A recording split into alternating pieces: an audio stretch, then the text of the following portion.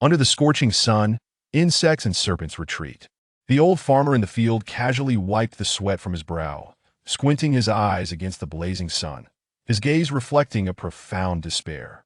He then helplessly collapsed onto the ground, his trembling hands reaching out towards the already withered seedlings.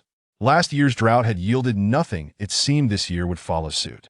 The seedlings in the field had succumbed to drought, with more than half already dead. If the heavens refused to grant them mercy with rain soon, this year's crops would be utterly doomed.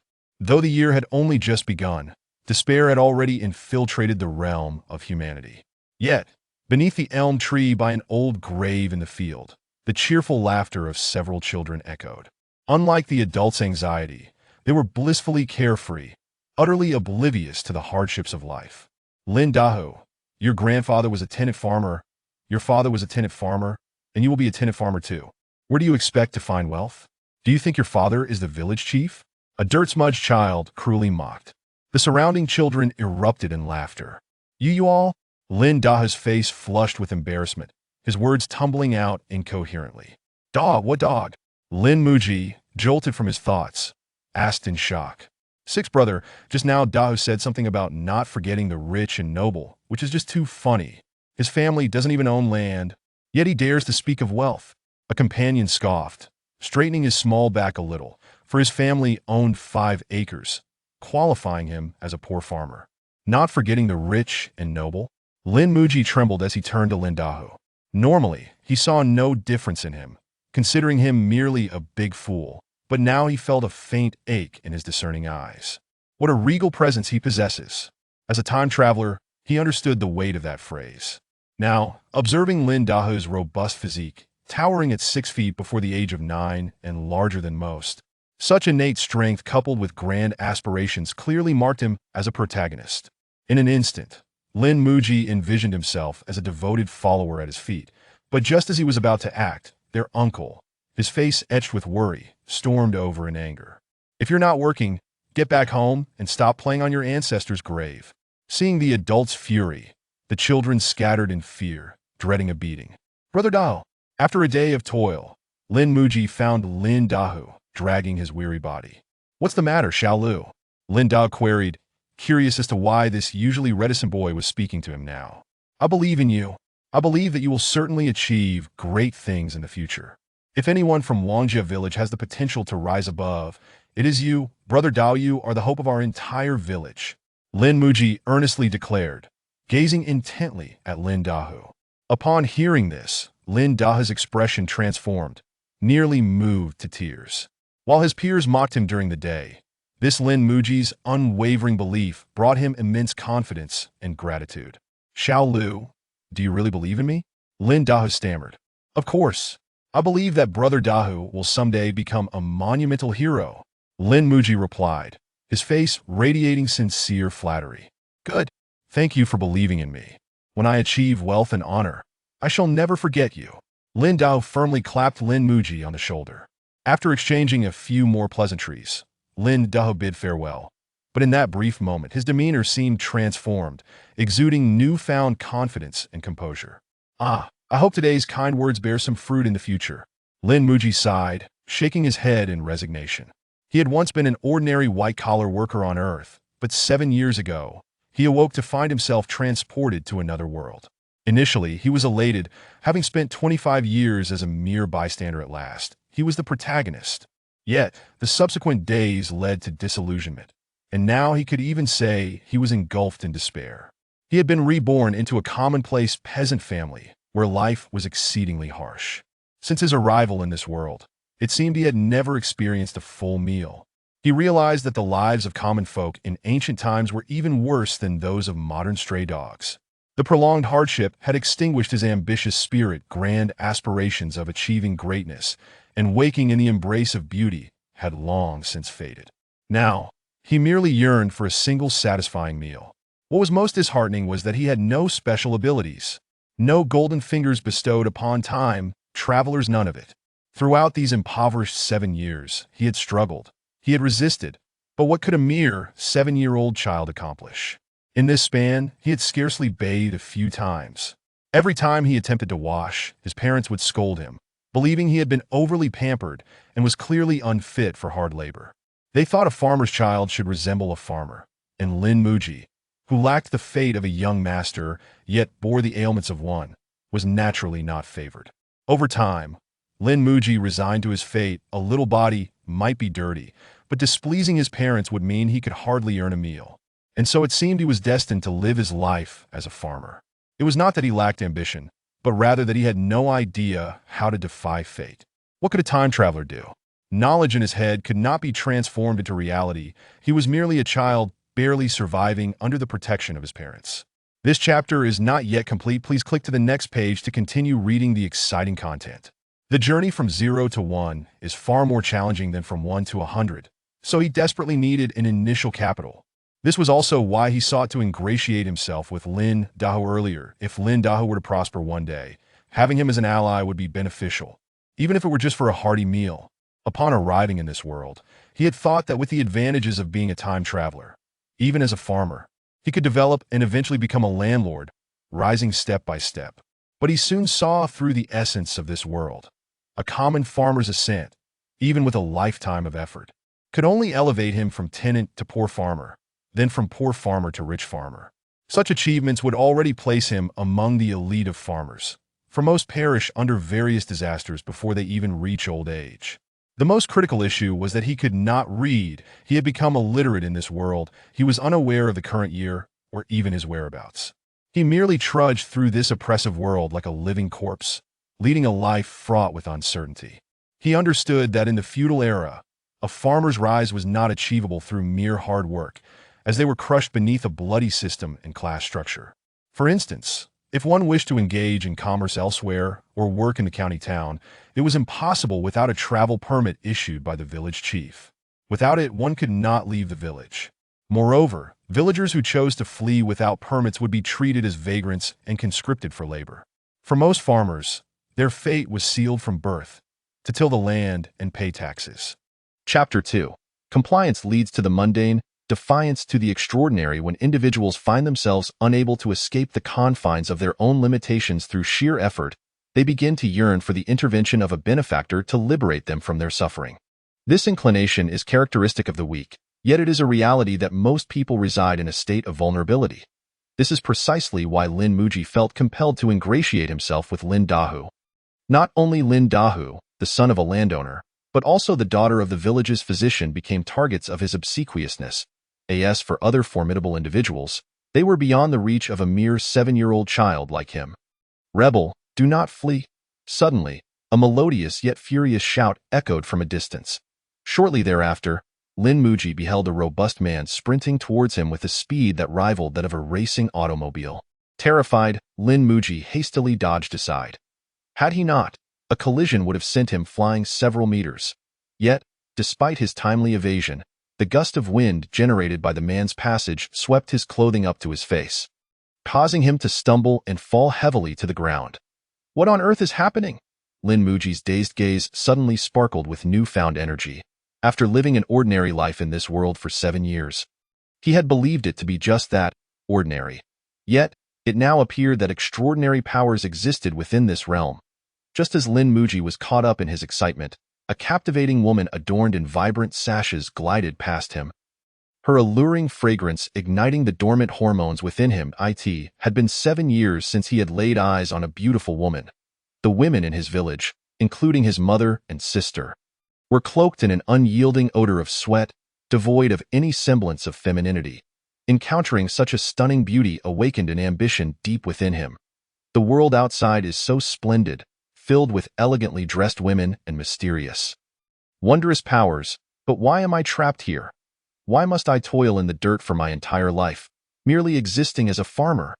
Lin Muji's eyes gleamed with determination, and he resolutely followed in the footsteps of the two figures.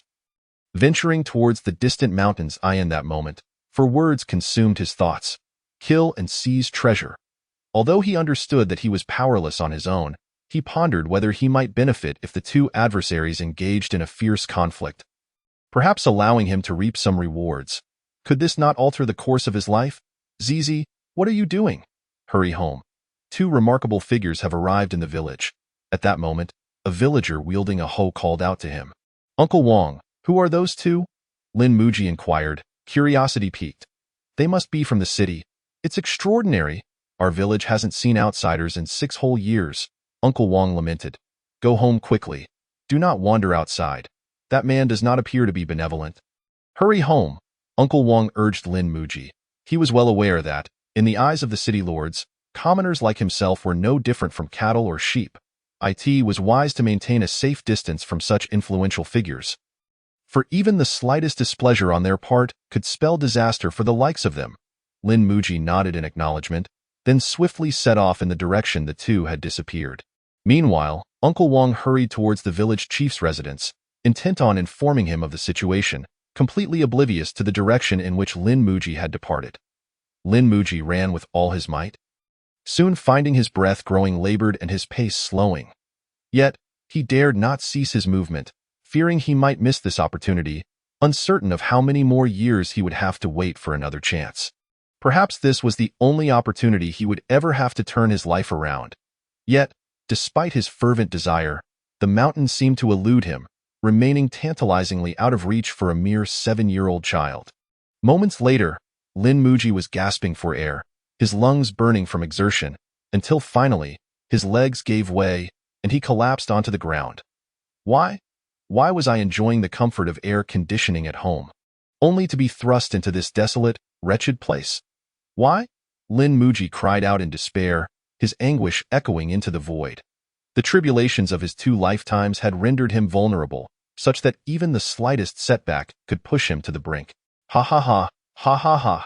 Suddenly, Lin Muji burst into laughter, mocking his own audacity. How could a mere child, akin to an ant, entertain thoughts of murder and plunder? Little did he realize that he was hardly even a blip on the radar of those 2 formidable figures. Today, it would either be a transformative moment or his demise. He could no longer endure this stagnant existence. Lin Muji had had enough of his current life. He yearned for change, even if it cost him his life. He refused to live out his days as a mere farmer. If that were to be his fate, he would rather forego this second chance at life. Resolute, Lin Muji pushed himself back up and staggered towards the mountains. As the sun dipped below the horizon, the night enveloped everything in a shroud of lifelessness, mirroring the desolation within Lin Muji's heart. Despite having finally clawed his way into the forest, what did it matter? The 2 figures had vanished without a trace, and in this vast wilderness, where could he possibly search for them? The mountain was rife with wild beasts, and the dangers of the night rendered it perilous even for the most astute hunters to venture forth alone. Exhausted and depleted of all strength, Lin Muji found it impossible to return home. With darkness now shrouding the land, he was utterly lost, unaware of his own whereabouts. In such a state, his chances of surviving the night alone in the mountains were virtually non-existent.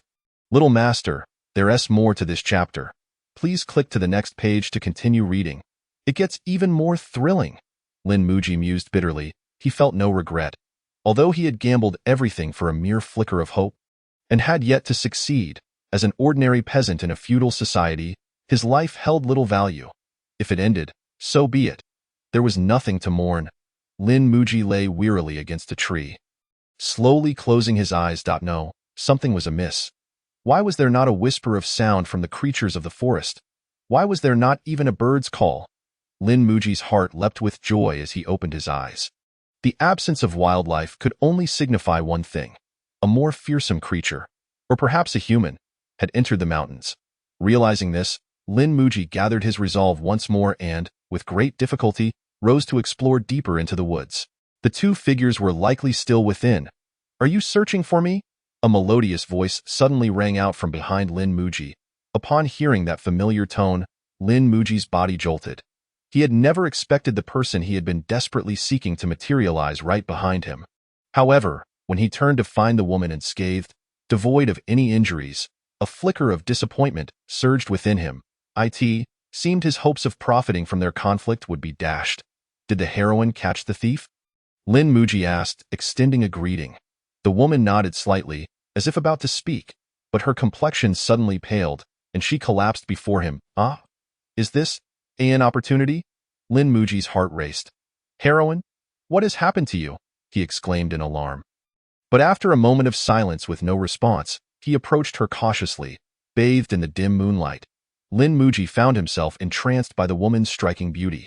Perhaps it was due to his 7-year absence from encountering a beautiful woman, but he found her delicate form captivating. Yet, he ultimately scoffed. What did beauty matter if she fell into his grasp? Surely, it was a chance for murder and plunder, regardless of whether she possessed any secret arts or treasures. The sword at her waist alone would fetch at least 20 taels of silver. 20 taels of silver. What a staggering sum. The entire family of 8 would toil tirelessly for a year, barely earning 5 taels, and after expenses, would have nothing left to show for it. Such immense profit ignited a spark of greed within Lin Muji, clouding his judgment. At that moment, considerations of beauty were irrelevant. He only sought murder and treasure. He advanced step by step towards the woman, holding his breath as he slowly reached for the sword at her waist. No, something felt off. Lin Muji furrowed his brow. She bore no signs of injury. So how could she be in such a state of unconsciousness? Could it be a trap? With that thought, he hastily pulled up her sleeve, feigning concern as he called out to her. Yet, after a quarter of an hour, there was still no response. She seemed genuinely unconscious, which eased Lin Muji's mind and reignited his sinister intentions. At that moment, he felt no trace of mercy. If harming others could grant him a better life, he would not hesitate to do so. Modern sensibilities had long ingrained a sense of indifference within him, and after 7 years of suppression, he had become twisted, now tenfold more selfish than before. Yet, he feared that this seemingly vulnerable woman might be feigning her condition. He dreaded the thought of revealing his malicious intent only for her to suddenly awaken. In this ancient world, where law and order were nearly non-existent, a beauty traveling alone would surely have been abducted by bandits long ago if she lacked the means to defend herself. Thus, Lin Muji remained on high alert, sensing that something was amiss. With a solemn gaze, he wrestled with his conflicting thoughts, to act or not to act. After a moment of contemplation, he ultimately dragged the woman beneath a tree, pretending to care for her attentively. Impatience is unwarranted. One may defer the decision until dawn, for who knows whether I might be devoured by a beast before then. What significance does it hold whether this woman lives or dies? At this thought, Lin Muji's heart suddenly jolted as he discerned the peculiarities of the situation. The woman lay in a deep stupor, yet no beast dared to encroach upon her. What could this imply? It suggested she might not be unconscious at all. He tended to her throughout the night, and eventually, weariness overcame him, leading him into slumber. When he next opened his eyes, however, the woman had vanished without a trace. "Are you awake?" The melodious voice beside him rang out once more. Lin Muji turned with excitement, only to discover that the woman had not departed. "I sensed a killing intent emanating from you just now. Do you wish to slay me?" she inquired, her gaze averted, as she casually twirled her sword, the tassels of its hilt swaying gracefully. "How could I dare?" Lin Muji replied with an innocent smile, though his heart raced in his throat. Her perception was astoundingly keen. "I doubt you would dare either. Yet, what was your purpose in seeking me for an entire day?" The woman, resting her delicate chin in her hand, looked at Lin Muji with curiosity. I noticed your extraordinary prowess and wished to approach you in hopes of seizing an opportunity. I implore you, noble heroine, to grant me this chance. I would be eternally grateful." Lin Muji immediately knelt before her. Speaking candidly, this woman was far more formidable than he had initially surmised. It was prudent to answer her inquiries honestly. "You are rather forthright. However, how can you be so certain that you will gain anything from me? Are you not afraid of death? You have ventured alone into this mountain, likely never to return. I cannot claim certainty, yet I must come forth. For even in death, I refuse to live my life as a mere peasant." Lin Muji asserted with resolve. "Ha ha ha!" The woman laughed heartily, displaying none of the modesty expected of a lady of ancient times. "At such a young age, you harbor such ambition. It seems you will grow into a lawless rogue. Since you are so audacious, I happened upon this tome from a thief. Consider it a gift for you." "Ah, thank you, noble heroine." Lin Muji bowed deeply in gratitude. "What is your name, little one?" "Lin Muji." "Lin Muji? Who would have thought that a rustic villager could possess such an elegant name? Actually, I am called Lin Xiaolu. Lin Muji is a name I have chosen for myself." "Well, that is more fitting. A simple mountain peasant should indeed be named Lin Xiaolu." The woman playfully patted Lin Muji's cheek, intrigued by him. This child was no ordinary boy. The killing intent he harbored was genuine. He had truly come to this mountain with a fierce resolve. As for whom he intended to kill, that remained uncertain. Yet, what did it matter? Having pleased her, she was inclined to reward him. Young lad, we shall meet again. The woman chuckled, her figure drifting away like a wisp of smoke. Wait, what is your name? Lin Muji called out loudly. Why Yuanqi? Chapter 3. A father's kindness and a son's filial piety. What is this? A martial arts manual? Lin Muji gazed at the exquisite tome in his hands with excitement, only to be met with disappointment as he realized he could not decipher a single character. Regardless, there was hope. The remaining challenge lay in whether he could survive long enough to return home. He tucked the book securely beneath his waist, binding it tightly with his belt, and hurried toward the mountain's edge. Fortunately, the woman had departed only recently, and the beasts of the mountain had yet to return. He still had time. Yuanqi, was the manual recoverable? A man inquired upon Yuanqi's return, concern etched on his face. No. Why? Yuanqi replied coldly. How could that be? Qin Shizong is not yet at the innate stage. How could he possibly escape your grasp? The man questioned incredulously. I shall explain the circumstances to the sect leader. This is not your concern, Yu Songhai. Yuanqi, I genuinely care for you. Yet before Yu Songhai could finish, Yuanqi had already turned her back and strode into the main hall. Point 1 Manual lost is but a trivial matter, Yuanqi thought dismissively. While it might raise doubts about her abilities in the eyes of the sect leader, she was unfazed. Having entered the innate realm, further advancement would prove exceedingly difficult. Thus, her need for resources had diminished. Power held no allure for her. She could even say she had become devoid of desires in this life. Whether the sect continued to utilize her or not mattered little. Such a state afforded her tranquility. She was unlike the fervent individuals within the sect, who incessantly boasted of fighting for the sect, willing to risk their lives for the sake of some lofty ideal as if they were born solely to serve the sect. Did they not possess their own aspirations? She could not understand them. Not in the slightest. After over 20 years of loyalty to the sect, she wished to live for herself moving forward. Lin Muji was precisely the sort of individual who could please her. He was devoid of the ignorance typical of common farmers, his gaze brimming with ambition and lethal intent. She could scarcely believe that such a young child could possess such a gaze. He embodied the essence of a born villain, willing to do anything for his own gain. Thus, on a whim, she had bestowed the manual upon him, intrigued to see how far a muddy-footed peasant, driven by raw ambition, could ascend in this world. She found it difficult to articulate her current feelings. It was as if she were orchestrating the growth of a child, watching from the shadows as he flourished. This sensation was delightful, particularly as her seemingly insignificant actions held the power to alter the course of another's life. A godlike feeling that captivated her. Huff, I have finally returned. Lin Muji stumbled home. Relieved to have made it back unscathed, though his arm bore a minor injury, he had been fortunate on his journey. No ferocious beasts had crossed his path, yet he had almost been slain by a large cat. If he was not mistaken, it had been a lynx, small in size but remarkably agile. Ultimately, its stamina proved insufficient. Unable to catch Lin Muji after a prolonged pursuit, it retreated. Sixth brother, you're back, the seventh sister, who had risen early to relieve herself, joyfully exclaimed upon seeing her brother return. She rushed inside, calling, Mother, Father, sixth brother is back.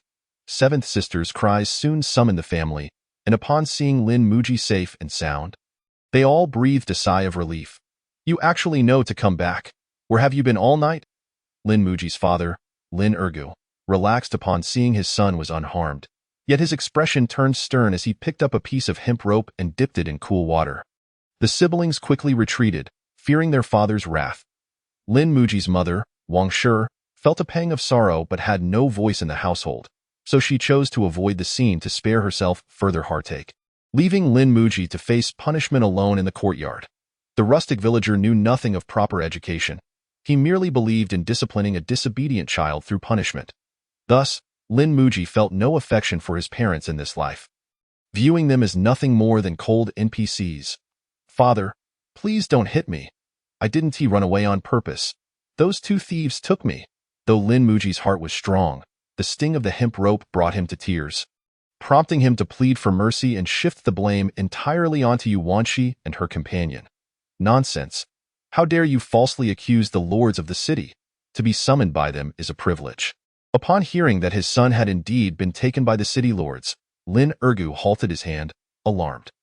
Wang Er had already spread the news of the two city lords' presence in the village, leading Lin Ergu to suspect that Six's son had been taken by them.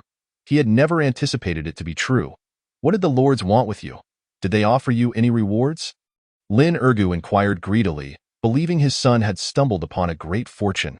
After all, the lords were said to dine with golden spoons, and any reward they offered could sustain the family for years.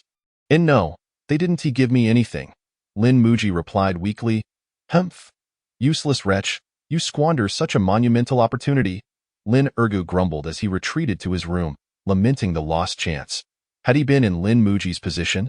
With his experience in social dealings, he would have surely secured a reward from the lords. It was a pity that such an extraordinary opportunity had slipped through the boy's fingers after Lin Ergu departed. Wang Shi emerged with tears in her eyes, embracing Lin Muji and bringing him into the house. Six's son, you must never provoke your father's anger again. He truly might beat you to death. Wang Shi sighed deeply. This mischievous little son had never been endearing, yet he was still a part of her. Her heart ached at the sight of him being punished. Does it hurt? Wang Shi inquired with concern. It doesn't hurt. I didn't sleep all night. I just want to rest now, Lin Muji replied, covering himself with a blanket and feigning sleep. He feared that if he revealed the manual, his mother would surely take it to his father, who would likely exchange it with the village chief for wine. He had long since seen through their intentions. His father was greedy and self-indulgent, while his mother was submissive, always siding with his father, enduring beatings without protest. Get up, stop sleeping. Lin Muji had just drifted into slumber when his father, Lin Ergu, called out to him. He opened his weary eyes, looking blearily at his father. Go. Accompany your eldest brother to the mountain to gather firewood. The family does not support idlers. If you fail to bring back 2 loads, there will be no dinner tonight. Lin Ergu spoke with an air of authority. Oh, Lin Muji replied, disregarding the pain in his buttocks and arms, and promptly descended from the heated brick bed to join several brothers in ascending the mountain. This had been the life he had led for the past 7 years. His father had always regarded them, his children, merely as tools, and thus he had never experienced paternal love from this man. He had long since adapted, merely awaiting the day when he would grow strong enough to become self-sufficient and establish his own household. Liuzi, I heard you were taken away by the gentlemen from the city yesterday? What did they want you for? Linda asked enviously. After all, these were the distinguished men from the city. Even without any reward, merely being able to assist them was itself a mark of honor. Oh, it was nothing, just guiding the way, acting as a guide, Lin Muji replied dismissively. A guide? What does that even mean? Linda looked utterly perplexed, and his 2 younger brothers mirrored his confusion. It's nothing, Lin Muji said, refusing to elaborate, and walked straight into the mountains. He held little regard for these brothers. The primary conflict lay in the competition for resources. With the family's limited food supply, the quantity of rice allocated each meal depended entirely on their parents' whims. Those who could feign cuteness, pretend to be sensible, and act charming would naturally receive more. In contrast, Lin Muji, who was typically taciturn, found himself relegated to a meager diet of thin porridge. Moreover, whenever he committed a misdeed or shirked his labor, this group of siblings would eagerly report him.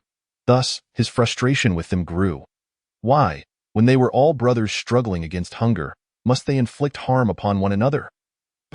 What are you pretending for, brothers, huh? Not even sharing this minor detail. Lin Si scolded Lin Muji vehemently. Not only he, but Linda and Lin Wu were also curious about what Liuzi had been summoned to do by the city gentleman. Yet Lin Muji remained tight-lipped, wearing a self-satisfied expression, as if he had accomplished something monumental with the city lords. He knew the children's curiosity was insatiable, and he relished in teasing them, reveling in the power it gave him. Chapter 4. Development. The farmers lived in poverty, scarcely possessing more than a handful of iron tools. Thus, the 4 brothers had only a single worn axe at their disposal. Meanwhile, Linda and the others were tirelessly felling a tree. While Lin Muji lay beneath a distant tree, enjoying the shade, Lu, come help us out. Lin Si called out loudly, You're not my father. What do you care? Lin Muji retorted. If we can't even fill our bellies, why should I work? I might as well lie down. His main concern was to conserve energy for more pressing matters. If he devoted all his vigor solely to agricultural labor, he would forever remain a farmer. Just wait till I tell father, Lin Si said through gritted teeth. He could not fathom why Lu was so audacious as to defy their father's orders. Was he not afraid of a beating? The mere thought of their father's whip sent a shiver down his spine, prompting him to chop even harder. Lin Muji, with a wild grass hanging from his mouth, reclined beneath the tree with his legs crossed, quietly observing the strenuous efforts of the three. The axes they wielded were neither large nor sharp, making the task of cutting even a small tree with a diameter of less than 15 centimeters exceedingly laborious. Did this world not possess saws? Or were saws too complex for farmers to afford? What kind of world was this? What was the population? What was the state of productivity? Were there any religious sects? Lin Muji pondered, yet no one could provide him with answers. In this remote, impoverished valley, it felt as if he were trapped in a cage, with civilization unable to penetrate its confines. After a long day of work, Lin Muji did not return home but stealthily made his way to the village school to find his companion, Li Xiaopeng, the foolish son of the landlord. Though Li Xiaopeng was not particularly bright, his family was wealthy, allowing him to study at a private school. Lin Muji often played with him for a reason. He aimed to learn characters through their interactions. Unfortunately, Li Xiaopeng was exceedingly dull, having learned only 5 characters thus far, which meant Lin Muji had also only mastered 5. That Xiaopeng, your steed has come to fetch you from school. The students at the school called out to Li Xiaopeng upon seeing Lin Muji. Laughter erupted among the surrounding children, who paid no heed to Lin Muji's feelings. Yet he was indifferent. He would reclaim his dignity in due time. Xiao Lu, you're here, Li Xiaopeng exclaimed, scampering over to Lin Muji. His plump form a testament to his family's affluence, while 2 long streams of snot from his nose illustrated his lack of intellect. Hee, I'm here, Li Xiaopeng chuckled, then leapt onto Lin Muji's back in one swift motion. His heavy weight nearly crushed Lin Muji's knees, yet he gritted his teeth and endured, carrying him towards the Li family estate. Giddy up, Li Xiaopeng mimicked riding a horse, brandishing a twig as he playfully swatted Lin Muji's backside. Did you learn any new characters today? Lin Muji asked with a chuckle. No, Xiaopeng can't, Li Xiaopeng replied with a silly grin. How can you still not know? You've been in school for 2.5 years. And you've only learned 5 characters? Lin Muji's tone turned slightly irate. Wah, you're scaring me. Li Xiaopeng immediately burst into tears. Stop crying. How can you cry when you don't know anything? Listen well, if you don't learn to recognize characters, I'll never carry you again, Lin Muji exclaimed, exasperated. He was more anxious about Li Xiaopeng's education than his own parents were. He wanted nothing more than for him to learn a few more characters.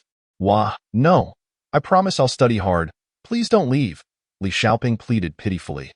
Then we'll see if you can learn 5 more characters by tomorrow. If you can't, I want to come to find you again. Lin Muji declared resolutely. He had already wasted too much time on Li Xiaopeng. If there was no progress soon, he would have to seek a new target. Had he known, he should have aligned himself with the village chief's son from the start. He would not have anticipated Li Xiaopeng's foolishness to this extent, unable to even master the simplest of writing and recognition. However, the reason he had chosen Li Xiaopeng was precisely due to his lack of wit, making him easier to manipulate. Otherwise, a smarter individual might not be inclined to teach him literacy. Moreover, the village chief's son might not even look favorably upon him, even if he offered to serve him. It was uncertain whether he would be accepted. Lin Muji sighed heavily at this thought. It was exceedingly difficult for a poor child to receive an education. Not only did parents lack the spare funds to send their children to private school, but influential figures like the village chief and landlords also deliberately suppressed the villagers, preventing the common folk from pursuing learning. They believed that if the villagers became literate and enlightened, they would no longer be easily controlled. Furthermore, the notion of benevolent private school teachers who welcomed all students was entirely fictional. Without money, one could forget about attending classes. Reality was not a fairy tale. Teachers would not show mercy merely because someone yearned to learn. Lin Muji had, on multiple occasions, secretly listened to lessons from outside the school, but each time he was promptly chased away. He understood this well.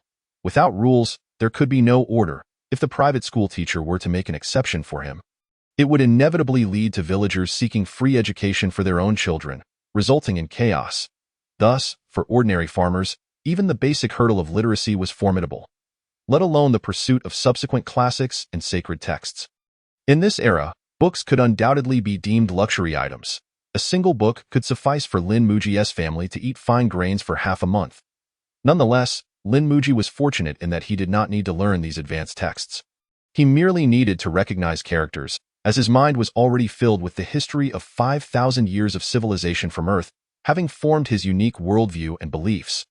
This chapter is not yet complete. Please click the next page to continue reading the thrilling content.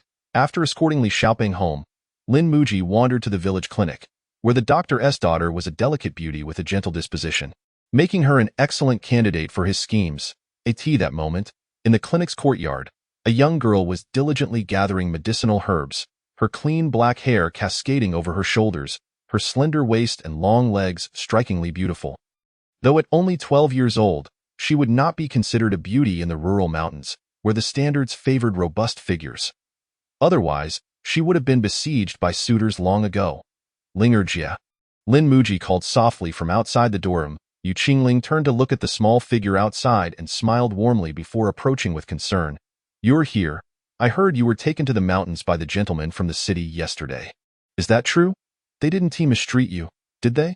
"Not at all. The gentlemen from the city are quite benevolent. How could they mistreat a child like me?" Lin Muji chuckled. "That is good, but your hand."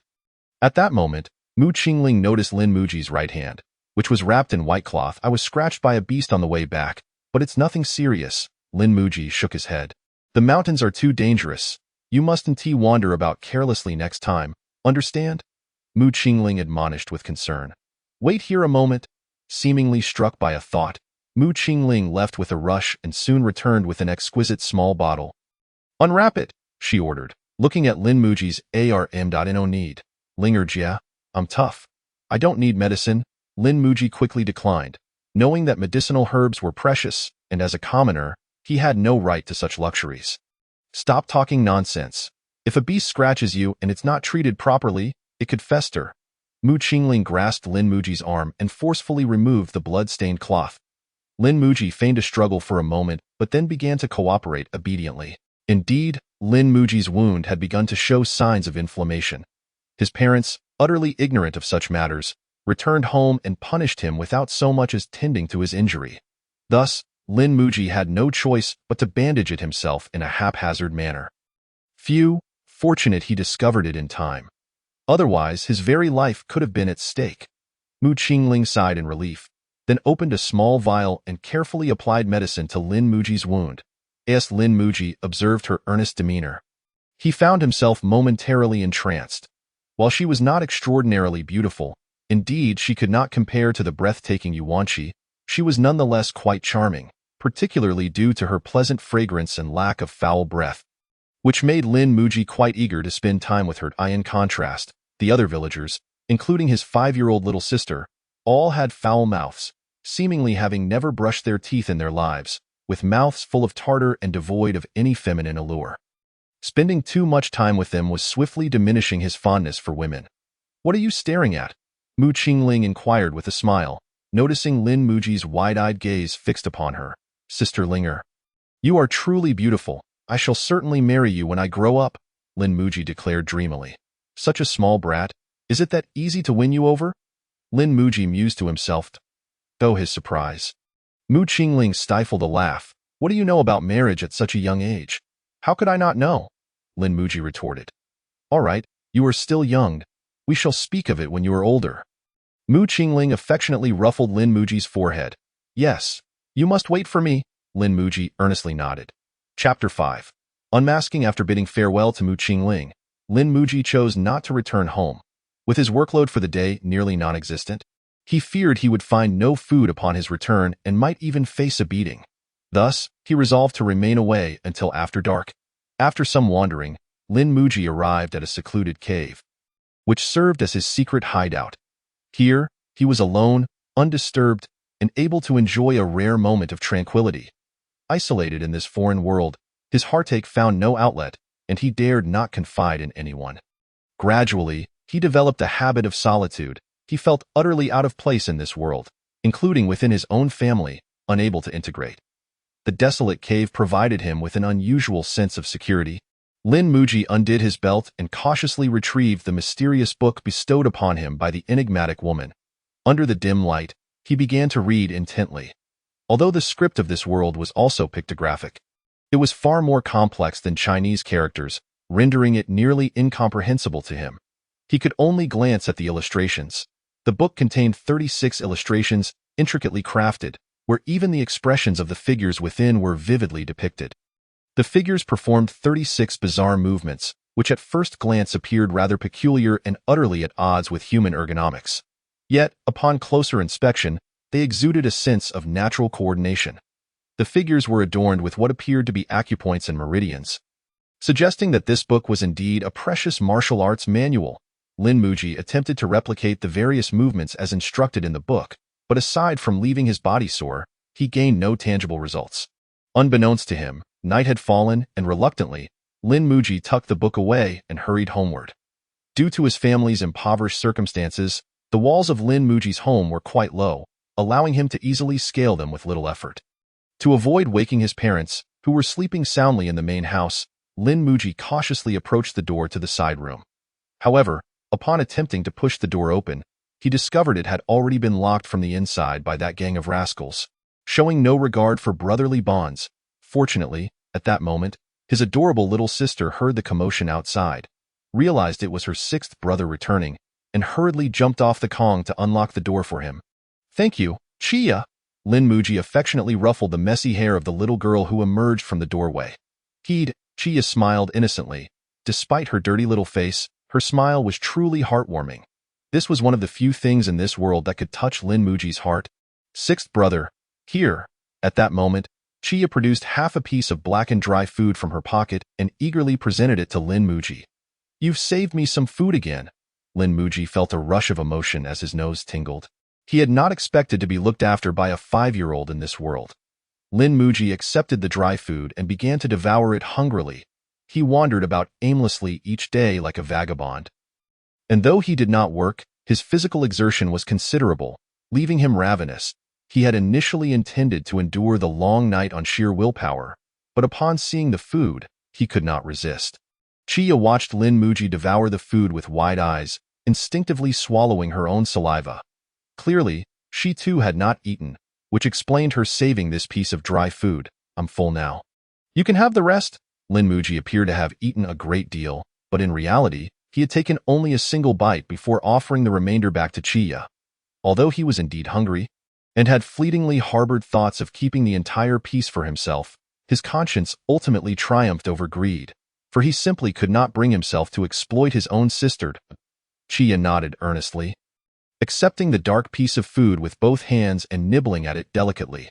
Not because her mouth was small, but because she wished to savor the morsel slowly. Lin Muji spat out the grains of sand from his mouth, relishing the lingering taste. Sometimes, happiness is truly simple. Even a bite of dry food, despite its gritty texture, felt like a rare delicacy to Lin Muji. "Sixth brother, what are you eating? Let me have a taste." At that moment Lin Wu, seeing the two sneaking food at the door, hurried over. "Get lost?" Lin Muji positioned himself protectively in front of Chia, glaring fiercely at his fifth brother. "I warn you, do not take Chia's food." "How dare you accuse me? Aren't you eating as well?" Lin Wu scoffed. "Enough with the nonsense, go back to sleep." "Dio, you want a beating?" Lin Muji shot a cold glare at Lin Wu. "Hemph, what, do you want to fight me?" Lin Wu, furious at Lin Muji's audacity to shout at him despite being younger, prepared to confront him. "You better calm down. If we make too much noise and wake father, we should be prepared to kneel in the courtyard all night." Lin Muji warned coldly. Though he was small and weak, he did not need to resort to violence against a child. Upon hearing Lin Muji's threat, Lin Wu immediately released his grip on Lin Muji's collar. Recalling the last time he had fought with the sixth brother and was caught by their father, forced to kneel in the courtyard all night, that experience had already been miserable enough. But this sixth brother had only added fuel to the fire. Each time he had nearly fallen asleep on the ground, the sixth brother would jostle him awake, and if his kneeling posture was not perfect, that wretched sixth brother would report him to their father, resulting in punishment. Thus, Lin Muji's threat, which bordered on mutual destruction, truly frightened him, and he no longer wished to endure it. Hemph. Lin Wu glared at Chia in frustration before angrily returning to his bed. Sixth brother. Chia trembled as she tugged at Lin Muji's clothes, feeling somewhat lost. Do not worry. I am here, and no one will dare to bully you, Lin Muji declared with conviction. However, inwardly he sighed in resignation. For such fraternal camaraderie among his brothers only served to deepen the gloom of his already bleak existence. As a child, he had to fight with his brothers over food, and as they grew older, who knew what extreme measures they might resort to for the sake of their interests? Yet, this was an unavoidable reality. Resources at home were indeed limited, and they were merely striving to fill their bellies. Compared to the harmonious portrayals in films, perhaps this was the true essence of human existence. Sister Linger, what happened to your face? Lin Muji anxiously asked upon seeing the swelling on Mu Qingling's cheek. A pang of regret welling within him. It's nothing, just a little accident, Mu Qingling replied, shaking her head, though her bright eyes clearly shimmered with unshed tears. Do not lie to me. It is evident you have been harmed. Tell me who did this, and I shall teach them a lesson, Lin Muji said fiercely. Humph, it was me. What will you do about it? She retorted. If I hadn't taken the herbs from home for some scoundrel, I wouldn't have had to teach her a lesson. At that moment, a burly young man emerged from the high-walled courtyard. His presence was striking, with eyes that seemed to pierce through to one's very soul. Utterly unlike the villagers of Wangjiagou, Bi-dash brother Mu Qingling, frightened, approached the young man, feeling somewhat flustered. You are utterly disgraceful, unworthy of being a son or a man. To lay hands on your own sister, Lin Muji shouted angrily. Though he had previously proclaimed his intent to confront the man, upon seeing him, Lin Muji felt a wave of trepidation and resorted to verbal retaliation, condemning him on moral grounds. There was no way he could match the physical prowess of this man. He could barely reach his knee, let alone engage in a fight. What a sharp-tongued little brat it. Seems you were the one who deceived Linger into taking the herbs. The young man, Mu Songfeng, saw through Lin Muji's intentions without hesitation and spoke without mercy. From now on, Linger is not to associate with him any further. Otherwise, I shall break your legs. With that, Mu Songfeng stormed back into the courtyard. Not sparing Lin Muji another glance, Sister Linger, Lin Muji attempted to explain. Little Six, I believe in you, but it would be best if you do not come to find me again, Mu Qingling spoke with a quavering voice.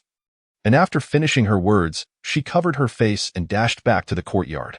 She did not perceive any deceit from Xiao Lu. After all, it was she who willingly offered him the herbs. However, under the oppressive influence of her brother, she reluctantly severed their relationship. Lin Muji wished to say more, but the heavy door had already slammed shut. Alas! Lin Muji sighed deeply, realizing that 2 years of hard work had come to naught in an instant. He understood in his heart that while Mu Qingling was easily deceived, Mu Zongfeng had likely seen through his intentions long ago. His friendship with Mu Qingling was indeed motivated by a desire for free herbs. For Mu Qingling, cutting off their connection was undoubtedly more beneficial than detrimental. This verbal evasion was of no use.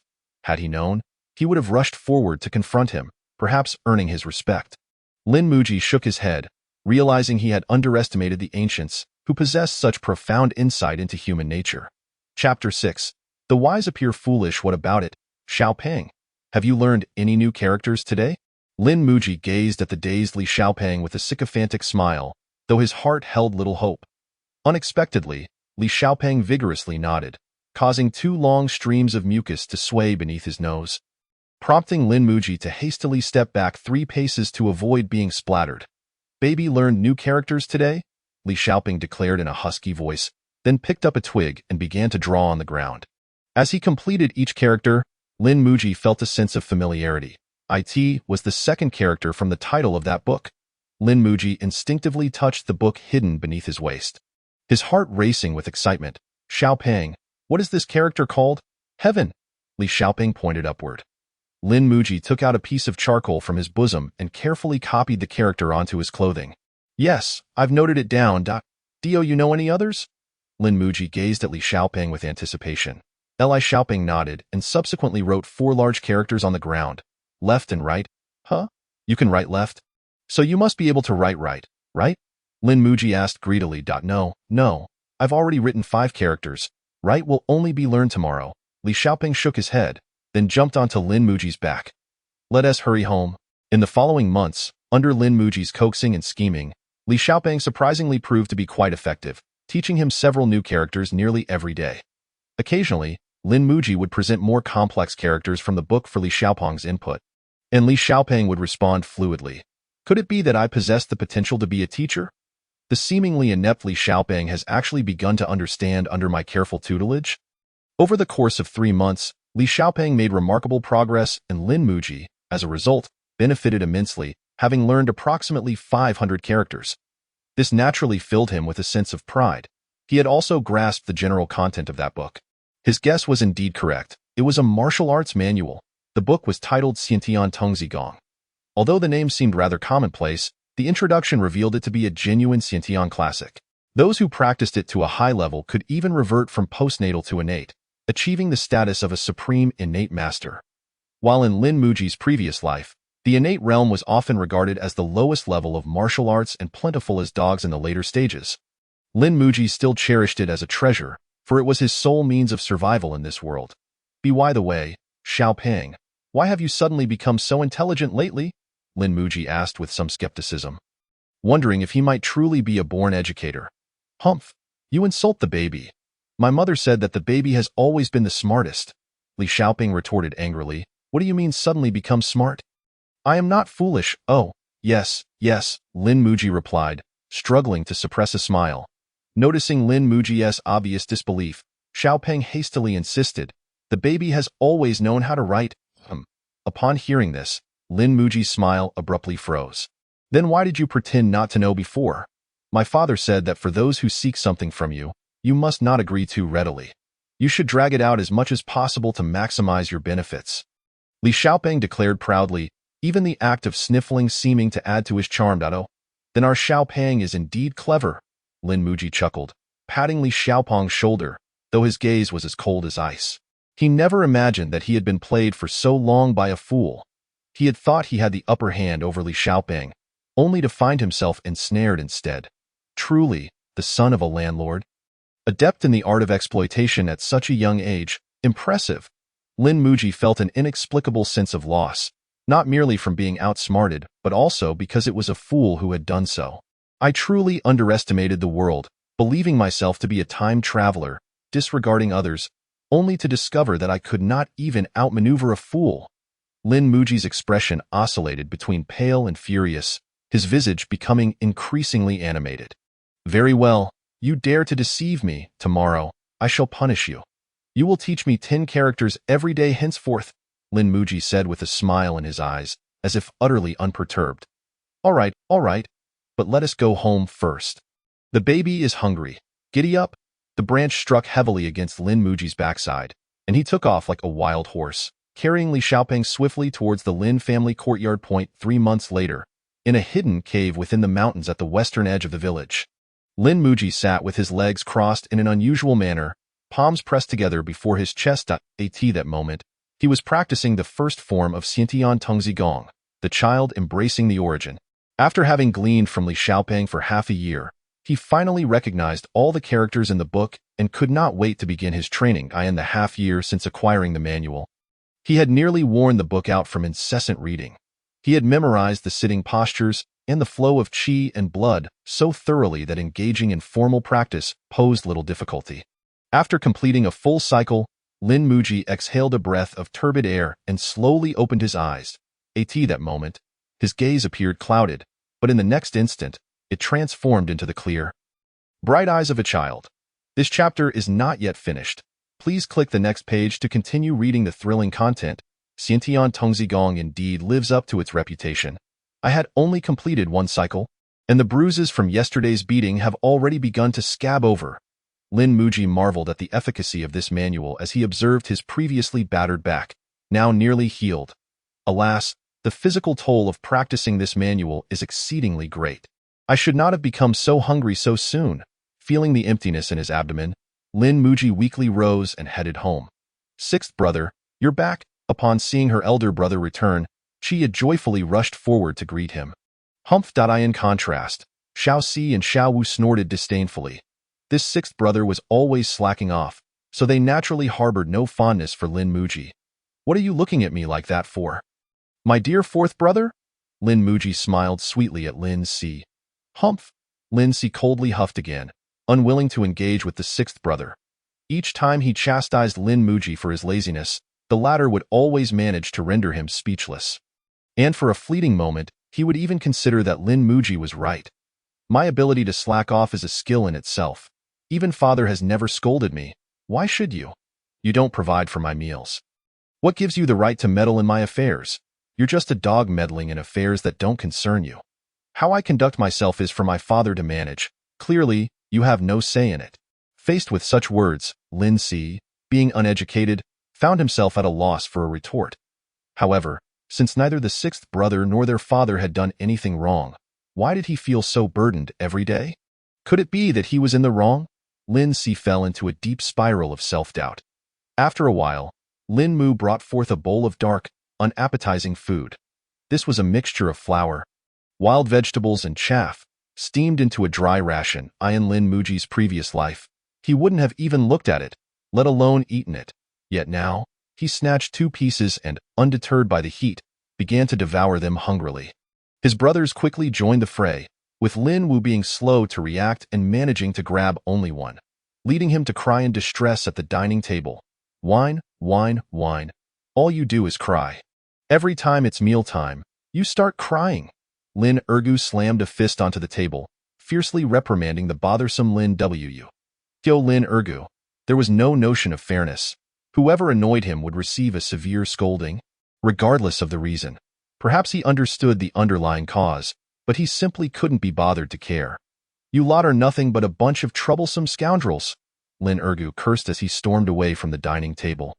Ah, ah, ah. Seeing their father leave the room, Lin Wu immediately began to wail, helplessly looking to his mother and elder brother for support. Yet, he received no response, only a sympathetic glance from Lin Muji, who sighed. Soon after, Lin Ergu returned from the courtyard, holding a damp hemp rope. Amidst Lin Wu's pitiful cries, Lin Muji hastily finished his meal and quietly departed, returning to his cave. Lin Ergu glanced at Lin Muji's retreating figure, his expression turning a shade of iron gray. He truly found himself at a loss regarding the wretched Lin Muji. Not only did the boy show a lack of respect towards him, but he also neglected all household matters, consuming far more than anyone else. If all his sons were to behave in the same manner, how could the family possibly survive? His heart ached at the thought. If his son did not strive for betterment, how could he indulge in wine and meat? If his son remained idle, when would he ever be liberated to enjoy the life of a prosperous landowner? Alas, no matter how much he chastised Lin Muji, the boy remained unrepentant. It felt as if he had wasted his efforts in raising such a son.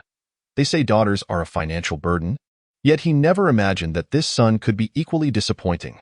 As the saying goes, the character of a child can be observed by the age of 3, and he had already discerned Lin Muji's true nature.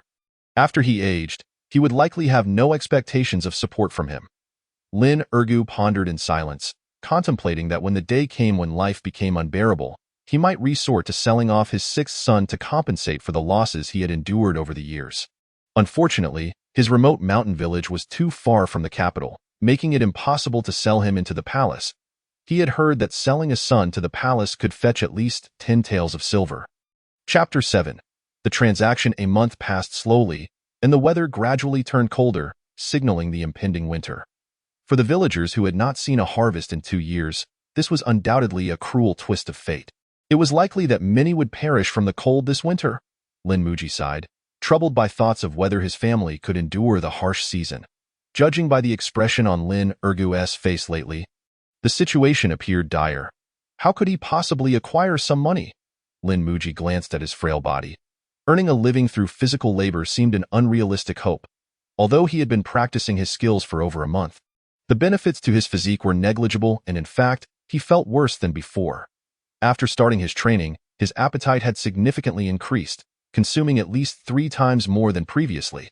Yet it was evident that he had not received adequate nourishment, and the more he trained, the more detrimental it became for his body. The adage "the rich are learned while the poor are strong" rang true. Over the past month, Lin Muji had either been training or exploring ways to make money.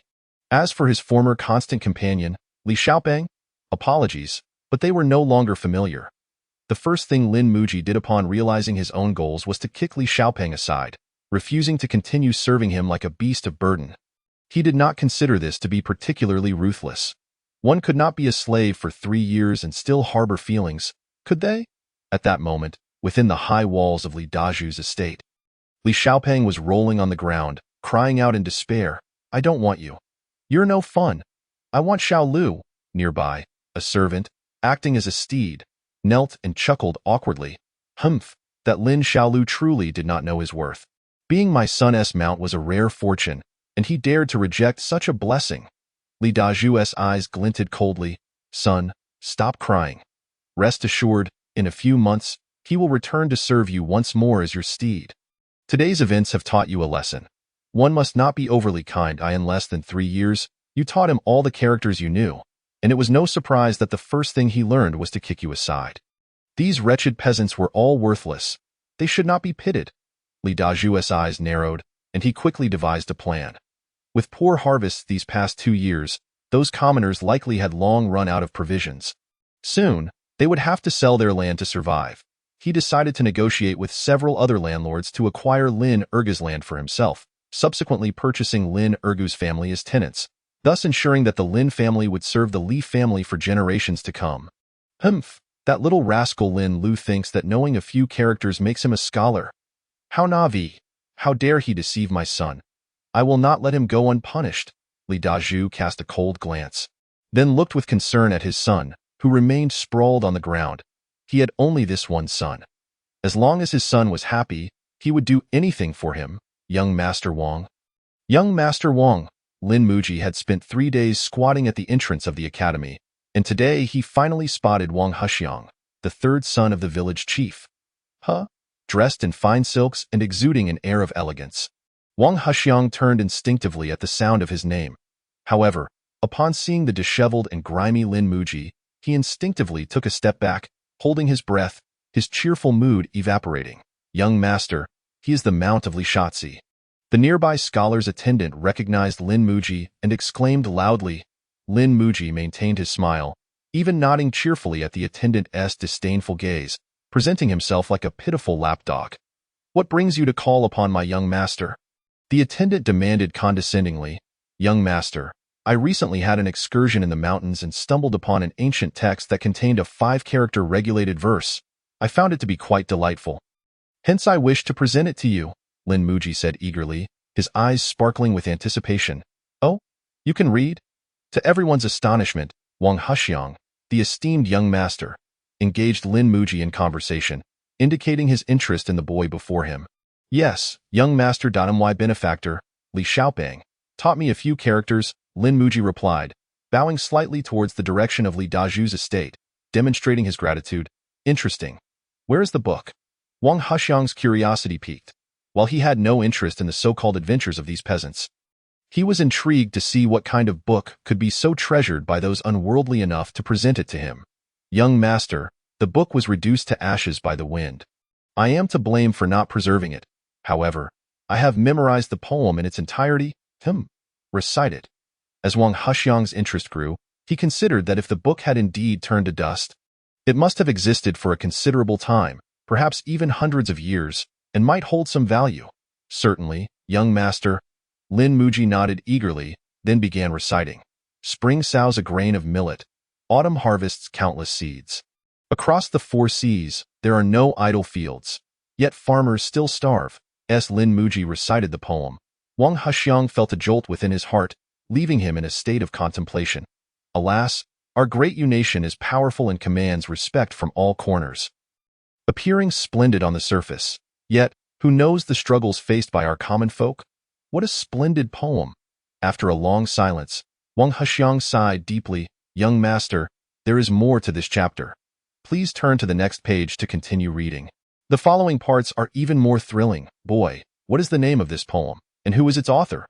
Wang Hexiang inquired next. "It is called Pitying the Farmers, and the author is..." Lin Muji cast a meaningful glance at Wang Hexiang, then leaned in closer to whisper, "Wang Hexiang as well.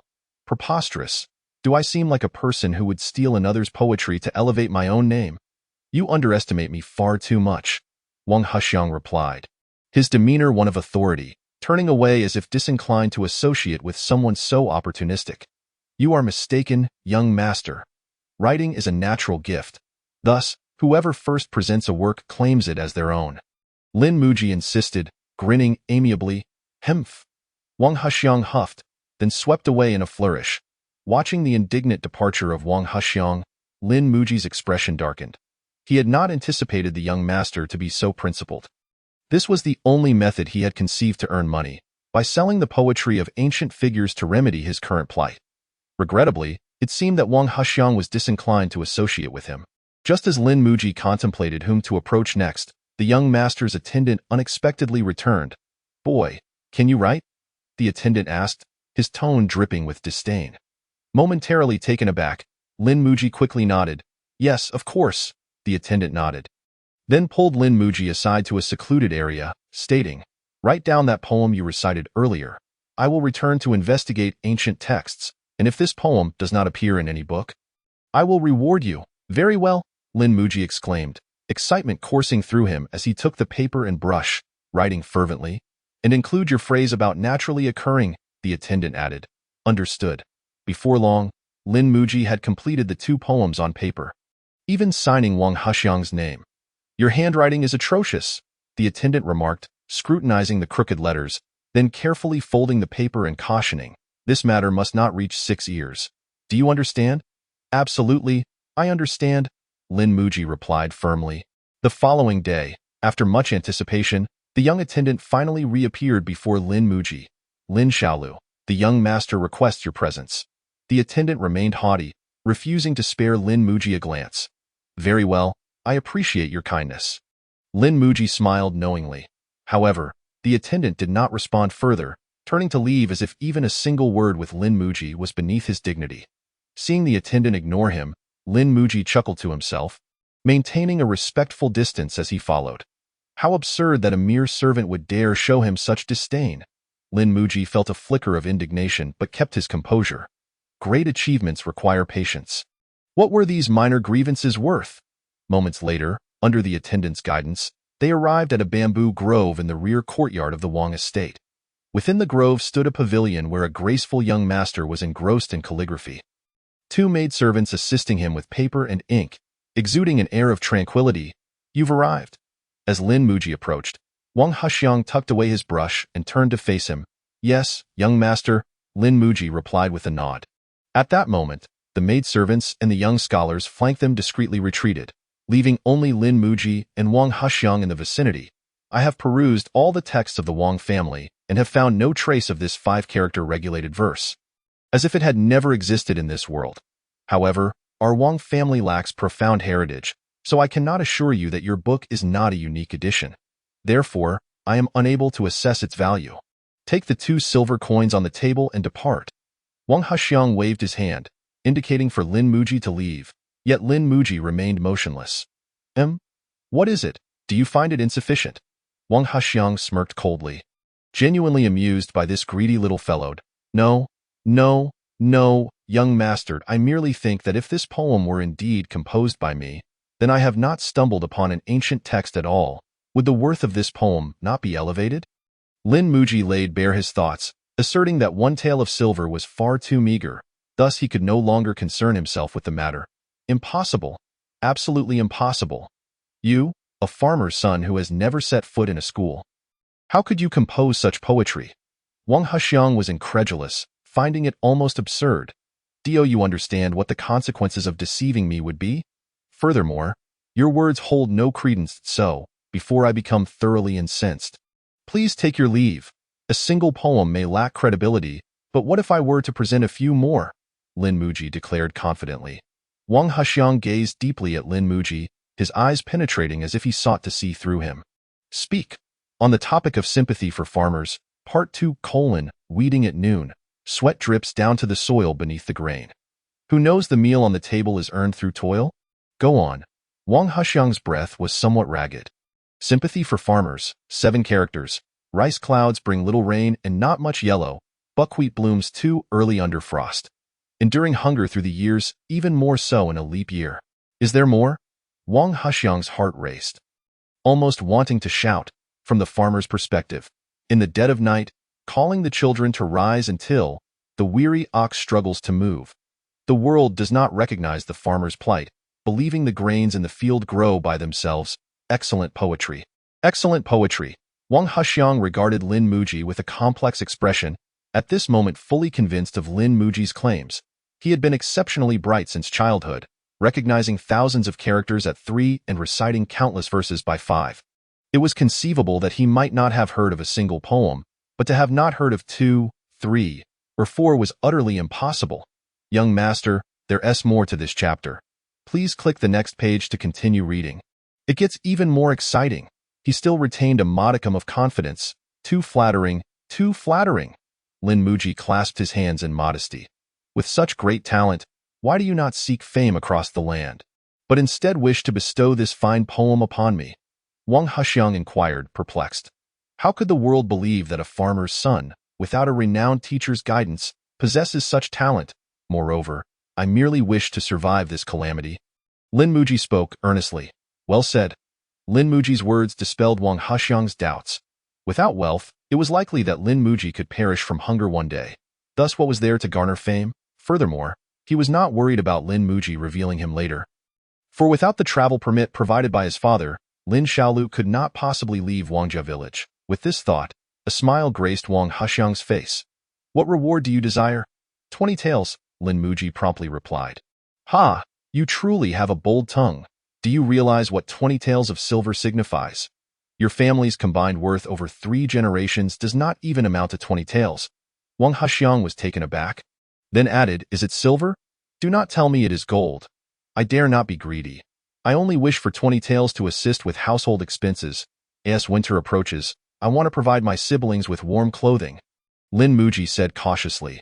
After a moment of contemplation, Wang Huxiang sighed. Very well, these poems are worth that price. But you must guard your tongue. If I hear any rumors outside, the consequences will be beyond your capacity to bear. 20 taels of silver are not easily obtained. Wang Huxiang fixed a cold gaze upon Lin Muji, his eyes even harboring a concealed threat, as if he were contemplating darker intentions. Thank you for your generosity. Young master, Lin Xiaolu is willing to serve you through thick and thin. Contrary to Wang Huxiang's expectations, Lin Muji knelt before him, delivering such a resolute vow. Good. Remember what you said today. You may leave. Upon hearing Lin Muji's declaration, Wang Huxiang's murderous intent dissipated entirely. This Lin Xiaolu was simply too crafty, making it difficult for him to follow through with any violent thoughts. Wang Huxiang hastily turned away, and the tension in his face finally broke into laughter. Could it be that I possessed the regal charisma spoken of in taverns? This Lin Xiaolu not only brings me poetry but now kneels to request to be my servant. Of course, I truly have the credentials. This Lin Xiaolu possesses a keen eye, discerning the talent in one so young. Wang Huxiang initially intended to maintain an air of aloofness, but he could not contain himself, ultimately bursting into hearty laughter. Why have you not left? At that moment, Wang Huxiang suddenly realized that Lin Xiaolu had not departed but remained behind him. This genuinely startled him, and he felt somewhat embarrassed. Young master, heh. Lin Muji chuckled awkwardly, as he could not leave without receiving his silver. Just a small gift. Bring him 20 taels of silver and show him out. Wang Huxiang, somewhat exasperated, nearly shouted. Lin Muji quickly dashed through the woods, clutching tightly to his chest. Overwhelmed with joy at the weight of the silver, he could not help but laugh raucously in the deserted forest. This was a full 20 taels of silver, a sum that would take an ordinary person a lifetime to accumulate. Now, having merely sold a few ancient poems, he had earned 20 taels of silver, which could be considered a windfall. With this 20 taels, he would no longer lack resources for cultivation. In the future, he could eat as many bowls of rice as he desired, indulge in white flour buns, and never have to subsist on watery porridge again. 20 taels could purchase 8,000 jin of high-quality rice. He could hardly fathom what life would be like ahead. Would he ever be able to consume it all? Meanwhile, Wang Huxiang gazed at the 4 ancient poems before him. His hands trembling slightly, He understood that these 4 poems would be the capital for his rise to fame. Not to mention 20 taels of silver, even 200 or 2,000 taels would be worth it. How laughable that Lin Xiaolu only asked for 20 taels. What a tremendous bargain. My father was right.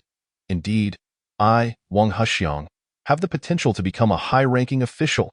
After circling around several times to ensure no one was following him, Lin Muji finally returned to his secluded cave, now burdened with a fortune and needing to be cautious. Inside the cave, Lin Muji excitedly pulled out the silver, kissing it fervently twice before bursting into laughter. After toying with the coins for a while, he finally calmed down and began to plan. This sum of money would suffice for a while. He would take out 2 taels to assist with household expenses. Although the Lin family had treated him harshly, he was, after all, a good person. How could he bear to see them perish from the cold or hunger this winter? Lin Muji knew that the family had long run out of rice.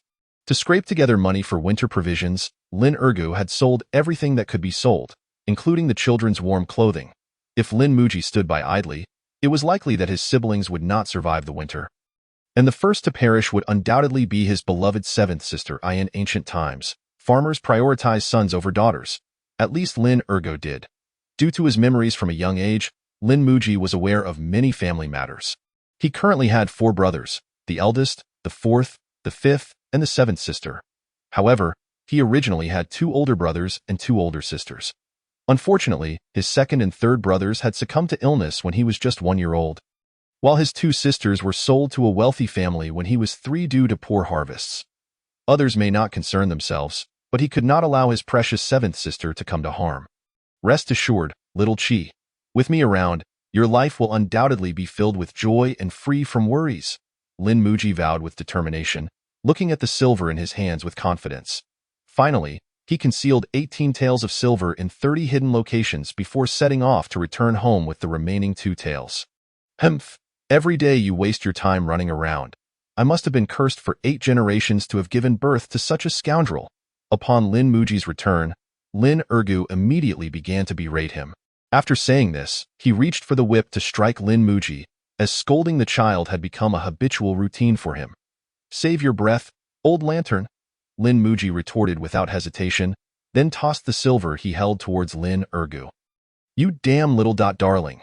Seeing his son dare to throw stones at him, Lin Ergu was enraged, determined to beat him half to death to quell his anger. However, upon seeing the gleaming silver coins fall to the ground, he instantly froze in place. I did not see wrong. This is undoubtedly the legendary silver. Lin Ergu trembled as he picked up the dazzling coins from the ground, tears inexplicably welling in his eyes. Silver! This was indeed silver. All his hard work over the years had yielded nothing. He had only ever gazed from afar at the wealthy lords using coins in the market. Now, Lin Ergu also possessed silver. He could consider himself a lord as well. Ha ha! He quickly tucked the silver away, then cautiously glanced around, noticing no one outside the courtyard, and finally let out a sigh of relief. Where did you acquire the silver? Lin Ergu gazed greedily at Lin Muji. The last time I was abducted, the gentlemen rewarded me. Today, they have come looking for me.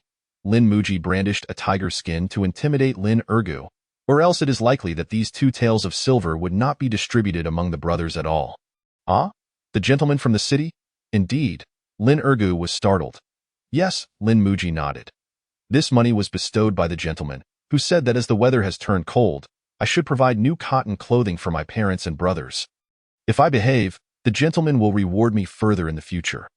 However, the gentleman also warned that if I were to keep this money for myself, they would come to punish me. Did the gentleman truly say that? Lin Ergu was somewhat skeptical. After all, the gentlemen are busy with their affairs and would not concern themselves with such trivial matters. Yet, after scrutinizing Lin Muji for a long while without detecting any signs of deceit, he couldn't help but believe a little more. Perhaps the gentlemen in the city are indeed so idle. He dared not take the risk. Thus, the following day, Lin Ergu accomplished a rare deed and went to the market to purchase several bolts of fabric, along with 20 pounds of cotton, intending to provide new garments for his family of 7 at the same time. He also carried home 10 pounds of pork, 5 pounds of fine flour, and 2 pounds of liquor. Upon seeing their father return with such an abundance of good things, the children rushed forward, surrounding him with cheers. In an instant, The Lin household was filled with joy, akin to celebrating the new year. That night, the Lin family made dumplings, and Father Lin Ergu, in high spirits, invited longtime friends over for a visit. The children, having never encountered dumplings before, devoured them ravenously, even as the scalding morsels burned their throats. They continued to swallow without concern for their well-being. Lin Ergu, meanwhile, was animatedly boasting to his old friend, reveling in the glory of his past achievements. Soon, after several rounds of drinks, the two finished off 2 pounds of liquor. Although they still craved more, the preciousness of the drink made them content with what they had consumed. Dumplings, Lin Ergu called out to his wife with enthusiasm. It is customary to serve the staple food after drinks. That is the proper way to host guests. Why hasn't it been served yet? After waiting for some time without seeing the dumplings, Lin Ergu became incensed, throwing his chopsticks to the ground and shouting angrily at his wife. What? The dumplings, the children have eaten them all? Lin Mu looked fearful, unable to meet Lin Ergu's gaze. What? How could you let this happen?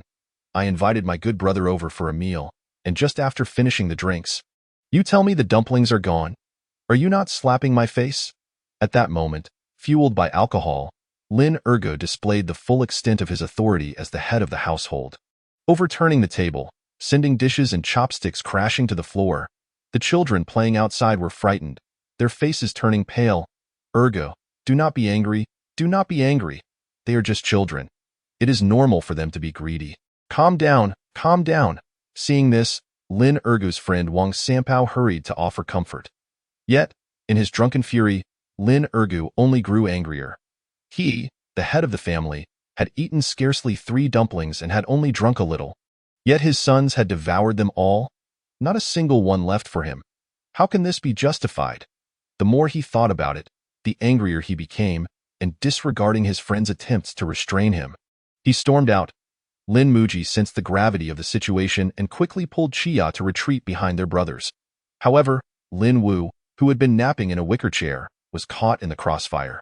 He had truly overindulged today, having never eaten such delicious food or felt so full in his life. Thus, after finishing his meal, he unintentionally fell asleep. In his dreams, a faint smile graced his lips, a testament to his blissful state. Suddenly, as he slept, a sharp pain struck his abdomen, causing him to writhe in agony, his eyes rolling back, even unable to cry out, "Damn it, did you eat so much without leaving me anything? You are truly an ungrateful wretch," Lin Ergu cursed, and as if mere words were not enough to vent his frustration, he kicked Lin Wu's abdomen 3 or 5 times. Afterward, he grumbled as he assisted his friend Wang Sanpao back to his home, leaving Lin Mu and the children trembling in a corner, afraid to breathe deeply. "Do not be afraid. Do not be afraid, Chia." Lin Muji comforted the trembling Chia in his arms, filled with helplessness and resentment. Having such a temperamental father, they could hardly fathom what sins they had committed in their past lives. Yet, he mused, in his last life, he was merely a virgin. Aside from his craft, he had done nothing wrong. How had he ended up with such a father in this life? "Little Wu, are you all right? Little Wu?" Lin Muji, noticing Lin Wu convulsing on the ground, sensed something was amiss and hurriedly approached to inquire.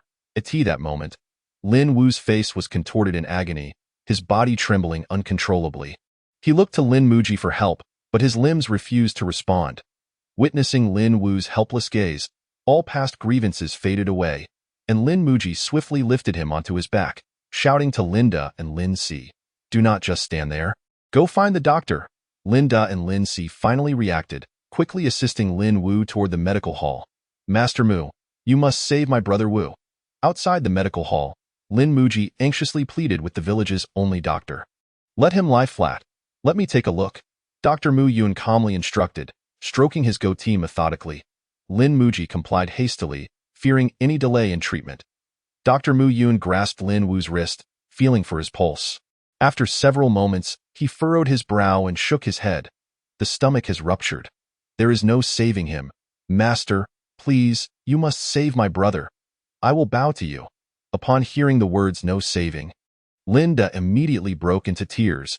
He could not believe this grim reality, collapsing to the ground and bowing his head fervently, as if by moving Dr. Mu Yun, his brother might be saved.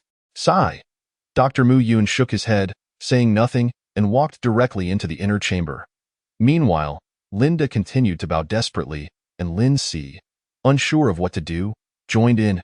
The two, helpless, could do nothing but kneel and bow. Lin Muji stood there, his face ashen, unable to believe that such a trifling matter could cost Lin Wu his life. How fragile life is, too fragile for him to accept.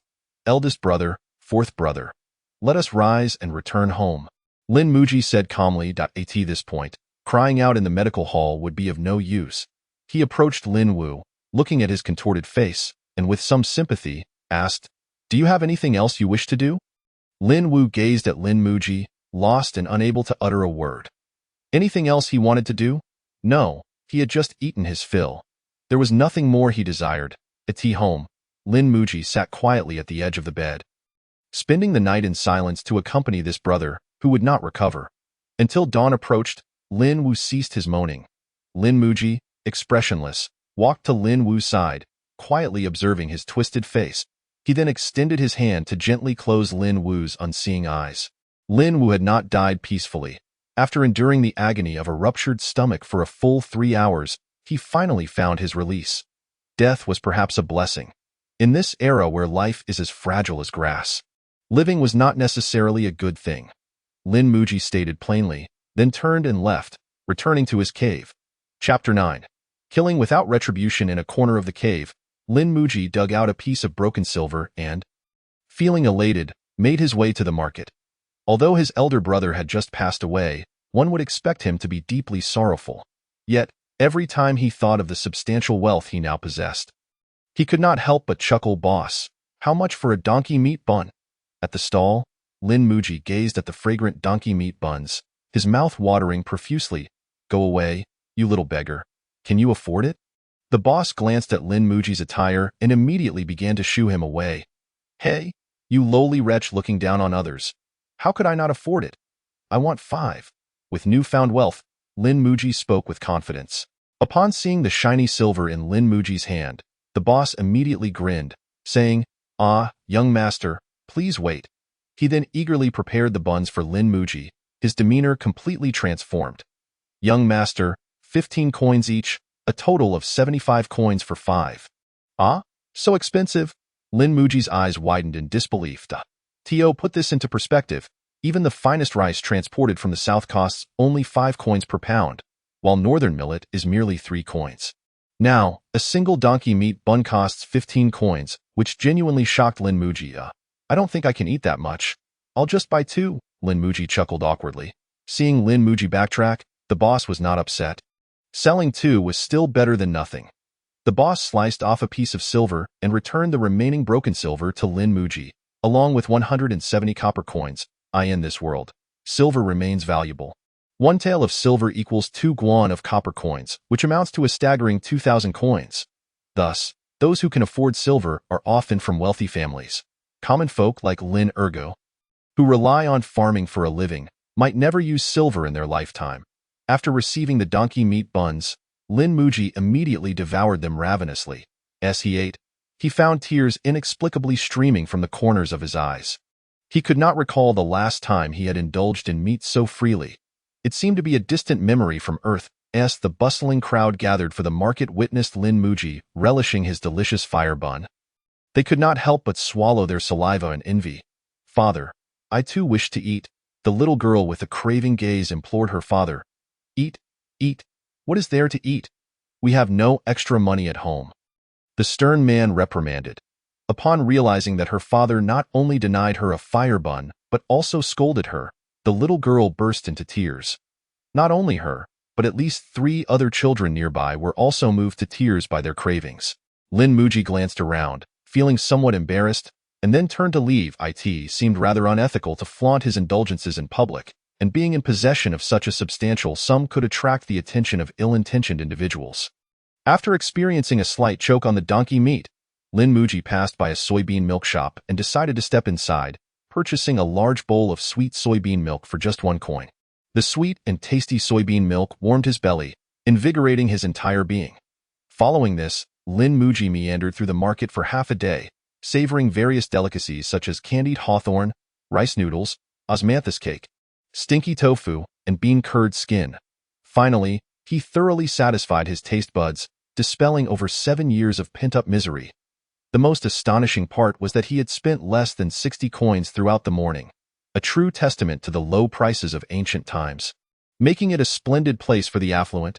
Just then, several individuals in the crowd exchanged glances and began to approach Lin Muji with intent.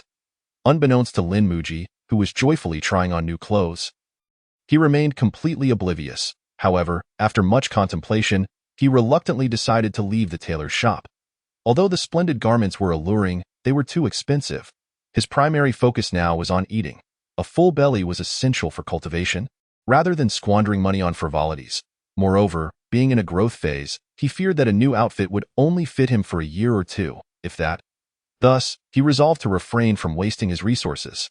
Ultimately, with a satisfied heart after a hearty meal, Lin Muji departed from the market, ready to return to his cave and continue his training. This market was a joint effort of over a dozen villages, hence its vibrancy, and was located in the most bustling county. Between the county and Wangjia village lay a moderately sized mountain, with only a winding path through it. Typically, the villagers of Wangjia would travel in groups to the market, departing early and returning late to avoid dangers in the deep mountains. Aware that he was now a young boy carrying a significant amount of money through the market, Lin Muji remained vigilant throughout his journey. Suddenly, a loud shout pierced the air, and immediately 4 or 5 burly men with icy glares surged forth from behind him, intent on overpowering Lin Muji. The sudden turn of events startled Lin Muji, but he did not hesitate. Instinctively, he darted into the forest. Though he was small in stature, this became his advantage as he nimbly navigated through the thick underbrush, making it difficult for the men to catch him. However, being merely a child, his stamina was limited, and as he felt the distance between himself and the men diminish, a clever idea struck him. He scattered over 100 copper coins behind him. As expected, this tactic proved effective. The men immediately halted, dropping to the ground to collect the coins. "Don't pick them up yet. That little brat obviously has silver coins on him. We must pursue him," the leader of the group exclaimed anxiously, realizing the greater bounty that Lin Muji possessed. Although his reasoning made sense, the other 4 remained oblivious, diligently scavenging for the copper coins. Frustrated, the leader stomped his foot, ultimately resigning to join the others. They appeared short-sighted, yet none were foolish. Money in hand was money indeed. They were unaware whether they could capture Lin Muji or how much he had left. Yet the tangible coins on the ground were a certainty. They preferred to collect the money at hand rather than gamble on catching Lin Muji, fearing they would miss out if their companions snatched it all first. Indeed, the impoverished mountains breed cunning folk. Lin Muji gasped for breath, having climbed a large tree to recuperate. He could hardly run any longer and decided to rest for a moment. Fortunately, he had managed to lose the pursuers, granting him temporary safety. Alas, the world is harsh. Even with money, one cannot spend it freely. Thankfully, his recent practice of martial arts had endowed him with some strength, preventing him from being easily captured. This was also the reason he dared to venture into the city alone. Yet, should he find himself in such a predicament again, he would think twice. He realized the journey was far from secure, but he had never anticipated it would become so perilous, attracting the attention of a gang. Lin Muji remained hidden in the tree until dusk approached, before daring to descend and hastily return to Wangjia village. Along the way, he was filled with trepidation, every rustle of the wind sending shivers down his spine. After what felt like an eternity, Lin Muji finally arrived home, breathless as he collapsed onto the heated bed. As usual, Lin Ergu and his wife had gone to bed early, but unlike other nights, the side room was left unlocked. After resting for a while, Lin Muji gently woke the slumbering Chia beside him. Rubbing her sleepy eyes, Chia's face lit up with joy upon realizing her brother had returned. "Sixth brother, follow me," Lin Muji whispered.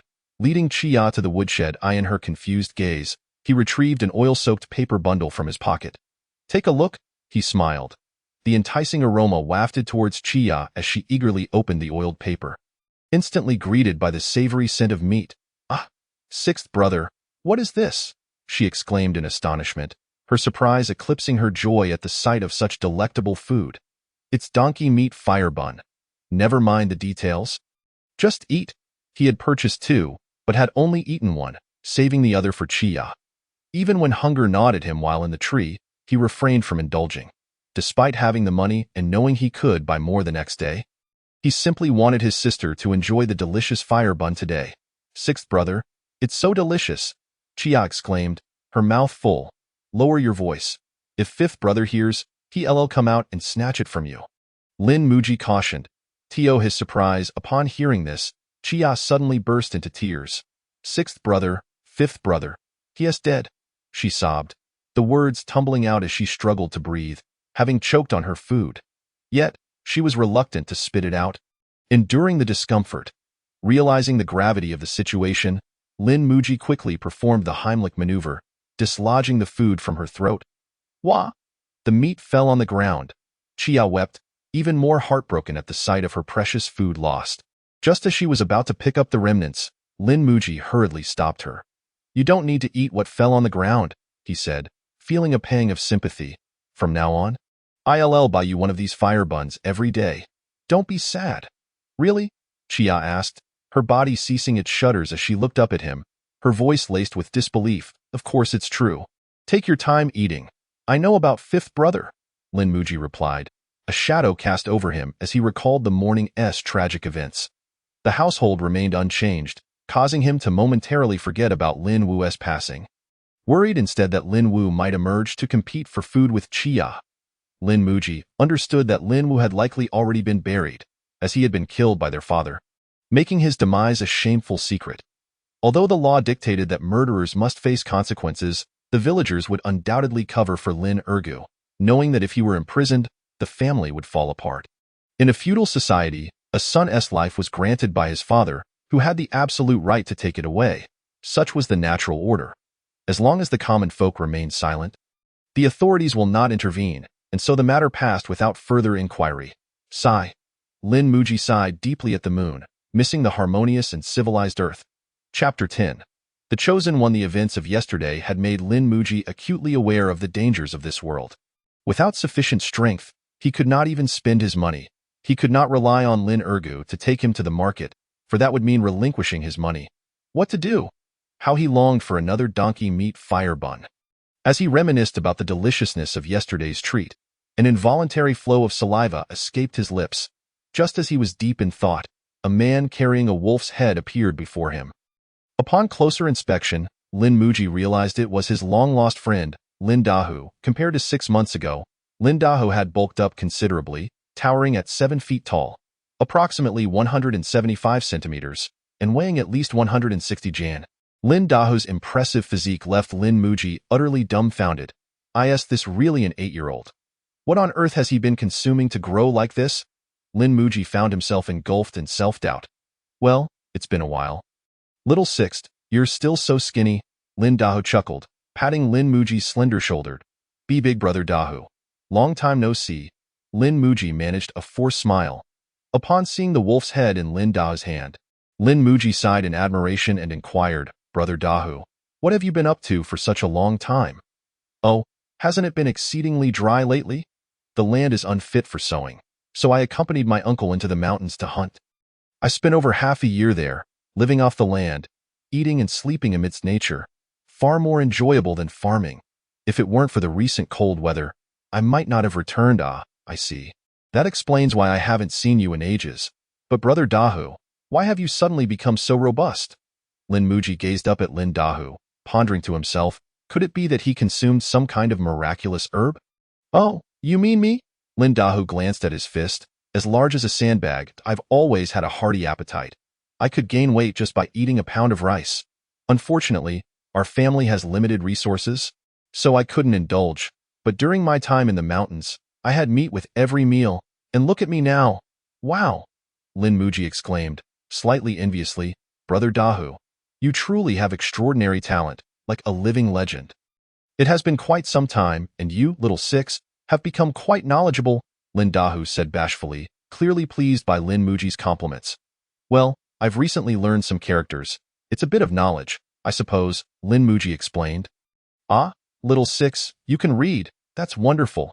Suddenly, Lin Dahu excitedly grasped Lin Muji's shoulders, his face brimming with enthusiasm. Careful, that hurts. Ah, Lin Muji, slender and delicate, could hardly withstand Lin Dahu's playful grip, nearly toppling over. Why apologies, Little Six, I got a bit carried away. Lin Dahu said sheepishly. What is it? Do you wish to learn to read as well? Lin Muji asked, rubbing his shoulders with a pained expression. Lin Dahu glanced around, noticing the bustling crowd, and then pulled Lin Muji into a grove. Speaking in hushed tones, Little Six, I discovered something remarkable in the mountains. I don't trust just anyone, but I trust you. Oh? What is this remarkable thing? Lin Muji's eyes sparkled with curiosity. Look, Lin Dahu unfastened his belt and retrieved a somewhat tattered book from beneath his waist. Iron, sand, palm? Lin Muji read the faded characters on the cover aloud, his astonishment mounting. Iron, sand, palm. Could it be that he is truly the chosen one in this world? Not only does he possess extraordinary physical prowess, but he also stumbles upon a martial arts manual while hunting. A tinge of jealousy crept into Lin Muji's heart. Iron, sand, palm? Little Six, please help me check if this is indeed a martial arts manual. Lin Dahu's voice quivered slightly, clearly aware of the existence and value of martial arts in this world. Lin Muji eagerly flipped through the pages, examining the content, and finally declared, this is indeed a form of external palm technique. When mastered, it can even split gold and sever stone. Lin Da's eyes widened, his entire being ablaze with excitement as he gripped Lin Muji's arm tightly. Little Six, will you help me? We can practice together. Such an important matter, he dared not share with those scholars in the academy, but he felt an inexplicable trust in Lin Muji, who had never mocked him, but instead encouraged him. Unlike his peers, Lin Dahu was quite mature for his age. He understood that his friends would always be from poor families, a lesson instilled in him by his father. All right, of course, I will, Lin Muji beamed widely. To cultivate iron sand palm, we first need a cast iron pot filled with iron sand and various herbs to begin our training. After thoroughly reading the manual, Lin Muji informed Lin Dahu of the preparations needed for their practice. Huh? An iron pot? Lin Dahu frowned, realizing the difficulties in these times of underdeveloped industry. An iron pot is indeed a luxury, only affordable to the wealthy landlords. For families like Lin Dahu and Lin Muji, it was a mere dream. Not to worry, we can substitute a clay pot. However, the herbs will require a considerable sum, Lin Muji suggested. Must we use herbs? Lin Dahu lamented. Yes, without the herbs to nourish our palms, our hands may become useless after a few days. How much would that cost? Lin Dahu pondered, recalling the furs he had accumulated from hunting in the mountains. I believe selling them could fetch a decent amount. After a moment of contemplation, he resolved, I don't know. I need to check the prices at the apothecary in town, but Lin Muji's expression darkened. But what? Lin Dahu pressed. Lin Muji recounted the incident from the previous day when he had been accosted. To his surprise, Lin Dahu burst into laughter. Brother, there's no need to worry. Just a few petty thieves. With me around, no one would dare to stop us. Really? Are you sure? Lin Muji looked skeptically at Lin Dahu, who, despite his impressive physique, was still only 9 years old, a mere child in the eyes of the world. What are you afraid of, Little Six? Do you see that beast over there? Lin Dahu kicked the wolf's head on the ground, proudly declaring, this beast dared to ambush me in the mountains, and I took it down with just 3 punches. If I can face tigers and wolves, what are a few thieves to me? Lin Muji was left dumbfounded. At that moment, he could almost envision a legendary hero from tales of old before him. He had never imagined that the extraordinary figures from stories could manifest in real life, that someone could truly tear apart tigers and wolves. Well, without further ado, Brother Dahu, let us set off at once. Lin Muji proclaimed confidently. In an era where nutrition was scarce, Lin Dahu's height of 175 centimeters already placed him among the giants, capable of intimidating those of lesser stature. With his innate strength, Lin Muji felt a surge of safety in his presence. Oh, isn't that Dahu? You've become even sturdier in the half-year since we last met. On the road, a distant uncle from the Lin family greeted Lin Dahu. What? How did you know I took down a wolf with just 3 punches? Lin Dahu boasted innocently. Chapter 11. Iron sand palm, what did you say? 1 or 2 silver coins a month? Lin Dahu nearly jumped at the apothecary's entrance after hearing Lin Muji's calculations. That's the smallest dosage possible, Lin Muji shrugged. Well, no matter what, I must practice iron sand palm. After a thoughtful pause, Lin Dahu ultimately made the painful decision. The pure-heartedness of children often leads them to yearn for skills rather than the stench of copper coins. Their dreams lie in mastering abilities and wandering the world with a sword. Subsequently, the two ventured to the market, preparing to sell the various furs Lin Dahu had collected over the past half-year. With winter approaching, the furs sold quickly, yet they only earned 2 silver coins in total. Lin Dahu, after all his hard work, realized how meager the earnings were, highlighting the difficulty of making money. Little Six, it seems I must venture back into the mountains in 2 months, Lin Dahu remarked with a hint of frustration. Snowfall is imminent. Won't that be dangerous? Lin Muji's eyes widened in concern. I know, but hunting becomes easier in the snow, Lin Dahu greedily replied, momentarily forgetting the risks. Don't worry about the money. I still have some. Lin Muji contemplated for a moment before suggesting, let's plan to hunt together again next spring. He decided to invest in Lin Dahu. As Lin Dahu grew stronger, so would he, and he yearned to learn more skills alongside him. Stop joking, Little Six. Where would you get money? Lin Dahu, clearly skeptical, examined Lin Muji's petite frame with even more doubt. I really do have it. Look, without hesitation, Lin Muji pulled out half a tael of silver from his pocket. Where did you get this, Little Six? Lin Dahu's surprise was evident. Don't worry about it. Just know that I have it, and I still have over 10 taels. That's plenty. Lin Dahu swallowed hard. Seeing Lin Muji's earnest gaze filled him with gratitude. Good brother, from now on, what's yours is mine, and what's mine is yours. We shall share everything, Lin Dahu declared, slapping Lin Muji on the shoulder with a hearty thud. Agreed, Lin Muji replied resolutely. The two clasped hands tightly, sealing their bond. They wandered the market a bit longer, with Lin Muji treating Lin Dahu to donkey meat pastries, while Dahu returned the favor with tofu pudding, deepening their friendship. As night fell, Lin Dahu carried 100 pounds of high-quality rice and 10 pounds of pork as he and Lin Muji made their way back to Wangjia village.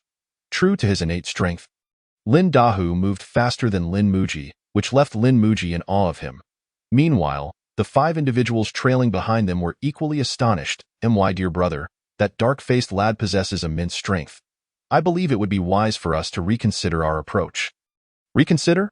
Just yesterday that little rascal managed to flee from us, and today he dares to return. This time, we must not allow him to escape again. Charge! The leader of the group raised his arm in a rallying cry and led his comrades towards Lin Muji and his companion. Brother Dahu, quickly! Let us vanquish them!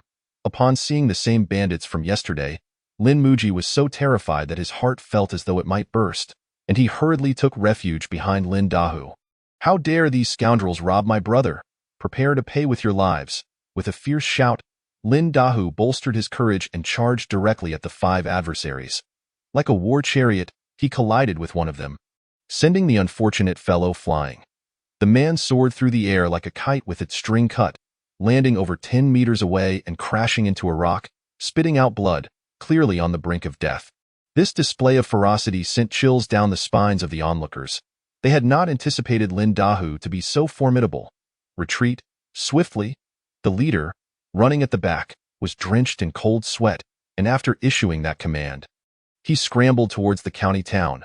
Meanwhile, Lin Dahu, as if lifting a chick, seized another opponent and bellowed, I can fell a wolf with just 3 punches. You insignificant thieves dare to provoke me, truly seeking your own demise. With that, he hurled the man away, who crashed violently against a nearby tree. In the blink of an eye, the band of robbers was either dead or fleeing. Lin Muji, witnessing the spectacle, felt his blood surge with excitement, realizing that embracing Lin Dahu was indeed a wise choice. Done, brother. These ruffians are nothing but a bunch of chickens and dogs, Lin Dahu proclaimed with unmatched bravado as he cast a glance at Lin Muji. Indeed, brother Dahu, we are quite impressive together. Lin Muji nodded earnestly in agreement. It is getting late. We should depart swiftly. Lin Dahu feigned a glance at the sky and then urged Lin Muji to leave quickly. Though he maintained a facade of composure, internally he felt a twinge of discomfort. He had thought that taking a life would be no different from hunting wolves or butchering deer. Yet when faced with the agonized cries of the fallen, he found himself unable to bear it. However, in order to preserve his dignity before Lin Muji, he feigned calmness. Wait. After taking a life, one must loot the spoils. Without comprehending Lin Dahu's confusion, Lin Muji approached the 2 corpses, unfastened their garments, and began to search diligently. The clothing was soaked in blood, and their expressions were ghastly, Yet Lin Muji exhibited no fear, which deeply impressed Lin Dahu. What a pity! The two of them combined are worth less than 10 coins. Lin Muji wiped his hands on one of the garments, rising with a face full of frustration. Young master, there's more to this chapter. Please click the next page to continue reading. It gets even more exciting. The two then set off on their journey home, leaving the slain bandits' bodies for the wild to consume as night fell. Xiao Lu, are you not afraid? As they traveled, Lin Dahu glanced at Lin Muji, noticing no trace of discomfort on his face. Unable to contain himself, he finally asked, afraid? Why would I be afraid? Are you perhaps afraid? Lin Muji retorted with a sidelong glance. Humph, how could I be afraid? Lin Dahu feigned calmness. Compared to the dead, I fear the living more. The most terrifying thing in this world is the human heart. After saying this, Lin Muji sighed dramatically as if burdened by deep thoughts. There is some truth in that. Lin Dahu nodded in agreement, feigning solemnity. The following morning, the two convened at Lin Muji's secret base. Lin Dahu constructed a rudimentary stove in a clearing before the cave and placed a large ceramic pot upon it. The pot was filled with fine stones, and he subsequently added a packet of herbs. Since they had only just begun their training, they did not yet require iron sand and used stones as a substitute. The fire beneath the pot blazed increasingly, and the temperature of the stones gradually rose. Slowly, the high heat began to extract the essence of the herbs, coating the stones in a white hue that gradually darkened. Is this a chemical reaction or a physical one? Lin Muji pondered, utterly fascinated by the remarkable transformation that occurred from merely adding a few herbs. Xiao Lu, shall we commence? Lin Dahu exclaimed, eager to begin. Certainly, let us go, brother Dahu. There are no shortcuts to mastering the iron sand palm. It requires relentless practice, Lin Muji shouted enthusiastically. All right, here I come. As soon as Lin Dahu plunged his hand into the pot, he winced in pain and cried out. Yet, this only ignited a deeper madness within him. The intense pain did not deter him, but instead spurred him to thrust his hand in and out with greater fervor. Before long, Lin Dahu was drenched in sweat, panting heavily as he withdrew his hands. Remarkably, despite the scorching stones, his palms bore no burns, thanks to the protective properties of the herbs. Oh, how astonishing! I shall try as well. Seeing this, Lin Muji felt a surge of confidence and approached the pot. Ah, good heavens, my God! In an instant, a wave of excruciating pain enveloped him, leaving him speechless. He finally understood why Lin Dahu had cried out earlier. This was not a torment that an ordinary person could withstand. As he thrust his hand into the pot, he felt not only the searing heat, but a pain that pierced to his very core. It was as though he had plunged his hand into a boiling pot of needles. Enduring the agony of being fried while also suffering the torment of thousands of pinpricks, overwhelmed by such agony, Lin Muji lost all courage to continue. I still possess my foundational skills. There is no need to subject myself to such hardship. I can still become a martial arts master without mastering the iron sand palm, right? Lin Muji consoled himself internally, but upon witnessing Lin Dahu enduring the pain without yielding, a fire of resentment ignited within him. I am a transmigrator. If I cannot overcome this minor setback, how can I aspire to dominate the world? Lin Muji's eyes gleamed with determination as he thrust his hand back into the pot. Ah! Each time he inserted his hand, he cried out in pain. But the more it hurt, the less he was willing to give up. He vowed to surpass Lin Dahu's record. Seeing Xiao Lu surpassing his own count, Lin Dahu felt a surge of competitiveness and thrust his hand back into the scalding pot, breaking Lin Muji's record once more. The two of them, like madmen, trained recklessly in the desolate wilderness. Chapter 12. Farewell. Time passed, and 2 months had gone by. The earth was now blanketed in a thick layer of silver frost. Winter had arrived. In this frigid snow, the two boys stood bare-chested, repeatedly plunging their hands into the steaming ceramic pot. Brother Dahu, if it becomes too much, let us concede. Lin Muji gasped for breath. How could I? I can endure for another hour. Lin Dahu laughed heartily, then quickened his pace. Lin Muji, seeing this, refused to be outdone and matched Lin Dahu's rhythm, stirring the stones in the pot with fervor. Their intensity escalated, and as they quickened their pace, with a resounding crack, the pot shattered. How disappointing!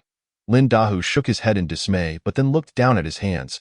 which were glowing red from the heat, and felt a sense of satisfaction. Xiao Lu, do you think we have reached the first level of cultivation? You have succeeded, but I still have a long way to go. Lin Muji gritted his teeth, feeling a tinge of envy. Sometimes, the disparity between people can be infuriating. Clearly, he and Lin Dahu had practiced the iron sand palm together. Both working equally hard, and Lin Muji had the advantage of foundational skills, yet his progress lagged significantly behind Lin Dahu's. Talent truly is an intimidating chasm. Some are simply destined to stand apart. Haha, keep it up. I believe in you. Xiao Lu. Lin Dahu chuckled heartily. At that moment, Lin Dahu seemed to have gained a bit more muscle, his arms appearing thicker than before, exuding a palpable strength. This sight only fueled Lin Muji's jealousy. Simply relying on his innate talent and a simple martial technique, Lin Dahu's progress was astounding. If he were to cultivate his foundational skills, how terrifyingly rapid would his advancement be? Lin Muji had contemplated sharing his foundational skills with Lin Dahu on several occasions. But his petty jealousy always held him back. He envied Lin Dahu's talent and feared that if Lin Dahu obtained his foundational skills, he would be left far behind. Times. He even entertained the dark thought, destroy him. Such a remarkable individual, Lin Muji found it hard to bear the thought of seeing him flourish. Ultimately, reason triumphed over his darker impulses, preventing him from committing such a heinous act. However, to share his foundational skills with Lin Dahu was a level of generosity he could not muster. He was no saint, simply an ordinary young man, at best merely an ordinary person who had traversed time. The realm of selflessness was still far beyond his reach, so, this is all I am. Lin Muji gazed at his reflection in the basin of water, feeling an inexplicable sense of amusement. Haha, here comes the chicken soup. As Lin Muji grappled with his inner turmoil, Lin Dahu emerged from the cave, carrying a steaming bowl of chicken soup. Martial artists have high nutritional demands, especially for diligent practitioners like Lin Muji and Lin Dahu, who required an immense amount of nourishment. The two individuals were almost entirely reliant on meat for every meal, consuming no less than 3 to 5 pounds of rice per sitting, resembling two high-frequency dung-producing machines. By this point, their bowel movements had filled 3 latrines, a truly terrifying sight. Such tremendous consumption necessitated an astonishing expenditure of money. Over the past 2 months, excluding the cost of herbs for cultivating iron sand palm, Lin Muji had spent a whopping 6 taels of silver solely on food and drink. This undeniably caused him considerable distress. Fortunately, he had also made substantial progress, yet when compared to Lin Dahu's advancements, his own seemed insignificant. Thus, he felt a profound sense of imbalance within. Despite spending more, his martial prowess had not even reached half of Lin Dahu's. Xiao Lu, tomorrow is New Year's Day. At this moment, Lin Dahu, lying naked in the snow, exclaimed with great excitement. What is so special about the new year? Lin Muji replied, casting a glance at Lin Dahu. During the new year, we can enjoy many delicious foods, Lin Dahu replied innocently, though his smile quickly faded. It dawned on him that he was currently eating better every day than he did during the new year. Xiao Lu, money truly is a wonderful thing. After much contemplation, Lin Dahu expressed his bewilderment. Why does our family have no money?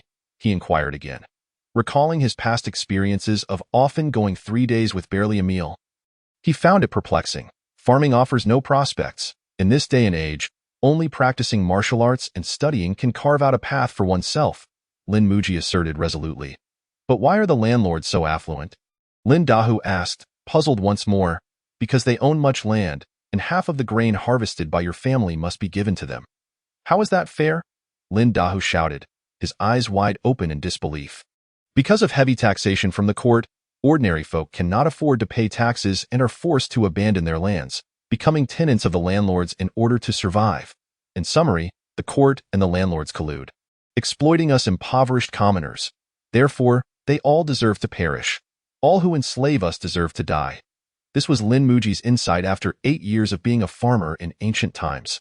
Lin Dahu, still young, could not comprehend the meaning behind Lin Muji's words, yet he firmly remembered. They all deserve to die. Sixth brother. Upon hearing a commotion outside, Chia immediately jumped off the bed to open the door and greet Lin Muji. Then, she sniffed around Lin Muji, hoping he would take out some delicious treats from his embrace. Here, today, I saved a chicken leg for you. Lin Muji patted the greasy top of the little girl's head and handed her the chicken leg from his arms. Little master, there is more to this chapter. Please turn to the next page to continue reading. It gets even more exciting. Thank you, sixth brother. Chia gazed at Lin Muji with sparkling eyes, then happily began to nibble on the chicken leg. Although Lin Muji had promised to buy her a donkey meat bun every day 2 months ago, he had only managed to do so for 2 days before feeling heartbroken and switching to cheaper snacks. Sometimes it was buns, other times it was bean curd skins, or candied hawthorn, chicken legs, pastries. Chia ate slowly, her eyes occasionally darting toward Lin Muji. Understanding her intentions, Lin Muji pretended to head to the latrine. The moment he stepped out of the door, Chia hurriedly grabbed the chicken leg and rushed to the bed to share the delicious treat with her brothers, Linda and Lin Si. Both were quite gluttonous, and within moments, they consumed most of the chicken leg, leaving only scraps behind. Chia's smile, which had been rising, inadvertently turned downward. Though she felt quite upset, she bit her lip to suppress her tears. Softly reassuring herself, "It's fine. I am already full anyway." Lin Muji, who was watching everything from outside the window, sighed. Chia was simply too kind-hearted, to the point that he found her kindness boundless. However, he did not intervene, nor did he offer her more food. He chose to let things take their natural course. Everything comes at a cost, and kindness is no exception. If she could bear it, then he would naturally respect her choice. Yet, he would not share in the consequences. The year passed by quietly. Spring breezes swept across the land, melting the snow, and life on Earth began to revive. A great deal had transpired over the past 4 months. The third son of the village head had caught the eye of the Minister of Personnel in the capital with his poem Pity the Farmers, and thus embarked on a grand journey to study in the capital. The eldest son of the village's medical clinic, Mu Tsongfeng, was also recognized by an elder from the Qingqing sword sect and had gone to Qingqing to learn the art. Who would have thought that from such a small village as Wangjia, 2 dazzling stars would emerge? At this moment, 2 individuals stood before the cave in the western part of the village. Facing the prospect of parting, "Master, is it truly impossible to take Xiao Lu along?" Lin Dahu looked up at the sword-wielding elder with a pitiful expression. The hidden sword sect only accepts 1 disciple per generation. "The rules cannot be broken," the elder replied serenely, yet with a tone of finality. "Sir, I don't want to be a disciple. I can merely assist, running errands and cooking for Brother Dahu," Lin Muji quickly interjected. He understood the value of this opportunity and felt compelled to seize it. If the old man could take him along, he could soar to great heights from then on. The elder cast a blank gaze at Lin Muji, his murky eyes seemingly piercing through him entirely. "Low aptitude, glib tongue, and duplicity. Such a character cannot enter my hidden sword sect." With that, the elder turned away. Under his discerning gaze, the elder could instantly discern what martial arts Lin Muji and Lin Dahu had practiced, including the profound internal techniques Lin Muji had mastered. Iron Sand Palm was an extremely damaging martial art. Practitioners often needed to pair it with advanced internal cultivation to practice safely, or else their lives would be endangered. Lin Dahu, gifted with extraordinary talent, had managed to persevere solely through his innate constitution, a testament to his remarkable potential. Yet, even if he was fine at present, once his potential was exhausted, he would inevitably suffer the backlash of Iron Sand Palm. Without internal cultivation, one ultimately strays from the path. If neither of them had internal techniques, it would be one thing, but Lin Muji, his companion, had clearly cultivated profound inner arts yet chose to keep it to himself, allowing Lin Dahu to self-destruct. Such selfishness genuinely repulsed the elder. Of course, selfishness is human nature, and it is understandable. Yet, Lin Muji's fault lay in his pretense of being as close as brothers to Lin Dahu. While inwardly harboring ulterior motives, such duplicity and unwholesome intentions naturally disqualified him from entering the hidden sword sect. 2 days prior, Lin Muji and Lin Dahu were practicing Iron Palm as usual in front of the cave when a white-haired, youthful-looking elder passed by. Lin Muji immediately recognized his ethereal aura, knowing he was no ordinary elder. Thus, he hurriedly offered warm hospitality and flattery. However, he did not expect the elder to take notice of Lin Dahu's aptitude and wished to bring him back to the hidden mountain as a disciple, leading to the aforementioned situation. "Xiao Lu, since that is the case, I will not leave. I cannot bear to leave you here alone." After much hesitation, Lin Dahu resolutely declared, "A bright future. How can it be sacrificed for me? You should go. Do not worry about me, Lin Muji promptly rejected. No, I will not leave. I cannot abandon you, Lin Dahu shouted defiantly. Seeing Lin Dahu's sincerity, Lin Muji felt a pang of guilt. Their interactions over the past half-year had not been genuine on his part but rather a means of seeking protection.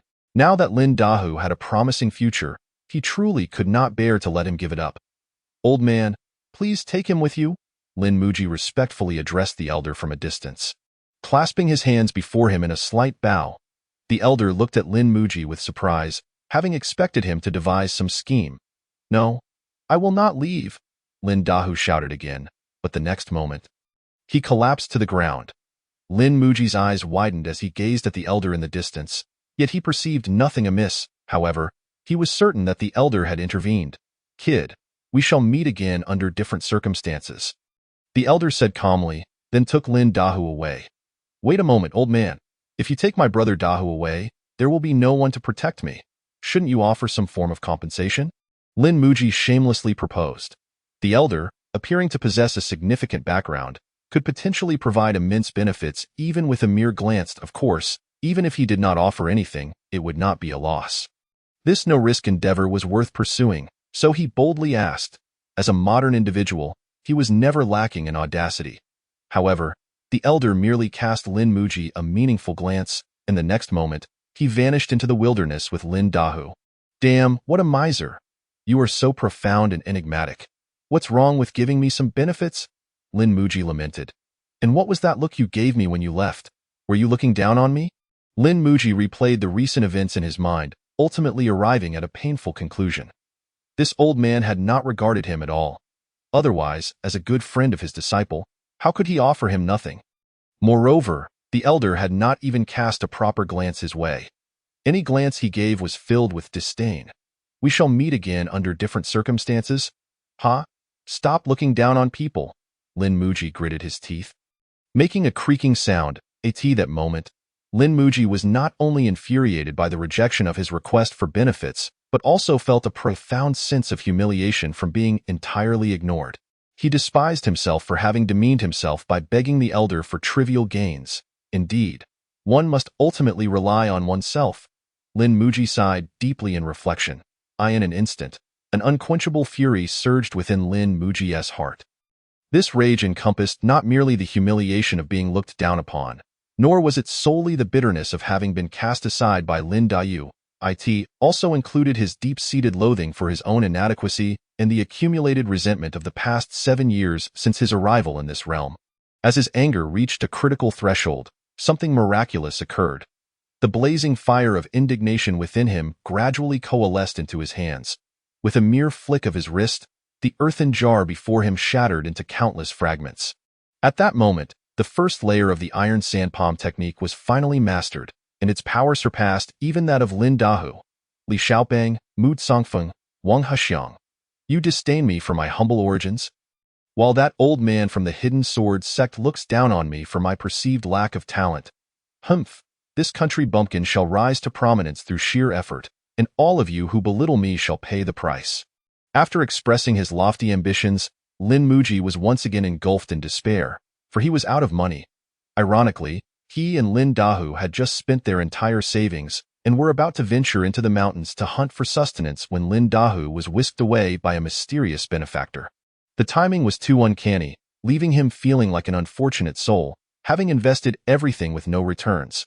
This brought to mind his past girlfriend from his former life, for whom he spent several months' salary, amounting to tens of thousands, only for their relationship to last less than a month before she ended it. Citing incompatibility, in the end, he lost both his girlfriend and his money. Now, he felt as though he were reliving that same plight. How could I possibly feel like such a hapless wretch again?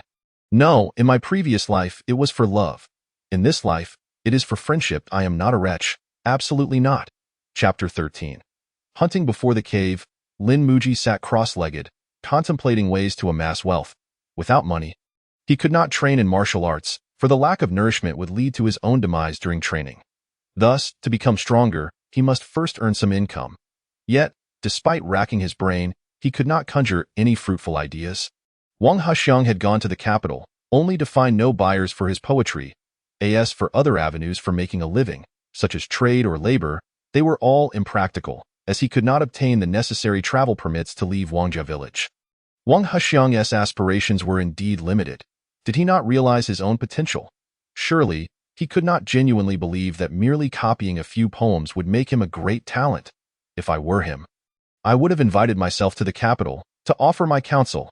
At the very least, he should have come back to purchase a few more poems from me before he left, Lin Muji grumbled internally. Yet he understood that the other party simply looked down upon him. What right did a peasant have to enter the capital? That was the capital, after all. After much deliberation, Lin Muji decided to enter the cave and retrieve a simple bow, the only item Lin Dahu had left behind. In that case, I shall rely on my own hands to survive in this wretched world. With a glimmer of determination in his eyes, Lin Muji slung the bow over his shoulder and ventured into the deep northern mountains. Wangjia village was surrounded by hills, 3 of which were mere foothills, traversed by paths leading to other villages, frequented by villagers.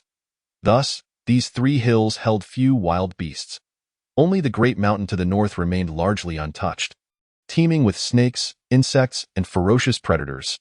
How familiar this place is! As he surveyed the somewhat familiar surroundings, Lin Muji felt an inexplicable surge of emotion. For it was here that he first acquired his innate martial arts skills. Everything began here, and I, too, shall embark on the path to strength from this very spot. Looking at his sturdy arms, Lin Muji brimmed with confidence. After more than half a year of training, he had undergone a remarkable transformation. Although he was merely 8 years old, he had already reached a height of 6 feet, approximately 1.5 meters, and weighed 100 pounds, surpassing his father, Lin Ergu, in physique. Though Lin Ergu was not particularly large, years of hunger and toil had left Lin Ergu emaciated, resembling a mere skeleton from a distance. This plight was shared by most villagers of Wangjia village, who appeared gaunt and lifeless, bearing the pallor of despair. Naturally, this was largely attributed to the severe drought and poor harvests over the past 2 years. Whoosh! Lin Muji deftly knocked an arrow, sending it soaring toward a bird perched on a branch. Clang! The arrowhead embedded itself deeply into the trunk of a tree, producing a dull thud. Alas, my aim is woefully inadequate. Lin Muji shook his head. Although Lin Dahu had taught him archery a few times over the past months, such skills could not be mastered overnight. Consequently, Lin Muji spent the entire afternoon roaming the forest without capturing a single prey. His archery skills were indeed lacking. Realizing that if this continued, he would go hungry again that night, he resolved to change his strategy. He slung the short bow across his back and grabbed an arrow, recklessly sprinting through the forest. His body brushed against the underbrush and branches, creating a rustling sound that sent small animals scurrying in alarm. However, some were slow to react. At that moment, a greedy rabbit was caught off guard, and Lin Muji spotted its silhouette. Instantly, he harnessed the scant internal energy within him to propel himself forward, charging at the rabbit with ferocity. By the time the rabbit realized it needed to flee, it was too late. Lin Muji reached it in the blink of an eye. With a swift motion, he released the arrow, which pierced the rabbit without hesitation. Ha! Is it truly that simple? If skill cannot secure prey, then I shall rely on brute strength. The wild rabbit, agile and diminutive, was typically beyond the reach of an ordinary person in the mountains. Generally, one could only trap them or hunt them with a bow. However, Lin Muji was no ordinary individual. He was already an aspiring martial artist. With the boost of internal energy, he could unleash astounding speed and strength in brief bursts. Making even a small rabbit a trivial catch, Lin Muji lifted the rabbit, estimating its weight to be around 4 pounds, and a satisfied smile spread across his face. As dusk approached, although Lin Muji believed he had acquired some skill, he still feared spending the night alone in the mountains. Thus, he decided to leave while the going was good, carrying the rabbit as he made his way out of the woods. As he walked, he deliberately dripped the rabbit's blood onto the ground, hoping to attract predators with the scent. Yet, by the time he exited the forest, he had not encountered a single living creature. With no other option, he returned to his cave to prepare a pot of oil, intending to cook a delicious meal. The following days were far from pleasant, perhaps due to the ongoing drought over the past few years. The number of wild animals in the mountains had significantly dwindled. Additionally, as more people ventured into the mountains to hunt, Lin Muji faced increasing competition, often returning empty-handed.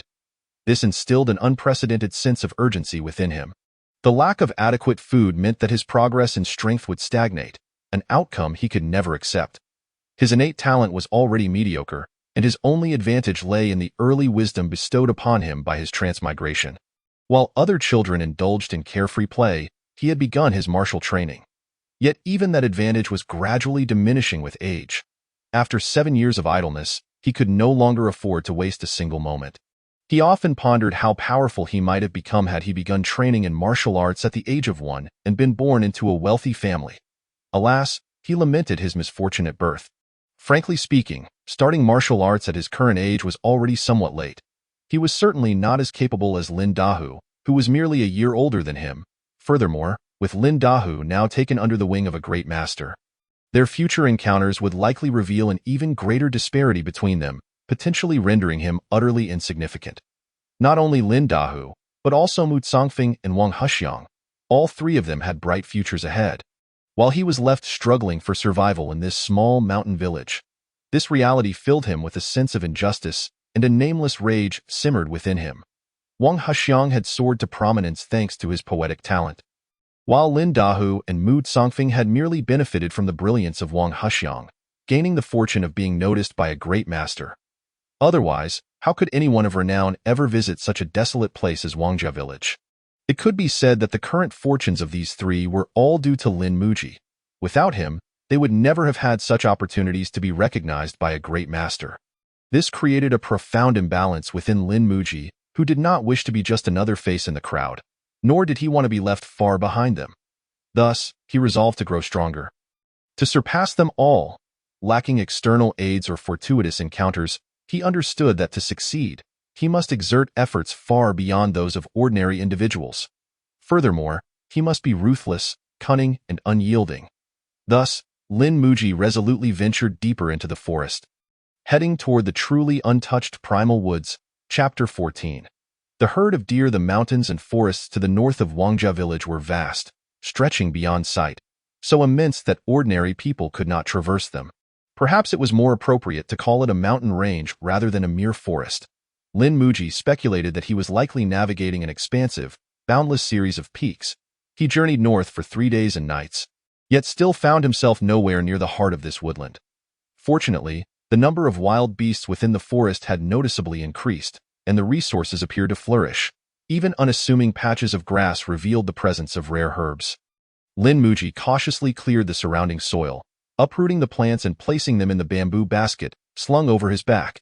He was unfamiliar with pharmacology and could not identify the medicinal herb, but he had seen it before at Mu Qingling's home and quietly committed it to memory. To his surprise, it proved useful. After tasting success, he began to search meticulously, collecting anything that resembled medicinal materials. Unfortunately, he was unaware of how certain herbs used for cultivating the iron sand palm appeared in their vegetative stage. Otherwise, he could have saved a substantial sum. Suddenly, Lin Muji spotted a plant that seemed vaguely familiar, causing a momentary lapse in his memory. The plant had palmate compound leaves, a slender single stem rising from the ground, and atop the stem bloomed a vibrant red flower. It bore a striking resemblance to the ginseng plant he had seen in a video in his previous life. With this thought, Lin Muji carefully began to excavate around it with an arrow. As the surrounding soil was gradually removed, a familiar outline began to emerge before him. Finally, Lin Muji pulled it out along with its roots.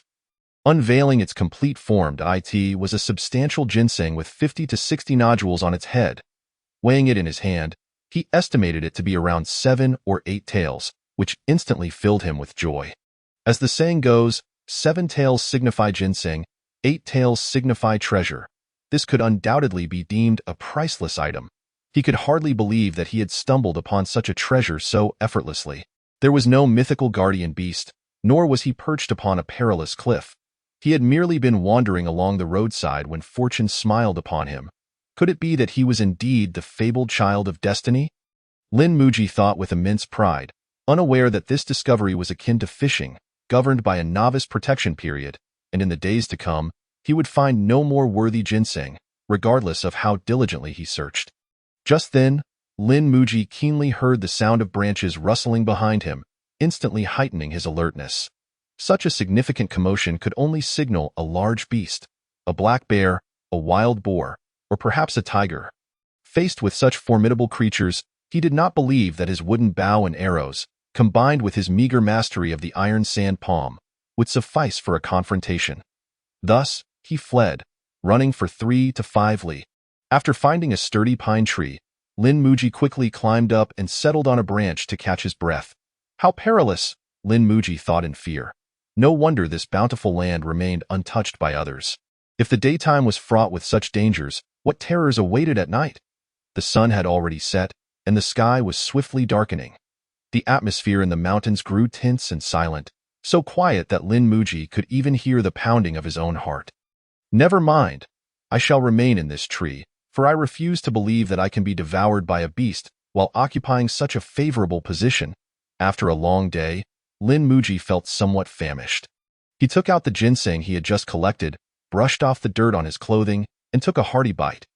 Although the ginseng was undoubtedly valuable, who in this small Wangjia village could afford it? There was a chance the village chief might forcibly seize it, so Lin Muji figured it was better to consume it himself. As he swallowed the ginseng, a wave of warmth surged from his stomach, gradually dissipating the fatigue from his earlier exertion. He promptly sat cross-legged on the branch and began to circulate his inner energy, practicing the boy's skill. This warmth was potent, sustaining him for 3 to 5 hours before it finally began to wane. Lin Muji brought his palms together in front of his chest, exhaled his final breath, and slowly opened his eyes. What an extraordinary ginseng! Just one bite's effect equaled an entire month's worth of my previous cultivation. Lin Muji yearned for another bite, utterly enchanted by the sensation of rapidly gaining strength. However, just as he was about to indulge again, he felt a saturated, swelling sensation throughout his meridians. If he continued, he feared he might burst. What is happening? Lin Muji wondered in alarm, and just then, a slender green snake, flicking its tongue, slowly approached him. After cultivating the boy's skill, although his internal power grew slowly, his physical abilities sharpened significantly, making him exceptionally alert. Thus, as the serpent prepared to strike, Lin Muji acted first. He swiftly seized the snake's head and, with a slight pressure of his thumb, crushed it. Gazing at the vividly colored snake in his hand, Lin Muji was seized by a wave of trepidation. This snake was so vibrant, clearly harboring potent venom. Had he not noticed it in time, he might have met his demise. Yet, why had it not attacked him sooner while he sat in the tree all night? Lin Muji pondered in confusion. At that moment, his mind brimmed with questions. This was the sorrow of lacking a knowledgeable mentor. He had to navigate everything on his own, with every misstep potentially leading to irreparable consequences.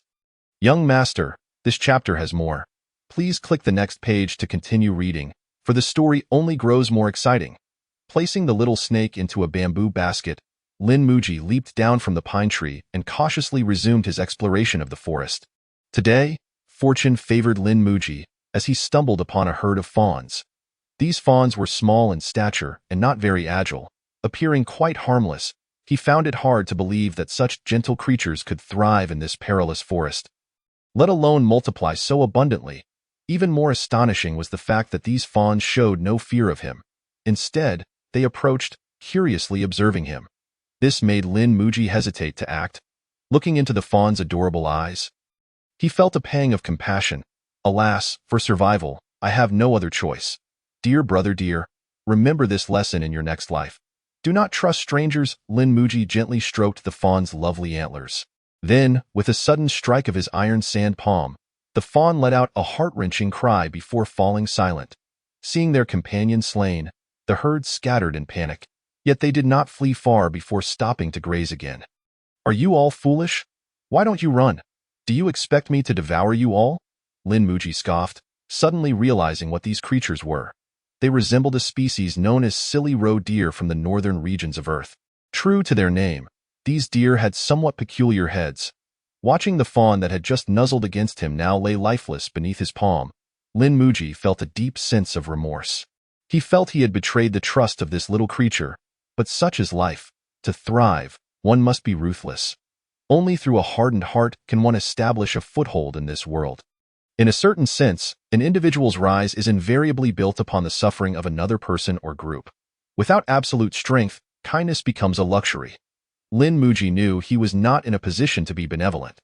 This was merely the beginning. He aspired to fulfill his ambitions, and he would inevitably commit many more morally questionable acts. Goodness, this is delicious.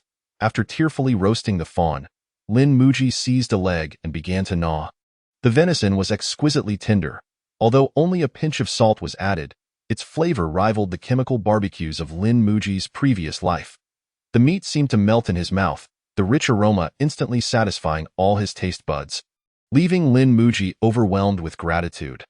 "Thank you, Mother Nature, for your bounty," he murmured to himself, then greedily glanced at the little fawns leisurely grazing in the distance. "Is this a paradise on earth? Not only is there no danger, but I also have a multitude of adorable fawns to feast upon. What more could I ask for from nature's generosity? I have decided. I shall remain here for a year and a half, training diligently to become a useful person before returning to give back to society, honoring the fearless sacrifice of these fawns. Speaking of which, if these silly roe deer can thrive here so well, it must mean this place is absolutely safe. Right?" Chapter 15. The tiger's den. After satisfying his hunger, Lin Muji hung the remaining venison from a branch. He then sought a relatively sheltered corner and sat down to meticulously study the innate boy's skill. He had suddenly hit a bottleneck. Despite having little internal energy throughout his body, his meridians felt saturated. This left him perplexed, and with no one to provide clarity, he had no choice but to consult the manual in hopes of uncovering the reason. However, as the saying goes, true teachings are conveyed through a single sentence, while false teachings fill countless tomes. How could genuine classics be adequately documented in books? Lin Muji flipped through the book 3 times, but still found no useful clues. In martial arts novels from his previous life, masters typically stored their internal energy in their dantian. Yet, his internal energy seemed trapped within his meridians. Could this be the reason for his current stagnation? Of course, using the novels from his past life as a guide for cultivation was inherently unscientific, yet the book did contain explicit references to the dantian, affirming its existence and its crucial role in storing internal energy. With this thought, Lin Muji resolved to take action. Regardless, he decided to give it a try. Lin Muji first summoned the internal energy stored within the Sanjia meridian of his right arm and attempted to guide it to his dantian. He had anticipated this task to be exceedingly difficult, yet to his astonishment, he accomplished it with ease. The internal energy flowed through his body's meridians, ultimately arriving at the location of his dantian. At the moment this energy touched the dantian, it seemed as if the dantian were a sponge meeting water, instantly absorbing the internal energy. Is that all? In Lin Muji's perception, this surge of energy suddenly vanished. It felt as though nothing had transpired. The dantian remained unchanged. Was it simply due to the scarcity of my internal energy? Lin Muji expressed his doubts, and then he continued to circulate his internal energy, directing the surges within his body towards his dantian. Since it posed no harm to his body, he resolved to provoke a qualitative change through quantitative accumulation, eager to witness what transformations would unfold once all his internal energy resided in the dantian. Soon, the energy stored within his meridians flowed ceaselessly towards the dantian. However, it vanished into the abyss, creating only a fleeting ripple before succumbing to silence. When the last trace of internal energy dissipated within the dantian, Lin Muji stood up, bewildered. Where has my internal energy gone? At that moment, he realized he had been deceived, for all the hard-earned energy he had cultivated over the past 6 months had mysteriously vanished. He now felt like an ordinary person devoid of any internal power. This was not merely a typical depletion. It had disappeared from the very source. Wasn't energy supposed to be conserved? Why did it vanish upon being entrusted to the dantian? Where had his internal energy ultimately gone? Lin Muji, undeterred by misfortune, took another bite of ginseng and resumed his practice, channeling this newfound energy towards the dantian once more. Like a stubborn mule, he believed his previous attempts had been insufficient and that reaching a certain threshold would surely yield results. It wasn't merely obstinacy. He had faith in science, the conservation of energy, convinced that it could neither appear from thin air nor vanish without a trace. Thus, he firmly believed that if he could just accumulate enough internal energy, a miraculous transformation would inevitably occur. Consequently, over the next few days, Lin Muji refrained from further exploring the forest and dedicated himself to rigorous training. Venison, being a potent source of nourishment, aided him in refining a substantial amount of internal energy. With the combination of deer meat and ginseng, Lin Muji's cultivation progressed at an astonishing pace, and within just a few days, he had successfully reclaimed all the internal energy that had previously dissipated. He then consolidated it once more within his Dantian, yet the Dantian still resembled an unfathomable abyss, greedily absorbing every ounce of energy without a hint of change. Damn it! Frustration boiled over, and Lin Muji could no longer contain his expletives. Not only had he lost the precious internal energy he had worked so hard to cultivate, but without it, his very survival in this forest was now in jeopardy. In an instant, Lin Muji's mindset shattered. He found himself trapped in a dilemma. Should he continue investing energy into the Dantian or cut his losses? The predicament lay in the fact that he had already poured in an excessive amount of energy, and to abandon it now without any reward felt utterly unacceptable. After much contemplation, Lin Muji resolved to increase his investment. His gambler's mentality resurfaced. Unwilling to let his previous efforts go to waste, he decided to go all in. If I fail, at least I shall perish with honor. A certain mentor had once proclaimed that going all in was an art.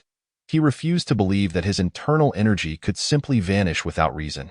The law of conservation of energy, Newton would not deceive him. 3 languid days drifted by during this time. Lin Muji feasted on venison when hungry and drank deer blood when thirsty, occasionally foraging for pine nuts in the nearby pine trees to vary his palate. Living quite contentedly, such carefree days eased his anxieties stemming from the dissipated internal energy. However, while Lin Muji enjoyed his comfort, the deer herd faced near annihilation. Over half of the male deer had fallen victim to his appetite, and the remaining 2 adult males had their antlers severed by him. It was a tragic sight. Yet, through the sacrifices of this deer herd, and with the last piece of ginseng, Lin Muji once again restored his internal energy, feeling the long-lost sensation of engorged meridians. Nevertheless, the bottleneck in his cultivation remained unresolved. Until he broke through this impasse, he could not advance his martial prowess. In a moment of desperation, Lin Muji chose to revert to his old methods. After 3 days of calm reflection, he had gradually relinquished the idea of continuing to channel energy into the Dantian. However, fate had other plans. He could conceive of no better way to surmount this obstacle. And a flicker of hope lingered in his heart. What if this time it worked? Ultimately, he could not resign himself to defeat. His gambler's mentality clouded his judgment, causing him to overlook the perilous environment he was in, this treacherous forest. Moreover, he failed to consider that he had exhausted his supply of ginseng. A failure now would mean his internal energy would not so easily return. As expected, when the final vestige of energy faded from the Dantian, his body remained unchanged, devoid of any transformation. The Dantian lay still, shrouded in a lifeless void, compelling him to question whether he had indeed strayed from the right path. Reflecting on the 3 squandered opportunities filled him with regret, and the thought of having consumed all his ginseng left him enraged, leading him to bash his head against a tree in frustration to vent his despair. After a few painful knocks, he stopped, clutching his throbbing head. Such agony! Why is the path of cultivation so arduous? Why, despite adhering to the manual's instructions, can I not progress? Why do other transmigrators effortlessly master their skills while I am ensnared in a bottleneck after merely 6 months? He lamented. Heavenly forces, why must you torment me? Lin Muji screamed in madness. Nearly a year of diligent practice, a ginseng that seemed to have aged 50 years, and the sacrifice of 15 adorable deer. He had paid such a hefty price, only to find himself at a loss, leading him to question the worth of human existence. It was as if the heavens had heard Lin Muji's cries, for a deafening roar of a tiger echoed from behind him. Instantly, goosebumps prickled his skin, and a chill coursed through him from his tailbone to his scalp. Such a presence, such a sound. Without even turning around, Lin Muji could envision the ferocity of the beast now looming behind him. It was over. This singular thought consumed Lin Muji's mind. Just as his strength waned from the dissipated energy, he had the misfortune of encountering a tiger. How could he escape? He feared he might meet his end here today. As he pondered, the furious tiger lunged toward him. In an instant, Lin Muji turned to face the beast, gathering all his remaining strength into his right palm, unleashing a powerful iron sand palm strike. The force, technique, and power converged into that singular blow, and in the face of imminent danger, Lin Muji delivered his most flawless strike of his life. Unfortunately, the tiger was extraordinarily robust, its claws larger than Lin Muji's head. The moment Lin Muji's perfect palm collided with the tiger's paw, it was shattered by the overwhelming force, sending him flying. After tumbling several times on the ground, he managed to regain his footing, quickly standing up while warily watching the tiger from a distance. To his shock, the sight before him was terrifying. While he had seen tigers in his past life, it had only been in a zoo, where they had been domesticated to the point of losing their wildness. But now, the cage was absent, and Lin Muji was fully exposed in the tiger's line of sight. The beast's massive head was larger than half of Lin Muji's body. Should it sink its teeth into him, he would likely be torn asunder. In that moment, Lin Muji grasped the true meaning of the king of beasts, an adversary beyond human strength. Meanwhile, he glanced at his palm, where a deep gash had formed from the earlier encounter, blood seeping slowly from the wound. Lin Muji's mind raced as he contemplated how to escape the tiger's clutches. He recalled a survival tip from his previous life. If encountering a tiger in the wild, one should never flee but remain calm, displaying a fierce demeanor while meeting the tiger's gaze. This would grant a dignified death. Calm my foot. Lin Muji could not compose himself, seeing the tiger still a distance away. He turned and bolted in the opposite direction.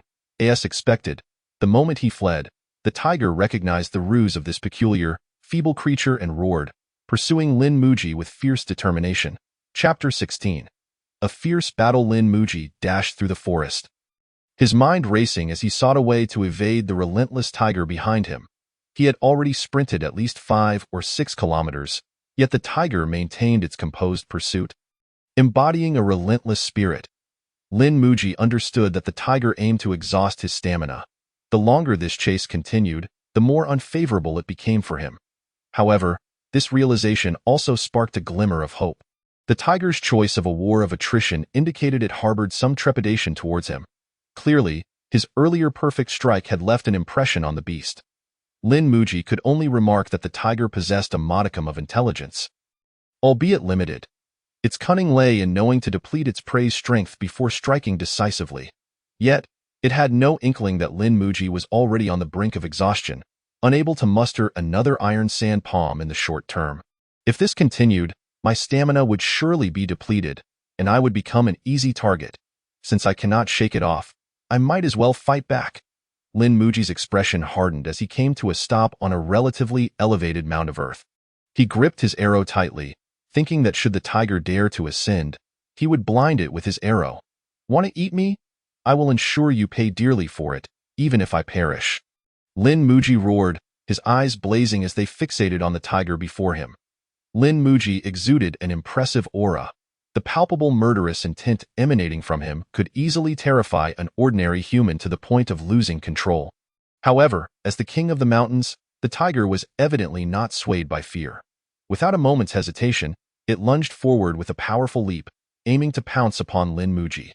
This sudden attack disrupted Lin Muji's plans, rendering his slight advantage of high ground utterly meaningless. Yet, in the face of the massive beast hurtling towards him, Lin Muji felt no trace of fear. Instead, he remained remarkably composed, contemplating a decisive strategy. In the blink of an eye, he resolved to act. Surprisingly, instead of retreating, he summoned all his strength and charged directly at the enormous tiger. As the two were about to collide, Lin Muji lowered his body and executed a sliding maneuver.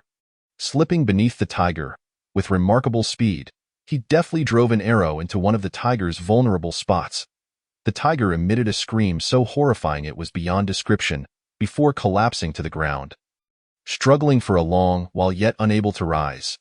Even in its moment of utmost weakness, Lin Muji dared not approach for a finishing blow, for he understood that he, too, was devoid of strength. A single misstep could cost him his life.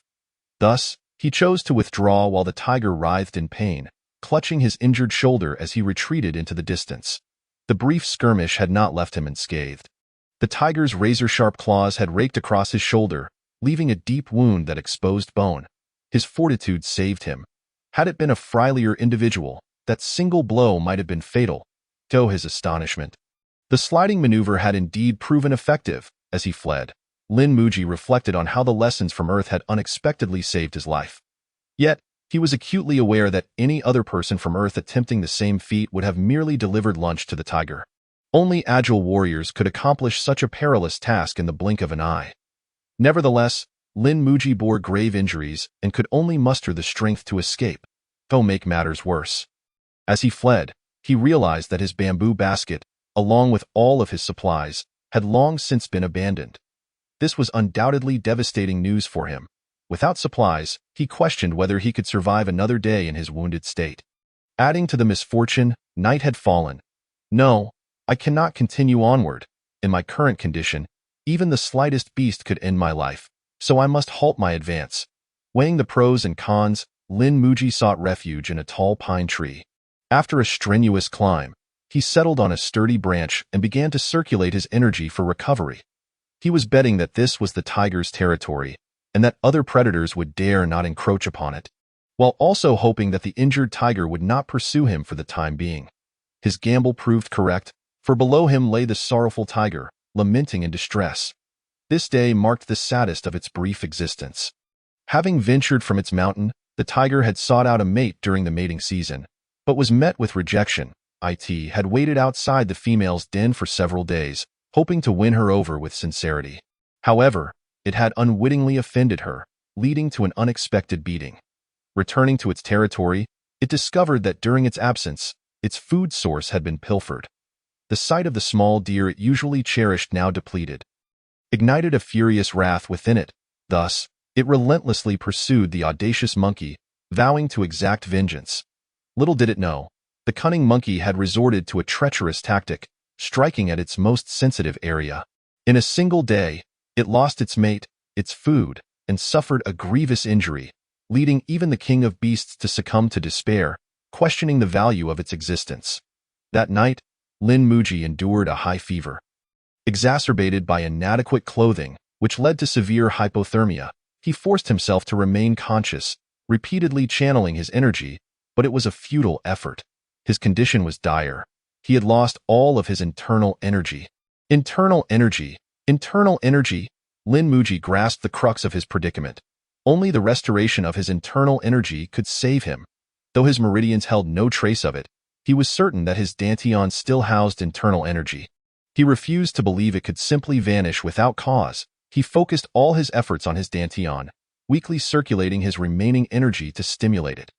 Once, twice, after countless failures, Lin Muji refused to give up. For retreat was not an option. Success or death. Gradually, his consciousness began to fade, and his incredible willpower started to crumble. In the face of death, human resolve can be remarkably fragile. Suddenly, darkness enveloped his vision. As if he were being consumed by shadows, he understood that when this darkness fully descended, it would signal his demise. In that moment, a flicker of regret surfaced within him. Life is indeed precious. One must exercise caution and cannot gamble everything for fleeting gains. A few successes may come, but a single failure could lead to utter ruin. One should always retain a trump card. That instant, Lin Muji experienced an epiphany. Deep within his consciousness, he felt a radiant light gradually emanating from his dantian. This light seemed to hold boundless hope, dispelling the darkness and restoring warmth to the world. In the depths of the shadows, a confident smile crept across Lin Muji's lips. As dawn broke, the first rays of sunlight illuminated Lin Muji's face. Slowly, he opened his eyes to behold the sun rising, a symbol of life and hope. Gazing upon the vibrant scenery before him, Lin Muji felt a profound sense of gratitude within. How wonderful it is to be alive. In that moment of reflection, the color of his pupils gradually returned to normal. He looked down at his right palm, astonished to find that the wound inflicted by the tiger had vanished without a trace, as if he had never been harmed. Furthermore, the deep gash on his left chest, once so severe it exposed bone, had miraculously scabbed and was healing rapidly, no longer hindering his daily activities. The prowess of the innate energy was indeed remarkable. After a night of torment, Lin Muji underwent a transformation. He realized that acquiring knowledge was invaluable. Mastering the fundamentals of physics and chemistry was paramount, for even in another world, certain principles remained constant. For instance, the law of universal gravitation and the law of conservation of energy. He held steadfast to the belief that internal energy could not simply vanish without reason. Ultimately, he succeeded, igniting the faint spark of internal energy deep within his dantian. Lin Muji hesitated to label it as internal energy, for he sensed a significant change in its essence compared to before. Most notably was its astonishing healing capability, despite his severe injuries and lack of treatment or nourishment. He had healed remarkably overnight. To his astonishment, he discovered he could directly draw internal energy from his dantian and convert it into sustenance, satisfying his daily needs. Despite the immense depletion he had experienced and the pain endured throughout the night, he felt no hunger whatsoever. Have I become akin to a camel? Lin Muji pondered. Confused, he found himself capable of storing nutrients, much like a camel's hump, but in his dantian instead. He couldn't shake the feeling that he had misdirected his training. For now, his internal energy had entirely lost its destructive capability. After returning to the dantian, its power had diminished rather than increased, leaving him alarmed. Internal energy was akin to a magical weapon, granting the ability to temporarily amplify strength, speed, and defense. When activated externally, it could unleash tangible destruction. He tested his internal energy but found its destructive capacity to be weaker than before, barely capable of breaking a twig. Furthermore, the enhancement of his own abilities had also significantly declined. Nearly negligible. In summary, his internal energy had been reduced to mere healing functions and nutritional replenishment. For a moment, he was torn between joy and sorrow. This transformation was akin to shifting from a warrior to a healer. While he lacked combat prowess, he possessed remarkable recovery abilities. Provided he wasn't struck down in a single blow, he could swiftly recuperate. However, the harsh reality remained. The world was not a game. Without strength, he could be killed in an instant, with no chance to recover. If only this ability could be applied to others, he could make a living through unparalleled medical skills. Yet, in this unforgiving world, personal strength was paramount. Should I disperse my energy and start anew? A fleeting thought crossed Lin Muji's mind, but having finally broken through a bottleneck, he was loath to begin again. Would he not find himself stuck at the same step once more? With internal energy confined to the meridians, he remained stagnant. Rather than dwell on that, he resolved to take each step as it came.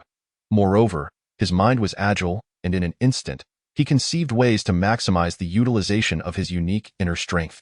Such formidable recuperative abilities would undoubtedly enable him to achieve twice the results with half the effort on the path of cultivating external martial arts.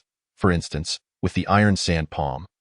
He previously could only practice for a single hour each day, but now he felt that as long as his inner strength remained unexhausted, he could train for an entire day.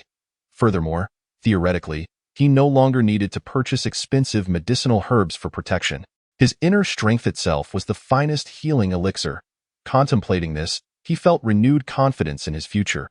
After stretching his limbs, Lin Muji chose not to distance himself from the territory of the ferocious tiger. Instead, he headed towards the direction of the deer herd. It was not that he was lost, but rather he intended to retrieve his bamboo basket and check on the situation of the tiger. If it showed any signs of weakness, Lin Muji resolved to seize the opportunity to take its life, transforming it into nourishment for his own growth. Soon, Lin Muji discovered his bamboo basket beneath a tree. Though it was utterly shattered, with herbs scattered across the ground. His only warm cotton jacket was torn to shreds by animals, and the short bow left to him by Lin Dahu was left in tatters. Seeing this, Lin Muji was filled with rage, knowing full well who was responsible. Thus, he picked up an arrow from the ground and set off to confront the ferocious tiger. He did not know the location of the tiger's den, but he was aware of the whereabouts of the deer herd. At that moment, he understood why the tiger had relentlessly pursued him the previous day. The deer herd was likely its private property. Lin Muji had consumed a significant portion of its prey. No wonder it was so furious. With this realization, the guilt in Lin Muji's heart diminished considerably. Rather than being eternally destined to serve as the tiger's food, it would be better to let it consume them all, thus resolving their tragic fate. I am truly a benevolent person, Lin Muji muttered to himself, salivating, then quickly ran towards the location of the deer herd. Determined to liberate them from their suffering, in the desolate forest, a wisp of smoke gently ascended. At this moment, Lin Muji was cheerfully humming a tune while happily roasting a deer's leg. If only I had some cumin and chili powder right now. As he reminisced about the delectable barbecues of his past life, Lin Muji found himself drooling profusely. Oddly enough, When Lin Muji had fled in terror the previous day, the tiger had insisted on not letting him escape, determined to kill him. Yet today, upon his return and having consumed another deer, the tiger dared not show itself. Indeed, even a creature as mighty as a tiger could be a bully to the weak and timid. This must be a fundamental instinct of living beings. Lin Muji remained among the deer herd for 2 more days, until he was about to hunt a 4th deer when the hidden tiger finally could no longer contain itself. Seizing the moment, it leaped from the underbrush, charging at the wretched monkey. Lin Muji, startled, retreated quickly to evade this lethal strike, and then swiftly maneuvered through the forest, evading the tiger's repeated assaults. Yesterday it had worn Lin Muji down. Today, it was Lin Muji's turn to exhaust the tiger. Lin Muji adhered steadfastly to the principle of retreating when the enemy advanced and harassing when the enemy retreated. Whenever the tiger attacked, Lin Muji took advantage of the terrain to evade, sometimes running around trees and at other times climbing up them. Their speeds were comparable, and even when the tiger unleashed its full might, Lin Muji managed to narrowly escape due to the terrain's advantage. Furthermore, Lin Muji discovered a new efficacy of his inner strength. It could replenish his stamina. As long as his inner strength persisted, so too would his physical vigor.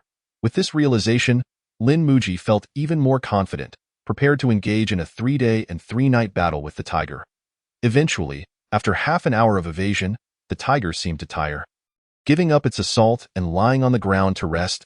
However, Lin Muji clearly had no intention of granting it such a reprieve. He searched the vicinity for some stones and hurled them vehemently at the tiger's head. This act instantly enraged the tiger, which sprang up again, lunging at Lin Muji. This back and forth continued, with the two battling from day into night. Ultimately, it was the tiger that grew impatient, unable to bite or catch the wretched monkey. It sat down to rest, frustrated by the monkey's incessant stone throwing. With its temper flaring, the tiger finally chose to abandon the fight, staggering away towards its cave, its demeanor carrying a hint of desolation. Yet Lin Muji was unwilling to let it retreat so easily. He followed closely behind, seeking an opportunity to capture it. Like a cunning hunter, Lin Muji maintained a safe distance from the tiger to avoid danger. Whenever the tiger paused, he would hurl stones at it, denying it even a moment's respite. He was waiting for the tiger to return to its den, at which point he could use fire to smoke the beast to death. It was close, very close. Lin Muji could distinctly sense the tiger's energy waning. It was now in a predicament, unable to fight or flee, as if destined for death. The mere thought of capturing such a massive tiger filled Lin Muji with a sense of pride. A creature weighing 700 to 800 pounds would surely provide him with enough sustenance for an entire month. How much more advanced would his skills become as a result? Lin Muji pondered 100 ways to prepare the tiger. Salivating at the thought in his distraction, he realized he had followed the tiger to a flat grassy area, unaware. Suddenly, the tiger halted, slowly turning to gaze at Lin Muji. He was startled by the glint of cunning in its eyes. In that instant, the roles of hunter and prey were reversed. Oh no! A sense of foreboding washed over Lin Muji. The next moment, the tiger lunged at him with unparalleled speed, moving even faster than during the day. What a sly creature, preserving its strength to deliver a deadly blow. Lin Muji quickly surveyed his surroundings, drawing a terrifying conclusion. He found himself in an open area, devoid of trees to provide cover from the tiger's assault. The tiger's sudden burst of speed rendered the distance between them no longer safe. In that moment, Lin Muji had no choice but to confront the tiger head-on. Come on, is this not the opportunity I've been waiting for? Lin Muji's lips curled into a smirk as he concentrated all his energy into his right palm, bracing for impact. At that moment, the fury deep within him erupted, colliding with all his strength. As if a qualitative change had occurred, with a furious strike, accompanied by Lin Muji's unbridled rage, his iron sand palm collided violently with the tiger's formidable paw. The clash was instantaneous, and then both parties momentarily froze. Neither moving, Lin Muji's entire right arm trembled uncontrollably, his breath becoming erratic, forcing him to stand still and recover. The tiger, too, was not faring much better. Its once proud claws were now splintered, and its broad pads were bloodied and mangled. A pitiful sight indeed. The next moment, both man and beast turned away in unison, signaling the conclusion of their battle. They both understood that their strengths were nearly equal. Continuing the fight would lead to a Pyrrhic victory for Lin Muji. Should he sustain a serious injury, it would be a loss greater than any gain. Thus, he abandoned the notion of slaying the tiger. The tiger, a solitary predator, similarly recognized that injury often equated to death. And for the sake of survival, it too was unwilling to continue the struggle. The confrontation between man and tiger came to a close as the sun dipped below the horizon. They gradually distanced themselves from one another, ultimately vanishing in the twilight. Chapter 17. The return. Having fought to a standstill with the fierce tiger, Lin Muji's confidence soared. His initial plan to temporarily return to Wangjia village for rest was abandoned. Thus, Lin Muji left the tiger's territory and ventured deeper into the forest. He sought to hunt more prey and to search for several high-quality ginseng roots. That ginseng had greatly aided him, and its remarkable efficacy still lingered in his memory. Without that ginseng, reaching his current level of cultivation would have likely required at least 2 more years of effort. Realizing the importance of external resources in cultivation, Lin Muji became endlessly enamored with wealth. Even if he could not afford precious herbs like ginseng, merely having enough to eat and drink would suffice, and both required substantial amounts of money. 10 days swiftly elapsed. During this time, he had battled wolf packs, contended with black bears, and toyed with wild boars, experiencing both victories and defeats. He had lost track of how many mountains he had scaled, how many streams he had crossed, and how many miles of rugged terrain he had traversed. Yet he had not encountered a single quality ginseng root. This prompted him to reflect on the luck he had experienced upon his arrival, when simply traveling had led him to discover that old ginseng. Yet now, despite his deliberate search, he could find none. However, it was not a complete loss. During these 10 days, he had successfully hunted 3 wolves, 2 lynxes, 7 or 8 rabbits, and 3 to 5 wild chickens. He even stumbled upon several eggs in a wild chicken's nest, which delighted him immensely.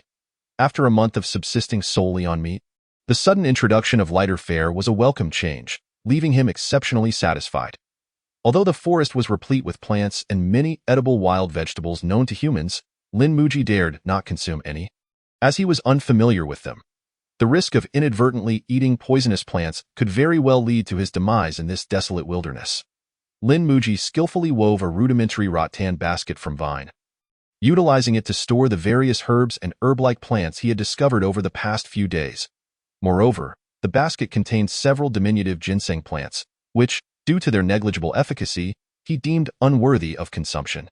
Instead, he contemplated selling them for coin, hoping to exchange the proceeds for sustenance to maximize the utility of his efforts. Feeling satisfied with his considerable haul, Lin Muji retraced his steps back to the territory of the tiger, guided by distinctive markings, until he arrived beneath a grand tree.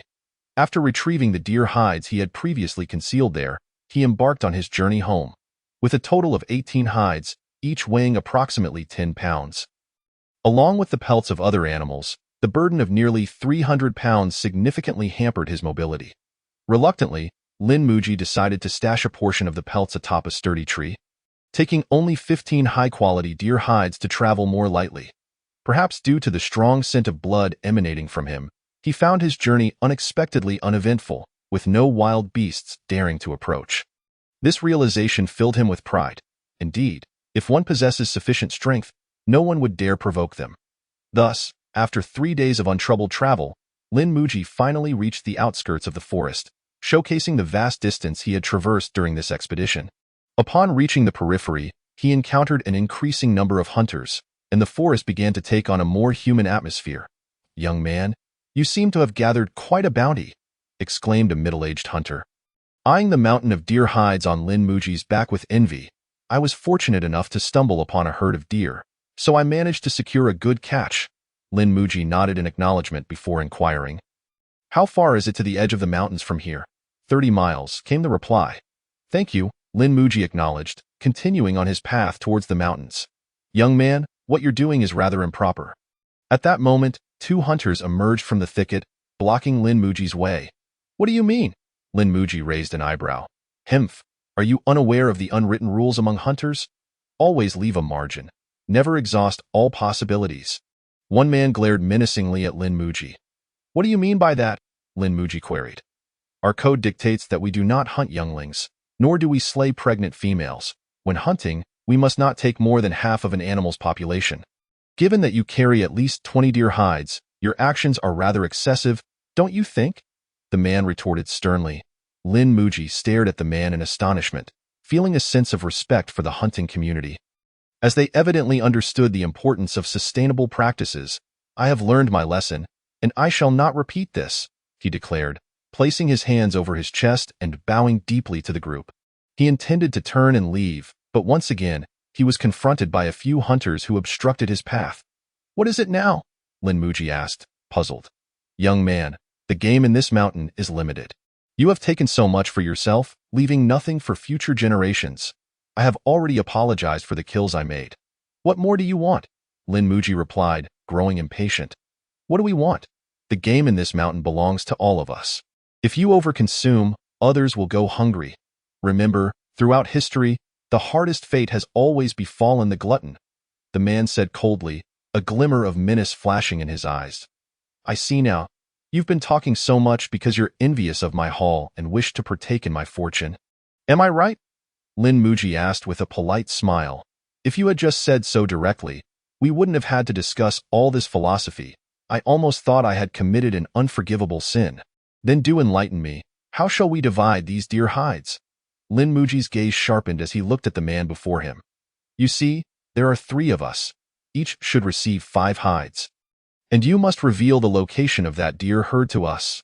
Otherwise, the man's eyes gleamed with malice, while the other 2 hunters gradually closed in on Lin Muji, forming a triangular blockade. Ah, so you intend to rob me. Have you simpletons not considered my prowess? The sheer quantity of game I have taken is a testament to my skill. How dare you approach me? Lin Muji's eyes glinted with cold fury as he shouted. Nearly roaring the last words, in an instant, Lin Muji struck first, his iron palm unhesitatingly targeting the man before him. His decisive action took everyone by surprise. The hunters, judging Lin Muji by his youthful appearance and solitary state, had plotted to extort him, never anticipating the ferocity that lay within this seemingly frail boy. The man facing Lin Muji had yet to react when he was swiftly struck on the head, collapsing to the ground, unconscious and unaware of his fate. You little brat! How dare you harm others? Is there no law? Another hunter exclaimed in terror, still failing to grasp the severity of the situation as he attempted to lecture Lin Muji on legality. However, before he could finish, Lin Muji advanced and delivered another blow, leaving him incapacitated on the ground. Do not come any closer. The last remaining hunter, now terrified, gazed at Lin Muji, then frantically retreated. Seeing that Lin Muji showed no intention of pursuing him, he turned and fled, scampering away like a frightened dog. I survived. I survived. The man's thoughts raced, but soon darkness enveloped him as he lost consciousness. Lin Muji wiped his hands, a cruel smile forming on his lips, foolish and unwise. He harbored no mercy for those who sought to harm him. They must perish. After swiftly clearing the battlefield, he collected a considerable amount of provisions, 3 leather water flasks, 3 daggers, 3 short bows, and a number of arrows. The abundance of his spoils astonished Lin Muji, leading him to muse that indeed, the spoils of war often come with a price. Each of these short bows surpassed the quality of the one owned by Lin Dehu, and having previously observed the prices at the market, he knew the cheapest would fetch at least 2 taels of silver. Thus, in mere moments, Lin Muji had amassed a fortune of at least 6 taels. The speed at which wealth came to him sparked thoughts of changing his vocation. Perhaps he should remain in this mountain, taking down anyone who crossed his path. However, he soon dismissed this tedious notion. The hunters, like him, were also impoverished. What was the point in robbing the destitute? If he were to rob, it should be from the wealthy. Just as Lin Muji pondered this, a sharp arrow suddenly whistled through the air, striking him in the back and piercing through his chest. Surprised, Lin Muji glanced at the arrowhead protruding from his chest, then coughed blood as he collapsed to the ground. Moments later, 2 hunters emerged from the distant thicket. Damn it! This kid is ruthless. He has killed 3 of my brothers, brother. What do we do now? With Sanhua dead, how will we explain this to their families? Explain. What nonsense. Sanhua's wife and daughter are fine. I'll take care of them. Okay. Then I'll handle Guzi's family. As they divided their spoils, they approached Lin Muji's fallen form. We've hit the jackpot, brother. The pelts this kid carries can easily fetch 10 taels of silver. What are you shouting about? Such little ambition. Huh? Where is he? The two hunters, while inspecting their loot, suddenly realized with horror that Lin Muji, who should have been lying on the ground, had vanished without a trace. Be careful, one of the men shouted at his companion. But it was too late. Lin Muji struck swiftly, dispatching one of them with ease. Monster? A demon? Ah, do not come closer, do not come closer. The surviving hunter, paralyzed by fear, crumpled to the ground, utterly unable to resist.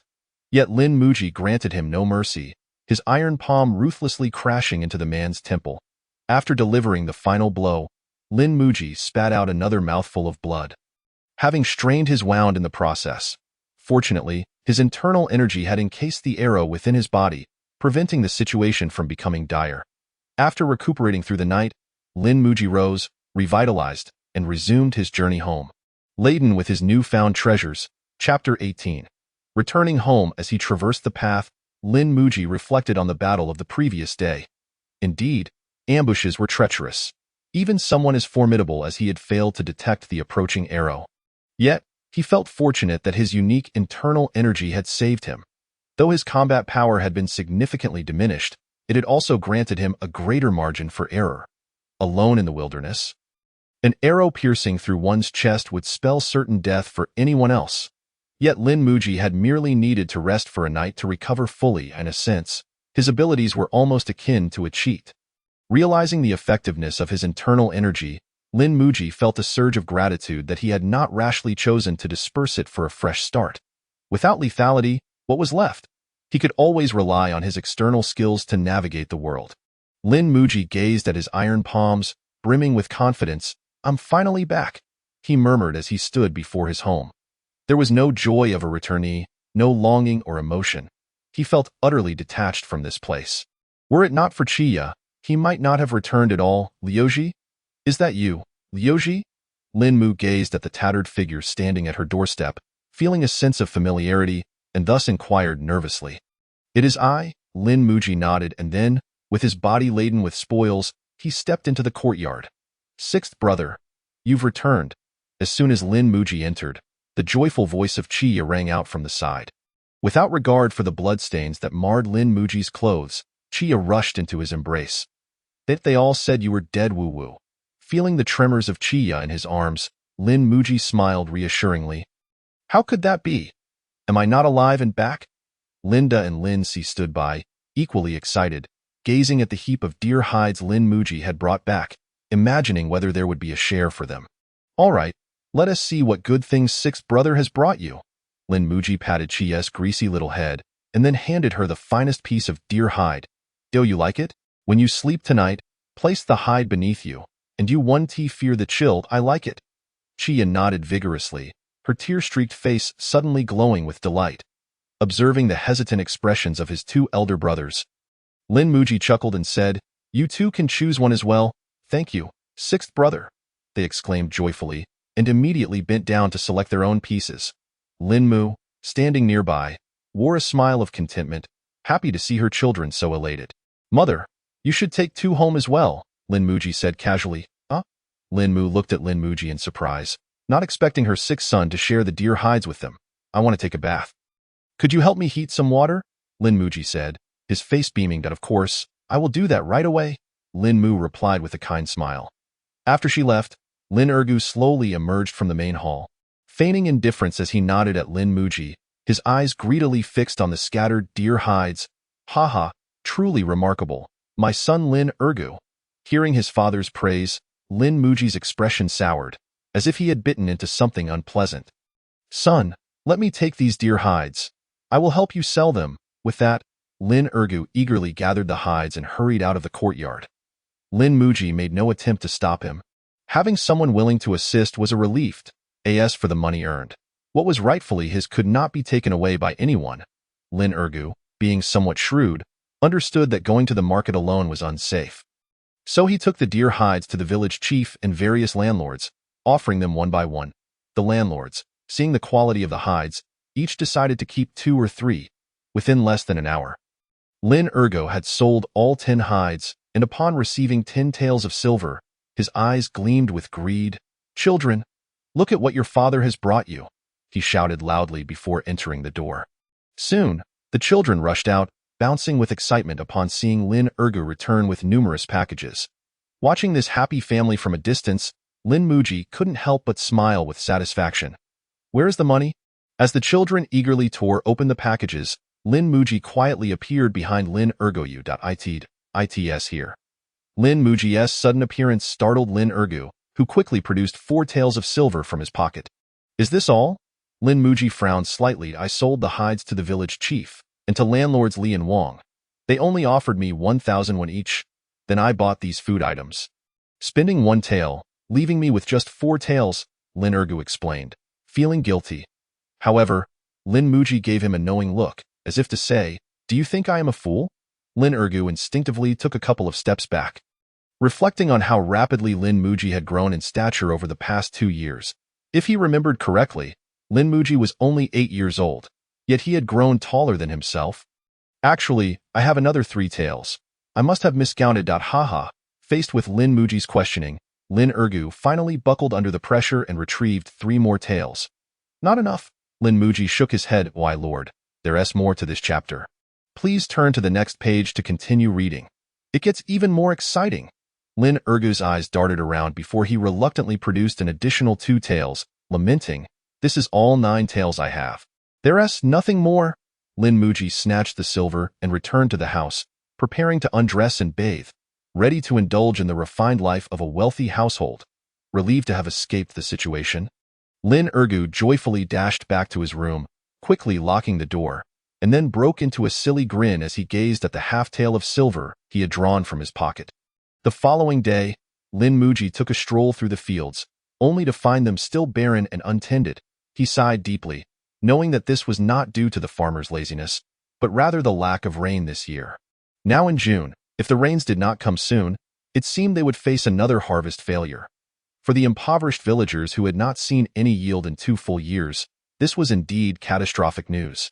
Lin Muji, being prudent, decided to take Lin Ergu and Linda to the market that day, intending to purchase 1,000 jin of rice to prepare for any eventuality. However, upon arriving at the rice shop, they discovered that the price of rice had risen from 5 won per jin to 7. Lin Muji's heart sank. This was not a good omen. 6th brother, the rice has gone up in price. Should we buy less? Lin Ergu lamented over the silver. Foolish. Short-sightedness will not lead to greatness. Lin Muji chastised sternly at that moment. It felt as if Lin Muji were the father, while Lin Ergu resembled the son. Shrinking into silence, Lin Ergu was not intimidated by Lin Muji's strength, but rather by his wealth. In his view, whoever had the money was the one to dictate terms. I've changed my mind. I want to buy 2,000 jin of rice, Lin Muji declared to the shop owner. This customer is indeed astute. To be candid, our northern provinces of Dayu have faced droughts year after year, and many places have seen no harvest. Food prices are only going to rise, the rice shop owner lamented. Although he ran a rice business, he was still filled with dread for the future. After all, for honest merchants, peace was paramount. Alas, the common folk are suffering, Lin Muji echoed, feeling somewhat contemplative. While the workers loaded the cart at the rice shop, Lin Muji decided to visit the blacksmith's shop next door. Intending to purchase a sword for self-defense and perhaps practice swordsmanship during his leisure. However, upon inquiring about the prices, he exited the shop in dismay. Simply put, it was exorbitant. The most ordinary long sword cost a staggering 20 taels of silver. Moreover, the craftsmanship was mediocre, the material soft and flimsy, appearing as if it could snap with the slightest pressure. Wielding such a weapon in combat would likely result in disaster after just a couple of strikes. Of course, there were better options, but their prices were simply outrageous. The least expensive were in the dozens of taels, while the more exquisite ranged from hundreds of taels. The prized sword hanging at the top of the shop was priced at a staggering 500 taels. At that moment, Lin Muji realized just how narrow his perspective had been. 20 taels had seemed astronomical to him. He had not anticipated that even in this small county market, such precious items would be available. Clearly, one could not underestimate this seemingly humble town, for it was a place where talents abound. In the end, Lin Muji spent 1 tael on an iron pot at the market before returning home alongside the rice shop's cart. Chapter 19. The young lady of the Mu family comes of age. Lin Muji did not return to the cave, but instead set up the iron pot in his own yard. preparing to devote himself entirely to the practice of the iron sand palm in the days to come. Previously, he had gone to the cave to prevent Lin Ergu from stealing his money. But now, Lin Ergu dared not do so. If he entertained any ill intentions, Lin Muji would genuinely retaliate. Linda, add more firewood. Feeling the temperature of the iron pot dropping, Lin Muji immediately barked an order. Coming right up, Linda scampered over to add some branches beneath the pot. Meanwhile, Lin Si used a bamboo tube to blow air into the stove pit, serving as a makeshift bellows to ensure the flames blazed brightly. Lin Ergu personally went to chop wood on the mountain, and the family worked together in a well-organized manner. Of course, their harmony had little to do with familial affection. It was simply that if they did not work, Lin Muji would withhold their meals. Good, keep it up.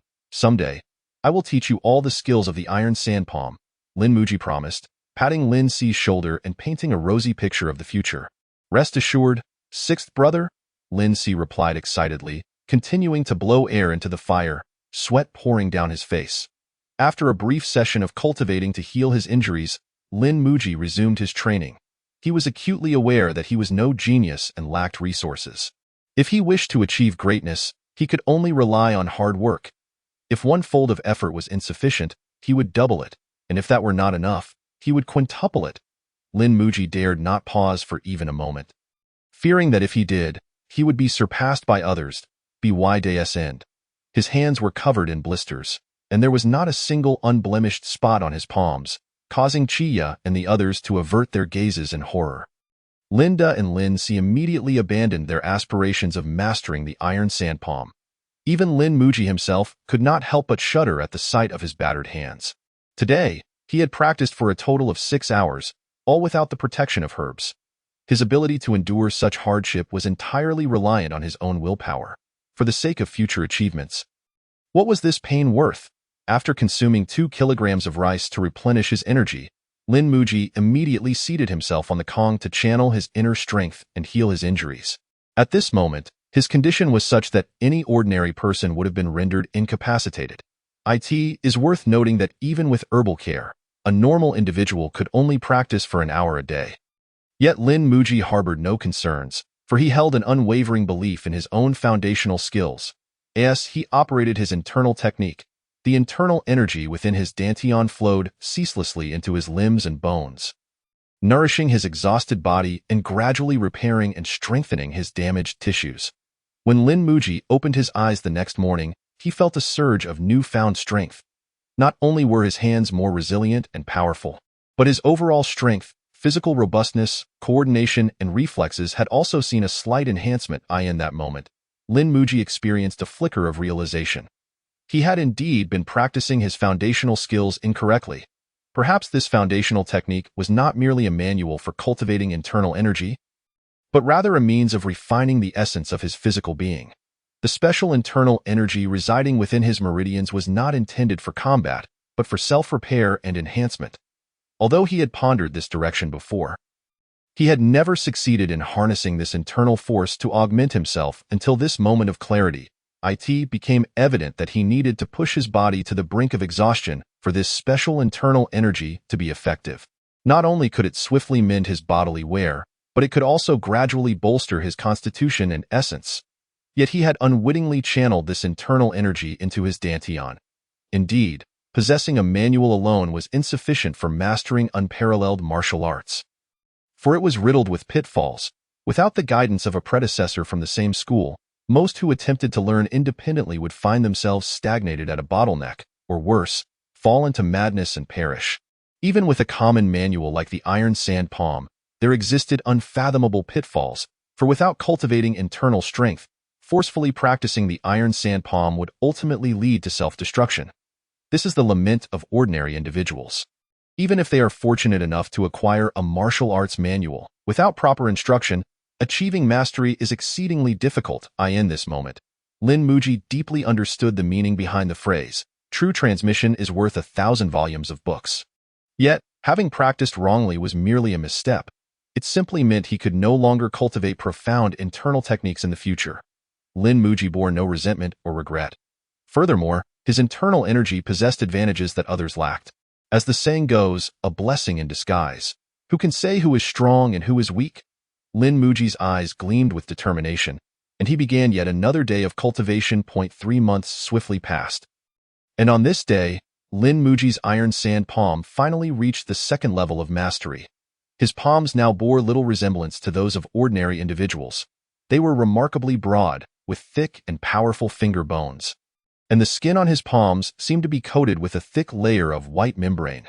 Now, when he plunged his hand into a cast iron pot, it could not even sustain a scratch. Testing the strength of his palm with a dagger, the sensation was akin to drawing across cowhide. Without exerting force, the blade could not penetrate his skin. Only when he increased the pressure did the dagger finally break through the skin and pierce into the flesh. Yet it was firmly halted by the bones of his palm, unable to delve any deeper. This indicated that his palms could now withstand the vast majority of sharp blades. Of course, should a hammer strike, his iron palms would still be shattered. Nonetheless, Lin Muji felt immense satisfaction. After all, this was merely the second level of the iron sand palm. After inspecting his progress, Lin Muji's gaze fell upon the dwindling supplies in his granary. A source of growing concern. Over the past 3 months, he had consumed 10 kilograms of rice daily, while his family required 5 kilograms each day as well. Thus, the 2,000 kilograms of rice he had purchased had dwindled to less than 600 kilograms. This left him deeply worried, as this amount would be insufficient to last until the next year. Therefore, Lin Muji urgently needed to procure at least another 2,000 kilograms of rice to ensure his family could weather the impending famine. Yet the issue lay in his lack of funds. At this moment, he possessed only a mere ounce of silver, alongside some herbs of uncertain value and 5 short bows. If he were to sell these bows, he would no longer be short on money. However, they were stolen goods. After a moment's contemplation, Lin Muji resolved to conceal the bows and instead took the sun-dried herbs to the Mu family clinic. "Dear customer, how may I assist you?" A gentle and graceful young lady greeted Lin Muji at the clinic entrance, her sweet and melodious voice sending his thoughts adrift. "Qingling, it's me," Lin Muji replied with a warm smile. A year had passed, and everyone had undergone significant changes. The once youthful Mu Qingling had shed her childishness and blossomed into a graceful young woman. "Ah, is it Xiaolu?" Mu Qingling exclaimed in surprise, unable to believe that the rough man before her was the frail Lin Xiaolu. Yet his voice remained as youthful as ever, and he was the only one who called her Sister Ling. "With no one else doing so, it is I. I never expected you to remember me." Lin Muji laughed heartily. "How could I forget? You have always been my dear little brother," Mu Qingling replied with a tender smile. In that moment, the two fell into a tranquil silence, gazing at one another without a word. How have you changed so much?" Finally, Mu Qingling averted her gaze, her cheeks tinged with a faint blush, and quickly shifted the topic. "I have been practicing martial arts and eating well lately, hence the slight change," Lin Muji explained, his eyes fixed intently on Mu Qingling's face without a hint of shyness. "I never imagined you would have such opportunities. My elder brother has also gone to Qingqing Mountain to train." Mu Qingling, feeling flustered under Lin Muji's gaze, shyly lowered her head. "I actually came here to sell some herbs. I was wondering if you would be interested in purchasing them." Lin Muji discerned her embarrassment and stated his purpose. "We do buy them." Mu Qingling nodded. "Great. Please take a look." Lin Muji extended the bamboo basket in his hands towards Mu Qingling. "These herbs are of good quality and can fetch a decent price. However, why are there so many weeds mixed in?" Mu Qingling examined the herbs in Lin Muji's basket and began to separate the weeds. Lin Muji observed and joined in to help. "Sister Ling, is this useful as well, or is it just a weed?" "Yes. What about this one?" "This is Angelica. And this one?" "This is Eukamiad." As their hands brushed against each other in the narrow basket, Lin Muji initially feigned propriety, stepping back to indicate it was accidental. However, upon realizing Mu Qingling showed no reaction, he grew bolder, eventually grasping her delicate hand firmly. Mu Qingling gasped in surprise, but fearing to attract the attention of those nearby, she quickly covered her mouth. "Xiaolu, what are you doing?" Mu Qingling whispered, her expression a mix of shyness, alarm, and a hint of budding affection. "Sister Ling, you are truly beautiful." Lin Muji grinned foolishly, yet he did not loosen his grip in the slightest. "I'll give you 3 or 2 silver coins for these. How does that sound?" Mu Qingling lowered her head, calculating with a serious expression, her cheeks still flushed, forcing her to keep her head down. "All right, you have the final say," Lin Muji replied gently. By the way, Sister Ling, have you learned to write yet?" Lin Muji inquired. Mu Qingling shook her head. Why haven't you learned yet? I just saw you adeptly calculating with the abacus. With your intelligence, wouldn't it be a pity not to study? Lin Muji expressed his regret, feeling that Sister Ling was squandering her talents, and why father does not allow it. Mu Qingling replied softly, her tone laced with disappointment. Why is that? The son can venture to Qingcheng to learn martial arts, yet the daughter is forbidden from studying. Lin Muji's face contorted in anger. Why father often says, a woman with no talent is virtuous. He is talking nonsense. Why should women be denied an education? Sister Ling, you must not heed your father's words. If he refuses to teach you, you must learn anyway. Why should being born a girl condemn you to a life of serving tea and tidying up? No one has the right to deprive you of your right to learn, Lin Muji declared vehemently. Coming from a modern background, he held a deep disdain for such archaic feudal ideologies and felt compelled to dismantle them whenever encountered. Under Lin Muji's impassioned speech, Mu Qingling appeared somewhat swayed.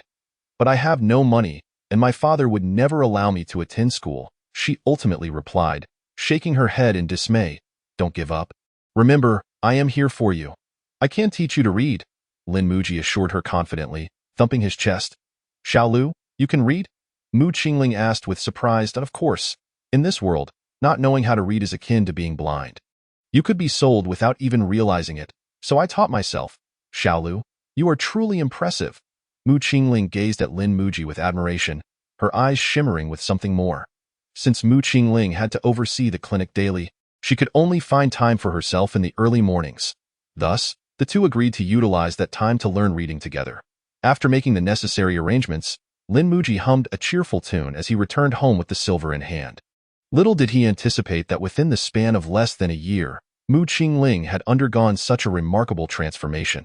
She had shed her youthful innocence and now possessed a certain allure unique to women. Moreover, she was gentle, diligent, resilient, obedient, and capable, qualities that were undoubtedly appealing to men. Thus, Lin Muji found himself drawn to her, though his interest was not solely driven by her beauty. After all, they had once been very close friends, and he had always harbored feelings for her. Yet, the most significant factor remained Mu Qingling's physical transformation. Her face had once bore a few blemishes of youth, but now those had faded, revealing skin as delicate and fair as ice and jade. Furthermore, her figure had developed enticing curves, accompanied by a subtle hint of medicinal fragrance that profoundly stimulated Lin Muji's senses. At the tender age of 8, it was high time for him to take action regarding his life's significant matters. Chapter 20. Transforming iron into sand. Upon returning home, Lin Muji hurriedly retrieved 2 short bows from the woodshed and made his way to the marketplace. With only 4 taels of silver in hand, he found himself unable to purchase much rice. Thus, he reluctantly decided to sell these ill-gotten goods. He was aware that selling the short bows could invite considerable trouble, but given that their owner was merely an ordinary hunter, Lin Muji believed he could manage any ensuing complications. Meanwhile, in the Li family courtyard, a wiry man with shifty eyes was relaying information to the wealthy landowner. Li-is what you say true? Did he really take 2 short bows to the marketplace? Li Dao inquired without lifting his gaze, casting a sidelong glance at the frail man. Indeed, sir. I saw it with my own eyes. There is no mistake. The man nervously replied. I even made a point to greet him. Li Dao furrowed his brow, sipping his tea before responding slowly. I understand. Return and continue to monitor their family. Report any unusual activity immediately. Yes, sir, I take my leave. The man bowed and exited the premises. Had Lin Muji been present, he would have been astonished to discover that this shifty-eyed fellow was none other than his father's friend, Wang Sanpao. Li Dao had long harbored resentment over Lin Muji's deceit towards his simple-minded son and was constantly devising schemes to annihilate Lin Muji's family. In recent years, due to a series of devastating droughts, many common folk, driven by necessity, were forced to sell their lands and become tenants of the wealthy. This explained why, despite 2 consecutive years of poor harvests, the populace had not starved en masse. Thus, while this natural disaster was a calamity for ordinary people, it presented an opportunity for others, a stroke of fortune. What was a disaster for the common folk meant an expansion of land for the landlords, a broader smile for the merchants, and a more prosperous appearance for the officials. Li Dao patiently awaited the moment when Lin Ergo's family would be utterly destitute. ready to acquire their land at a bargain. However, he could never have imagined that what awaited him was Lin Ergo arriving at his doorstep with a heap of deer skins. He found himself perplexed as to where Lin Ergo had procured such deer skins, until he later discovered that the once frail Lin Xiaolu had transformed remarkably within a year into a robust 7-foot man. Connecting this with Lin Xiaolu's diligent efforts to learn to read, the astute Li De instantly grasped the implication. It was evident that Lin Xiaolu had mastered some form of martial arts, and the reason behind his literacy was likely to facilitate his martial training. Realizing this, Li Da's teeth ground together in seething resentment over Lin Muji's good fortune. Martial arts. For generations, the Li family had aspired to acquire a martial arts manual to enhance their family heritage. Yet, such manuals were incredibly precious, and despite nearly a century of effort by 3 generations, they had found not a trace of such a text. These manuals were well guarded by the elite. Yet now he learned that the peasant-born Lin Xiaolu had actually taken up martial arts. How could he find peace of mind? Alongside his hatred, a fiery ambition ignited within Li De. If he could eliminate Lin Muji's family, the manual would surely become his. The Li family's century-old aspiration was within reach. Thus, from the moment Lin Ergo brought deer skins to his home, he had set his sights firmly on the Lin family. With merely 2 taels of silver, he bribed Lin Ergo's friend, Wang Sanpao, to act as his informant, and now, with Wang Sanpao's report today, Li De understood that his opportunity had finally arrived. An 8-year-old child capable of hunting such an abundance of game was already suspicious. Now, with the acquisition of 2 short bows, Li De realized that Lin Xiaolu was undoubtedly engaged in some form of underhanded dealings. Thinking along these lines, Li De summoned his steward. Old Li, send this package of tea leaves to Wang Zhan's household. Yes, sir, the steward replied quietly, but he did not immediately act, knowing that further instructions were forthcoming. As expected, Li De continued, go to Wang Zhan and arrange for a temporary travel permit. Then find someone astute to inquire about a certain matter in the surrounding villages within 10 miles. Yes, sir, the steward nodded repeatedly. Young man, this bow of yours is quite impressive, the pawnshop owner remarked, admiring the short bow in his hands. How much silver is it worth? Due to the recent drought, the fields can no longer be cultivated, and the common folk have all taken to hunting in the mountains. The price of bows has indeed risen, but the owner squinted at Lin Muji. Why would you come to sell bows at this time? I fear the origin of these bows. Do not concern yourself with the origin. Simply tell me whether you will buy it or not, Lin Muji replied, his expression unwavering. Yet, being still young, he did not realize that with this single statement, the pawnshop owner had already deduced that these bows were surely of dubious origin. Of course, I will buy them. A businessman would never turn away a deal at hand. The owner chuckled. However, his expression instantly shifted to seriousness. 2 taels each. No negotiation. Deal. After securing the silver, Lin Muji promptly headed to the rice shop he had visited last time. However, upon seeing the current rice prices, his expression darkened. Shopkeeper, do you still recognize me? Did you not say the price of rice would continue to rise? How is it that the price has now returned to 5-1?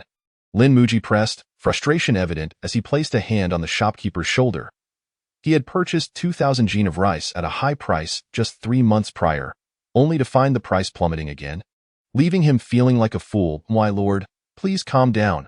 I had no idea the court would allocate funds for disaster relief, and they have strictly controlled rice prices. Those who attempt to raise prices may face execution. The shopkeeper explained pitifully, feeling the pressure on his shoulder. I see. Lin Muji nodded. It seemed there were indeed good officials within the court working for the welfare of the common people, in that case.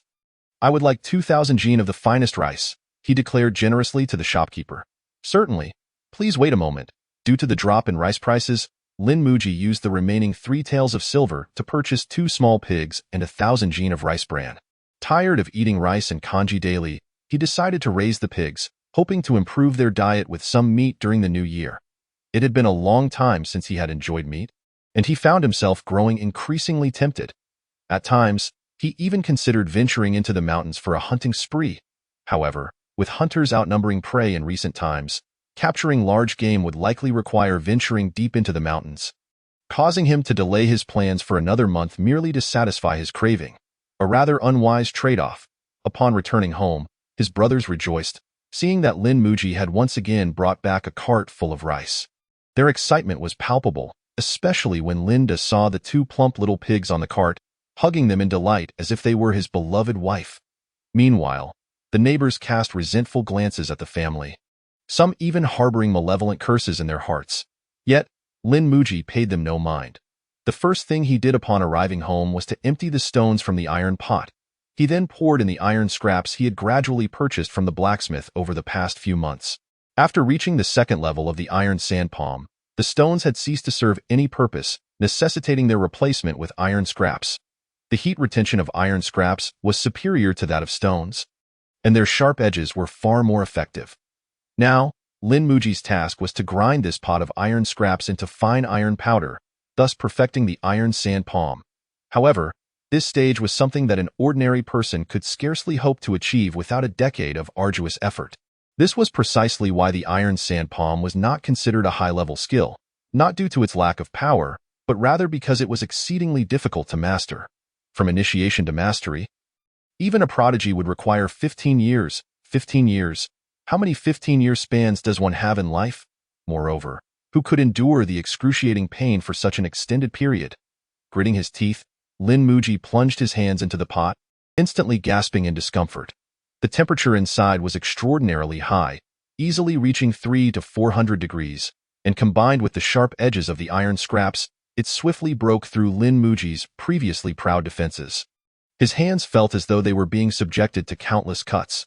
The heated iron scraps became particularly sharp, easily inflicting wounds on his palms, which then sank into his flesh. Even when Lin Muji attempted to move, he would suffer further injury. Not merely confined to the palms, the iron filings had even infiltrated the crevices of his fingernails. The agony emanating from all 10 fingers combined felt akin to a piercing torment.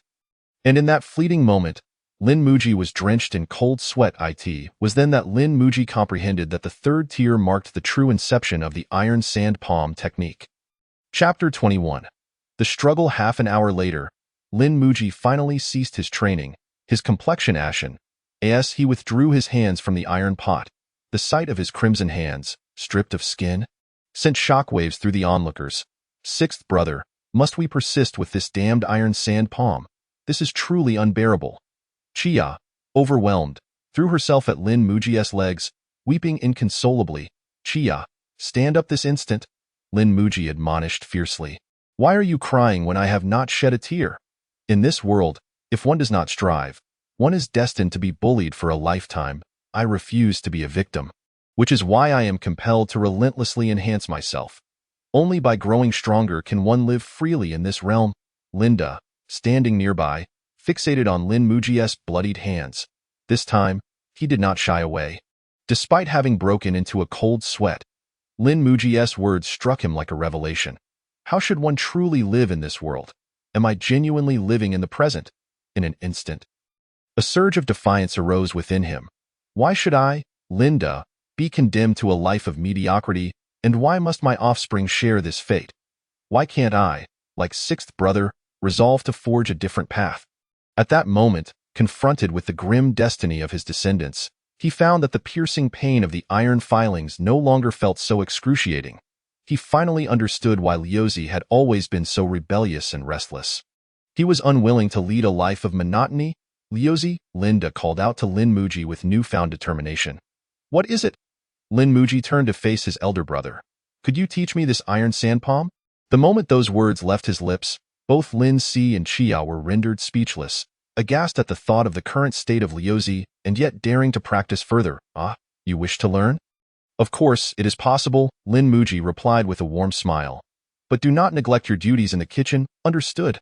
Linda nodded resolutely. Unlike Lin Muji, he lacked the protective inner energy, thus to cultivate the iron sand palm.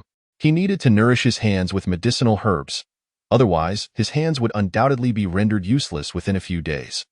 Consequently, Lin Muji procured 2 short bows and ventured to the county town, intending to exchange them for the necessary herbs for cultivating the iron sand palm. All of this was observed by the ever-watchful Li landlord. As the night deepened and the dawn approached, the cycle continued, and before long, it was the 12th month. In the span of these 4 months, Lin Muji had grown significantly stronger, and at present, his hands had become even more resilient. They were no longer the ordinary flesh color but had transformed into a shade of iron black. With hints of red rust intermingled, he had successfully integrated some of the iron filings into his palms, achieving a minor success. However, to attain mastery, he must refine the iron filings into the very marrow of his bones. To Lin Muji's surprise, Linda had indeed persevered throughout these 4 months without faltering for a single day. Yet, due to his lack of innate talent, he had not managed to progress beyond the first tier. To prevent Linda from exhausting himself, Lin Muji had even imparted the basics of the young boy technique to him, but progress remained excruciatingly slow. Now, Lin Muji had abandoned any notions of hoarding his knowledge. For he possessed unwavering confidence. Even on the same starting line, he was certain he would not be outdone by anyone. On the very night he shared the young boy technique with Linda, he himself achieved a breakthrough to the next realm. The young boy technique comprised 5 stages: solidifying essence, nourishing blood, refining marrow, leakless, and ultimately, the innate realm. As the name implies, solidifying essence involves continuously solidifying one's energy to strengthen oneself. During this stage, the practitioner experiences notable enhancements in physical strength, endurance, body resilience, and metabolic rate. The faster the metabolism, the quicker the body grows. Consequently, Lin Muji had now reached a height of 7.5 feet, approximately 1.8 meters, and weighed over 200 pounds. His muscles were incredibly solid, capable of lifting 500 pounds with ease. It was hard for others to fathom that such a formidable physique belonged to an 8-year-old boy. This exemplifies the brilliance of the innate young boy technique, which condensed Lin Muji's growth over a decade into merely a year. However, upon entering the second tier, this rapid growth would be curtailed, as the metabolic rate would begin to decline.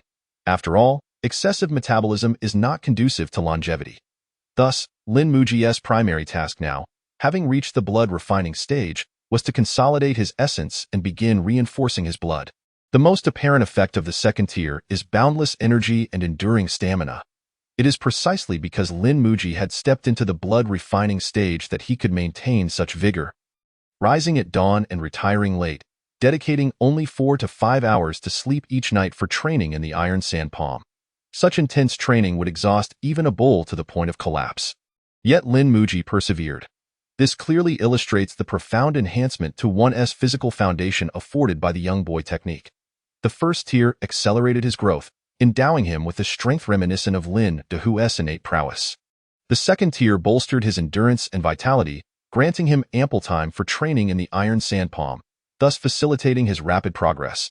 Lin Muji fully understood now that the young boy technique was like the finest auxiliary skill. Any martial art practiced in conjunction with it would yield exponential rewards. At this moment, as dawn broke, Lin Muji cleansed himself and made his way toward the medical hall. For the past 4 months, he had taken the time each morning to teach Mu Qingling reading and writing, adding a touch of flavor to his otherwise monotonous life. Now, Mu Qingling was on the brink of graduating. "Sister Linger, I have arrived." Climbing over the high wall of the medical hall, Lin Muji softly called out beneath Mu Qingling's window. Moments later, Mu Qingling opened the window, allowing Lin Muji to enter. Once inside, Lin Muji made himself comfortable, plopping down on Mu Qingling's bed, his gaze wandering habitually. On one occasion, he even caught sight of a discarded undergarment on the bed, which left Mu Qingling blushing furiously, hiding under the covers for a quarter of an hour before she could muster the courage to speak to him. Regrettably, after that incident, he had not seen such a sight again, though the habit of his wandering eyes lingered. "Sister Linger, why have you put on makeup today?" Upon noticing Mu Qingling's exquisite appearance, Lin Muji's eyes lit up. With dark eyebrows, rosy lips, and a fair complexion. At this moment, Mu Qingling resembled a fairy stepped out of a painting, elegant, graceful, and poised. "Is this makeup for me?" Suddenly, Lin Muji leaned in close to Mu Qingling's ear and whispered, causing her face to flush crimson as she quickly averted her gaze. "Wait, what is that scent?" Lin Muji sniffed the air, scrutinizing Mu Qingling's face closely. "Stop it, there's no scent at all." Mu Qingling, flustered, attempted to push Lin Muji away, but he grasped her small hand firmly. He then inspected her cheek with keen attention. Since advancing to the third tier of the Iron Sand Palm, each training session left his hands bloodied, leading to an acute sensitivity to the scent of blood. To his astonishment, he detected a faint metallic odor on Mu Qingling. Raising his suspicions, Lin Muji was certain this was not menstrual blood, as the time had not yet come. Though Mu Qingling wore heavy makeup, his careful observation revealed hints of bruising beneath her cosmetics. "Who struck you?" Lin Muji inquired coldly. Nobody at all," Mu Qingling stammered, struggling to suppress her tears. Yet, faced with Lin Muji's unwavering gaze, she ultimately broke down, tears streaming down her cheeks. "Yesterday, I heard your brother returned from Qingqing Mountain. Was it he who hit you?"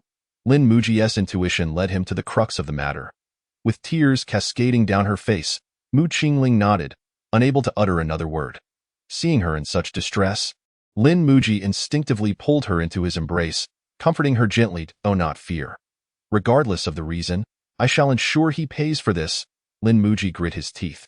Regardless of the motive behind inflicting harm on his own sister. Such a person was utterly unforgivable. Even if Mu Qingling had indeed erred, Lin Muji would never permit anyone to bully her, as he was always one to support family over reason. After offering comfort for a while, Lin Muji lost all desire to continue the lesson, opting instead to leap out of the window and swiftly appeared at the front door of the Mu family medical hall. Before the imposing entrance of the Mu family medical hall, Lin Muji gathered his strength and unleashed a powerful iron sand palm. In an instant, with a deafening crack, the bolt on the inside of the door shattered.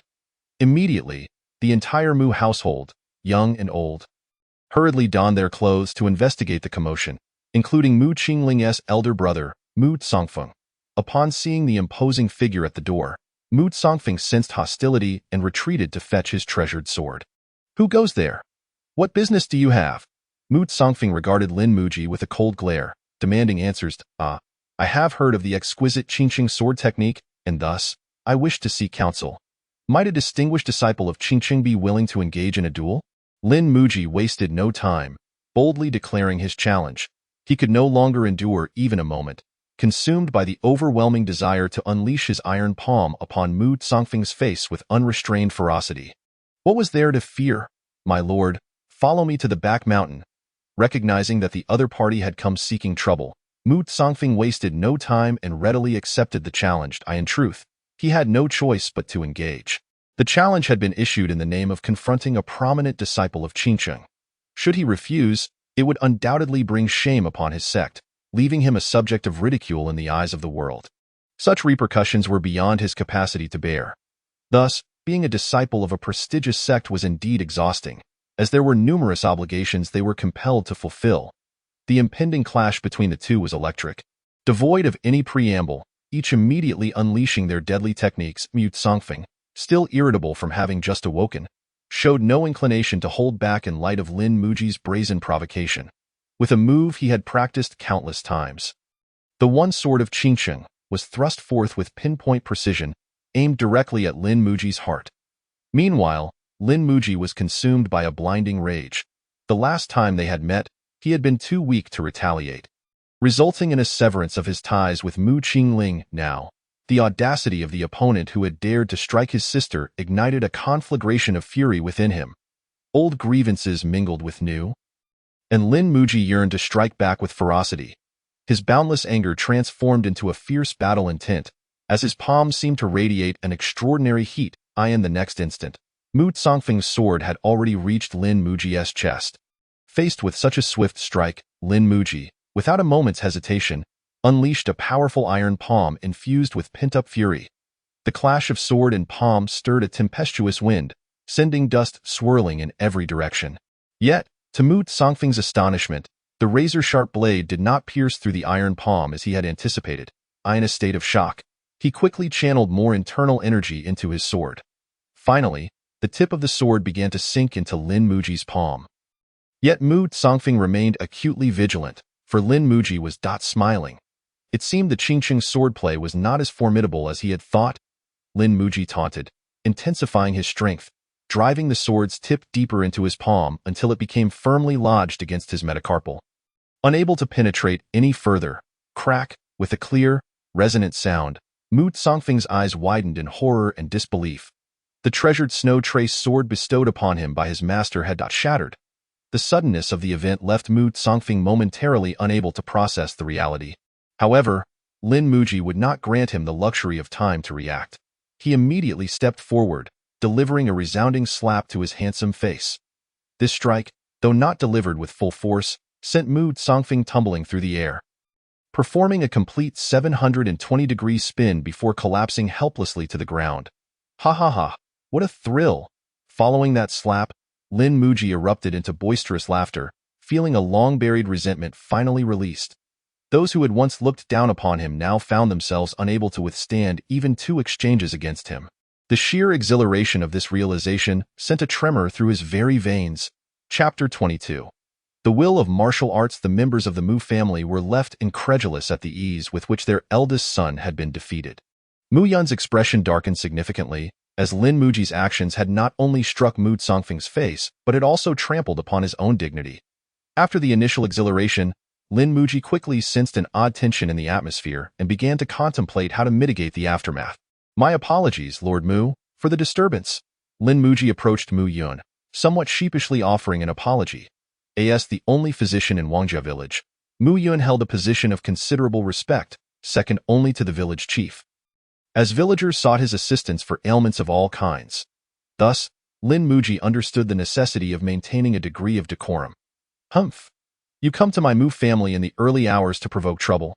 Do you deem me, Mu Yun, inconsequential? Do you truly believe that just because you have studied martial arts for a few days, you can act with impunity? Mu Yun glared at Lin Muji, his expression as cold as frost. How could I dare? I merely heard that the eldest son had returned from his studies, and I, sixth son, could not resist the urge to spar with him. Lin Muji lowered himself, showing due respect to Mu Yun. Setting aside the other party's identity, Lin Muji was reluctant to offend him too gravely, especially considering the possibility that he might become his future father-in-law. You have certainly crossed a line. We are fellow villagers. And you harbor no enmity with Songfeng. To so publicly humiliate my son is rather excessive. Wouldn't you agree? I apologize. Once the eldest son awakens, I shall come to pay my respects. Lin Muji, unsure how to further explain himself, left hastily, leaving the members of the Mu family to discuss the matter amongst themselves with shared indignation. And why, Lord, that Lin's sixth son came unprovoked and has now harmed the eldest young master. This cannot be left unaddressed. One of the servants spoke with palpable resentment. Indeed, he has even damaged our front door. We must send him to face the authorities. Yes, let us send him to face the authorities. In the midst of the crowd, Mu Qingling kept her head bowed, fearing that others might discover Lin's sixth son's actions were in defense of her. Enough. Help the eldest young master back. Mu Yun commanded sharply, dispersing the crowd. Reporting to the authorities was out of the question. It would only serve to invite ridicule upon the disciples of Qingqing for their inability to accept defeat. A consequence far too grave for a mere Mu family to bear. Upon returning home, Lin Muji reflected on his actions, realizing he may have gone too far. This incident had undoubtedly offended the Mu family. The public slap delivered to Mu Songfeng was a severe blow not only to the Mu family's pride but, on a larger scale, to the entire Qingqing sect. This thought instilled a sense of apprehension in him. Would he face retribution for his actions in the future? Forget it. Why dwell on it? What's done is done. If anyone dares seek revenge, I would simply retaliate in kind. Lin Muji shook his head. Dispelling his worries, he then called for Linda and Lin Si to stoke the fire and resumed his practice of the iron palm technique. It won't be long now, at this rate. Within 3 months, my iron palm will reach perfection. Gazing at his darkened palms, Lin Muji felt a rush of excitement. His battle with Mu Songfeng had been incredibly fruitful, not only refining his iron palm but also instilling him with a newfound sense of invincibility. What if they are disciples of a major sect? I, Lin Muji, will eventually trample them all beneath my feet. Lindahu, you must diligently train at the Hidden Sword Gate. The next time we meet, I will surely defeat you in a fair contest. Lin Muji clenched his fist, the conviction of invincibility solidifying within him. What brings you here? Suddenly, Lin Muji turned his gaze toward the wall outside. The visitor was none other than the dashing Mu Songfeng, clad in white, his gaze sharp as a blade. Today, witnessing your relentless dedication to your training, I realized that my defeat was not unjust. Mu Songfeng expressed with admiration. Noting the calm demeanor of his opponent, Lin Muji softened his tone. Would you like to come in for a moment? Then I shall not impose.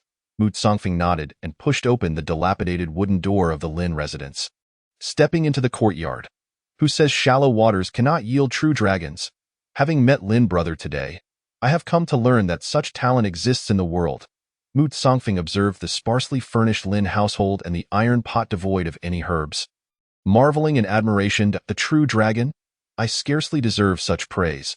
Please do not elevate me so. Lin Muji responded with humility, engaging in brotherly camaraderie with Mu Songfeng. With merely an iron pot, one can cultivate the iron palm to such an extent. Previously, Songfeng would never have dared to imagine. It is simply the result of an indomitable spirit. It is nothing to boast of, haha. Lin Muji replied modestly. There is no need for you to belittle yourself, for I had believed myself to be an unparalleled genius. Yet after my visit to Qingqing Mountain, I learned what it means to be humbled, for the talents among my fellow disciples far surpassed my own. However, upon meeting you, Lin brother, I cannot help but find them lacking in comparison to you. Ha ha ha, you flatter me, Mu brother. With your brilliance, I am certain you would stand out even among the disciples of Qingqing Mountain. May your words bring me good fortune. Mu Songfeng's eyes sparkled with evident confidence. After exchanging pleasantries, they soon became the best of friends, sharing their thoughts openly. Mu brother, do stay tonight. I have asked my elder brother to prepare a feast of pig and chicken this evening. I shall treat you well and sincerely ask for your forgiveness for my abruptness yesterday. Lin Muji earnestly addressed Mu Songfeng. Truth be told, Lin Muji had previously harbored disdain for this individual, but having developed a deeper bond, he now recognized him as a man of honor, notably articulate and agreeable. That is precisely my intention. I have instructed the servants to procure the finest medicinal wine. Tonight, we shall drink until we are inebriated. Very well, let us not return until we are drunk. The Mu family truly lives up to its reputation as a family of healers. Their ancestral medicinal wine is potent. After merely 2 cups, Lin Muji began to feel lightheaded. Meanwhile, his dantian warmed, realizing that this medicinal wine remarkably aided in cultivating internal energy. To be candid, hiccup. I came this time to inquire about your iron palm. Sixth son. What sets it apart from the ordinary? Hiccup. Mu Songfeng, perhaps genuinely intoxicated or merely feigning, seized the opportunity to voice his curiosity. Oh? What distinguishes my iron palm? Lin Muji gazed at his own hands in confusion. Your strength is far beyond that of ordinary individuals. The snow-traced sword granted to me by my master can slice through iron as though it were mud. It should not have been so easily broken against an iron palm of such mastery. The enigma that is Mu Songfeng has left me in a perplexed state, and I turn to you, my brother, for enlightenment. Ah, is that so? Truth be told, I too am unsure of the reasons behind it. Lin Muji unsteadily rose to his feet, heading to the woodshed to retrieve a tree trunk as thick as a thigh. Gathering his strength, he struck it with great force. The moment his iron palm collided with the trunk, a tremendous sound erupted, yet the impact fell short of expectations, merely fracturing the trunk without exhibiting the formidable intensity he displayed in his battle with Mu Songfeng. Indeed, I find myself perplexed. The might of my iron palm lacks stability, only intensifying when I am enraged. In moments of uncontrollable fury, I feel as though nothing in this world can withstand my might. Upon hearing this, Mu Songfeng immediately stood up in alarm, gazing incredulously at Lin Muji. Why are you so flustered, brother Mu? When intention aligns with action, the palm follows suit. This is the essence of intention. Mu Songfeng muttered cryptically, words that Lin Muji could not comprehend. Brother Mu, please elaborate. What do you mean by intention? Lin Muji's expression took on a gravitas. It took Mu Songfeng a while to recover from his shock, still finding it hard to fathom. Why, master once taught me that in this world, no technique should be merely practiced for its form, but should be cultivated for its essence. I once inquired of my master how to cultivate this essence. He replied, essence does not reside between techniques, but within the heart. Even if the same martial arts are practiced, the essence derived by different individuals is distinct, and the methods to cultivate it cannot be borrowed. One must rely on personal introspection. Those capable of cultivating the essence of a martial art are undoubtedly the most gifted among the gifted. With the potential to reach the innate realm in this lifetime, oh, is the innate realm truly remarkable? Lin Muji felt a stirring within, for it was said that his innate childlike skill could indeed lead directly to the innate martial arts. The innate, that is indeed the innate, Shaolu. In this world, there are only two types of martial artists, innate and non-innate. For us practitioners, the aspiration of a lifetime is to attain the innate. And you? Having cultivated essence, does this not imply that the innate is within reach? Mu Songfeng was becoming increasingly animated. Stop. Hold on. Why are you still so exhilarated? We are still leagues away from the innate. Lin Muji interjected, halting the overly enthusiastic Mu Songfeng from embracing him. Ah, my apologies. I lost my composure for a moment. A hint of crimson flushed Mu Songfeng's handsome visage. Is it true that innate masters can secure a place in this martial world? Lin Muji queried, of course. You must understand that even certain sect leaders may not attain the innate. Are there realms beyond the innate? Lin Muji inquired further. If the innate is the pinnacle of this world, then this world can only be deemed a low-level martial world. I once asked my master, but was met with a scolding, told that I was aiming too high and that I was not yet ready to comprehend the realms beyond the innate. Mu Songfeng expressed his regret. Oh, so there is more to it. Lin Muji's heart understood. By the way, I have a question for you. Brother Mu. Lin Muji's gaze sharpened as he seriously looked at Mu Songfeng. Why do you always bully your sister? Linger, you say? Ah, so you came to me yesterday to assist Linger in teaching me a lesson. Mu Songfeng realized. I have always believed that striking one's own sister is not the behavior of a true gentleman. Lin Muji's tone was cold. Dio, you know why I strike her? Mu Songfeng looked up at Lin Muji. Why? Because I discovered she was secretly learning to read. What? You would strike her merely for learning to read? Lin Muji gazed at him in disbelief. If she learns to recognize characters, it means she could also learn the medical techniques and prescriptions of our household. If she marries outside, it poses a risk of our family's medical knowledge being leaked. Ha! How can you stifle her right to education over such a trivial matter? Mu Songfeng's favorable impression in Lin Muji's heart dissipated entirely. I, of course, do not mind. I have already joined the Qingqing sect and will not return to inherit my father's legacy. But my actions are also to protect Linger. If my father discovers this, Linger would face punishments tenfold of what I would receive. In our small village of Wangjia, daughters hold no status whatsoever. Mu Songfeng remarked with self-deprecation. Lin Muji's gaze dimmed, for he resonated with those words. After all, did not his own family reflect this reality? Not to mention his two elder sisters, who were sold to unknown fates. Even the fifth son, a boy, was killed by Lin Ergu in a fit of rage. Gradually, Lin Muji began to comprehend. Perhaps the fault did not rest with Mu Songfeng, nor with Mu Yun or Lin Ergu, but rather with this wretched society. The material resources available to the lower classes cannot even guarantee survival, let alone enrich their spiritual worlds. Poverty dehumanizes individuals, rendering them mere shells clothed in human skin. Chapter 23. Sparring Brother Lin. Yesterday I pondered for a long time and finally devised a method to defeat you. Be cautious, Mu Songfeng declared confidently, wielding a wooden sword. Humph, come forth. Lin Muji clenched his fists, his expression brimming with confidence. Thereafter, Mu Songfeng executed a series of sword dances, showcasing the elegance of the Qingqing sword technique to its fullest. Lin Muji intended to seize the incoming blade as he had done previously. Yet this time Mu Songfeng altered his strategy, transitioning from brute force to agile finesse. The rapid changes in his swordplay left Lin Muji wide-eyed, unable to track its trajectory, let alone grasp it.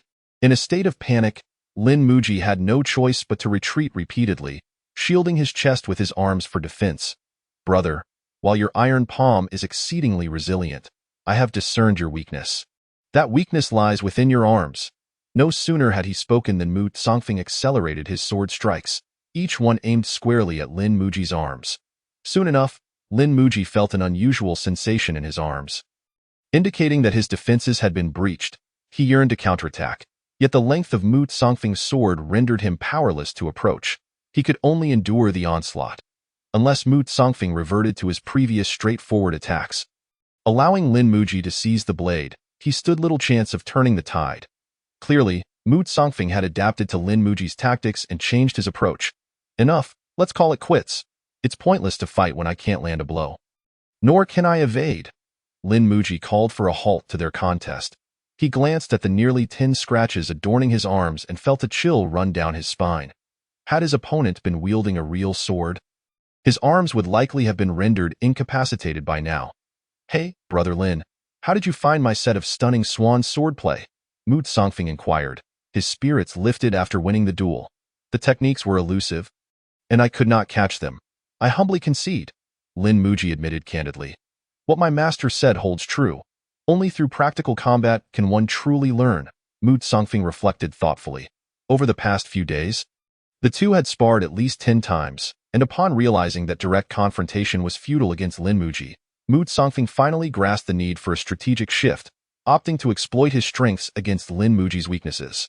By abandoning his previous brute style for agile precision, he struck at Lin Muji's vulnerabilities, resulting in a decisive victory with ease. Observing Mu Songfeng's jubilant demeanor, Lin Muji offered an objective assessment. "Brother Mu, do not rejoice too soon. Although you have altered your tactics, your power has diminished by at least half compared to before. Had I chosen to exchange injuries from the outset, risking a few cuts to close the distance, you would still have faced defeat. If it came down to a life-or-death struggle, it would surely end with one of us critically injured."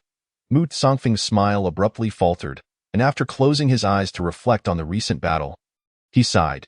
"You are correct. At first glance, it appears to be my advantage. Yet prolonged engagement exposes vulnerabilities. Should you suddenly unleash your strength, I might find myself without the means to defend. Haha, but that's all in hindsight. Perhaps I had an opportunity at the outset, yet prolonged defense inevitably leads to failure. Once I sustained injuries, any chance for a counterattack would be lost," Lin Muji echoed, equally contemplative. "Indeed, the outcome of a battle often hinges not on technique but on the ability to adapt to changing circumstances." "Exactly, Brother Lin. Well summed up. In combat, the situation is ever-changing, and once the pace quickens, all previously learned techniques may be forgotten. Only adaptability can secure victory." Mu Songfeng nodded in agreement. The two then shared a hearty laugh. Feeling a sense of camaraderie and mutual respect, "I must take my leave now," Mu Songfeng said, regaining his composure. "Aren't you staying home for the new year?" Lin Muji asked, surprised. "No. Had it not been for the desire to defeat you, I might have left long ago. With the new year only half a month away, I must return to the mountain to pay my respects to my master." "Goodness, how opportunistic. Your master deserves your filial piety." "But what about your parents at home?" Lin Muji remarked without reservation. "Ha ha ha, in this world, everyone thrives for their own gain. Naturally, those who can assist me are akin to my true kin." Mu Songfeng did not take offense at Lin Muji's words. Rather, he openly acknowledged his inner thoughts. "Ha ha, Brother Mu. Until we meet again," Lin Muji laughed heartily. "Farewell in the martial world." Mu Songfeng clasped his fists and resolutely turned to depart. As Lin Muji watched Mu Songfeng's retreating figure, a twinge of melancholy stirred within him. Lin Dahu had gone to the hidden sword sect. Mu Songfeng had ventured to Qingqing Mountain, while he remained at home. Yet they all shared a bright future ahead. Lin Mu's eyes sparkled with anticipation for the reunion with several individuals in the future. The days spent together had significantly altered his perception of Mu Songfeng. This man was bold and accountable, devoid of pretense and ignorance, making their interactions quite pleasant.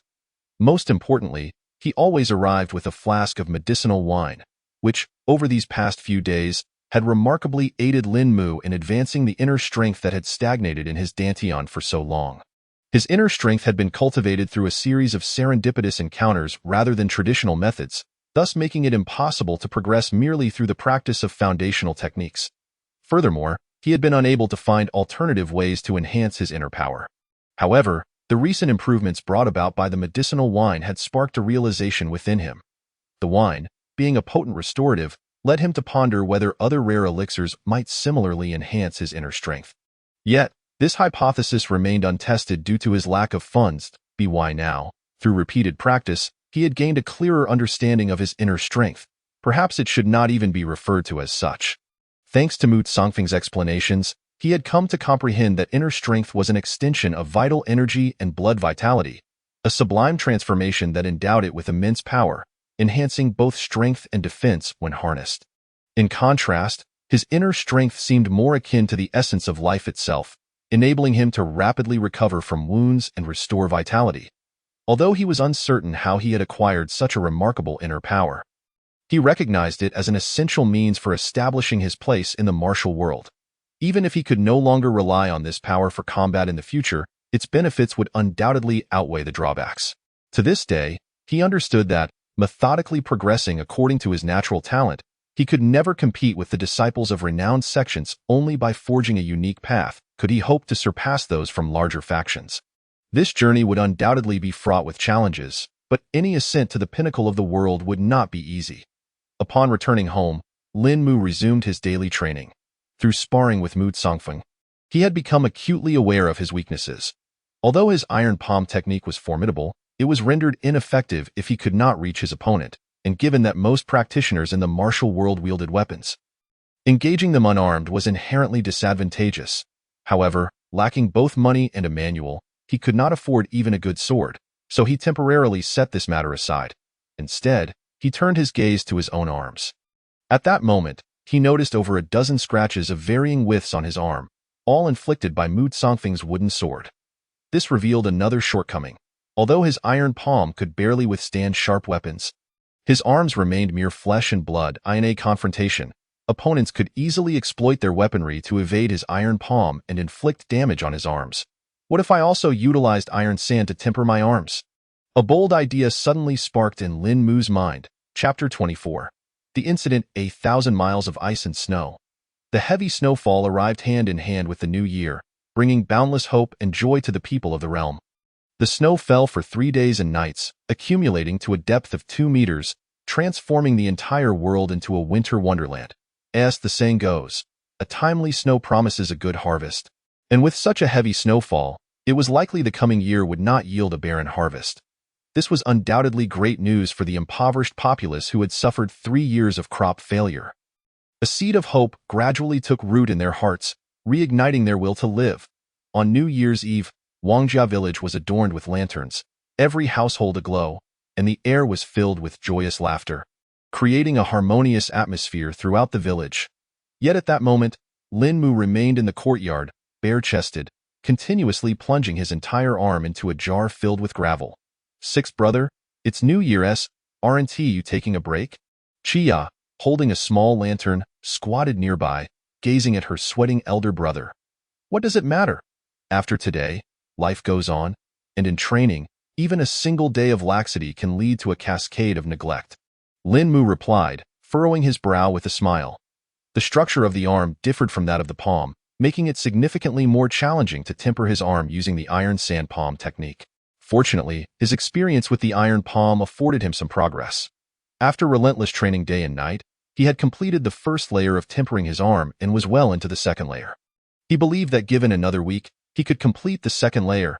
"Xiao Lu, Chia, dinner is ready." At that moment, Linda wiped the sweat from his forehead as he exited the door to call the two. A radiant smile etched across his face. "Let us eat." Lin Mu brushed the dust from his arm and turned to enter the main hall. Chia promptly rose, following Lin Mu eagerly. The New Year's Eve feast at the Lin family was quite lavish, featuring 6 dishes: chicken, fish, meatballs, braised pork, and 2 vegetable dishes. Such a sumptuous spread was unimaginable for the Lin family in the past, especially during a year of calamity, which was why Lin Da's smile was so wide it seemed it could not close. Life will surely get better from here on, Linda thought, filled with longing. Suddenly, while tempering his arm in the iron pot, Lin Mu unexpectedly reached the 3rd layer, but after less than an hour of training, he violently spat out a mouthful of dark, stagnant blood. This immediately alarmed Linda and Chia. "Sixth brother, what happened?" Chia exclaimed, her face paling. Linda stood nearby, flustered, his heart racing. If anything happened to Lin Mu, their hard-won improvement would be shattered. "I'm fine." Fortunately, after a moment of adjusting his breath, Lin Mu stood up, invigorated. His expression was grave as he regarded his arm, seemingly lost in thought. Could the arm not be trained to the 3rd layer? That would indeed be a pity. Lin Mu shook his head in regret. The reason he had spat blood was that during the tempering process, the iron toxins would seep into his bloodstream through the arteries, quickly spreading throughout his body. When the accumulation of iron toxins reached a certain threshold, his body could no longer withstand the burden, resulting in him going off course and expelling dark, toxic blood. Such an injury would likely confine anyone else to bed rest for 3 to 5 months, yet Lin Mu merely needed a brief respite before standing up, fully restored. Indeed, the insights of predecessors in martial arts were invaluable. I must be cautious in my solitary exploration. A moment's negligence could lead to disaster. Yet, I am fortunate to have room for error. My unique inner strength affords me countless opportunities for trial and error. Lin Mu's eyes sparkled with vitality, and he felt increasingly grateful for his chosen path. Since his arms could not be trained to the third layer, he wondered if his legs could. With this thought, Lin Mu swiftly removed his shoes and leaped into the gravel-filled jar, beginning to temper his legs and feet. If possible, he wished to temper his entire body. Even achieving the second layer would significantly enhance his resilience. However, tempering other body parts was too cumbersome, so he decided to save that for later. Moreover, Lin Mu's decision to halt the training of the third layer of the Iron Sand Palm was not solely to address his weaknesses. It was also due to the dwindling food supplies at home. Currently, there were less than 400 pounds of rice left, and the consumption required for training at the third layer was immense. This amount might not last him 2 months. Therefore, to conserve resources, he temporarily set aside his plans to continue training the third layer of the Iron Palm. However, tempering his arms and legs would still greatly enhance his martial prowess. The fewer weaknesses he had, the more leverage he would possess to advance further. As March slipped by, the snow on the ground gradually melted, and the willows in the village began to sprout tender buds. Heralding the arrival of spring, this moment, Lin Mu stood bare in the iron pot, deeply rooted in a horse stance, his arms raised towards the heavens in an unusual posture. He was indeed tempering his feet with iron sand while simultaneously practicing foundational techniques. Over the past 3 months, his legs and feet had reached the second level of tempering and, as he had anticipated, they could continue to advance. Thus, he seamlessly advanced his feet directly to the third layer of minor achievement. Although this delayed the progress of his palm training, acquiring an additional trump card was worth the time spent. During this period, he consumed 300 pounds of rice and 200 pounds of pork, depleting the family's remaining food supplies. He even paused Lin Da's training, barely managing to make ends meet. Now, the rice store was on the verge of running dry, and Lin Mu began to worry about finances. Suddenly, Lin Mu opened his eyes wide and leaped from the pot, landing steadily on the ground. The ground was littered with small stones. However, Lin Mu seemed oblivious to them, directly stepping barefoot onto the rough surface. He felt no discomfort. On the contrary, the stones were pressed into the earth beneath his feet. The third layer of the iron foot technique could withstand iron implements. How could these mere stones pose a challenge? At that moment, his feet were no longer the flesh color of the past but had turned dark, signifying his achievement of the third layer of the iron foot technique. Meanwhile, his palms were entirely blackened, indicating that their training had exceeded the strength of his feet by several times over. Had I known better, I should not have allowed Linda to practice the iron sand palm, thereby unjustly burdening my resources. Yet, a mere few taels of silver would scarcely suffice for a couple of months. Ultimately, whether he is present or absent is of little consequence. Sooner or later, I would inevitably confront the dilemma of insufficient funds. Lin Muji shook his head, then entered the woodshed to retrieve his last short bow. This bow could fetch 2 taels of silver, enough to sustain him for 2 months. When summer arrived and the weather warmed, he resolved to venture into the mountains for hunting once more, in order to procure resources for his training. Although resources were scarce, with over 20 taels of silver needed to support the entire family, Lin Muji's meticulous management ensured that they had just enough to survive without anyone facing starvation, while he also did not neglect his cultivation. A single coin can thwart even the bravest of heroes. It is indeed a most arduous plight. Lin Muji felt a surge of frustration at the current situation, calculating every penny with great care, scarcely daring to eat more than necessary for fear of leaving his family to starve. Splitting a single coin in half to spend is truly unbecoming of a man of honor. Yet, there was no alternative. In this world, only money is unequivocally truthful. Without it, there is simply nothing to be had. Once the money is spent, one is left to starve. Shopkeeper, I have come to sell my bow once more. What is the current market rate? Lin Muji inquired boisterously. Recently, the mountains have just reopened, so the market is not particularly favorable. 1 tael and 8 coins. The shopkeeper replied with a smile, "Damn it, a swindler. Deal."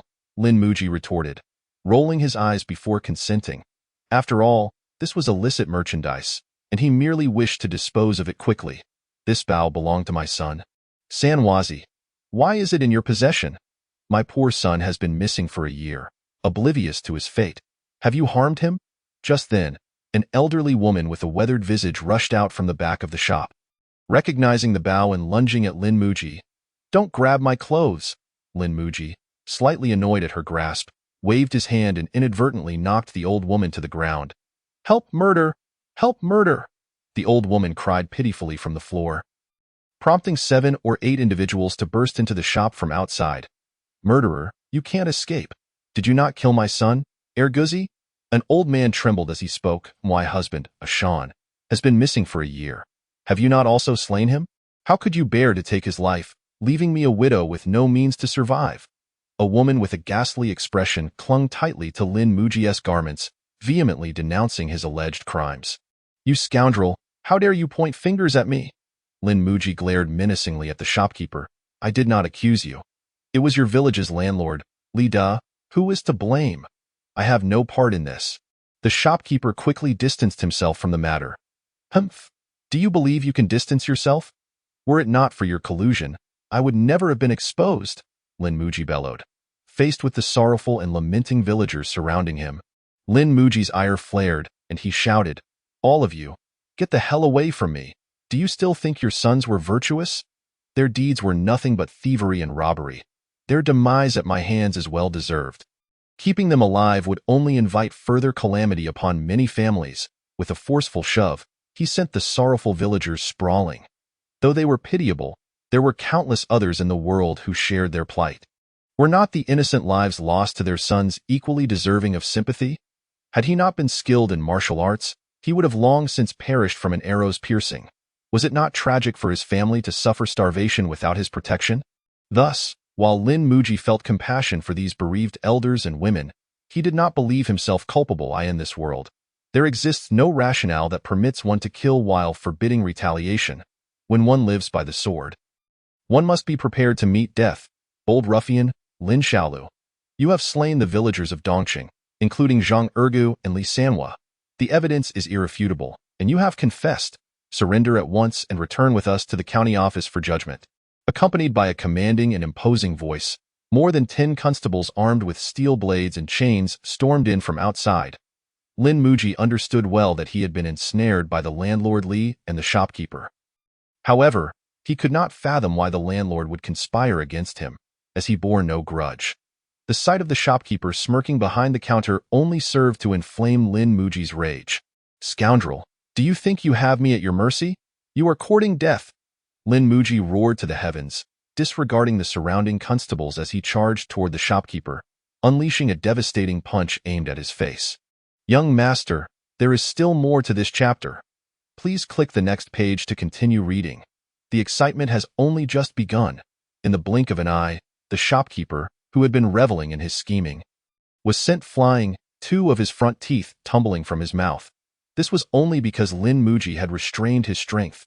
Otherwise, the blow would have surely disfigured him. This was, after all, a bustling marketplace, and the situation was not without some leeway. Thus, Lin Muji refrained from committing the heinous act of murder in public. "Bold ruffian, daring to commit violence before us. We have the right to execute you on the spot, as is lawful." The lead constable fumed upon witnessing the scene, brandishing his steel blade and lunging at Lin Muji. Having accepted money from the landlord Li, he was eager to seize any opportunity to eliminate this dark-faced rogue. In the face of the incoming blade, Lin Muji merely scoffed, then seized the descending edge with his hand, bending the steel blade with a forceful twist. By the heavens! Iron sand palm! The constable was so frightened that his heart nearly burst. Hastily releasing the hilt and rolling backward to join his comrades, executing the maneuver with the ease of a seasoned criminal. Even so, 2 foolish young men, undeterred, charged at Lin Muji, only to be met with swift slaps that sent them sprawling. "What are you fools playing at, risking your lives for a few coins?" Lin Muji laughed wickedly, resembling a villain. "Brothers, stop him. I will report to the captain." The lead constable, sensing the dire situation, shouted before fleeing the shop, melting away into the crowd. Only a few knife-wielding constables remained, warily watching Lin Muji, yet none dared to advance. My mood is foul at present. You still have time to leave before my wrath is unleashed. Upon hearing this, one terrified constable immediately abandoned his weapon and fled. Soon, others followed suit, hastily escaping the scene. Ha ha ha! Ha ha ha! Lin Muji laughed heartily at the fleeing constables. Meanwhile, the previously gathered mournful villagers and the shopkeeper, who had been knocked aside, had long since vanished. It seemed they too had sensed the impending disaster and fled. Every action incurs a cost. Did you ever consider the calamity that awaited you the moment you betrayed me? Lin Muji muttered to himself, then swung his iron palm down heavily upon the beam above him. In his frenzy, the small grocery shop was soon turned upside down. Why shop? My shop! The shopkeeper, missing 2 front teeth, was struck blind with rage as the structure of his establishment crumbled. Moments later, Lin Muji emerged from the wreckage, his face a mask of fury as he strode toward the county office. Gradually, a crowd of curious villagers gathered around him, occasionally pointing and whispering, which only served to exacerbate Lin Muji's irritation. You ignorant villagers, clear out! Do not gather here for mere spectacle, he bellowed, then turned his gaze toward a stray dog, kicking it violently away. This action startled the onlookers. How could one be so ruthless, even to a passing stray? Anyone who provoked him would surely suffer a similar fate. Realizing the danger, the more astute villagers swiftly left the area, while the foolish ones, driven by their herd mentality, followed suit, abandoning the scene in a panic. Before long, only a few obstinate men remained. What the hell are you staring at? Lin Muji roared as he approached a burly man, delivering 2 swift strikes. How dare you hit me? The dark-faced man cried, weeping from Lin Muji's blows. The remaining onlookers, witnessing this, finally felt fear creeping in, scattering in all directions, no longer daring to witness the turmoil. Once the curious villagers dispersed, Lin Muji exhaled a sigh of relief. These villagers were utterly oblivious. If someone had led them to confront him as a murderer, and they truly came at him with weapons, would he retaliate or remain passive? Should he inadvertently kill a couple of them, would that not be an egregious sin? Moreover, even if no one assisted them, their ignorance could easily lead to damaging rumors that would ultimately be detrimental to him. Thus, before undertaking any significant endeavor, one must first clear the area, eliminating any potentially harmful influences. Chapter 25. Reporting to the authorities, the young man, unaware of the greater world, truly believed that a few days of training in martial arts would grant him free rein? One must remember, this is Ping'an County. At that moment, a tall man clad in black leather armor, wielding a precious sword, stood before Lin Muji. Oh, clad in black. It seems that the reinforcements have finally arrived. Lin Muji murmured to himself. Arrogant. The man positioned his sword across his chest and gracefully unsheathed it, the scabbard flying off like an arrow to embed itself in the adjacent wall. Lin Muji was also taken aback by the opponent's carefree swordsmanship. Before he could fully appreciate it, the opponent's long sword was already aimed directly at his heart. Ha! Lin Muji curled his lips in disdain. How can one inflict the maximum damage with a sword? Undoubtedly, the simplest and most convenient technique is a direct thrust. Therefore, many people's killing moves often involve striking at the enemy's vital points with extreme speed and power, aiming for a single, lethal blow. However, in the midst of their attacks, they also expose vulnerabilities. The black-clad man's sword was swift, and his moves were flashy, but when it came to swordsmanship, he was still far inferior to Mu Songfeng. Thus, Lin Muji effortlessly seized the thrusting blade with his hand, and no matter how the opponent struggled, he could not withdraw it even the slightest bit. It turns out to be mere showmanship. I had thought you were a master. Lin Muji remarked, somewhat disappointed. How dare you underestimate me? The man was furious, but regardless of his rage, he could not extricate the sword from Lin's grip, just as he was gathering his inner strength to break free. Lin Muji suddenly released his hold, causing the man to stumble and fall. Ha ha ha, how amusing, truly amusing. At first glance, your aura made me believe you were a master. I nearly fled in panic. Lin Muji laughed heartily and then walked straight into the yamen. The county guards, upon seeing an intruder, hurriedly positioned themselves in front of the magistrate, bracing for confrontation. Their aura was commendable, yet the fear in their eyes betrayed them. In contrast, the magistrate, unarmed, sat upright in the hall.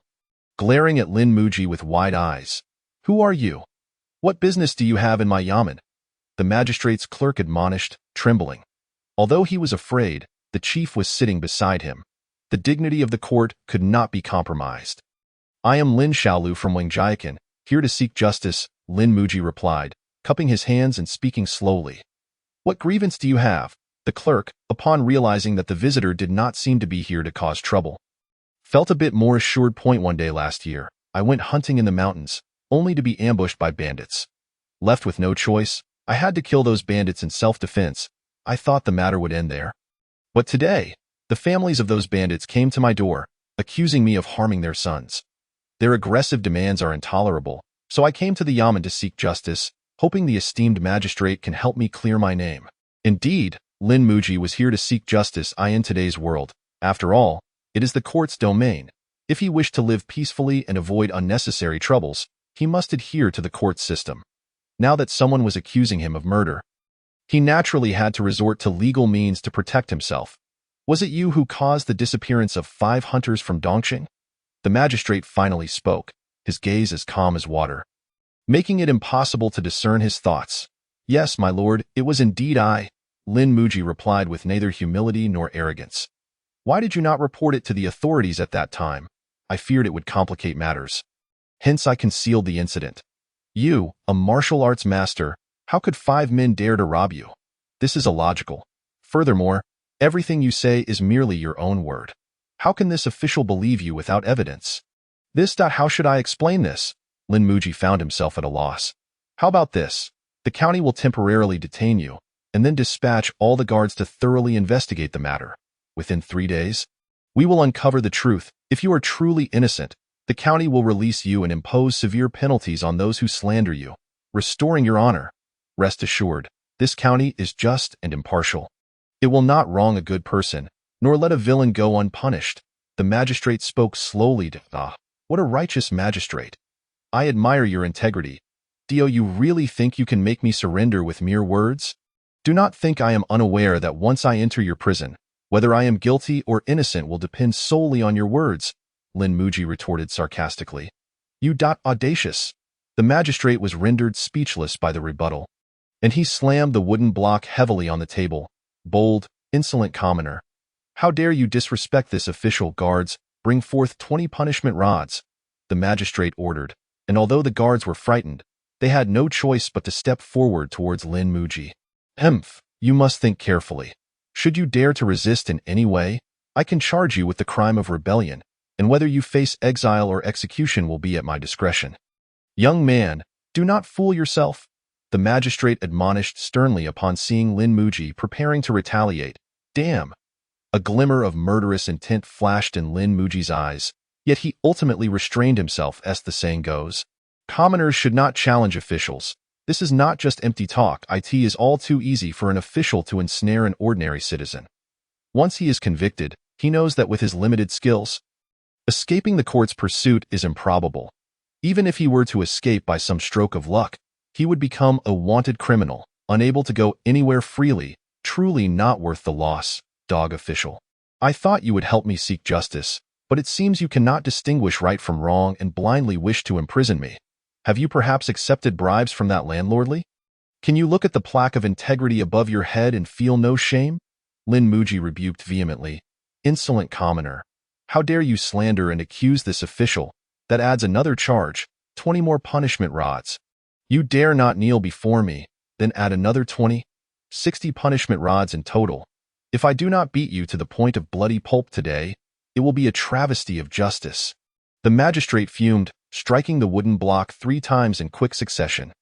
Yet, despite his outward fury, he remained calm within, looking down at Lin Muji, whose face had turned ashen, with a deep sense of disdain. He had encountered many like Lin Muji before, rough men from the rivers and lakes. They possessed some strength, but beyond that, they were utterly inconsequential. With just a few words, he could cast them into eternal damnation. Whether he had accepted bribes from that fat landlordly or not, this blackguard dared to speak disrespectfully, and he would ensure he was sentenced to exile in Lingnan. Wait. Just as the punishment rods were about to swing down, Lin Muji suddenly called out loudly, "Dumb, why lord? I am only 8 years old. According to the laws of Dayu, no punishment shall be inflicted upon minors, so you cannot punish me, Lin Muji spoke confidently, nearly bursting into laughter. This was his trump card. Without it, he would not have dared to step into the court and entrust his fate to others. What?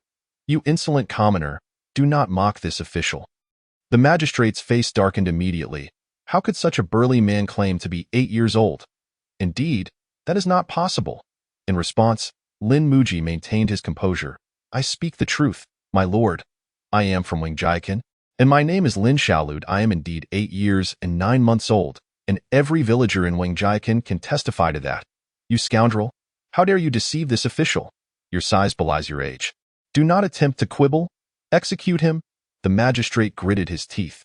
The implication was clear. This official did not believe him and intended to strike. As for the consequences of a wrongful judgment, apologies, a just magistrate cannot err. If there is a mistake, it is the fault of the commoner. Wait, my lord. Are you aware of Wang Haqiang, the son of the Wang family? He and I share a close friendship. And he has recently become a disciple of the current Minister of Personnel. If you do not believe me, you can write a letter to inquire, and you will know the truth. Lin Muji's words caused the magistrate's mocking smile to freeze in place. He understood exactly what Lin was implying. This was not a request for confirmation, but a display of his connections. The magistrate's mind was a maelstrom, yet his face remained serene, and his tone softened immediately. Oh, is he the same Wang Haqiang who composed the 2 poems on compassion for farmers? Precisely. Come, someone, show him to a seat.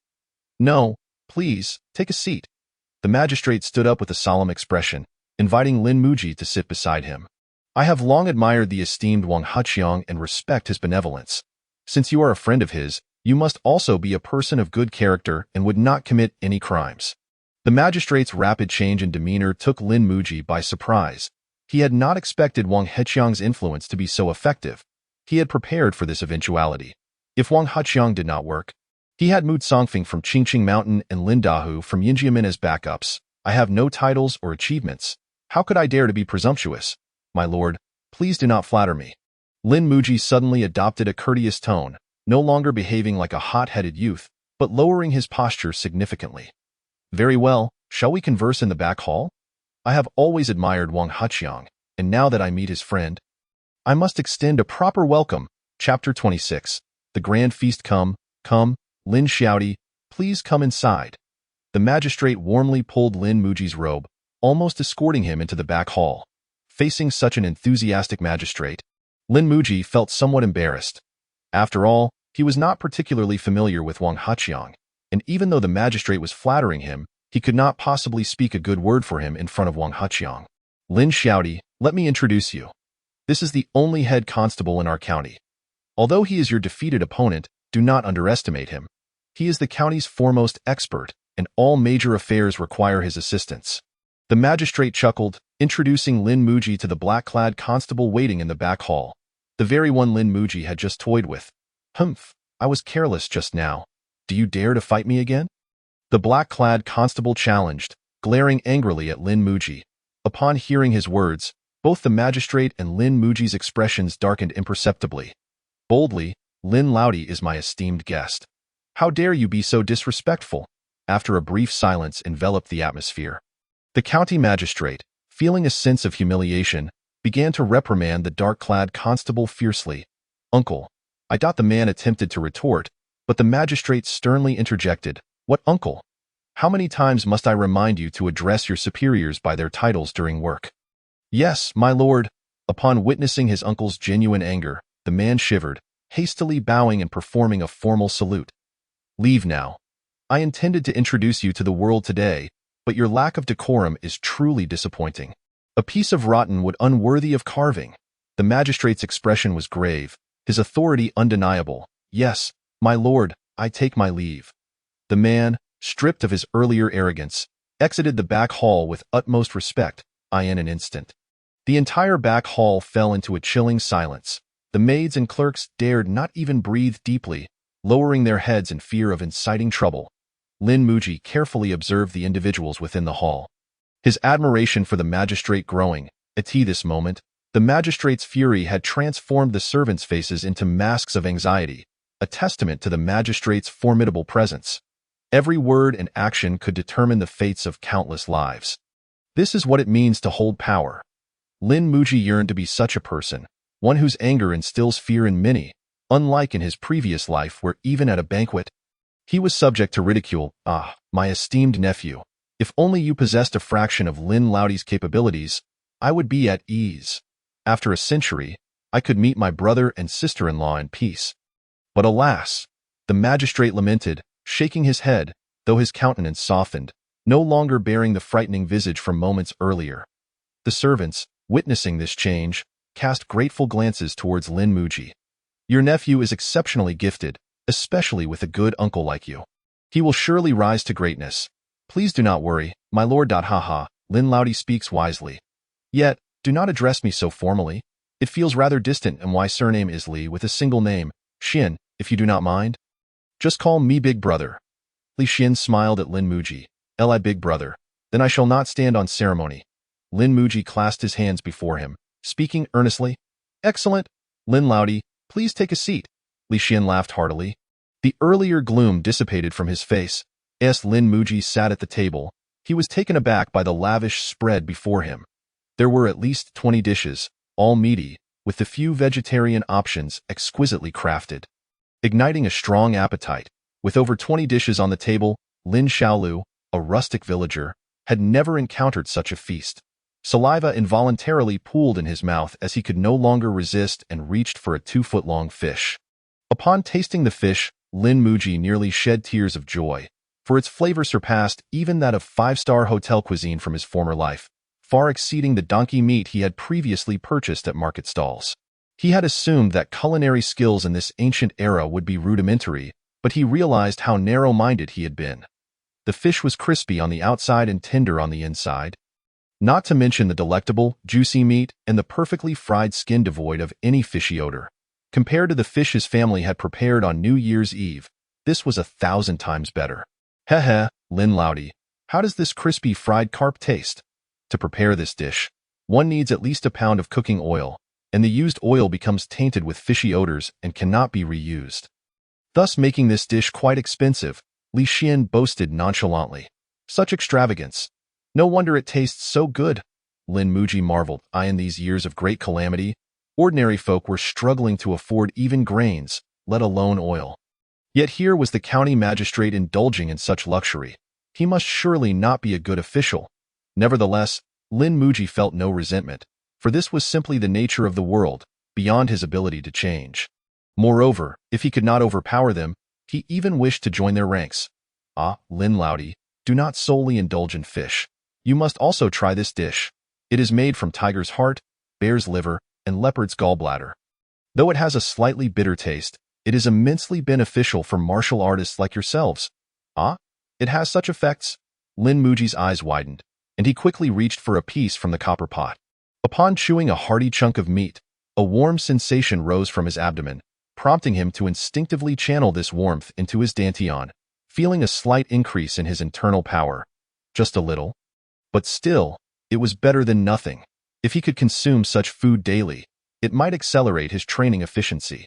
What a marvelous dish, Lin Muji exclaimed, his eyes sparkling as he glanced towards the bear paw. Dear Antler, Snake, and Turtle Li Big Brother, we shall part ways here. Should there be anything in the future where you need Lin Xiaoyu's assistance, do not hesitate to call upon me. I shall do my utmost to help you. Lin Muji expressed sincerely before departing. Very well, with your words, I am already content. Li Xian patted Lin Muji's shoulder, his face radiating gratitude. Farewell.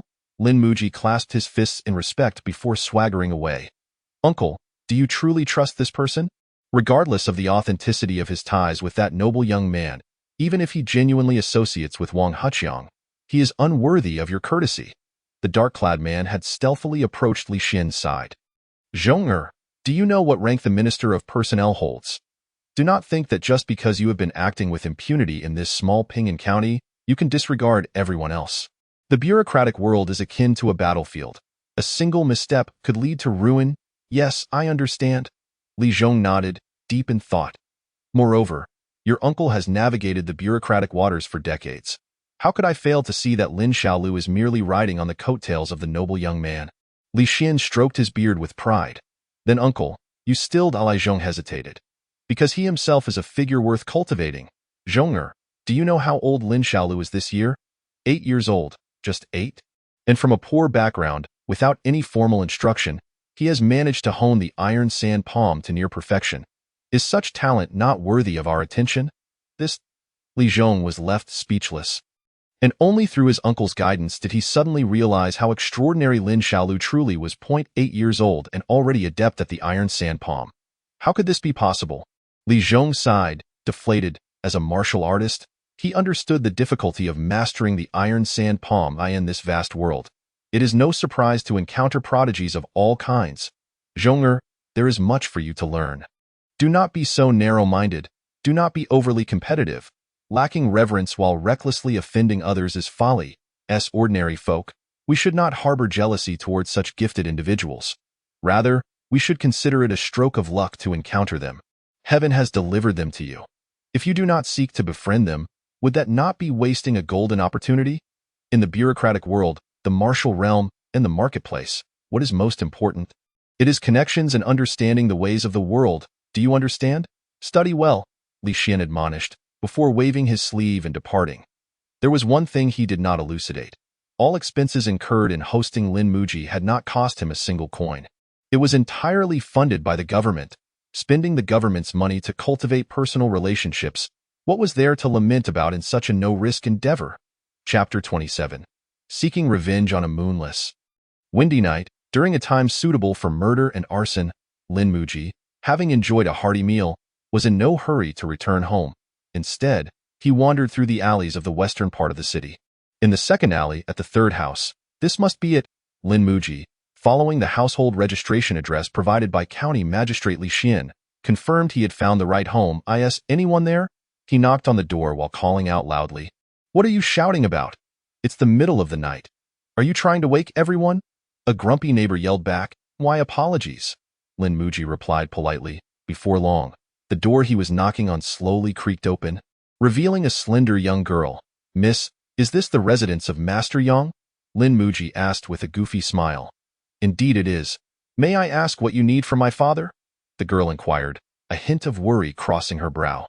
Humph, good. Now that I know I have the right place. Lin Muji's demeanor shifted instantly as he pushed past the girl into the courtyard. Master Yang, an old friend is here. Why are you not hastening to greet me? Lin Muji bellowed with a dark expression. At that moment, Master Yang, who had lost 2 front teeth, heard Lin Muji's voice and was so frightened he nearly lost his soul. Stumbling out from within, upon seeing Lin Muji in the courtyard, he dropped to his knees, exclaiming, Hero, spare me! Hero, spare me! The small one was momentarily deceived by the landlordly, which led to this foolish act. Your Excellency, please overlook the transgressions of a minor and let me go.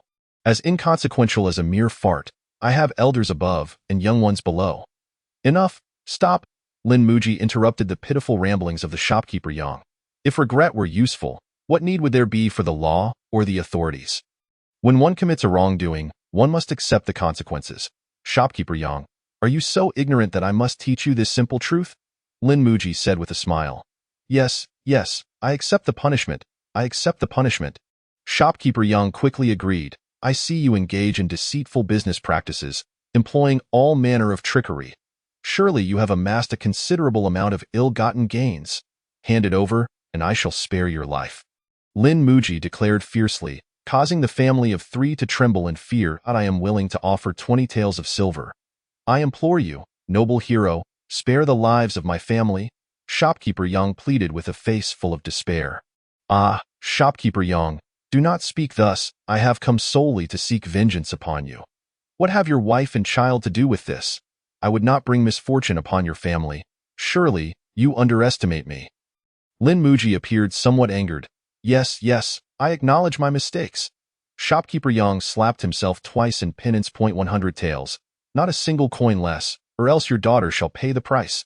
Lin Muji's eyes widened in fury. And upon hearing this, the faces of Shopkeeper Yang's wife and daughter turned pale. If the noble hero favors my daughter, it would be her fortune. Please, take her, but I truly do not have that 100 taels of silver. To everyone's astonishment, Shopkeeper Yang preferred to offer money rather than his daughter, eager to save a few coins at the expense of his child. "My lord, you cannot do this." Shopkeeper Yang's wife immediately knelt before him, pleading with tears streaming down her face. Their daughter looked on with disbelief, her small face ashen. "How shameless of you! For a mere sum of money, you would forsake your own daughter. If I were to say one person could be exchanged for 50 taels, would you then offer your wife as collateral?" Lin Muji scoffed. "Grateful as I am for your interest in my wife, shall we settle it this way?" Shopkeeper Yang cautiously inquired, noticing Lin Muji seemed somewhat tempted. Before slowly continuing, "Noble hero, you would not regret it. My wife is a lady of refined upbringing, skilled in music, chess, calligraphy, and painting. My daughter is well versed in the 4 books and 5 classics. They both would surely serve you well." "By my word, I am indeed tempted." Upon seeing the alluring shopkeeper's wife and his blossoming daughter, an impure thought flickered in his mind. "Be gone. How could you be so unscrupulous, willing to abandon your family for a trifling sum? How could you call yourself a man?" Lin Muji roared in anger, then struck shopkeeper Yang to the ground. "If I see even a single coin less today, I shall take your life." Lin Muji glared fiercely. "Yes, yes." Shopkeeper Yang nodded repeatedly. Having been struck, he immediately became much more compliant, hastily returning indoors to retrieve 5 gleaming ingots of silver. "My lord, this is 5 ingots of silver, each worth 20 taels. Please spare my life." Shopkeeper Yang's heart felt as though it were bleeding. The wife can be replaced, a daughter can be born anew, but this silver, once lost, is truly gone. That wretched thief. Shopkeeper Yang wished he could devour Lin Muji whole. But the circumstances were beyond his control, and he had no choice but to part with his wealth to avert disaster. At this moment, he deeply regretted his greed for a mere 2 taels of silver that led him to conspire with that landlord Li against this calamity. "Humph! Take heed. To be frank, this money is not what I desire. I merely wish for you to learn a lesson, to refrain from engaging in harmful dealings in the future. Do you understand?" Lin Muji declared unabashedly. "Understood, understood." Shopkeeper Yang nodded repeatedly. "Oh, not harbor hatred towards me. I am simply redistributing wealth from the rich to the poor, accruing a bit of merit for you. This is for your own good. So thank me quickly." "Yes, yes, thank you, noble hero." At this moment, Shopkeeper Yang was already in tears. "Humph, I take my leave." Lin Muji exited the courtyard. His face taut. It was only when he disappeared into the darkness that he could no longer contain his joy, his expression breaking into uncontrollable laughter at an unobserved corner. 100 taels. This amounts to 100 taels. When had he ever seen such a sum of money? He had once lost his dignity over a mere 20 taels with Wang Huxiang. He had even ventured alone into the primitive forest, disregarding life and death, all to earn a few resources for cultivation. Yet now, simply extorting a small shopkeeper had yielded him 100 taels of silver, prompting reflections on the brutal reality. Indeed, wealth is found in the hands of the ruthless. At the same time, he was alarmed that even a small shopkeeper could possess such riches. Clearly, in this world, only the mud-stained peasants are doomed to starve. Lin Muji stowed away the glimmering silver and, guided by the moonlight, hastened towards Wang family village. Yet his mind involuntarily wandered back to the alluring shopkeeper's wife.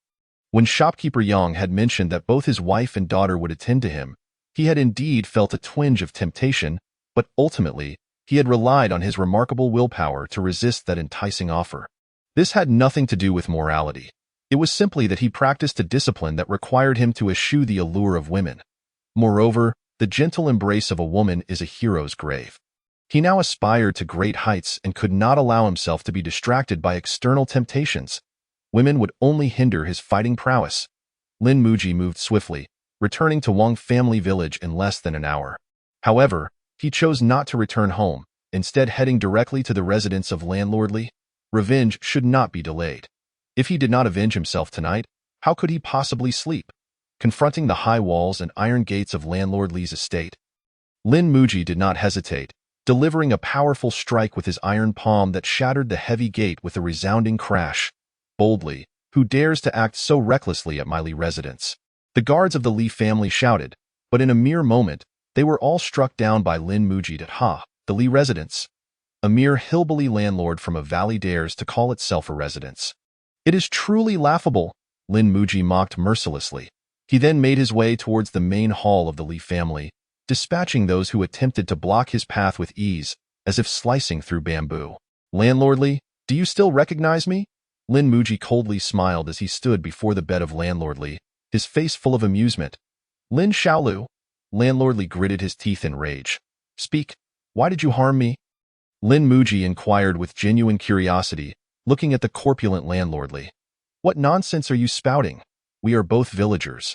With no grievances between us, why would I wish you harm? Landlord Li stated earnestly. As if he had never committed a single misdeed. Ha! Lin Muji smirked. Xiaolu, have you come to find me? At that moment, the landlord's foolish son, Li Xiaopeng, also awakened, and upon seeing Lin Xiaolu, he exclaimed in surprise. Yes, indeed.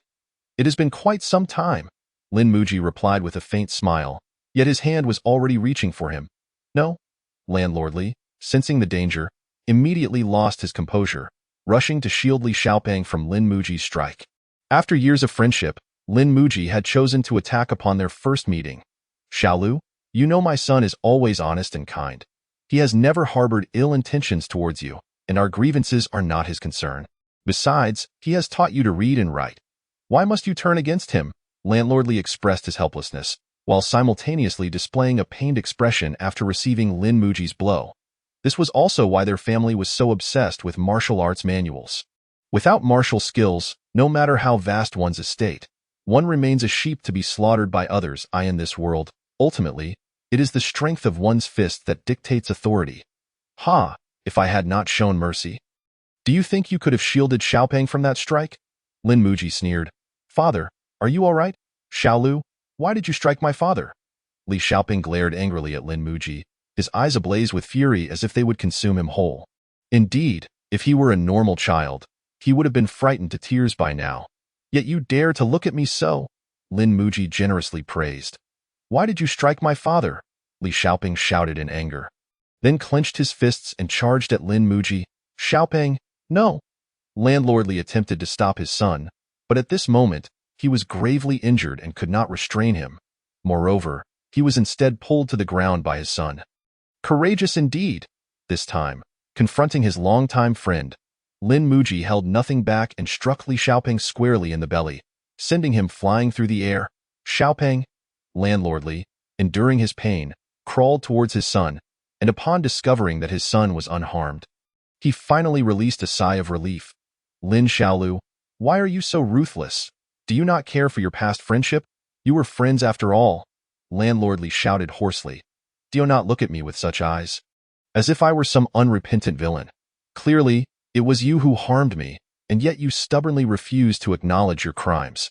How is it that when I strike back, I am in the wrong? Lin Muji found the situation somewhat amusing. Friends? How could the son of a landlord befriend the son of a poor farmer? Do you truly believe that? I merely served as a mount for Li Xiaopeng for 3 years. And beyond that, there was no other relationship? Lin Muji replied coldly. No, he is simply foolish. He cannot express his feelings, but he actually likes you very much. Landlord Li continued to argue. It is fortunate he is foolish.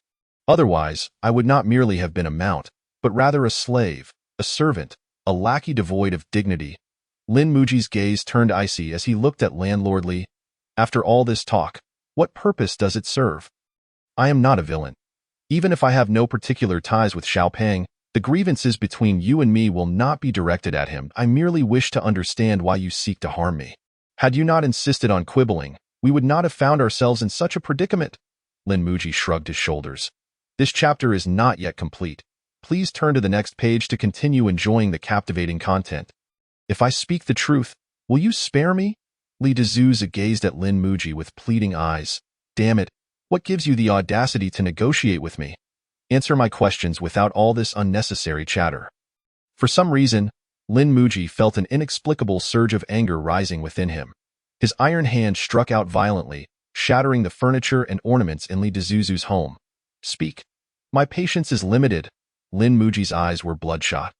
Resembling a ravenous beast, I demand an answer. Li Dezuzu resignedly closed his eyes. So, for the sake of an elusive martial arts manual, you wish to annihilate my entire family? Lin Muji remarked with a peculiar smile. As the saying goes, landlords devour their tenants without spitting out bones. It is indeed true. In your eyes, our lives are as worthless as wild grass, are they not? I can accept this rationale. Why not say it sooner? There was no need for bloodshed to create such unpleasantness. We are all civilized individuals. What use is there in violence? Lin Muji rose, casting a greedy glance at Li Dezuzu. One must pay the price for their misdeeds. Tell me, what price are you willing to offer for your life? 200 taels, perhaps? Li Dezuzu gasped, lying on the ground. Not enough. Lin Muji shook his head. That is all the money I possess. Can I offer fertile land instead? Li Dezuzu gritted his teeth. Oh? As the saying goes, taking a landlord's land is akin to killing their parents. Li Dezuzu truly has a good heart, willing to part with land to save his own life. Lin Muji mused. Even the common folk would sell land for survival. How could I remain so obstinate? Li Dezuzu weakly chuckled. In the past 3 years of calamity, how many acres of fertile land have you seized from us? The impoverished, 100 acres. Very well, shall we use this 100 acres to buy your life? Agreed. Li Dezuzu nodded with his eyes closed. Chapter 28. The Great Accomplishment. What, our family is to become landlords as well? Linda looked incredulously at his sixth brother. The land deed is right here. Could it be a forgery? Take it, along with 50 taels of silver to acquire a few tenants. Our good days are finally upon us. Lin Muji relaxed slightly. Yet soon after, he frowned with a pang of guilt. The dragon-slaying youth had ultimately transformed into the wicked dragon. But now that the fertile land is in hand, if he were to return it to those unfortunate farmers, he believed he could not bring himself to do so. Alas, the law of the jungle prevails, such is the world.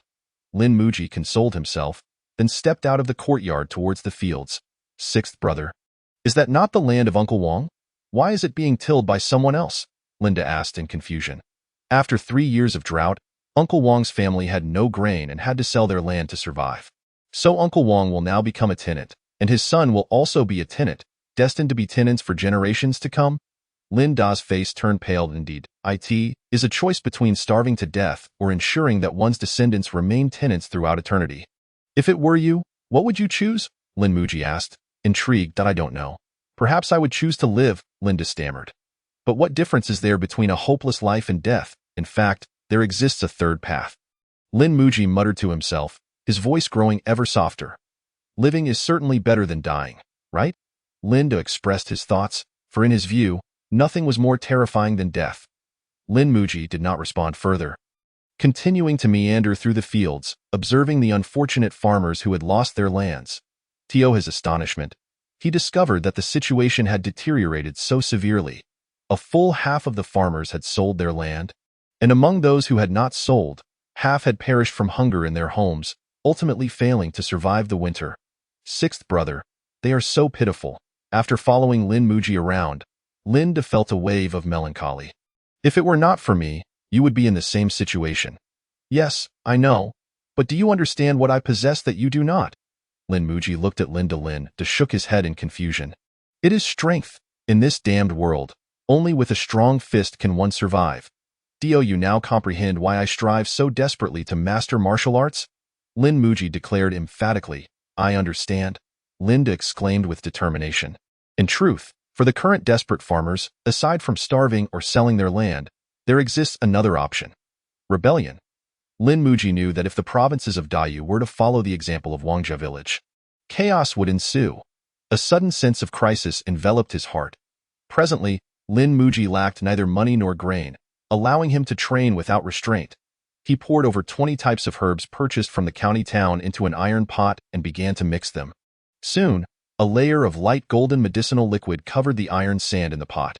This batch of medicinal herbs would last for only a month, yet it cost 5 taels of silver, an expense he would never have dared to imagine before. But now that he had the funds, he could indulge himself a little. While his need for herbs was not great, having them for protection was certainly a welcome addition. His progress in mastering the iron sand palm would also be further accelerated. Not only did he purchase herbs for practicing the iron sand palm, but he also obtained a prescription for nourishing blood and fortifying the essence from a local medical clinic. The ingredients for this prescription were quite precious, with a single dose costing 1 tael of silver. However, the efficacy was indeed remarkable, and he finally witnessed a noticeable improvement in his cultivation of the foundational techniques. with the internal energy in his dantian steadily advancing. After 3 months of indulgent expenditure, Lin Muji had spent nearly 150 taels of silver. Yet the gains were substantial. Now his strength had nearly doubled, allowing him to effortlessly lift a 1,000-pound millstone. The internal energy in his dantian had also increased by more than 30%, enabling him to endure 10 continuous days and nights of intense training without any supplementation, or to recover from 10 instances of severe injuries. However, while internal energy was immensely useful, replenishing the expended energy required considerable time. Lin Muji estimated that if his internal energy were completely depleted, he would need at least 20 days to restore it, during which he would have to consume an enormous amount of food. Thus, it became evident that energy truly is conserved. It is not at all like the martial arts novels suggest, where one can simply meditate to fully restore decades of cultivation. It resembles those fantasy novels, where after a battle, one must consume recovery pills to replenish expended energy. He could not help but wonder whether such miraculous recovery pills existed in this world. Otherwise, he would have to consume copious amounts of food to regain his internal energy. Eating more naturally leads to more waste, and with the need to spend vast amounts of time eating and relieving himself, Lin Muji felt as though his body could no longer endure. He felt his hemorrhoids were about to flare up. Besides the enhancement of his strength and internal energy, he had finally achieved mastery in the iron sand palm. His hands were now entirely black, reflecting a metallic luster under the sunlight. At this moment, the strength in his hands was akin to that of wrought iron. Chapter 29. The Conspiracy. Lin Laudi, congratulations on your mastery of the iron palm. Let me toast to you. At the banquet, County Magistrate Li Xian laughed heartily. Judging by his demeanor, one might think he had just made a breakthrough in cultivation. The mastery of the iron palm is but a trivial matter. Lin Muji humbly replied. How can you belittle yourself so? I ask you, among the heroes of the world, who can master the iron sand palm by the age of 9? At 9, I was still in my mother's embrace. Nursing? Ha ha! Li Xian laughed heartily, humorously setting aside his position as county magistrate to share a joke about his youth. However, while Li Xian laughed, none of the other guests at the table dared to join in. Aside from Lin Muji, merely a stroke of luck? Lin Muji nodded, then took a generous gulp of wine. After setting down his cup, emboldened by the slight intoxication, Lin Muji finally spoke up. Brotherly, may I inquire whether you summon me for any particular matter? There are no feasts without reason in this world.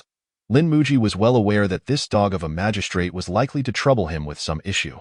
Yet he had no choice but to assist, for having extorted so much money and land from Yang Zhonggui and Li Dezuzu, he could not afford to do so without the backing of Magistrate Li. Indeed, upon hearing this, the joyful expression on Li Xian's face immediately faded, replaced by a hint of worry. Damn! Realizing that the other party indeed had a matter to trouble him with, Lin Muji felt a slight displeasure. All he wanted was to focus on his martial arts training, striving to elevate the iron sand palm to the legendary 4th level of mastery. This was currently weighing heavily on his mind because he was unsure how to advance further. The manual had not provided any guidance, and the path ahead seemed blocked. Though he felt displeased, matters of etiquette dictated that some things could not be avoided. On the contrary, one had to execute them splendidly, or else they would attract envy. Sigh, brotherly, have you encountered any troubling matters recently? As a father figure to the county, you must not carry such burdens. If you were to fall ill, what would become of the 100,000 citizens of this county? Lin Muji flattered, inquiring with feigned concern. There is nothing of great importance, merely a recent establishment of a martial arts school in our county, whose owner, emboldened by a modicum of skill, dares to look down upon our locality. Humph! What audacity! How can a mere martial artist dare to contend with the authority of the government? Brotherly, if you grant me 50 constables, I shall lead a group to dismantle his school. Lin Muji declared with righteous indignation. Though he appeared furious on the surface, Lin Muji did not express a desire to take full responsibility for the matter, but rather sought to lend support in a rather nonchalant manner. Alas, dear brother, if this matter could involve the constables, I would not be in such a state of distress. Li Xian sighed and shook his head. Oh? And why is that? Lin Muji's heart tightened. Simultaneously, he felt a profound headache regarding the complexities of this situation. If even Li Xian, the magistrate of a county, found it challenging, the depths of this issue were surely profound. The owner of the Iron Claw School has the backing of a fifth-rank official in the court. To mobilize our county's military forces against him would be a grave miscalculation, Li Xian lamented. Upon hearing that the other party's patron held a fifth-rank position, Lin Muji shuddered, almost losing grip on the cup of water in his hand. Just a few words conveyed the intricate entanglement of this affair. For no apparent reason, why would Li Xian be at odds with that fifth-rank official? Did Li Xian himself possess any higher backing? And did that fifth-rank official have patrons of his own? On a small scale, this was merely a bureaucratic conflict, but on a larger scale, it could very well be indicative of factional struggles. Rationality urged Lin Muji to steer clear of such disputes, yet now he found himself aboard the ship of County Magistrate Li Xian, and extricating himself would not be a simple endeavor. Should the two of them come to blows, the actions he had taken with Manager Yang and Landlord Li would be exposed, leaving him with no choice but to become a fugitive. Alas, Brother Li, what course of action do you propose? My abilities are limited, and I wish I could alleviate this great burden for you. Lin Muji expressed with deep discontent. This matter must not be known to outsiders as my doing.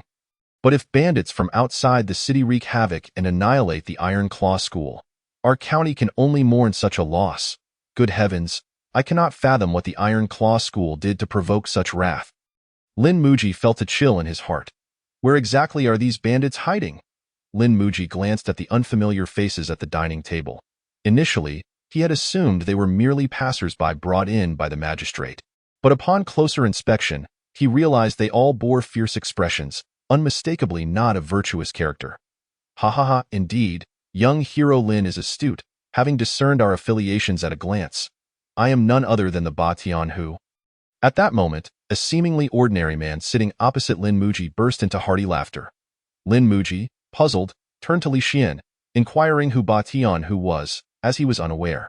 Sensing Lin Muji's confusion, Magistrate Li Xian proceeded to introduce, Dear brother, this is my good friend Lu Kuan, the leader of the Qingfeng gang. Ba Tianhu, he is renowned for his tiger fist, unmatched throughout our province. I have long admired your reputation. It is indeed an honor to meet the leader in person. Lin Muji cupped his hands in courtesy. Magistrate Li, you are too kind. What is this about being unmatched in our province? If I possessed such strength, I would not be confined to the small Qingfeng gang. Rather, it is young brother Lin who truly impresses me. At the tender age of 9, he has already mastered the iron sand palm to great heights. Were it not for my own eyes witnessing it, I would hardly dare to believe, Lu Kuan remarked, genuinely in awe as he gazed at Lin Muji's iron-black hands. You flatter me, you flatter me. After a brief exchange of pleasantries, Lin Muji chose to disengage, for he had no desire to forge close ties with individuals who thrived on thievery and violence. Dear brother, all present at this table are formidable fighters. If you could lend your assistance. How could the Iron Claw School possibly withstand us? You must aid me, brother. At last, Li Xian candidly expressed his intentions. This chapter is not yet concluded. Please click the next page to continue reading the thrilling content. Well, Brother Li, you know me. I have always been amiable and prefer not to engage in ruthless conflicts. Lin Muji was reluctant to agree hastily, even if he had to partake in this affair. He would seek some form of benefit. Ah, dear brother, fear not. Your martial prowess is exceptional. Who could harm you?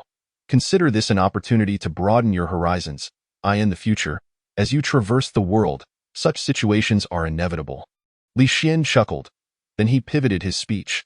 Moreover, I will not have you toil without recompense.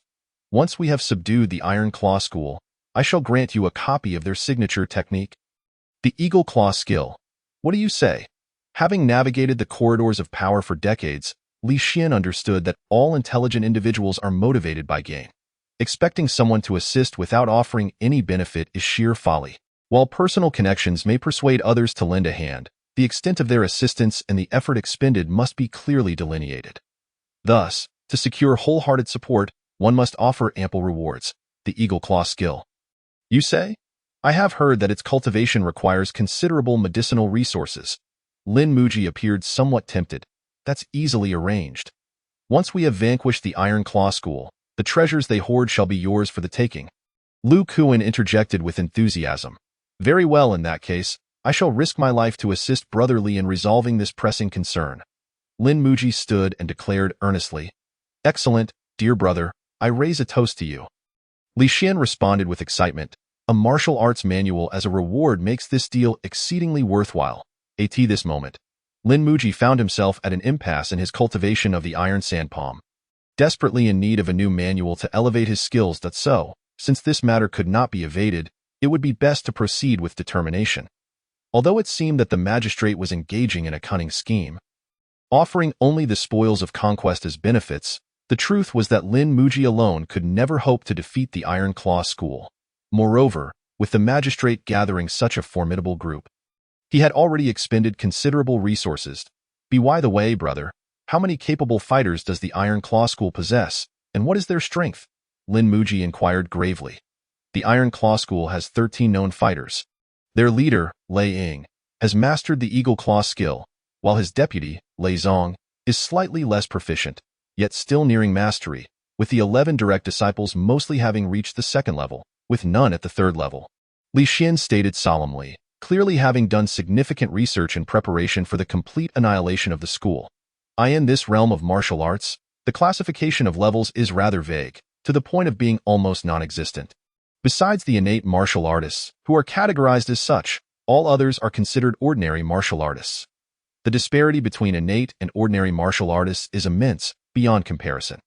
However, among ordinary martial artists, determining strength requires combat experience. One cannot gauge without having fought. If one were to estimate strength prior to engagement, it could only be done based on the martial arts practiced, the level of proficiency attained, and past achievements. For instance, regarding the leader of the Iron Claw School, when asked about his strength, one could only say he has mastered the Eagle Claw skill and add details of his past accomplishments to evaluate his capabilities. There is no distinction as Lin Muji imagined, such as levels of postnatal strength or other classifications. Those who have mastered the Eagle Claw skill possess fingers as sharp as blades and are exceptionally skilled in grappling. As for Lei Ying's true strength, no one can ascertain, but among the present company, only you, brother Lin Lu, would be able to contend with him. At that moment, Ba Tianhu Lu Kuan spoke confidently. Discussing tactics, brother, do not jest with me. I have only just entered the world of martial arts. How could I dare to compare myself with long-established masters? Let us all join forces and overwhelm them with numbers. Lin Muji, remaining cautious, did not allow himself to be swayed by the flattery, refusing to hastily undertake the most perilous task. The group engaged in strategic discussions until the early hours of dawn. And after careful consideration, they unanimously agreed on a course of action. They decided to launch their assault on the Iron Claw School on the night of the full moon, 2 days hence. Chapter 30. Blood Battle. They have arrived, Lin Lu brothers. Ba Tianhu Lu Kuan clasped his fists in greeting. Yes, brothers, you have come quite early, Lin Muji observed the crowd behind him. To assist magistrately. One must not be careless, Lu Kuan replied with a smile, then tossed a piece of black cloth to Lin Muji. Lin Muji caught it and covered his face, then looked up at the moon. The moon is high, and it is nearly the second watch. Brothers, be cautious. After this endeavor, I shall treat you to a night of revelry at the Drunken Life Pavilion. Lu Kuan spoke in a low voice, agreed. The assembled men responded in unison. Brother Lin, time is of the essence. Shall we commence? Lu Kuan turned to Lin Muji, who was gazing at the moon. Then, let us begin. Halt! Who goes there? A guard from the Iron Claw School shouted into the night.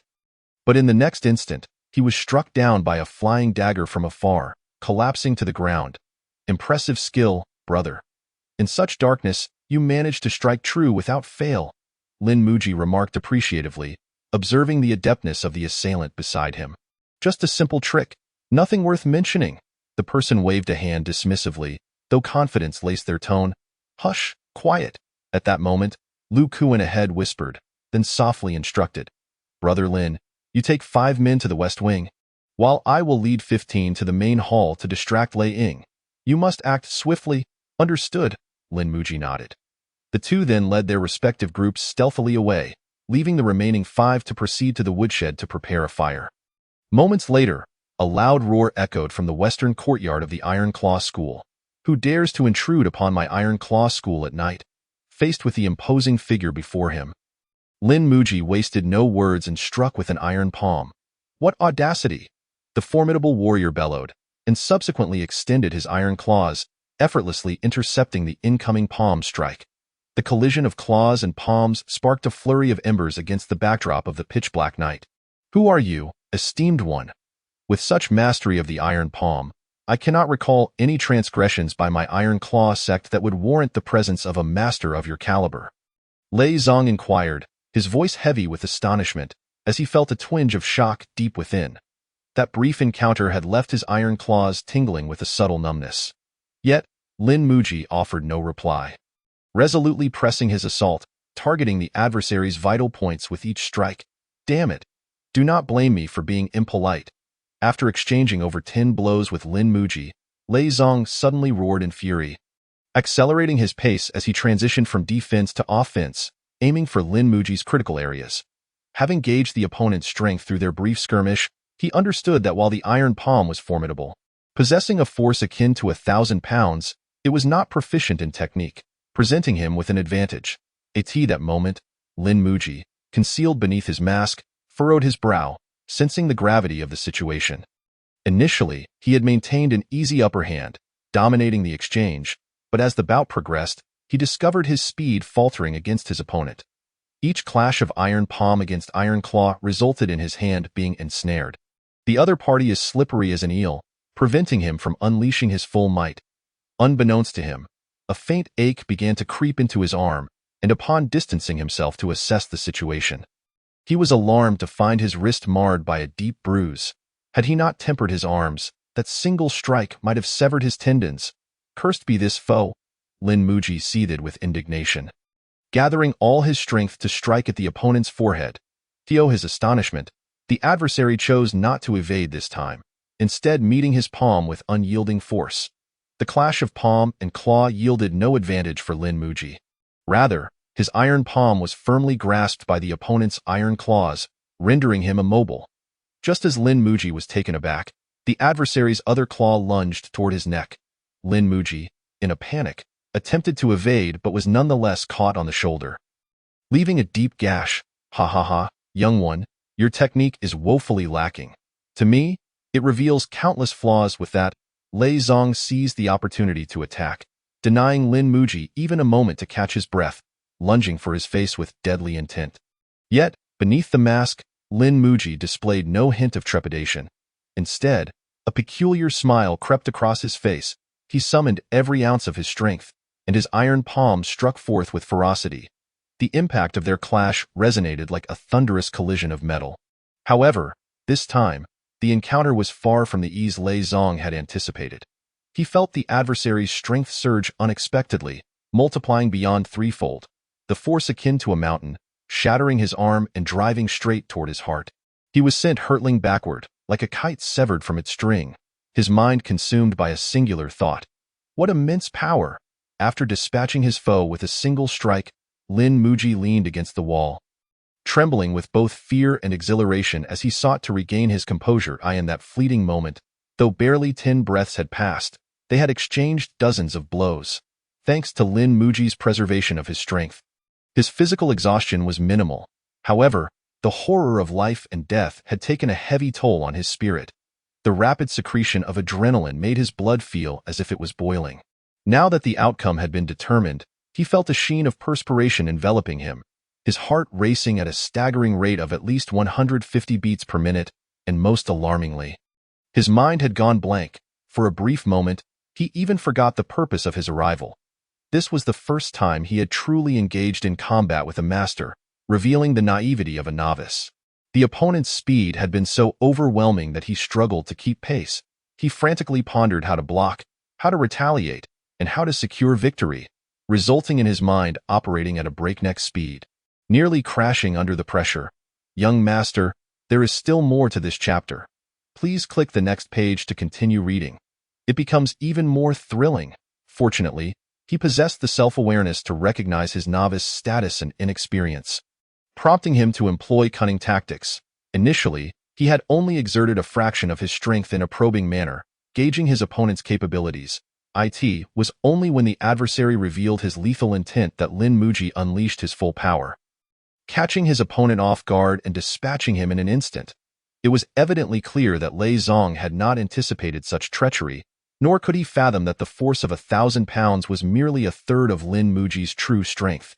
Had he known, he would have surely refrained from such recklessness, opting instead for a more strategic approach, evading the onslaught while gradually wearing down the enemy's stamina, awaiting the arrival of his companions to encircle and conquer.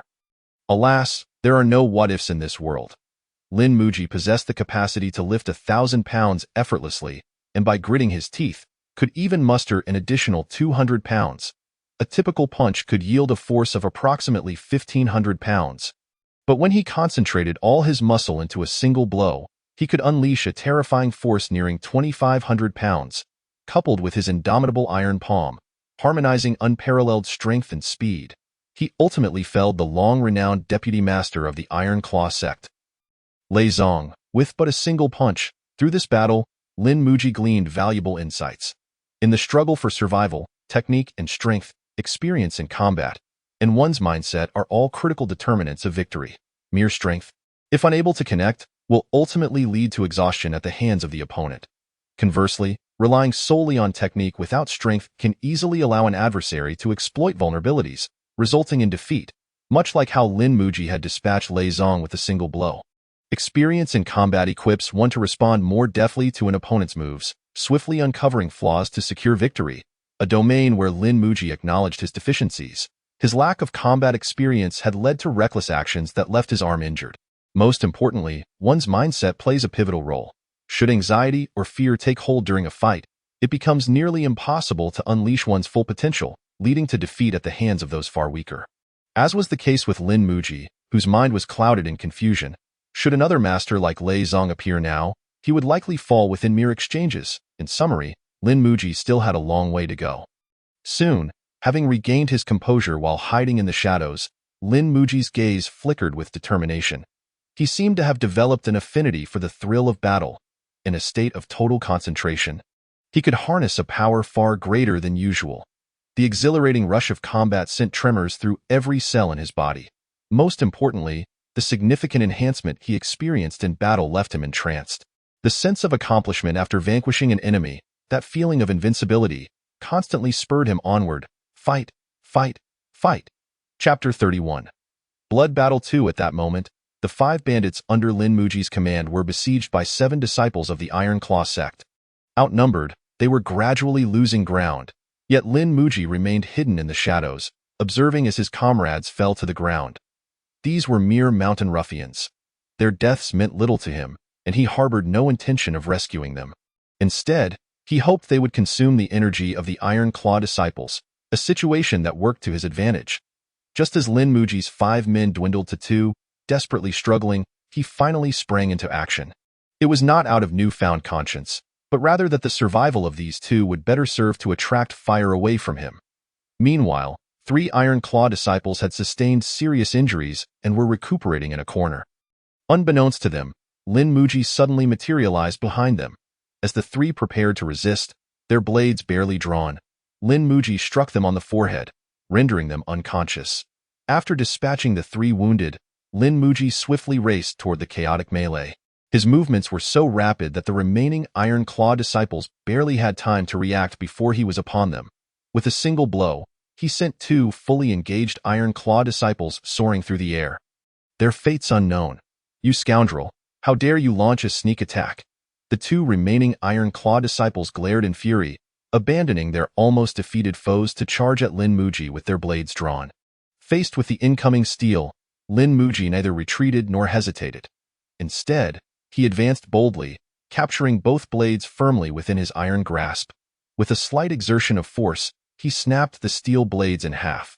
Then, amidst the astonished gazes of the 2 Iron Claw disciples, Lin Muji swiftly hurled the broken blades, aiming for their necks.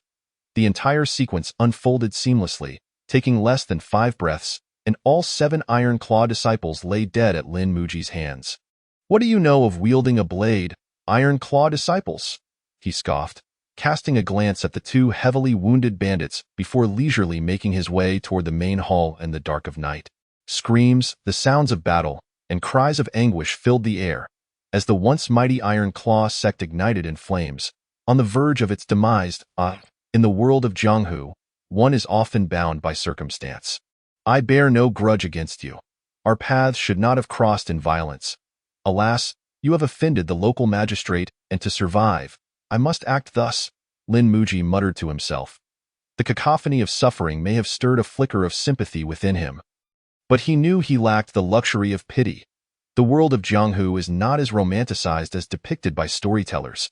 It is fraught with bloodshed and peril. Lin Lu, why have you only just arrived? Upon entering the main hall of the Iron Claw sect, the imposing figure of Lu Kuan glared at him with ire.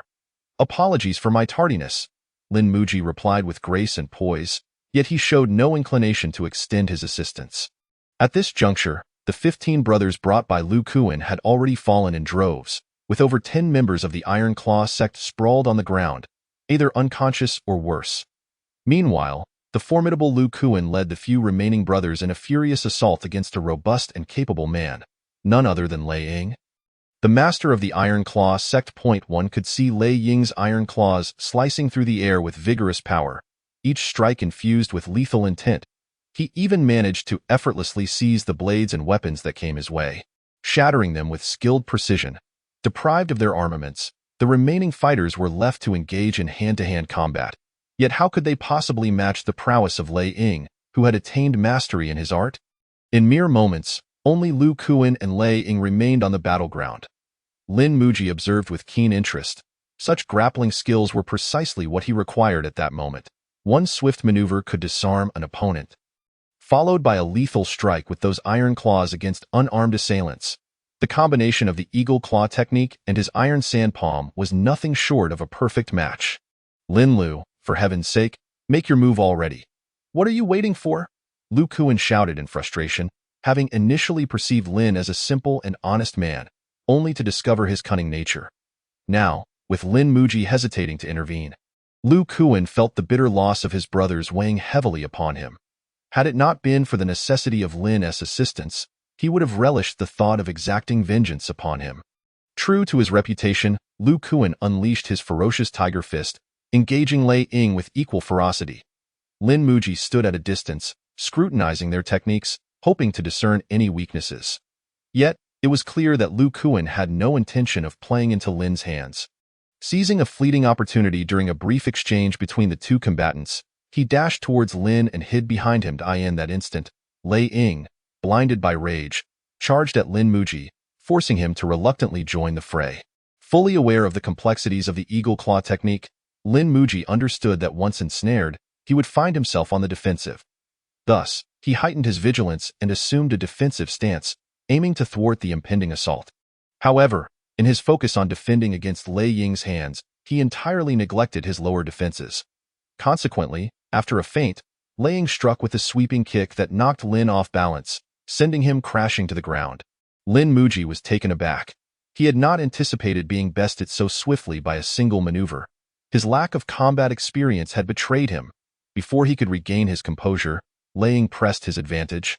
Launching a fierce kick aimed at Lin's vulnerable throat, in a flurry of panic, Lin attempted to block, only to discover that this was also a feint, as Lei Ying swiftly redirected his attack to Lin's abdomen. The pain surged through Lin, nearly forcing a cry from his lips, yet there was no time to recover as another wave of assaults came crashing down upon him. Lu Kuan watched the spectacle unfold. He relished the sight of Lei Ying exacting vengeance. Fortunately, Lin Muji's limbs had undergone rigorous training. While not as resilient as iron, they were tough as leather, granting him remarkable resistance to blows. Enduring the onslaught, Lin found himself curled on the ground, desperately defending while biding his time for an opportunity. Eventually, it seemed Lei Ying grew fatigued, his punches losing their vigor. Seizing the moment, Lin thrust his legs out from his prone position, delivering a powerful kick that sent Lei Ying sprawling. Ultimately, sheer physicality triumphed, and Lin, leveraging his exceptional physique, secured a temporary victory. This unexpected turn left Lu Kuan in disbelief. He could hardly fathom that Lin Muji, having endured over 20 blows from Lei Ying, could still retaliate with such force, sending his adversary flying over 20 meters. What manner of creature was Lin Muji? Meanwhile, Lei Ying, propelled by the kick, spewed blood and found his left arm shattered. Yet, even in the face of such grievous wounds, he harbored no thoughts of retreat. His family had been brutally slain by these thieves, and he would not rest until he avenged them with gritted teeth. He rose from the ground like a rabid dog, lunging at Lin with reckless abandon. Now reduced to one functioning arm, he stood no chance against Lin Muji. Calmly, Lin parried his desperate strikes, opting not for a swift conclusion but rather to familiarize himself with Lei Ying's techniques. Honing his own combat skills through each engagement. Remarkably, Lin was training against Lei Ying. As the battle progressed, Lin's confidence grew, his iron palms creating a flurry of afterimages, effectively countering all of Lei Ying's deadly maneuvers. Witnessing Lei Ying's futile struggle, Lu Kuan sensed impending disaster. It was clear that Lin was using Lei Ying as a means to refine his skills. Anger surged within Lu Kuan, who lamented the loss of so many brothers at Lin's hands. He could not allow Lin to continue this practice unchallenged. With a furious shout, he declared, "Lin Lu, I shall assist you." He then barreled towards Lei Ying from behind, delivering a crushing tiger fist that sent the latter hurtling away. Lei Ying, bloodied and battered, struggled for a moment before succumbing to the finality of death, his face etched with bitterness. "Ha ha ha, Lin!" Lu Kuan laughed heartily, before turning to head towards the Iron Claw sect's treasury. Eager to claim his spoils, yet, unbeknownst to him, Lin Muji's eyes glimmered with an eerie red light, a harbinger of his wrath. In an instant, Lin surged forward, channeling his energy into a fierce strike aimed at Lu Kuan. "Damn! I was already wary of you!" Lu Kuan bellowed, enraged, as he turned to confront Lin. Having suffered the loss of so many brothers at Lin's hands, he had long harbored a desire for retribution. Now that Lin dared to attack him, he would show no mercy. Killing Lin Lu would ensure all treasures belonged to him. The resounding clash of fists echoed as their blows met with forceful impact. Lu Kuan, well aware of Lin's lack of refined techniques, launched vicious strikes, aiming for his underbelly and eyes. Over time, Lin was forced into a defensive posture, struggling to protect himself.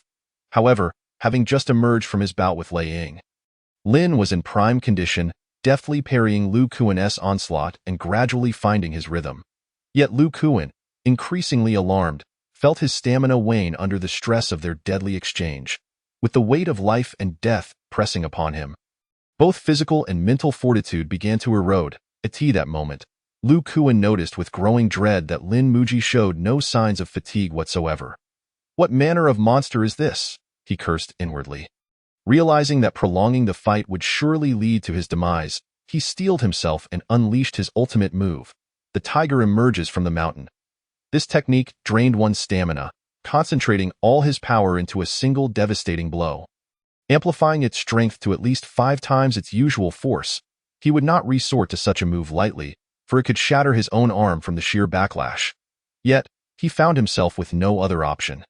With his ultimate strike unleashed, Lu Kuan refrained from announcing its name, instead disguising it as a routine attack to bewilder his foe. However, Lin Muji was no longer a novice. He instinctively sensed the disturbance in Lu Kuan's aura and summoned all his strength to meet the blow head-on. He could have evaded, but the young man's pride compelled him to confront Lu Kuan directly. It was evident that Lin had underestimated the potency of this ultimate technique. The force behind Lu Kuan's strike surpassed even Lin's full strength by 3-fold. In an instant, he was sent flying, the sheer power of the impact overwhelming him. "Ha ha ha!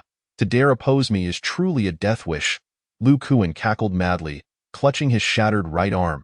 "You audacious bandit! The Batian who dare to invade my Ping'an County at night! You truly have no regard for our authority." In that moment, chaos erupted. Dozens of fully armed constables stormed into the Iron Claw sect. Encircling the injured Lu Kuan, they parted to allow the black-clad Li Zhong to stride forward, a wicked grin plastered across his face. "Li Zhong, what the hell do you mean by this?" Lu Kuan roared, his eyes wild like a ferocious beast. "What do you mean? You, a notorious bandit, have been wreaking havoc in this county. As the chief, I am duty-bound to apprehend you and avenge the 35 lives of the Iron Claw sect." Chapter 32. The Landlord. "Ha ha ha, Li Zhong, do you truly believe you have me cornered?" Lu Kuan laughed boisterously, as if dismissing Li Zhong entirely. The reputation of Batian who is not mere bluster. It is forged through battle, attack. With a command from Li Zhong, the surrounding constables formed ranks and charged at Lu Kuan. In response, Lu Kuan scattered a handful of lime powder into the air. catching the constables off guard as they stumbled blindly, clutching their eyes, however. Instead of fleeing amidst the confusion, Lu Kuan ferociously attacked Li Zhong, determined to take down these treacherous scoundrels and avenge his fallen brothers. Anger consumed him, a bitter realization that he had been naive enough to trust the deceitful words of Li Xian, the county magistrate. Not only had he become a tool for Li Xian, but now he faced retribution as well. Lu Kuan advanced towards Li Zhong, seething with boundless rage, each punch lethal and every strike dangerously venomous. Before long, Li Zhong found himself bereft of any means to defend. His steel blade long since disarmed, leaving him to struggle against Lu Kuan's ferocity with bare hands, his position precarious and fraught with peril. Observing their leader's plight, the surrounding constables rushed to provide support, only to be met with the overwhelming might of the frenzied Batian who dispatched them with but 2 punches, sending both men and shields hurtling through the air. The 2 shield-bearers who had charged in the fastest were particularly grievously affected. Their bodies shaken to the core, spewing blood, and it seemed their lives were forfeit. Witnessing the brutal demise of their comrades, the remaining constables instinctively took several steps back, no longer daring to approach. The death of a mere captain, or even that of the county magistrate, was of little concern to them. They remained constables regardless, and it was not worth risking their own lives for another's ambition. At that moment, they even harbored a silent hope that Lu Kuan would deliver a fatal blow to the captain, for if Li Zhong survived, he would undoubtedly seek retribution upon their return. Ha! What a so-called top expert of Ping'an County, nothing but a drunken buffoon. Thank your lucky stars for having a good uncle. Otherwise, you would amount to naught. After sending Li Zhong flying with a punch, Lu Kuan seized the opportunity to mock him during a brief moment of recovery. Infuriatingly, Li Zhong glared, his hands gripping the ground fiercely.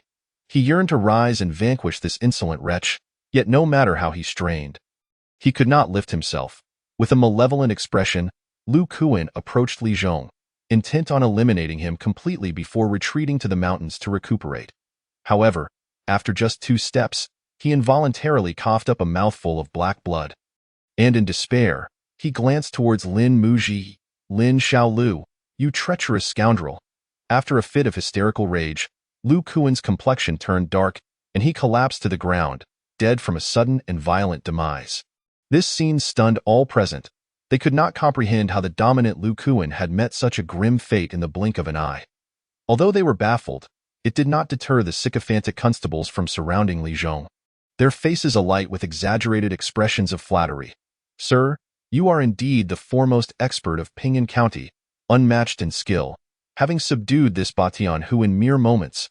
Congratulations on ridding the good people of Ping'an of a menace. Do not forget us humble folk when you ascend to greater heights. Yet, in the face of their cacophony of praise, Li Zhong could find no joy, for he knew that Lu Kuan's death had nothing to do with him. He was acutely aware that it was Lin Xiaolu's poisonous touch that had brought about this end. The true terror of the iron sand palm lay not in its formidable strength, but in the iron poison that resided within its palms once mastery was attained. Once struck, without over a decade of inner strength to protect oneself, the odds of survival were grim. Batian who Lu Kuan had succumbed to this poison. Had he retreated to the mountains for healing after his previous encounter with Lin Muji, he might have preserved his life. Yet, he foolishly persevered through his internal injuries, engaging Li Zhong, ultimately forcing his blood and vitality to surge, leading to his demise. This technique was the true secret of the iron sand palm. Although widely known in the martial world, it was fiercely guarded by the Iron Palm sect, making it impossible for outsiders to learn. Even those who managed to acquire the iron sand palm would never master this technique. This was why Lu Kuan met his untimely end. He had not anticipated that Lin Muji would wield such a skill. Lin Muji's ability to cultivate the iron poison was a matter of fortunate coincidence. While refining his arm with the iron sand, he had been injured by the iron poison itself, leading him to extensively study it in subsequent days. He eventually discovered that this iron poison resided within the bones of the hand and could be expelled into an enemy's body during combat if one could harness their inner strength. Achieving this was not particularly difficult. The challenge lay in the fact that ordinary martial artists were entirely unaware that iron poison could accumulate beneath the bones of their palms during the cultivation of the iron palm. Even if they did know, lacking inner strength meant they could not expel this poison, and when the accumulation became excessive, it would harm themselves instead. This was the primary reason why those without sufficient inner strength who attempted to master the Iron Palm ultimately perished in their efforts. Simultaneously, this explained why the Iron Palm sect showed no concern over the dissemination of their martial arts. The core techniques remained firmly within their ranks, and even if outsiders attempted to learn them, they would only be courting their own demise. As the crowd erupted in cheers, Lin Muji, amidst the ruins, finally stood up, brushing off the dust from his attire and walking towards Li Zhong and the others as if nothing had transpired. Li Zhong was taken aback. He had just witnessed Lin Lu being sent flying 20 meters by Lu Kuan's punch. Yet here he was, seemingly unharmed. "Uncle Lin, I am relieved to see you unscathed." Li Zhong, supported by his subordinates, approached Lin Muji, feigning weakness in his flattery. "What, Uncle Lin? Surely, do not flatter me. I am much younger than you. How could I be your uncle?" Lin Muji chuckled lightly. "From now on, just call me Brother Lin. That simply won't do. My uncle has a brotherly bond with you. So as a younger generation, I must address you as uncle." Li Zhong insisted gravely. "Very well. As you wish." Lin Muji nodded, then added, "My task is complete. When you have the opportunity, please send me the manuals for the Eagle Claw technique and the Fierce Tiger Fist, and I shall take my leave." "Uncle Lin, my uncle has personally led the soldiers of the 105 Prefecture in a night raid on Qingfeng Stronghold. I was just about to prepare to assist. Will you not accompany us?" Li Zhong expressed concern, realizing that without Lin Lu, the situation had become more unpredictable. "I am gravely injured. I would be of no assistance. Besides, with Ba Tianhu dead, the elite forces of Qingfeng Stronghold have also suffered significant losses." "What more could you fear, Captain Li?" Lin Muji replied, coughing weakly. "Farewell." With a furrowed brow and a pallid countenance, Lin Muji turned to leave, as if genuinely injured, staggering away from the scene. "Boss, he is gravely injured. Perhaps we should ask the constables disperse to clean up the battlefield." Li Zhong's deputy approached him quietly, making a gesture across his throat. "Nonsense, that is my Uncle Lin. How could you suggest such a thing?" Li Zhong rebuked. "But he is, after all, an outsider. Knowing the secrets of our Lord could ultimately be a liability. Moreover, if he remains alive, we must share the spoils of tonight with him. Alas, you truly are short-sighted." Li Zhong sighed, shaking his head. "A talent like my Uncle Lin will undoubtedly make a name for himself in the future. I should be seeking to curry favor, not harm him. No wonder you are still just a lowly constable at over 30. You cannot seize a great opportunity even when it lies before you," Li Zhong scoffed, turning to leave towards the Iron Claw Gate's storeroom. He needed to oversee the operation to ensure this pack of wolves did not pilfer the treasures. "Yes, you are right." The deputy nodded eagerly, following closely behind Li Zhong. After distancing himself from the Iron Claw Gate, Lin Muji ceased his pretense of injury and quickly made his way home. His wounds were not as severe as he had portrayed. Only his right arm was fractured, with no internal injuries. After a night of recuperation, he would be back to his vibrant self by morning.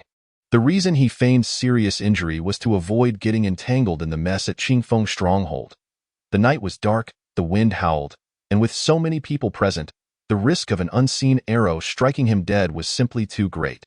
Additionally, having already sustained injuries, encountering any formidable opponents at Qingfeng Stronghold would only heighten his danger. Moreover, the character of County Magistrate Li Xian was not to be trusted, so it was prudent to keep his distance. After witnessing the events of the night, he was acutely aware of how corrupt these officials were. Recently, due to a series of peasant uprisings across various regions of Diyu, the situation had become quite unstable. Consequently, the court issued orders to various provinces and counties to preemptively eliminate surrounding bandits to prevent the rebel forces from gaining strength. As for why the court chose to exterminate bandits rather than quell the peasant uprisings, it was simply because these bandits were composed of those destitute farmers. Naturally, the magistrate of Ping'an County received the same orders from the court, and in order to fulfill this task, he devised such a trap, eagerly awaiting his longtime friend, Ba Tianhu Lu Kuan, to fall into it. The Iron Claw Gate had no grievances with Li Xian. He simply coveted the Eagle Claw technique within, thus choosing to use the Iron Claw Gate as bait to achieve his own dual objectives. Knowing the entire scheme, Lin Muji felt a chill of trepidation towards Li Xian, fearing he might one day become a victim of his machinations. Now that he was injured, he could not afford to place himself in danger. Those officials were truly merciless, devouring their prey without leaving a bone behind. When Lin Muji returned to Wangjia village, the dawn had yet to break, but as he passed through the village's farmlands, he discovered that many farmers had already begun their labor. Their diligence stirred compassion within Lin Muji. He could not help but wonder which landlord was so cruel as to push their tenants to work before dawn. Fortunately, the heavens seemed to favor them this year, with abundant rainfall. In 2 months' time, the farmers would likely enjoy a bountiful harvest, finally able to live a stable year. Observing the flourishing millet along the roadside, Lin Muji contemplated. He then went to inspect his own 100 acres of land, where the millet was also growing remarkably well, yet the sight of the person in the field soured his mood. There stood Lin Ergo, thin and frail, wielding a long stick, overseeing the tenants as they toiled diligently. He had not anticipated that after criticizing other landlords, his own household was no different. "What are you doing? Can't you see that enormous weed at your feet?" he scolded. "Oh, walk carefully. Don't trample the millet. Keep your eyes wide open. If I see even a single weed left in the fields, none of you will eat lunch today." At that moment, Lin Ergu was no longer the submissive figure of the past. Instead, he had taken on the sharp and cruel demeanor of the landlords, his words laced with bitterness and malice. Although he had only been a landlord for 3 months, he had perfected the role, even surpassing the previous landlords in avarice and exploitation. Observing the self-satisfied demeanor of Lin Ergu, Lin Muji couldn't help but recall an old saying from Earth. Once the poor rise, they can be more detestable than the landlords. "Stop right there." Unable to endure any longer, Lin Muji shouted. "Lin Ergu, you truly are a prime candidate for a landlord. It's barely the 4th watch, and you have the villagers working in the fields before dawn? What the hell are you thinking? When you were a farmer, did you ever rise at this hour? Now that you've become a landlord, you suddenly feel the need to be diligent. It's not even the busy farming season. Why must you make life so difficult for the villagers? Can't you allow them a little more rest? Go back, all of you. From now on, no one is to work in the fields before the 5th watch." Yet, despite Lin Muji's fervent pleas, the tenants dared not move, their heads bowed as they continued to scour the fields for weeds. "Get moving, leave now." Seeing that the tenants remained unmoved, Lin Muji's anger flared. The tenants cast anxious glances at Lin Ergu, aware that Lin Lu was looking out for their welfare, but they dared not disobey Lin Ergu's orders. They understood that while Lin Lu was a good person, Lin Ergu was not to be trifled with. Offending him would lead to dire consequences later on. After calling out several times to no avail, Lin Muji grasped the reality of the situation. These people feared Lin Ergu's retribution. "Lin Ergu, send them back."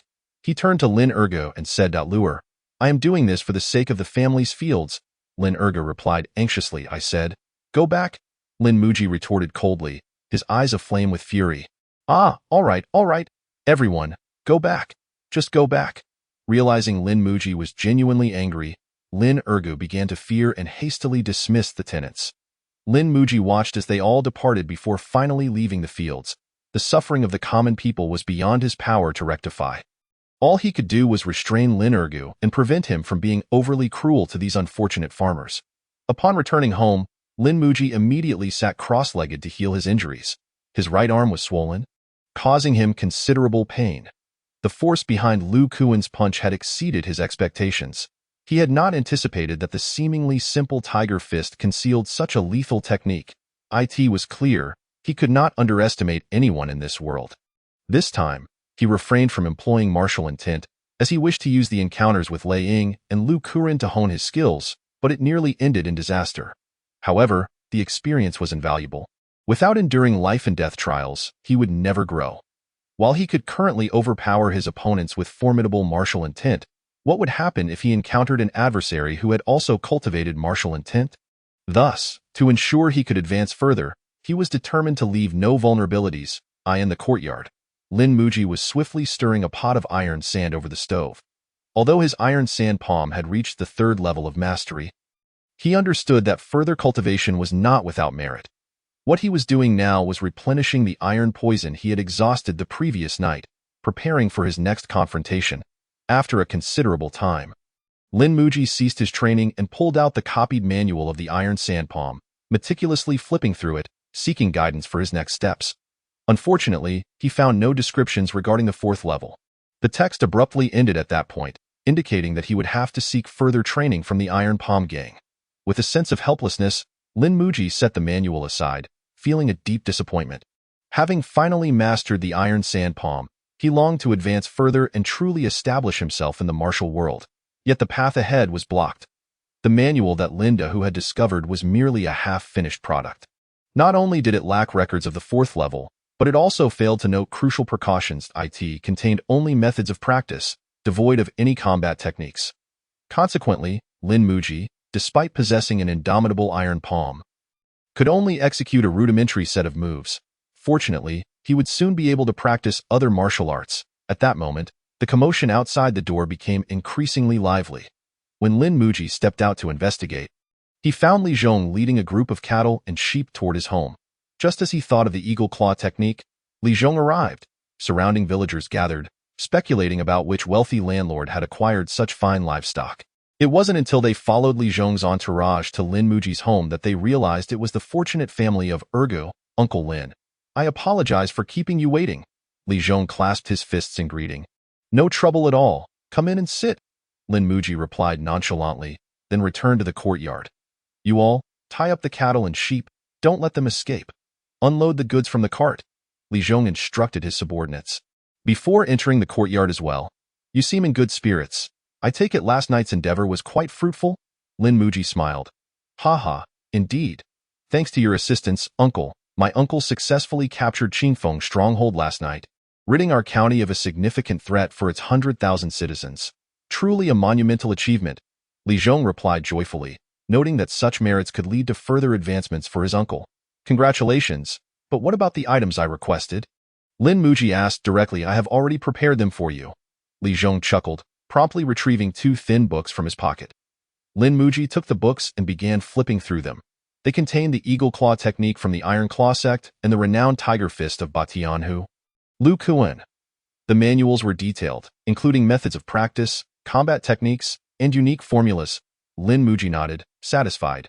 "This indeed addresses my immediate needs. I'm glad you're pleased. Additionally, my uncle has sent 2 yellow cattle, 5 mountain goats, various precious medicinal herbs such as mountain ginseng, yellow essence, sanchi, deer antler, and tiger bone, along with 300 taels of silver. I hope Uncle Lin will accept," Li Zhong elaborated, maintaining a humble demeanor. Especially after learning that Lin Muji had mastered the true techniques of the iron sand palm. He was keen to avoid any offense, recognizing that it signified Lin Muji had at least cultivated internal energy. Internal energy is a rare and widely sought-after skill, often only accessible through prestigious families and renowned sects. Ordinary people could scarcely hope to acquire such manuals. Even in the case of officials like Li Xian, they possessed only the most basic techniques. Nonetheless, Li Zhong had gained considerable renown in Ping'an County after his training. Compared to external techniques, internal energy offered far greater value. While external techniques are difficult to master and yield slow results, the suffering endured during training is beyond what an average person can withstand. In contrast, internal energy can be learned in just 3 years with the guidance of a skilled teacher and sufficient resources. A prime example is the difference between Li Zhong and Batianhu Lu Kuan. Li Zhong practiced only the most basic internal energy technique for roughly 2.5 years, yet he could contend with Lu Kuan, who had trained for 20 years in the Tiger Fist. Had it not been for Li Zhong's relatively poor combat skills, he likely would not have lost so quickly. Thus, the significance of internal energy is evident. Most renowned martial artists in the world have cultivated internal energy, with many excelling at both internal and external techniques, yet few have achieved fame solely through external techniques. After exchanging pleasantries with Li Zhong, Lin Muji quickly sent him on his way, this moment. With the manuals in hand, he was eager to begin his training and had no time to waste on idle conversation. As the sun set, Lin Muji finally skimmed through the 2 books and gained some understanding of the training methods. The Eagle Claw technique is specialized for finger training. Once mastered, one can exert a force of 1,000 pounds with just their fingers, and their nails become as sharp as steel, effortlessly slicing through human flesh. Moreover, it encompasses a complete grappling technique, capable of shattering an opponent's bones and joints. A master of this technique could easily disarm their adversaries, much like Lei Ying of the Iron Claw sect, who could effortlessly seize weapons without injuring his hands. Unlike Lin Muji, who relied solely on brute strength, the Eagle Claw technique is rooted in pure skill. While the iron claws are indeed sharp, The palms are only slightly harder than those of an average person, making it impossible for them to simply grip a weapon with the same sheer force as Lin Mujit, AS for the Tiger Fist. It is a ferocious style that enhances arm strength through its training methods, employing a unique punching technique that maximizes power with minimal effort. Its core technique, Tiger emerges from the mountain, allows for a temporary explosion of strength 5 times greater than usual. Lin Muji had suffered greatly from this very move the day before. Content with the 2 manuals, Lin Muji recognized that they provided precisely what he needed to address his shortcomings. Without hesitation, he began practicing the eagle claw technique, undeterred by the encroaching darkness. Lin Muji procured 10 sandbags, each weighing 20 pounds, and then suspended them from the 10 fingers using ropes. He subsequently performed fist-clenching motions with his palms facing upward. Initially, he found the task quite effortless, but after 20 repetitions, a slight soreness began to manifest in his fingers. After 50, he experienced a bone-deep pain, and by the time he reached 100, he felt as though he had completely lost sensation in his fingers. Under normal circumstances, an average person would resort to secret remedies to mend their injured fingers at this juncture, rendering them unable to train further that day, lest they incur irreversible damage. However, it was evident that Lin Muji was no ordinary individual. He seated himself on the ground and commenced healing his injuries through meditation, and in less than a quarter of an hour, the pain in his fingers had entirely dissipated. He then resumed his training. Repeating the cycle, coupled with his foundational expertise in iron sand palm, his martial prowess was already formidable, allowing him to grasp the fundamentals of eagle claw technique within a single night. Should this news spread, it would undoubtedly terrify many, for the fastest recorded entry into such a technique in the martial world took at least half a month. Yet, Lin Muji accomplished it in merely one night. After a brief respite, he retrieved the manual for Fierce Tiger Fist and began practicing the techniques illustrated within AS. He repeatedly threw punches.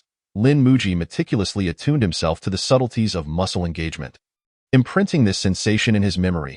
Soon, the sheer volume of punches he threw inflicted significant strain on his muscles. While any ordinary person would require several days of rest to recover, Lin Muji merely sat on the ground in meditation for a moment before springing back to life. Training in Fierce Tiger Fist proved more challenging than eagle claw technique. Thus, Lin Muji dedicated an additional hour to master its basics before nightfall, having gained proficiency in both martial arts. The remaining task was merely one of gradual refinement, a pursuit that could not be hurried. Even with Lin Muji's extraordinary speed, he anticipated a time frame of at least 1 to 1.5 years, with some requiring as long as 3 to 5 years. Conversely, for an average individual to master a martial art, it typically necessitated no less than 20 years. This was the nature of external martial arts, arduous to cultivate with less than ideal rewards. And even a masterful external practitioner could be easily bested by an internal adept of modest skill. After spending an hour dining and recuperating, Lin Muji resumed his cultivation of the boy's skill. He understood that techniques like iron sand palm and eagle claw were merely embellishments. True strength lay in internal power and the boy's skill.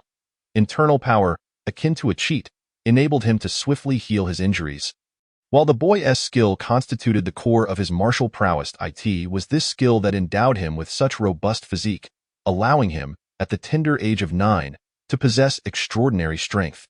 When he unleashed his full might, even a famed opponent could be grievously injured by a single blow.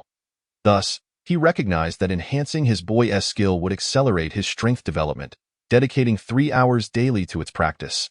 The second tier of the boy's skill proved significantly more challenging than the first. While the first tier only required exhausting one's stamina to see progress the following day, the second tier demanded that one not only conserve energy but also continually replenish it through nourishment to maintain peak vitality. Subsequently, he employed a unique meditative technique to channel the energy acquired from his meals directly into his bloodstream, fortifying its potency. The text indicated that, barring extraordinary fortune or rare resources, achieving the second stage would require a minimum of 10 to 15 years. A daunting prospect that dissuaded many, as few could endure a decade without engaging in carnal pleasures. The boy's skill, as its name implies, necessitated a state of perpetual innocence, rendering it inaccessible to all but those of exceptional willpower. As time passed, the clock soon approached midnight. Lin Muji slowly rose to stretch his limbs. Continuing at this pace was untenable. His progress was alarmingly slow. Even with daily herbal supplements, advancement remained insufficient. Could it truly take him over a decade to refine his blood? Lin Muji gazed at the full moon. Sighing deeply, he had sought shortcuts and, to his surprise, discovered one. Utilizing his unique internal power for training.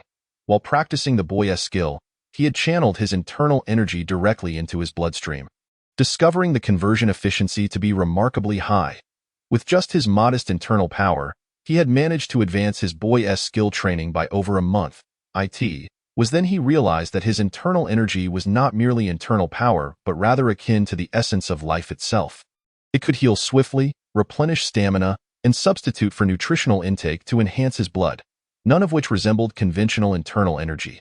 However, despite the rapid progress afforded by utilizing internal power, Lin Muji had refrained from frequent application. He understood that replenishing the expended internal energy would require at least 20 days. This chapter is not yet complete.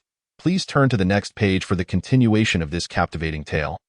Moreover, the process necessitated consuming vast quantities of food, which would detract from his external martial training, an unwise trade-off. Nevertheless, this revelation illuminated a path forward. If he could enhance his digestive capacity or procure an ample supply of medicinal herbs to expedite the recovery of his internal energy, he could then rely on it to elevate his Boyes skill. It seemed prudent to seek a manual that could stimulate the appetite and bolster digestion, though he pondered whether such a tome even existed. Lin Muji mused quietly to himself, recognizing that such a search would not yield immediate results. Before embarking on that quest, he resolved to begin with herbal remedies. Coincidentally, Li Xian had recently delivered a considerable quantity of precious herbs, which should suffice for his training for some time. That evening, Lin Muji slaughtered a sheep, for the nutrition contained within its meat far surpassed that of rice, significantly aiding in the restoration of his internal energy. Coupled with valuable herbs such as ginseng and huangjing, he replenished his depleted internal power in merely 3 days. At this pace, 3 days would equate to a month's worth of recovery, tenfold efficiency. Thus, it seemed feasible that he could complete his blood refinement within a year to a year and a half. Lin Muji's eyes gleamed with determination, yet he soon dismissed that notion. He recognized that such calculations were overly simplistic. Setting aside the accumulation of toxins from the herbs consumed over the year, the monetary expense required for purchasing them would amount to an astronomical sum. The herbs gifted to him by Li Xian were valued at no less than 500 taels of silver. Yet he had already consumed half within 3 days. If he continued at this rate, without accounting for potential resistance to the herbs and rising prices, he would still require at least 50,000 taels of silver. 50,000 taels. What a staggering figure. Considering that a prosperous farming household accumulates a mere 10 taels of silver annually, it would take 5,000 years to amass such wealth. Why then? Rockets would have soared into the heavens. Furthermore, factoring in the issue of drug resistance and the market fluctuations caused by large-scale herb procurement, the costs might triple. He was devoid of power and influence. Where could he possibly procure such funds? Chapter 34. The calamity of wartime flowed inexorably, and 10 days slipped by in an instant. During this span, Lin Muji depleted all the herbs gifted by Li Xian, witnessing a marked improvement in his mastery of the Boyes skill. Achieving roughly 1/100th of the required progress. His internal power also advanced slightly, though the increase was so minuscule that he nearly overlooked it. Moreover, the training progress in Eagle Claw technique and Fierce Tiger Fist had also seen notable enhancement. He was visibly growing stronger. Meanwhile, the millet in the fields had begun to bear fruit, and within a month, a bountiful harvest awaited. It seemed as though all was progressing favorably. Alas, fate had other plans. One day, a regiment of disciplined soldiers stormed into Wangjia village. "Please, no, that is our family's last grain," an elderly man pleaded, trembling in desperation, only to be violently kicked to the ground by the leading sergeant. They brazenly pillaged grain, treasures, and women from Wangjia village. At that moment, Lin Muji glared furiously as he witnessed soldiers hauling away his family's food supplies.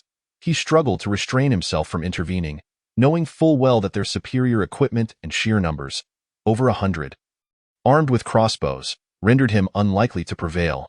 Most critically, he pondered the dire consequences of resisting the imperial soldiers. What if he were branded a traitor? It would spell disaster not only for him, but for his entire family. "Please, do not take my family's ox," Sevenya implored, unable to contain herself as she saw their yellow ox being led away. "Get away!" A soldier kicked her to the ground. "You wealthy household still as oxen. You should be grateful to honor your military overseers. What are you doing?" Upon witnessing Sevenya being struck, Lin Muji's fury ignited. "Oh, what's this? Do you wish to rebel?" The sergeant turned his gaze upon him, and the other soldiers swiftly drew their swords, ready for conflict. The atmosphere grew tense, and Linda and Lin Er, among others, hastily knelt in submission. These were valiant men sworn to protect their homes. Yet, to assault those who relied on the very grain for their survival was unconscionable. Lin Muji struggled to contain his rage, attempting to reason with them. "Ha, you still recognize us as defenders of the homeland? We risk our lives on the front lines battling the rebels, yet the rear fails to supply us with provisions. How can we continue this fight? Don't speak of us taking your grain. Even conscripting you as soldiers would be entirely justified." The sergeant scoffed. "Are you suggesting I enlist as a soldier? You seem quite fit. You would make an excellent porter." "Not at all. Please, take what you wish." Lin Muji fell silent at these words. "This misfortune has befallen us, and lamenting it further is futile. They exploit their military authority to bully you, and what can you do about it? Resistance leads to death, and if you anger them, they might forcibly conscript you as a soldier. Ordinary citizens cannot possibly contest with these armed men. As the saying goes, a scholar cannot articulate reason in the presence of a soldier." Thus, Lin Muji could only endure this indignity in silence. You certainly know your place." Soon enough, these brigands ransacked Lin Muji's home, leaving not a single hair behind. "Wu Wu, sixth brother, all our food has been stolen." At that moment, Chia burst out of the house, weeping after inspecting the situation. Upon hearing this, Linda and the others turned ashen. With only a month left until the harvest, how would they survive now? As for Lin Muji, he stood at the door, fists clenched. Today, he had endured a tremendous humiliation. His sister was beaten, their food was taken, and yet he dared not utter a word. After years of honing his martial skills, it felt as though they had been wasted. The rage within him threatened to erupt. His expression twisted in fury. At that moment, he yearned to rush outside and slay every last one of those brigands. He weighed the pros and cons, urging himself to remain calm, for the greater good and for his family. He must endure. He was not yet in a position to confront a well-equipped regular army head-on. Ultimately, Lin Muji reluctantly loosened his fists and slumped against the wall in despair. Reluctance to act would lead only to death. Such is the harsh reality. Adults often choose to bow their heads when faced with it. Life is not a novel where conflict is resolved with a mere skirmish against foes far superior. One cannot simply retaliate and expect to triumph. The reality was that should Lin Muji dare to rise in rebellion, he could be struck down by a hail of arrows in an instant, and his family would suffer the consequences.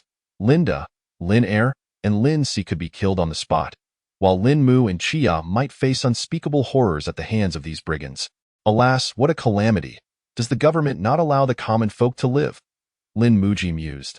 The common people had little food to spare, and after such a blow, how would they cope in the future? Not to mention the ordinary citizens, even he felt somewhat at a loss in this moment. Fortunately, being naturally cautious, he had not stored all his grain at home. He had hidden his 300 taels of silver and 1,000 pounds of rice in that cave. Hoping it had not been discovered by the brigands. "Oh no, young Master Lin, those soldiers are bullying Miss. You must hurry and see." At that instant, a servant from the Mu family rushed in, panic-stricken. "What?" Lin Muji's eyes widened in fury. At that moment, he thought of nothing else, clenching his fists and sprinting towards the Mu family clinic. Inside the clinic, several brigands were tormenting Mu Qingling, cornering her and reveling in her helpless pleas for mercy. Soon, a few soldiers, driven by base desires, began to remove their armor with practiced ease. Their intentions were all too clear. Fortunately, Lin Muji arrived swiftly. Consumed by rage, he did not consider the consequences and seized the leader of the brigands, hurling him aside. "Bold ruffian, kill him!" The throne leader shouted in fury as he fell to the ground, at his command. The soldiers drew their blades and charged at Lin Muji. Lin Muji, his eyes ablaze with fury, could no longer suppress the wrath that had built within him. He clenched his fists, prepared to annihilate them all. Just as the two sides were about to clash, the village chief, Wang Shou, finally arrived. Lord Baihu, please calm your anger. It is all a misunderstanding. What else do you have to say? The Baihu drew his steel blade, pressing it against the village chief's throat. What, are you also a traitor? Ahahaha, Lord Baihu, you jest. How could an old man like me be a traitor? My son, Wang Huxiang, is a scholar in the ministry. I am a loyal citizen. How could I ever commit treason?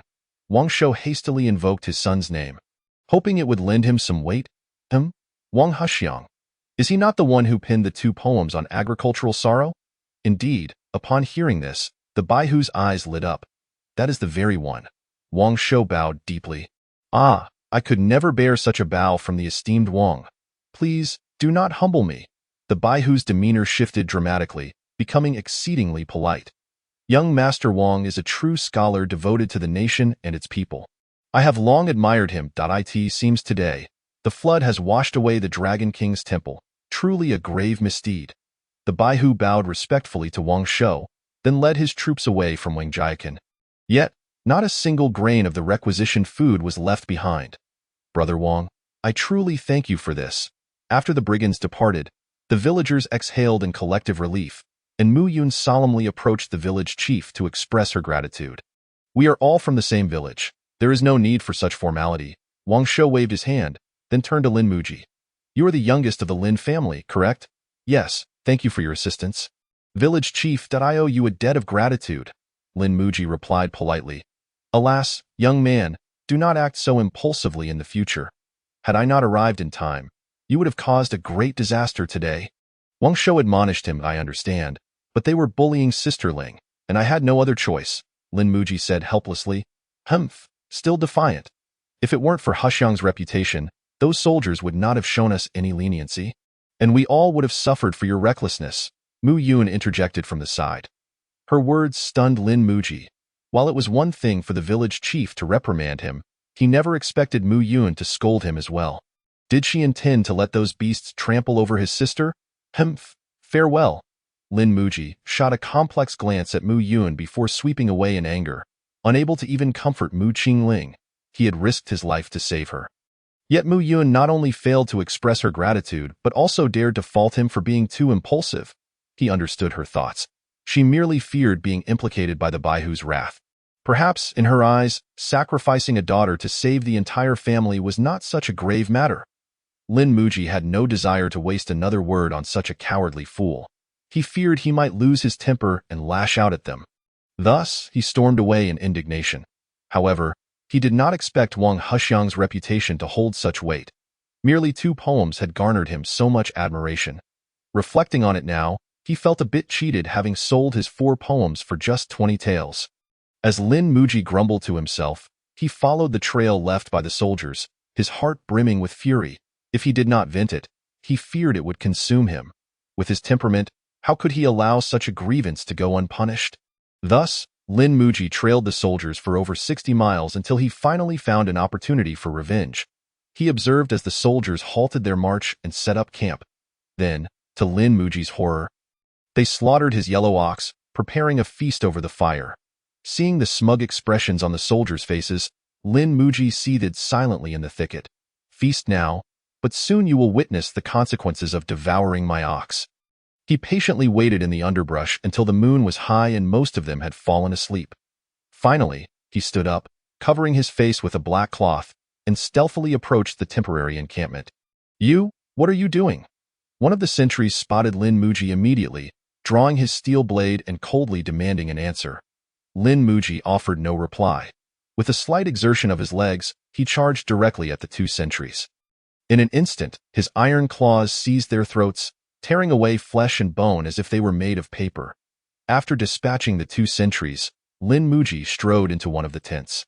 Their vigilance was appallingly low. Was this truly the Imperial Army? With such troops, how could the government ever fear defeat? He had infiltrated their camp without them noticing.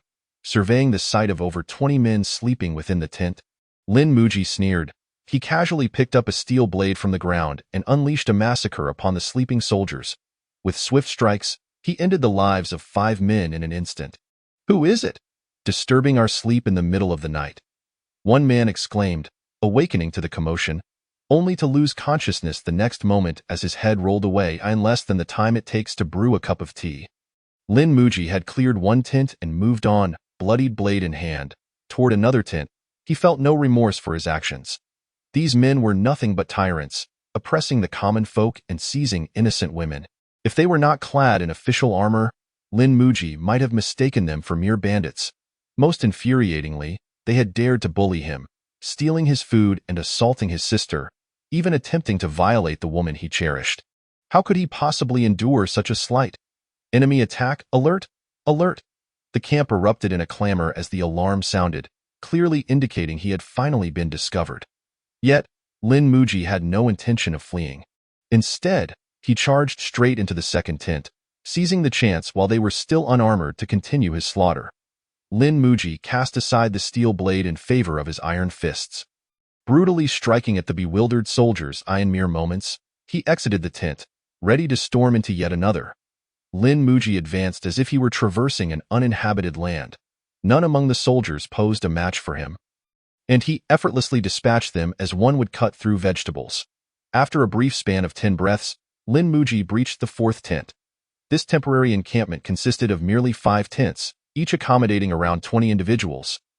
Yet at this moment, under Lin Muji's surprise assault, they had already suffered a loss of more than half. It was only then that the soldiers within the camp began to react. Upon Lin Muji's entry into the fourth tent, he was met with the sight of soldiers who had already donned their armor and grasped their weapons. Recognizing Lin Muji, drenched in blood, as the enemy come to attack, they drew their steel blades and lunged at him. The confined space, coupled with the overwhelming number of foes, left Lin Muji with no avenue for evasion. Thus, he had no choice but to retreat from the tent and devise a new plan. How audacious, to dare launch a night raid on a military camp without regard for one's life. At this moment, the leader of the final tent, a centurion, arrived promptly with 3 personal guards. Without a word, he raised his sword and charged at Lin Muji. Consequently, Lin Muji found himself besieged from all sides, plunging into a perilous predicament. Though fewer than 30 soldiers remained in the camp, they maintained an orderly formation, arranging their blades to encircle Lin Muji, striking with precision and ferocity. Confronted with the coordinated assault of 30 steel blades, Lin Muji was not only unable to counterattack but found even evasion a daunting task. After barely fending off 5 strikes, he had already sustained multiple wounds, and he struggled to maintain his footing. Lin Muji truly underestimated these soldiers. He had thought that while 100 might prove challenging, 50 should be manageable. Yet, in the heat of battle, he realized that even 30 was a formidable challenge. Individually, these soldiers were rather unremarkable, having hardly trained in martial arts. Lin Muji could easily vanquish any number of them in one-on-one combat. However, once they formed ranks, they transformed entirely, their movements synchronized and their coordination impeccable. Their defenses were impenetrable, and their attacks were ruthless and merciless, leaving no openings. Lin Muji attempted to charge through their formations several times, but their defense was akin to a spiked iron tortoise, offering him no opportunities to strike. As he caught 2 incoming steel blades with his hands, he barely had time to counterattack before the remaining 30 blades descended upon him. Reluctantly, he was forced to dodge hastily. With the enemy closing in step by step, Lin Muji's room for maneuver grew increasingly restricted, and he found himself on the brink of being overwhelmed by a flurry of blades. At this moment, Lin Muji understood that to break through their ranks, he must rely on sheer force. He needed to shatter their formation with absolute strength and then eliminate them one by one. Yet achieving this was no simple feat, as he currently lacked any suitable weapon. Relying solely on his fists would be a fool's errand. Kill them. The centurion wasted no time, quickly reorganizing his troops to charge at Lin Muji. Facing the stabbing blades, Lin Muji unleashed his eagle claw technique, firmly grasping 2 steel blades and, with a slight exertion, wrenched them from the enemy's grasp. However, at that moment, the remaining nearly 30 blades simultaneously slashed toward him. Lin Muji's brief delay in seizing the weapons cost him dearly, as he missed the optimal moment to evade, resulting in 2 more wounds. Damn it! Lin Muji spat blood, gritting his teeth in rage. Nonetheless, he was fortunate. Those 2 strikes were worth enduring, for he was no longer unarmed. With 2 blades in hand, he could avoid close-quarters combat with them. In that instant, he finally comprehended the drawbacks of being empty-handed. Charging into battle necessitated a weapon.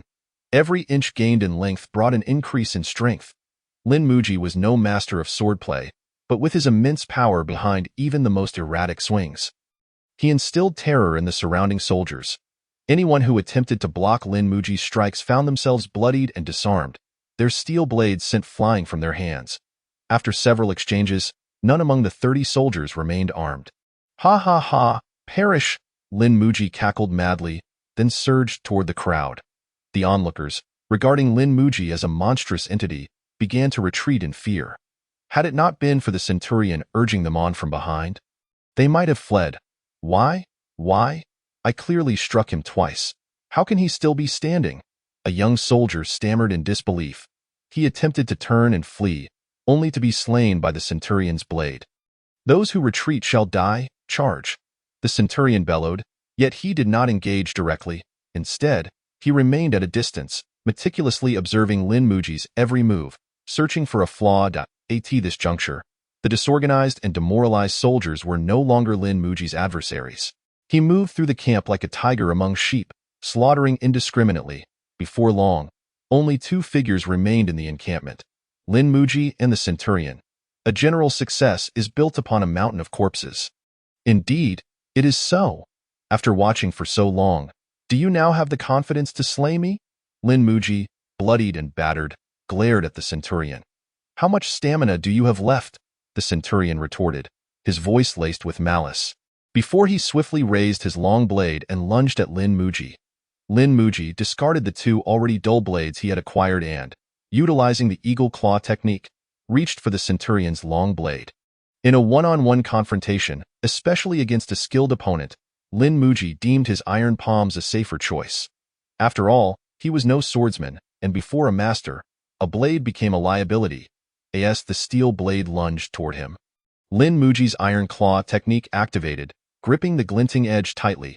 He intended to forcibly disarm the centurion, but unexpectedly, the centurion changed tactics in an instant.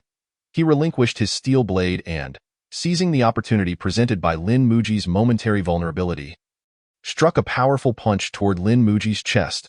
The blow came with incredible speed, catching Lin Muji entirely off guard. He had no time to raise a defense, and in the next moment, the centurion's fierce punch landed squarely on Lin Muji, sending him sprawling to the ground, his vision blurring as he nearly lost consciousness. How does it feel to be struck by my military formation's killing fist? After knocking Lin Muji down, the centurion approached, ready to deliver a final blow, all the while taunting him. Ha ha, truly a display of flowery fists and embroidered legs. Yet Lin Muji erupted into laughter. If the centurions of the court are of your caliber, then indeed, the court deserves to perish. Audacious. Lin Muji's words ignited the centurion's fury. In an instant, he surged forward, reaching Lin Muji just as he regained his senses, unleashing a barrage of military killing fists. Lin Muji barely managed to defend himself, ultimately seizing the opportunity to retreat several steps, creating distance between them. Flowery fists and embroidered legs. What does it matter if you land 10 punches? 1 punch from me will decide the victor. Lin Muji mocked mercilessly. Now that he had caught his breath, he swiftly transitioned from defense to offense, launching a ferocious tiger fist aimed at the centurion's vital points. Lin Muji's strikes were overwhelmingly powerful.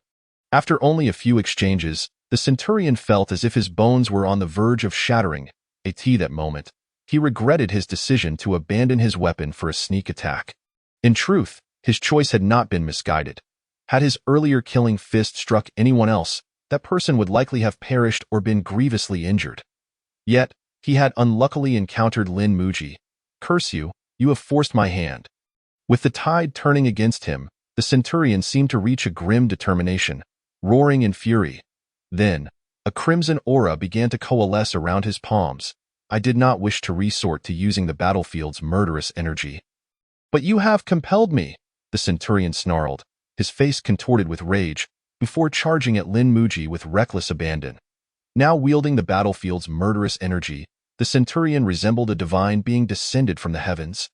Overwhelming Lin Muji entirely, Lin Muji, who had only managed to parry a few of the blows with his iron palms, soon felt agonizing pain radiating from his hands. In just a few exchanges, The iron palms he had once been proud of had been shattered by the centurion's onslaught.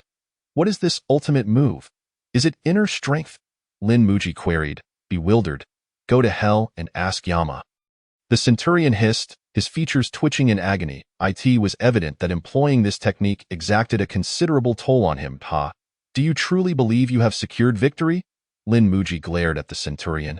And at that moment, the anger he had been harboring surged forth. With the iron palms infused with unbridled rage, he struck with such force that he shattered the centurion's murderous aura with a single blow. How is this possible? Martial intent? The centurion knelt, defeated, grappling with his own disbelief. He had seldom encountered those who had attained martial intent in his life. Why had misfortune chosen him today? Now, tell me, what was that technique you used earlier? Lin Muji inquired slowly, his curiosity piqued by the preceding technique. It bore resemblance to inner strength yet seemed to possess distinct qualities. That was the battlefield's murderous energy. Did you not know? The centurion asked. Astonished. Should I have known? Lin Muji replied, taken aback. The battlefield's technique is a martial art every soldier on the battlefield learns. How could you not be aware? Who exactly are you? The centurion asked, urgency creeping into his tone. Oh, have you guessed my identity? Lin Muji replied with a playful smile, slowly removing the blood-stained mask from his face. It truly is you. The little ghost from Wangjia village, the centurion exclaimed, his eyes widening in shock. He hated himself for not leading the army to slay them in the light of day. They pillaged my belongings and bullied my sister. You have already paved your path to death. Lin Muji coldly declared, Ha! I never imagined that I would not perish at the hands of my enemies, but rather by those I sought to protect. I cannot rest in peace. My fallen brothers deserve better. At that moment, the 100 households suddenly broke down in despair, screaming frantically, Stop your pretense. Even at death's door, you still wish to argue. Who have you protected from the beginning? Oppressing the common folk, forcibly seizing maidens, bullying the weak. Are these not your deeds? Have you ever considered that by taking away all the grain from the people, how will they survive?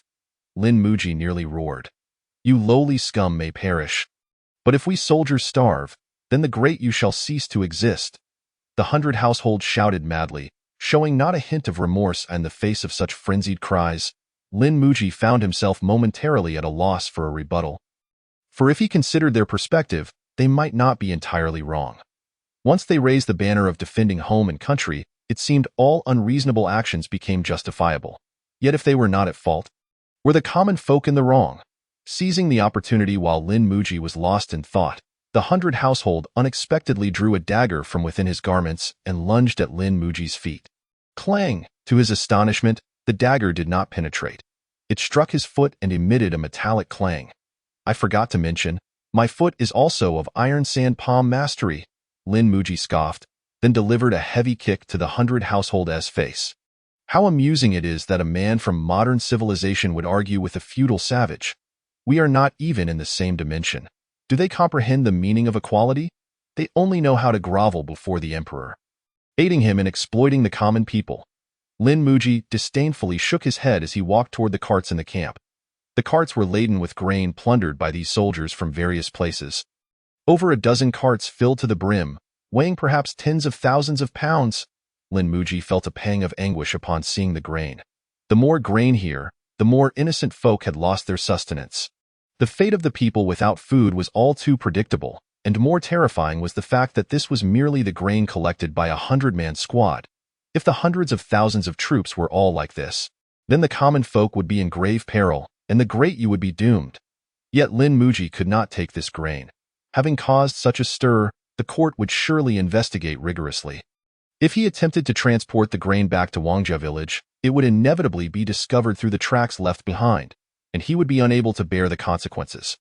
Moreover, Lin Muji was already heavily wounded, bearing at least a dozen cuts on his body, so he had no time to clean up the battlefield and hastily left the area. Nonetheless, despite his severe injuries, he still remembered to carry 2 bags of rice on his back. He was simply too afraid of hunger. The 30 kilometers back home was not far. Lin Muji returned within an hour.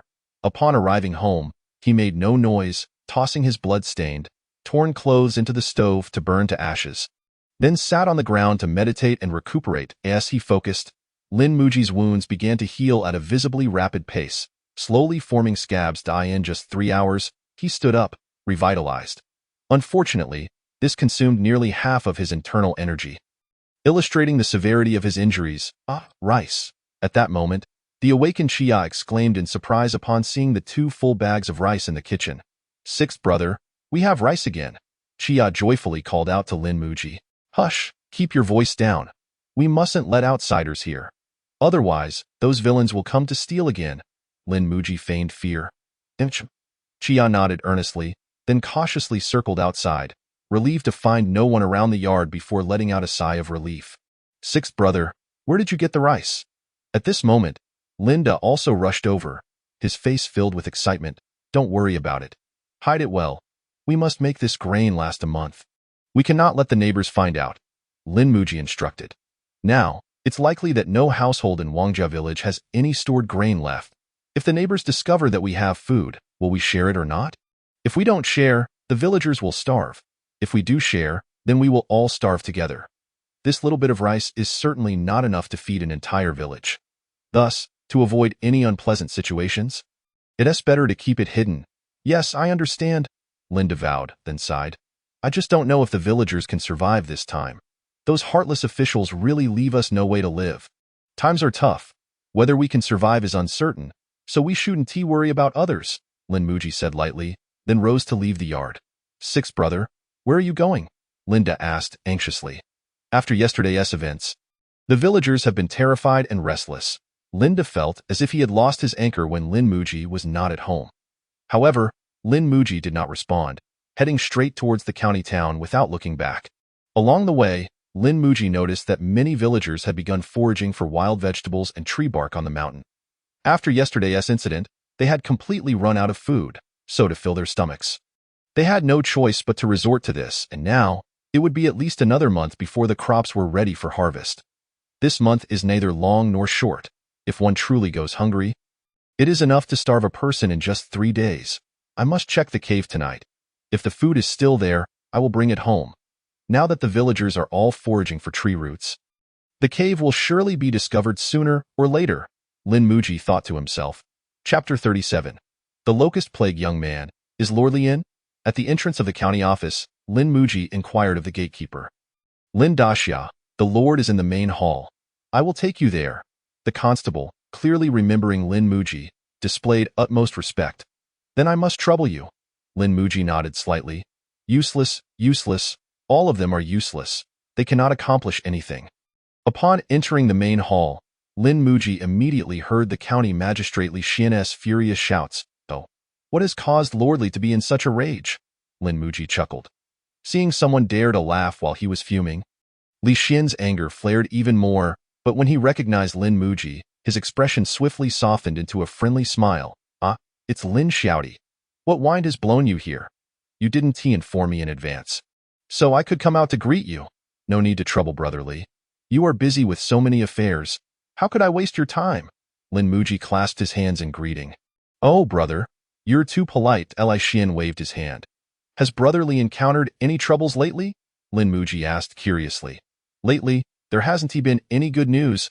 Li Xian shook his head helplessly, then began to recount his woes. "The Yin province is plagued by locusts, and our great Yu has already endured 3 consecutive years of drought. We were counting on this year's harvest, but now this natural disaster has struck. Truly, heaven does not favor our great Yu." "What? A locust plague?" Lin Muji was instantly alarmed, and at that moment, he finally understood why those soldiers had been so unscrupulously pillaging grain. "This is bad. Yin province is just next to my Zhe province. Now that they are suffering from locusts, it will inevitably spread to us." Lin Muji's complexion turned pale. Once the locusts arrive, it means the common folk will not receive a single grain. Lin Muji envisioned the scene. Bones exposed in the fields. 1,000 miles without a crow's cry. Just thinking about it sent chills down his spine. Now, all I can hope for is that the locusts come slowly. Just 1 month, only 1 month. After a month, when the harvest is abundant, the common folk will be able to safely weather this calamity. Indeed, this is precisely what the court is concerned about. Now, the court has ordered us officials to stabilize the situation. and those who fail to do so will be executed without mercy. But how can I stabilize anything? I have neither people nor grain. With just my head and mouth, can I ensure the common folk are fed enough to avoid rebellion? Li Xian lamented helplessly. Furthermore, the court has ordered me to thoroughly investigate the complete annihilation of the 100-household squad of the Zhaolin army last night. How can I have the energy to probe into this? Do they think I possess the ability to clone myself? They deserve to die. Retribution has arrived. That Zhaolin army has forcibly requisitioned grain in Maizhe province, inciting the wrath of heaven. It must have been some hidden master who couldn't stand by and let it happen. After speaking, Li Xian fixed a piercing gaze on Lin Muji, but Lin Muji's expression showed no change, which made him breathe a sigh of relief. He knew that the place raided by the 100-household squad yesterday was Wangjia village. If this matter was indeed the doing of some martial arts master, his intuition told him that the culprit was likely the seemingly harmless Lin Xiaolu standing before him. Oh, is that so? Then it truly seems heaven is watching, Lin Muji exclaimed excitedly, slapping his leg, his expression radiating with schadenfreude as if he were completely unaware of the situation. How many people died? After laughing, Lin Muji asked with a sigh. Over 100. The coroner examined the scene. The culprit was likely just one person who stealthily infiltrated the military camp at night, catching the 100-household squad off guard. Many didn't even have time to draw their weapons before being slain by that rogue. The coroner speculated that the technique used was most likely the iron sand palm. Li Xian slowly said, gazing intently into Lin Muji's eyes. Why does brotherly gaze at me so intently? Could it be that he harbors doubts about my character? Lin Muji shrugged his shoulders. Ha, my dear brother, you jest, Li Xian chuckled. That man, besides his mastery of the iron sand palm, is also quite adept in the eagle claw technique. Surely, you cannot have acquired the secret manual and perfected the eagle claw skill to such a level in less than 10 days. Can you? Ha, how could that be? I haven't even had the chance to practice. Lin Muji laughed heartily. Brother, I have every confidence in you. But the ever-suspicious Chang Qianhu of the Shanzi camp is known for his tendency to miss nothing and leave no stone unturned. Thus, when you venture outside, be sure to conceal your mastery of these two martial arts, particularly in the presence of the Shanzi camp. They will not concern themselves with evidence. If they suspect you, they will not hesitate to force a confession. After their laughter subsided, Li Xian's countenance turned serious. Yes, brother understands. Thank you for your guidance, Lin Muji replied earnestly, his expression grave. We are all brothers. Li Xian clapped Lin Muji on the shoulder. Ah, by the way, what brings you here today? I came regarding yesterday's matter, but from what you just mentioned, I now grasp the general situation, Lin Muji replied. Humph, the Zayan army acts with impunity, and once this uproar has settled, I shall certainly pen a formal complaint against them, Li Xian declared, his face aflame with indignation. Alas, how shall we endure the days to come? Lin Muji lamented, shaking his head in despair. Brother, I must take my leave. There are pressing matters at home that require my attention. Why the haste? Let us dine together first. After repeatedly declining Li Xian's invitation, Lin Muji exited the county office. With pressing concerns at home, particularly after learning about the impending locust plague, he felt compelled to return swiftly. What do you think? Li Xian inquired of the screen behind him after Lin Muji departed. Replying to your excellency, he behaved quite normally, showing no signs of a flaw. The scribe emerged from behind the screen. Oh, no signs of a flaw? That implies you still harbor suspicions about him. Li Xian raised an eyebrow. Indeed, I sent someone to inquire in Wangjia village, and it appears that the 100 households from the Shanzi camp had a dispute with Lin Xiaolu. Had it not been for the village head invoking the name of young Master Wang, a confrontation may have ensued. Oh, you can ascertain that based solely on this? Li Xian remarked with a smirk. Though Lin Xiaolu appears mild-mannered and polite, he is, in truth, fiercely vengeful and cannot tolerate even the slightest injustice.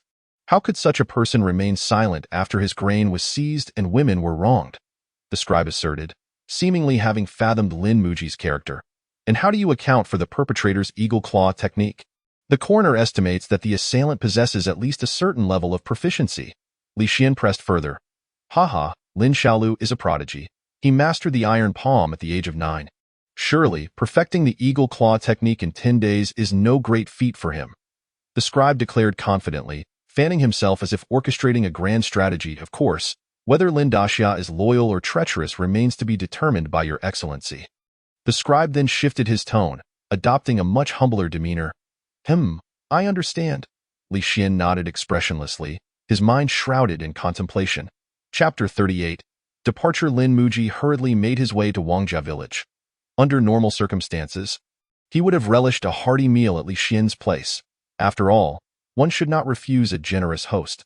However, at this moment, he was devoid of any appetite, consumed by worry for the 1,000 pounds of grain he had hidden in the cave.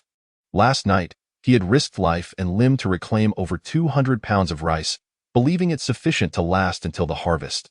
Thus, he had felt secure, hardly giving the grain in the cave a second thought. Yet now, the threat of a locust plague loomed, and when that day arrived, grain would become the most precious and scarce commodity in the realm. How could he remain calm? That stockpile of grain was irreplaceable, compelling him to bid farewell to Li Xian and hasten back to Wangjia village. With all his might, he ran, and in less than an hour, he reached his secret hideout, the concealed cave on the western mountain of Wangjia village. Rarely visited and overgrown with thorns, this place was typically free from intruders. Upon entering the cave, Lin Muji found no signs of disturbance and sighed with relief. The grain and silver he had stored there were intact, neatly arranged at the back of the cave. Seeing that the grain was safe, he quickly returned home. In broad daylight, he could not transport the grain. If the villagers discovered his bounty, it would surely incite a frenzy of theft. Sixth brother, Sister Ling just came looking for you. When she saw you weren't here, she left. Upon entering his home, Chia leaped in front of Lin Muji, chattering excitedly. Oh? What did she want? Lin Muji smiled, ruffling Chia's hair. She said she was leaving, Chia replied, her face filled with sadness. Where to? Lin Muji paused, his expression turning somewhat surprised. I don't know. Chia shook her head. All right, I'll go have a look. Lin Muji nodded slightly. Indeed, when Lin Muji arrived at the medical clinic, he found the entire Mu family bustling about, packing their belongings. At the entrance stood a handsome young man dressed in white, sword in hand, which made Lin Muji instinctively cautious. Excuse me, young sir, may I inquire what brings you here? The young man approached Lin Muji. Having noticed him, I am looking for Mu Qingling, Lin Muji replied politely, then brushed past him and walked directly into the clinic. Master Mu. Upon entering the clinic, Lin Muji spotted Mu Yun and casually greeted him, offering a polite nod. Mu Yun responded curtly, his expression devoid of warmth, and offered no further words. The two regarded each other with mutual disdain, resulting in a lack of conversation.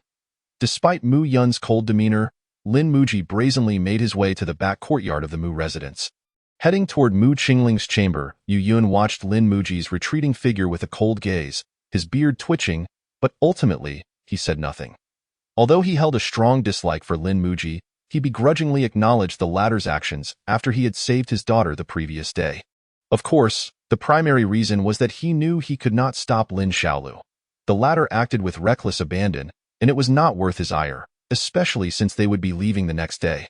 Sister Ling, Lin Muji called out softly, as if sneaking in. He had often stealthily entered Mu Qingling's chamber in the past, forming a habit. You're here.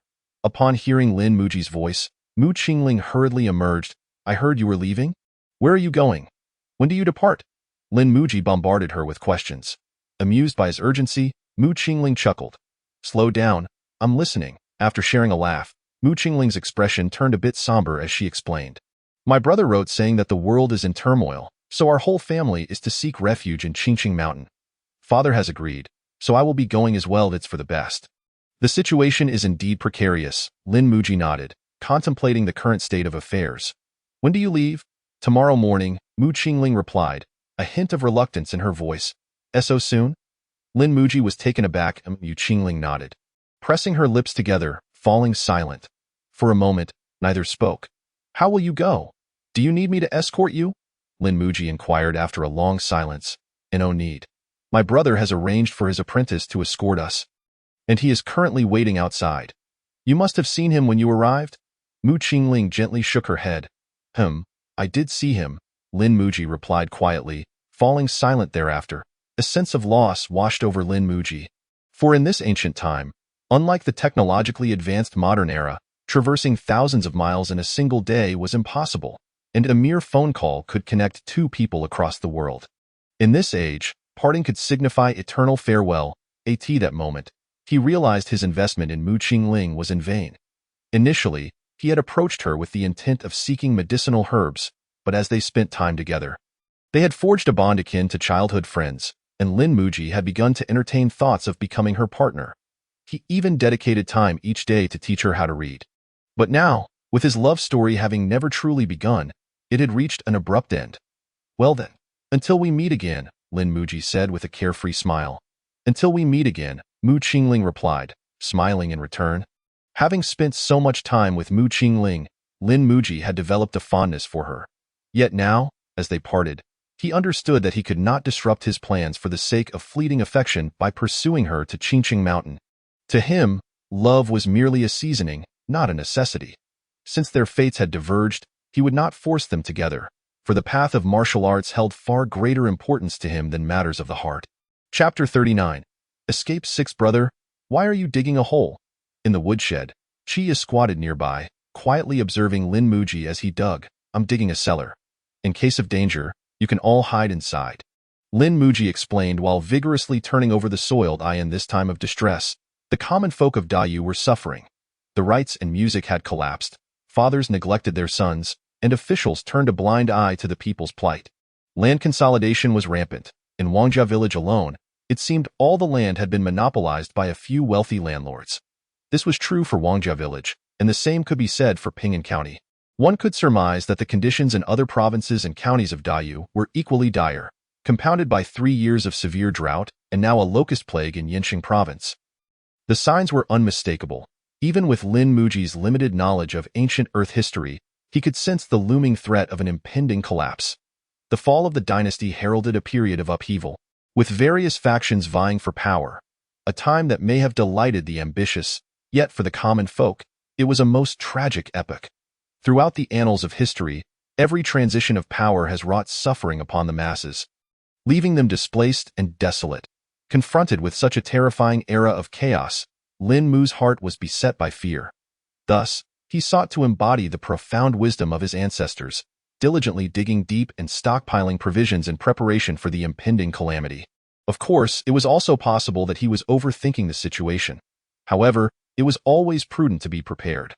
Sixth brother truly knows how to torment us, making us toil like this, Lin Si complained to his elder brother while extracting the thorns that pierced his body from the labor of moving soil. Enough with the complaints. Sixth brother only has our best interests at heart, Linda reassured him, subsequently taking the bamboo basket from Lin Si and striding towards the courtyard. After training in martial arts, Lin Da's physical strength had markedly improved. Now robust and brawny, he easily carried 2 baskets of earth without a second thought. The 3 brothers toiled until nightfall, completing a modest cellar. However, due to their lack of construction expertise and the absence of materials like reinforced concrete in this world, the cellar was far from sturdy, seemingly on the verge of collapse, rendering it uninhabitable for long. Nevertheless, it sufficed for storing grain. What brings you here in the dead of night, sixth brother? Lin Si grumbled, still pulling thorns from his skin. After finishing the cellar, the 3 brothers had not rested but followed Lin Mu to the western mountains. Quit your rambling. Your very survival depends on my support. What is the problem with doing a bit of work? Lin Mu shot a sidelong glance at Lin Si. You? Lin Si began to retort but was silenced by Linda's hand over his mouth. All right, little Si, sixth brother knows far more than we do. It would be wise to heed his advice, Linda quickly interjected. After a short while, they finally navigated through the dense thicket of thorns and arrived at the entrance of a cave. What is this place? A cave, indeed, Lin Si exclaimed, startled. Goodness, grain, brother, come look. It's filled with grain. The first to step into the cave, Lin Si shouted with excitement. Sixth brother, did you hide all this? Linda asked, equally exhilarated as he turned to Lin Mu. If not me, would you think it was a wild man's stash? Lin Mu replied with a smile. That night, the 3 brothers made 2 trips to transport all the grain from the cave back to their cellar. Digging deep and stockpiling provisions, not seeking dominion over the world, but merely wishing to survive this trial. Lin Mu silently hoped that this grain would allow Chiya and the others to live well. He had a premonition that his stay in Wangjia village would be brief. Thus, he prepared meticulously, fearing for his family's survival should he depart. On his return journey from the county, he had reflected deeply on his conversation with Li Xian. Scrutinizing each word for potential missteps, as the magistrate of the county, every utterance could conceal meaning or intent. Lin Mu did not believe he could easily deceive the powers that be, especially considering he had previously failed to fool Li Xiaopeng and Mu Congfeng. Now, how could he evade scrutiny from the county's authority? He even began to doubt whether he had already exposed himself. The iron sand palm and eagle claw techniques were too distinctive. He had been too injured to destroy the evidence that night, and if the Zayan army truly sought to investigate, it was only a matter of time before they uncovered the truth. Hence, he had long prepared for flight. At that moment, he felt a pang of regret. Why had he acted so impulsively, seeking revenge? Would it not have been better to bide his time? Now, both he and his family were ensnared in perilous circumstances. Alas, this was the consequence of rashness. Anger truly clouds judgment, and hatred blinds one to reason. Lin Mu sighed softly, troubled by his impetuousness. Yet, one must acknowledge that humans are creatures swayed by their emotions. If one could entirely master their feelings, they would no longer be mortal but rather a sage. Moreover, Lin Mu was a fiery young martial artist. How could he refrain from avenging a grievance? Especially since his martial intent was rooted in unbridled fury. His rage was such that it sought to annihilate everything in its path. How could he tolerate anyone prancing about above him? Perhaps I should just eliminate Li Xian tonight. Keeping him alive is akin to holding a ticking time bomb. If he reports me, I might escape, but my family would undoubtedly suffer the consequences. Lin Mu's eyes glinted with determination. Although Li Xian had shown a favorable disposition today, extending a semblance of favoritism, entrusting the lives of his family to another was fraught with uncertainty. How could Lin Mu rest easy? Linda, Linda. At that moment, a familiar voice called softly from outside the courtyard. Recognizing the voice, Lin Mu hurried to check, and indeed, it was Li Zhong, the head constable of Ping'an County. Li Constable, what brings you here at such an hour? Lin Mu inquired cautiously, sensing that the visit bore ill tidings. Linda, you must flee at once, Li Zhong urged as soon as he saw Lin Mu. What do you mean? Lin Mu felt a chill run down his spine. Though he maintained his facade of calm, the Zayan army has commenced a county-wide sweep, inspecting households one by one for anyone skilled in iron sand palm or eagle claw techniques. Those found will be executed without mercy. My uncle sent me to warn you. You must escape. Li Zhong spoke urgently. Have they gone mad? There must be at least 80 people in our county with iron sand palm skills, Lin Mu exclaimed. Incredulous. Alas, in these times, might makes right, Li Zhong elucidated. They lost 100 households from a small squad. Though not many, those lives were lost within our province's borders, their territory. Tio think that anyone would dare challenge them there. They certainly will not let it slide. Ah, I see now. They aim to kill the chicken to scare the monkey, Lin Mu nodded. But if I escape, will my family face repercussions? Fear not, my uncle has already taken precautions. Extracting your household registration from the county office, as long as you remain hidden, they won't realize that Wangjia village is missing you. I will also speak to the village chief, urging him to instruct the villagers to keep quiet. Li Zhong quickly assured him, having prepared Lin Mu's escape route. Thank you. Please convey my gratitude to Lord Li, and let him know that Lin Lu is forever indebted for today's kindness. I shall repay him in due time. Lin Mu declared resolutely. Linda is too kind. Li Zhong responded with a respectful bow. After Li Zhong departed, Lin Mu swiftly gathered his belongings, hurriedly briefed his family, and fled towards the depths of the northern mountains. This vast mountain range offered a natural refuge. Once he ventured deep within, no one would be able to find him. Thus, upon the incident, Lin Mu's first instinct was to take refuge in the mountains. Navigating familiar terrain with ease, Lin Mu traveled for 2 consecutive days, finally returning to the territory of the fierce tiger he had encountered a year prior. Remarkably, he found himself amidst the same herd of deer. After more than a year of breeding, the deer population had increased by 5 adorable fawns, yet the adult deer had diminished by 3 or 5, likely having fallen prey to the tiger. The young fawns, upon seeing Lin Mu, showed no fear. Instead, they curiously approached him for a closer inspection. Suddenly, one fawn seemed to recognize something familiar and began to nuzzle the bamboo basket behind Lin Mu. How adorable! Lin Mu chuckled heartily at the fawn's antics. Why are you nuzzling my basket? Little one. He gently picked up the fawn, cradling it affectionately. Oh, right? Have you caught a whiff of something familiar? He then retrieved the deer hide he used for warmth from the basket. Is this what you're looking for? Does it feel familiar to you? Perhaps your second uncle or third uncle? Lin Mu asked tenderly, as if coaxing a child. However, in the next moment, his smile faded, and he set the fawn down. Standing up in self-reflection, I must be a bit of a weirdo, telling such hellish jokes. Afterward, Lin Mu circled the area, hoping to catch sight of the tiger, but to his dismay, it remained elusive, not a shadow in sight.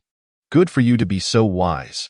Otherwise, I would have turned you into a meal, Lin Mu muttered darkly. Ultimately, with no other choice, he had to slaughter an adult deer to serve as sustenance for the night.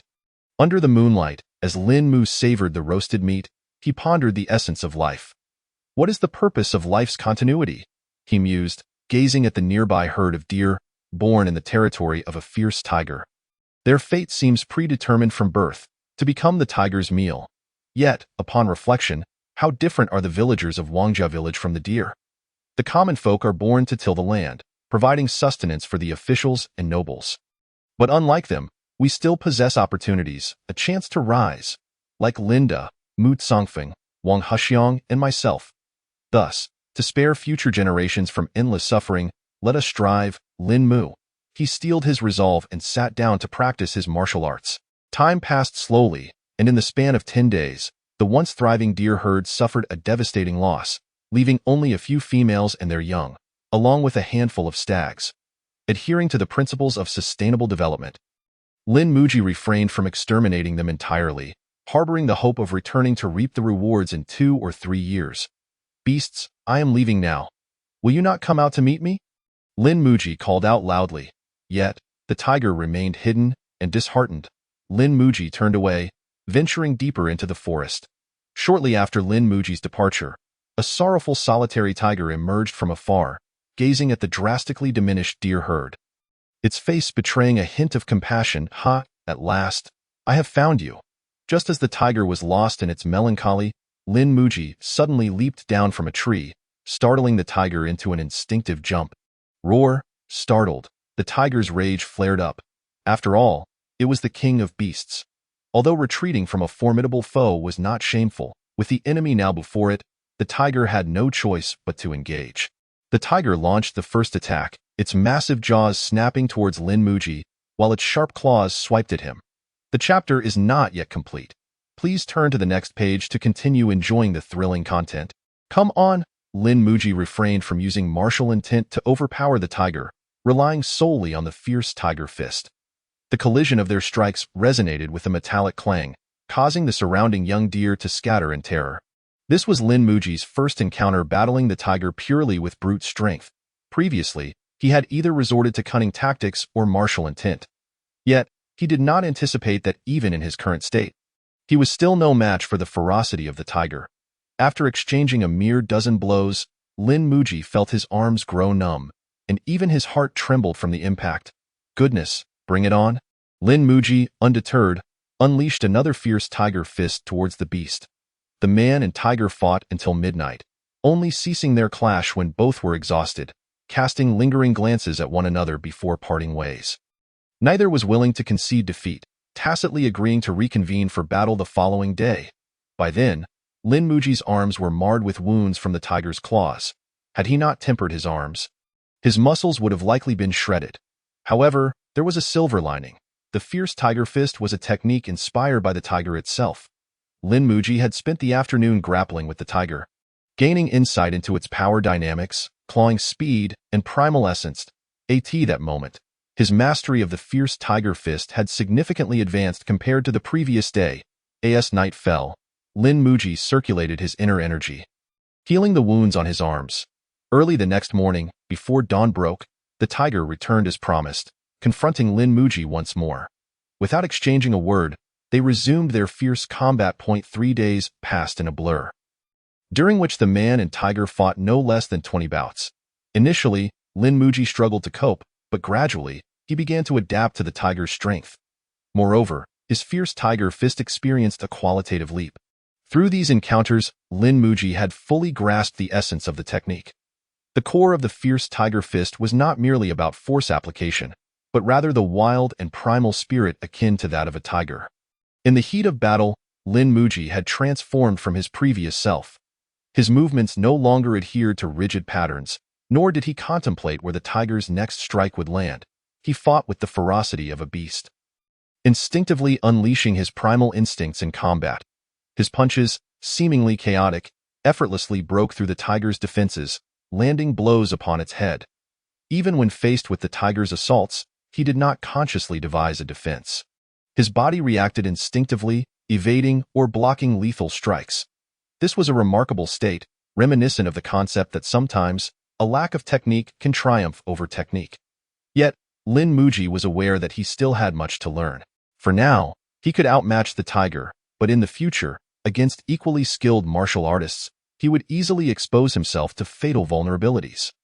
Thus, he needed to engage in more life-and-death battles to hone his instinctive responses and enhance his primal spirit. Gradually perfecting this state, faced with Lin Muji's frenzied onslaught, the tiger soon found itself overwhelmed, crouching on the ground, bewildered, as it gazed up at Lin Muji, questioning its existence. It seemed to detect a semblance of kinship within him. Ha ha ha, what a thrill! Lin Muji laughed heartily, reveling in the moment. At this juncture, his fierce tiger fist had reached a level of mastery. What most might spend a lifetime striving for, Lin Muji achieved in just 4 days.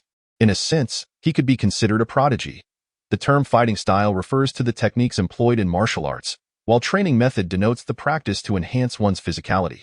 For instance, Lin Muji's iron sandpalm evolved from mere flesh and blood hands into impenetrable iron fists.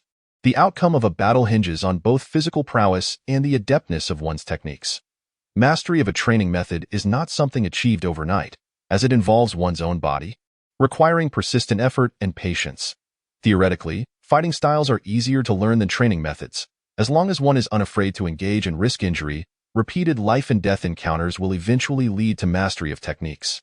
However, in reality, for most individuals, acquiring a fighting style is far more challenging than honing a training method, as not everyone possesses the audacity to engage in reckless life-and-death struggles like Lin Muji. Furthermore, most would need to recuperate for months after injuries, while Lin Muji's 20-plus bouts in 3 days seemed almost unfair. Thus, Lin Muji's unique inner energy not only facilitated efficient physical conditioning, but also granted him unparalleled advantages in refining his skills. His high tolerance for injury allowed him to fight without concerns, complemented by his ultimate martial intent. The combination of these factors enabled Lin Muji to engage in life-and-death confrontations without hesitation, continually refining his combat techniques and enhancing his martial prowess. Ultimately, Lin Muji chose not to slay the tiger, as it had been his companion in training for 4 days. It had not contributed in vain. Moreover, there was a sense of camaraderie between them, akin to heroes recognizing one another. Tiger brother, we have come to know one another through our battles, so I shall spare your life. May we meet again. Lin Muji spoke candidly, indifferent to whether the tiger could comprehend him, before turning to leave. Roar!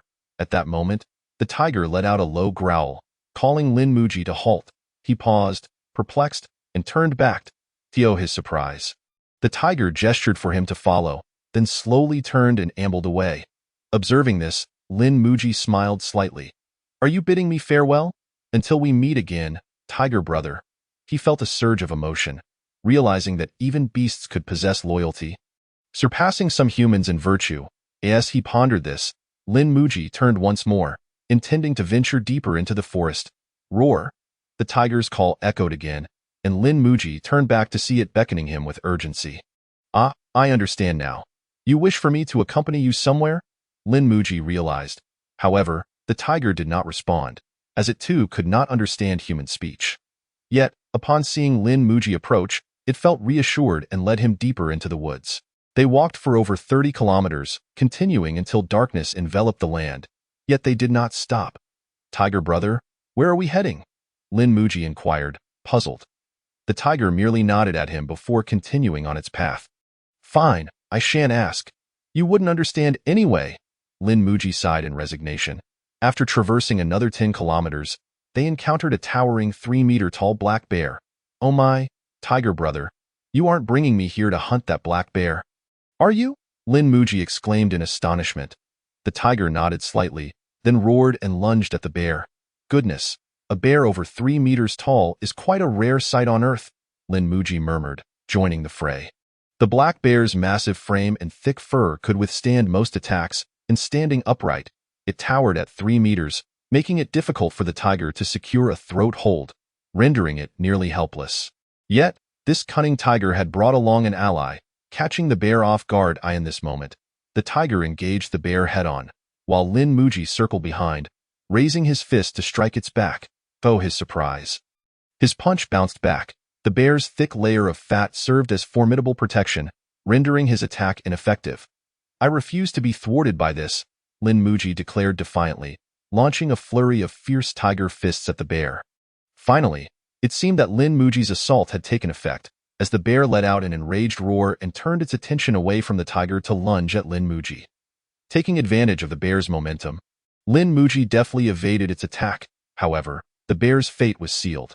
Despite the ferocity of the tiger, it foolishly chose to divide its focus. In the next moment, the bear was tackled to the ground by the tiger. Feeling a sharp pain in its throat as the fierce beast secured a hold, the bear attempted to resist, but Lin Muji would not allow it to struggle in its dying moments.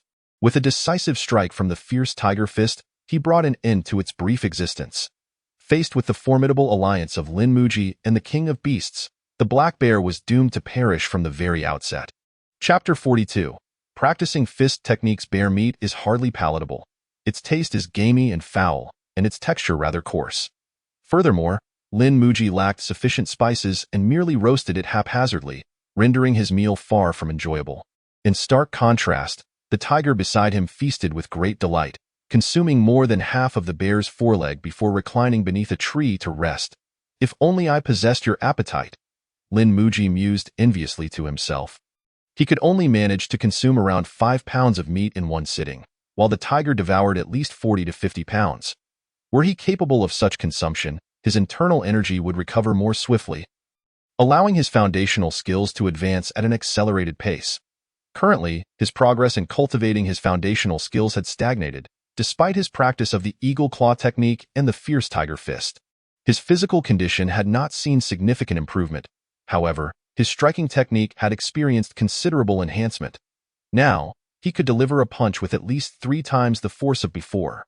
With over 3,000 pounds of impact combined with his indomitable iron fists, he resembled a fearsome beast, likely able to overwhelm an ordinary person with a single blow. Yet, Lin Muji understood that this was still insufficient.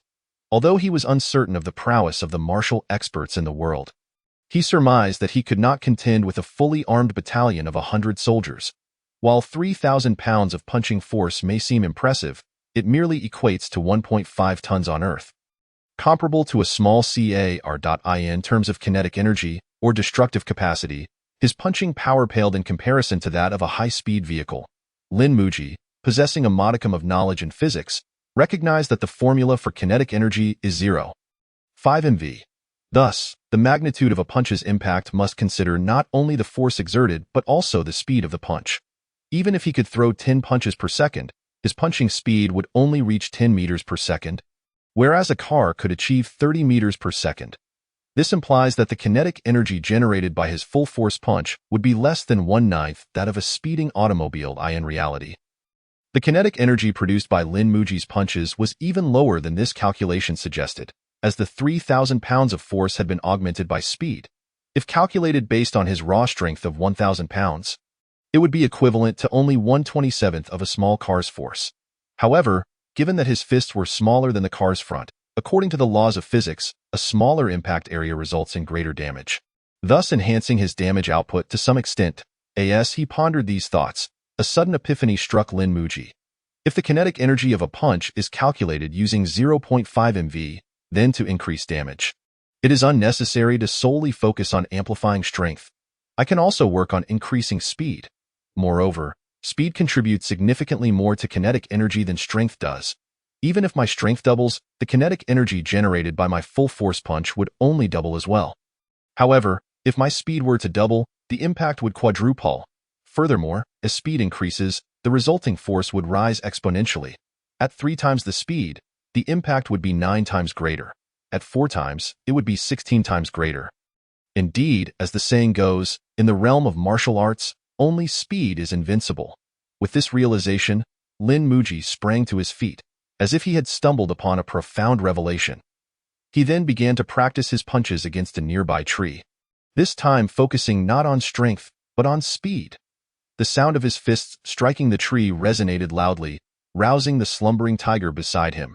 The tiger, initially poised to retaliate, quickly recognized the source of the noise and, in understanding, discreetly relocated. Although he had found direction, the execution proved exceedingly challenging, as Lin Muji had already achieved a rate of 10 punches per second. To improve further was no simple task, requiring more than mere days. Lin Muji struck the tree for a full hour, managing to break over 10 trees in the process, yet he still found no significant progress.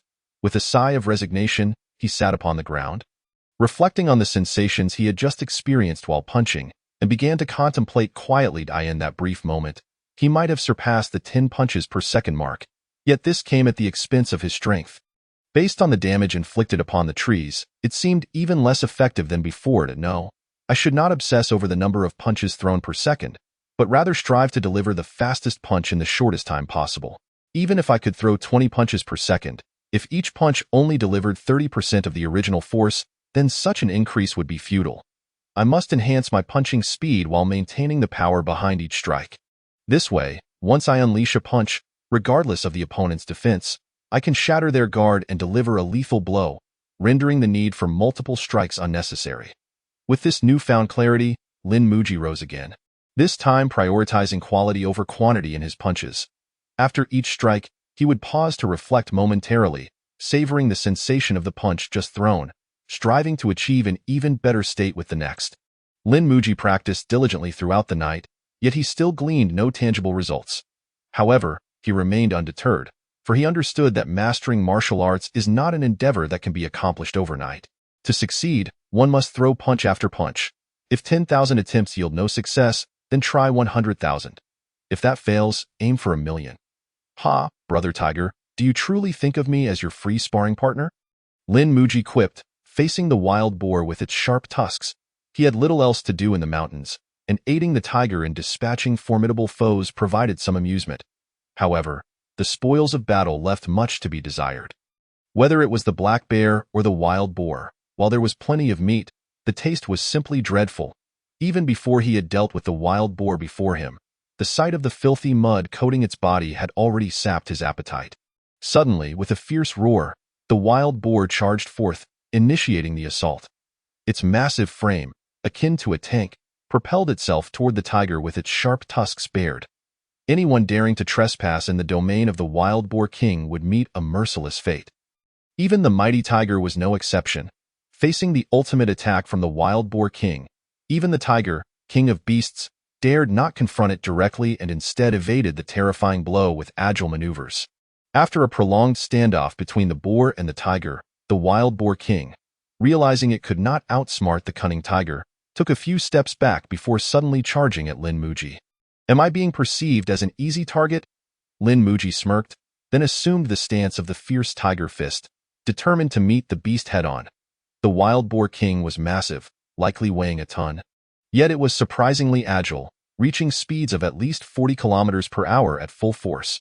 With a resounding crash, the moment of impact between the boar and Lin Muji produced a thunderous sound that resonated through the air. When tusks met iron fists, the tusks shattered instantly, for ordinary bone could not withstand Lin Muji's iron fists. Undeterred, Lin Muji's punch continued its trajectory, aimed squarely at the boar king's head. However, as his fist collided with the boar's skull, he too was sent flying by the boar king's tremendous momentum.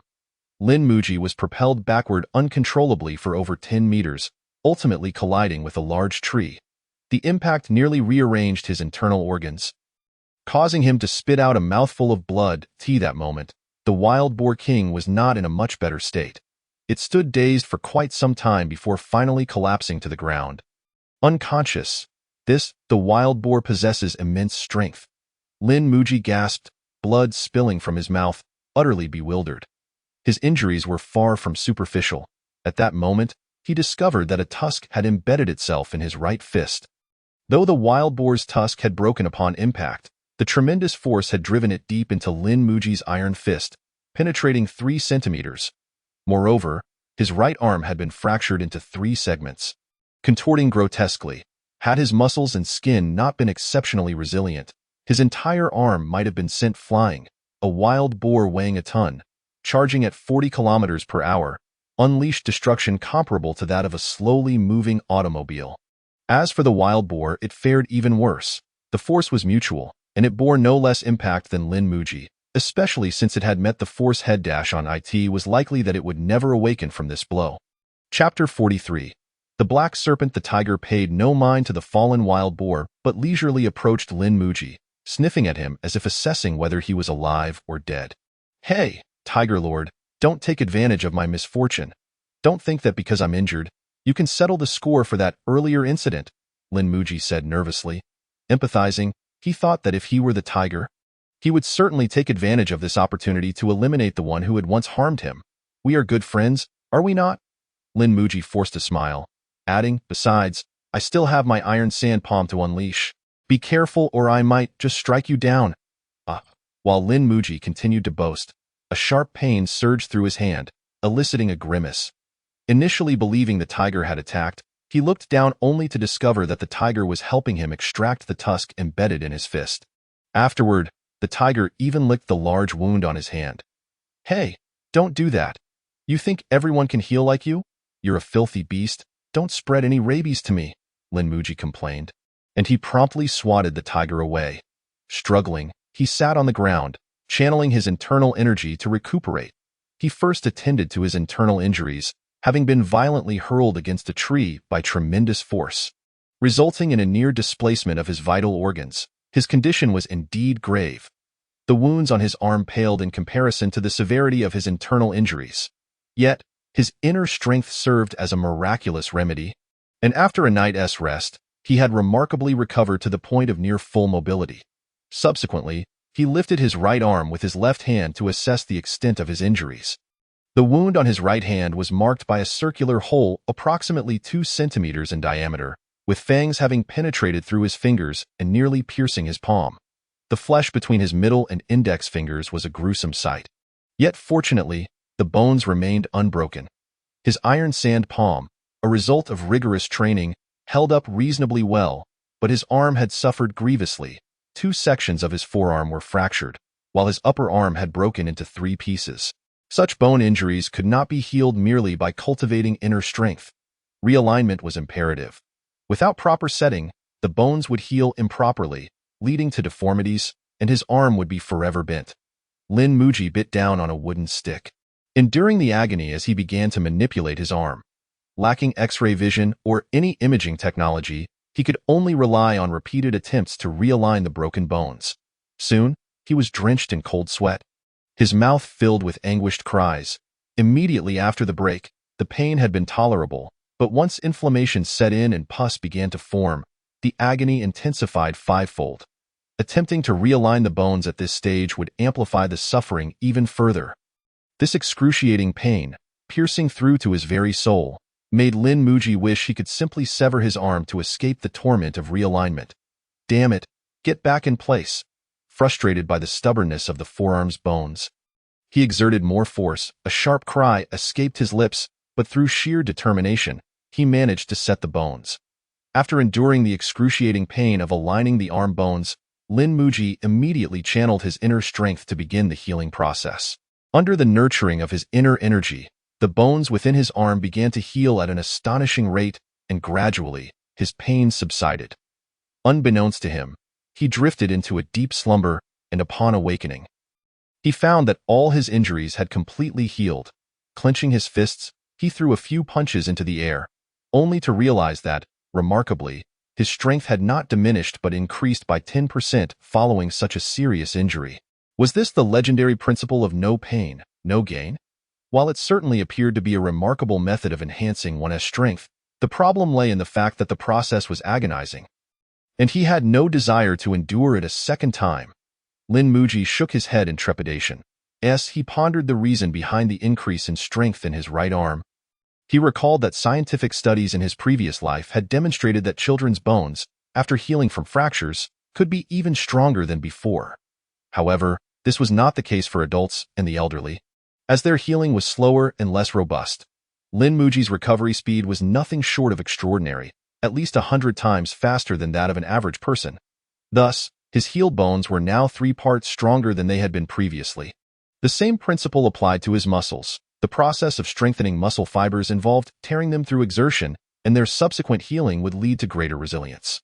Consequently, Lin Muji's muscles exhibited a notable enhancement post-recovery. Of course, there was a limit to this muscle tearing. Excessive strain would lead to dire consequences, and if an ordinary person were to suffer injuries akin to Lin Muji's, amputation would likely be the only option.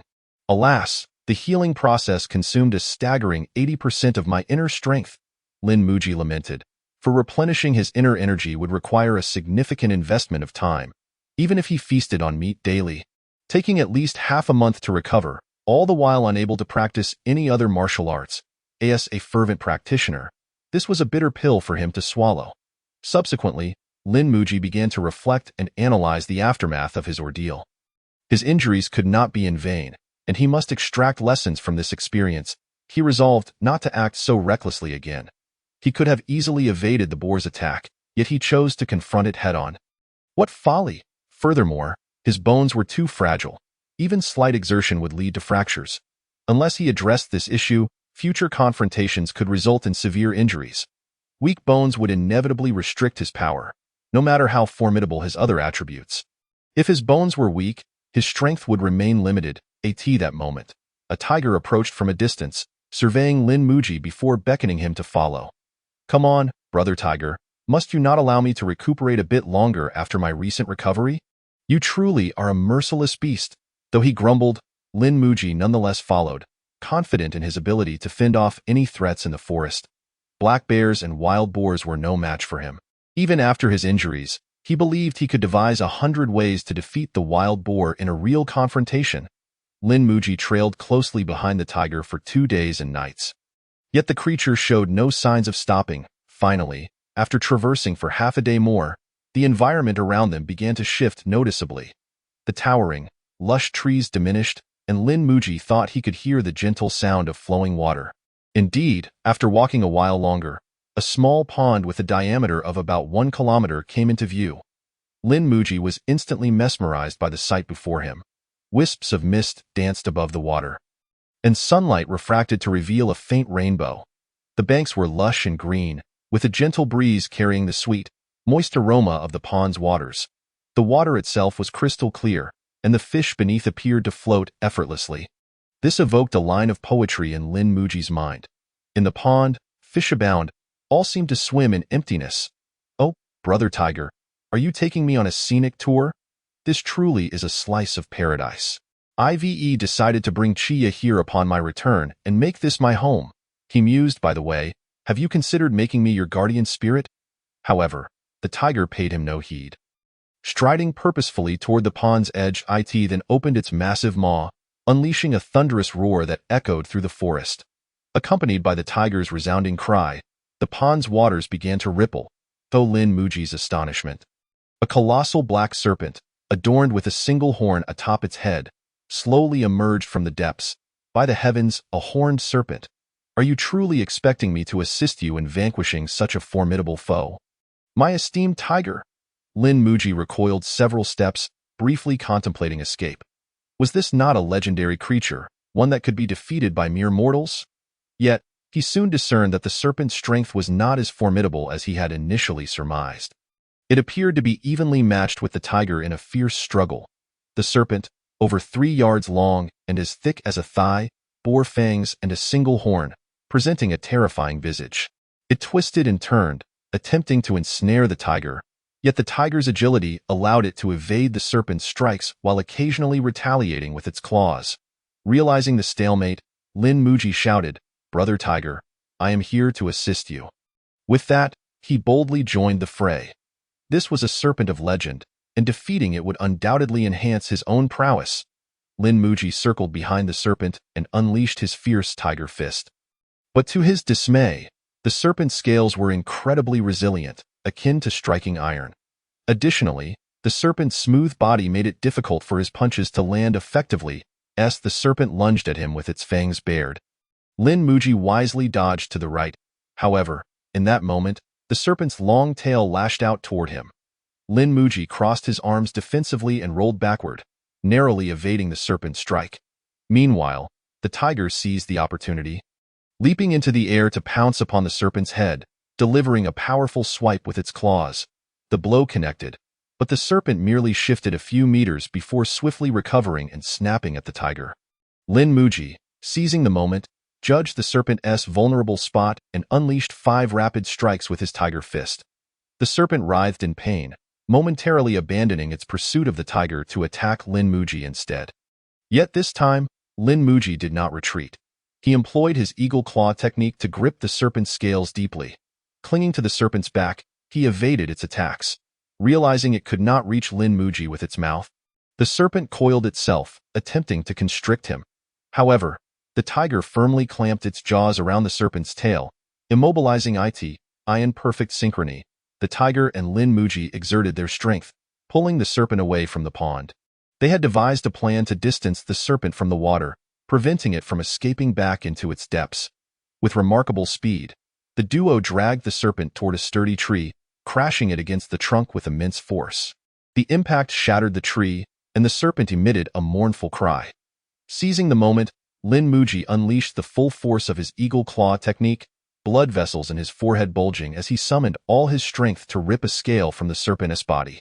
As the scales were ripped away, the black dragon's body convulsed in pain, appearing utterly devoid of any will to resist. Witnessing the effectiveness of this maneuver, Lin Muji resorted to his former tactics, continuing to employ the eagle claw technique to tear away the remaining scales. Young master, there's more to this chapter. Please turn to the next page to continue reading. The excitement is yet to unfold. Meanwhile, the cunning tiger approached Lin Muji, opening its gaping maw to bite at the unprotected flesh of the dragon in a seamless display of cooperation. The man and the tiger held fast to the black dragon's body, while the tiger clamped down relentlessly. Then, with a sudden surge of strength in opposite directions, they attempted to rend the dragon in two. It seemed the black dragon sensed its impending doom. Under the dire threat to its life, it unleashed all its might, violently shaking off both man and beast. It then desperately crawled toward a nearby small pool, seeking refuge within it. However, the duo was not inclined to grant it such a reprieve. Swiftly, they returned to the vulnerable spot where the dragon's scales had been removed. The eagle claw and the tiger's jaws once again seized the black dragon, and with their combined efforts, the dragon's body was forcibly severed. Blood gushing forth and drenching both the man and the tiger in crimson. Ugh! How utterly revolting! Lin Muji exclaimed, wiping the blood from his face, his expression one of disgust. Yet, the tiger remained unfazed, eagerly lapping up the dragon's blood from the ground. As for Lin Muji, recognizing the urgency of the situation, he too knelt by the dragon's wound and began to drink. Regardless of any potential benefits, he reasoned, if the tiger partook eagerly, he would be at a disadvantage if he refrained. The taste of the dragon's blood was surprisingly palatable, pungent yet not foul, slightly briny. Though reptiles are cold-blooded creatures, the blood of this black dragon was shockingly warm. After a few gulps, a wave of warmth surged from his abdomen, rapidly spreading to his limbs. Just a single mouthful of dragon's blood seemed to equate to the potency of a century-old ginseng. After consuming several liters, Lin Muji felt a sense of fullness. But upon noticing the tiger still voraciously drinking, he suppressed his discomfort and continued to drink deeply. Such a rare treasure should not be squandered by abstaining from even a single drop. Soon, Lin Muji's entire body flushed a vibrant red, his clothes soaked with sweat, and wisps of steam even rising from his head. Realizing he had reached his limit, he promptly sat down to circulate his energy. Practicing the child technique. At this juncture, Lin Muji faced two choices: to convert the dragon's blood into internal energy and then utilize that energy to cultivate the child technique, or to directly employ the dragon's blood for his practice. Chapter 44. The Mastery of Blood Transformation. Logically speaking, energy conversion entails some loss, as no one can achieve a 100% conversion rate. Hence, by transforming the dragon's blood into internal energy and subsequently using that energy to cultivate the child technique, efficiency would undoubtedly suffer compared to direct consumption of the dragon's blood. However, after conducting experiments on both methods, Lin Muji astonishingly discovered that cultivating with internal energy yielded superior results. Is my internal energy more suited for practicing the child technique than the dragon's blood? Lin Muji pondered, but suddenly he felt a shiver run down his spine. Good heavens, does this mean my internal energy is even more nourishing than the dragon's blood? If others were to discover this, would I be captured and kept as a living elixir?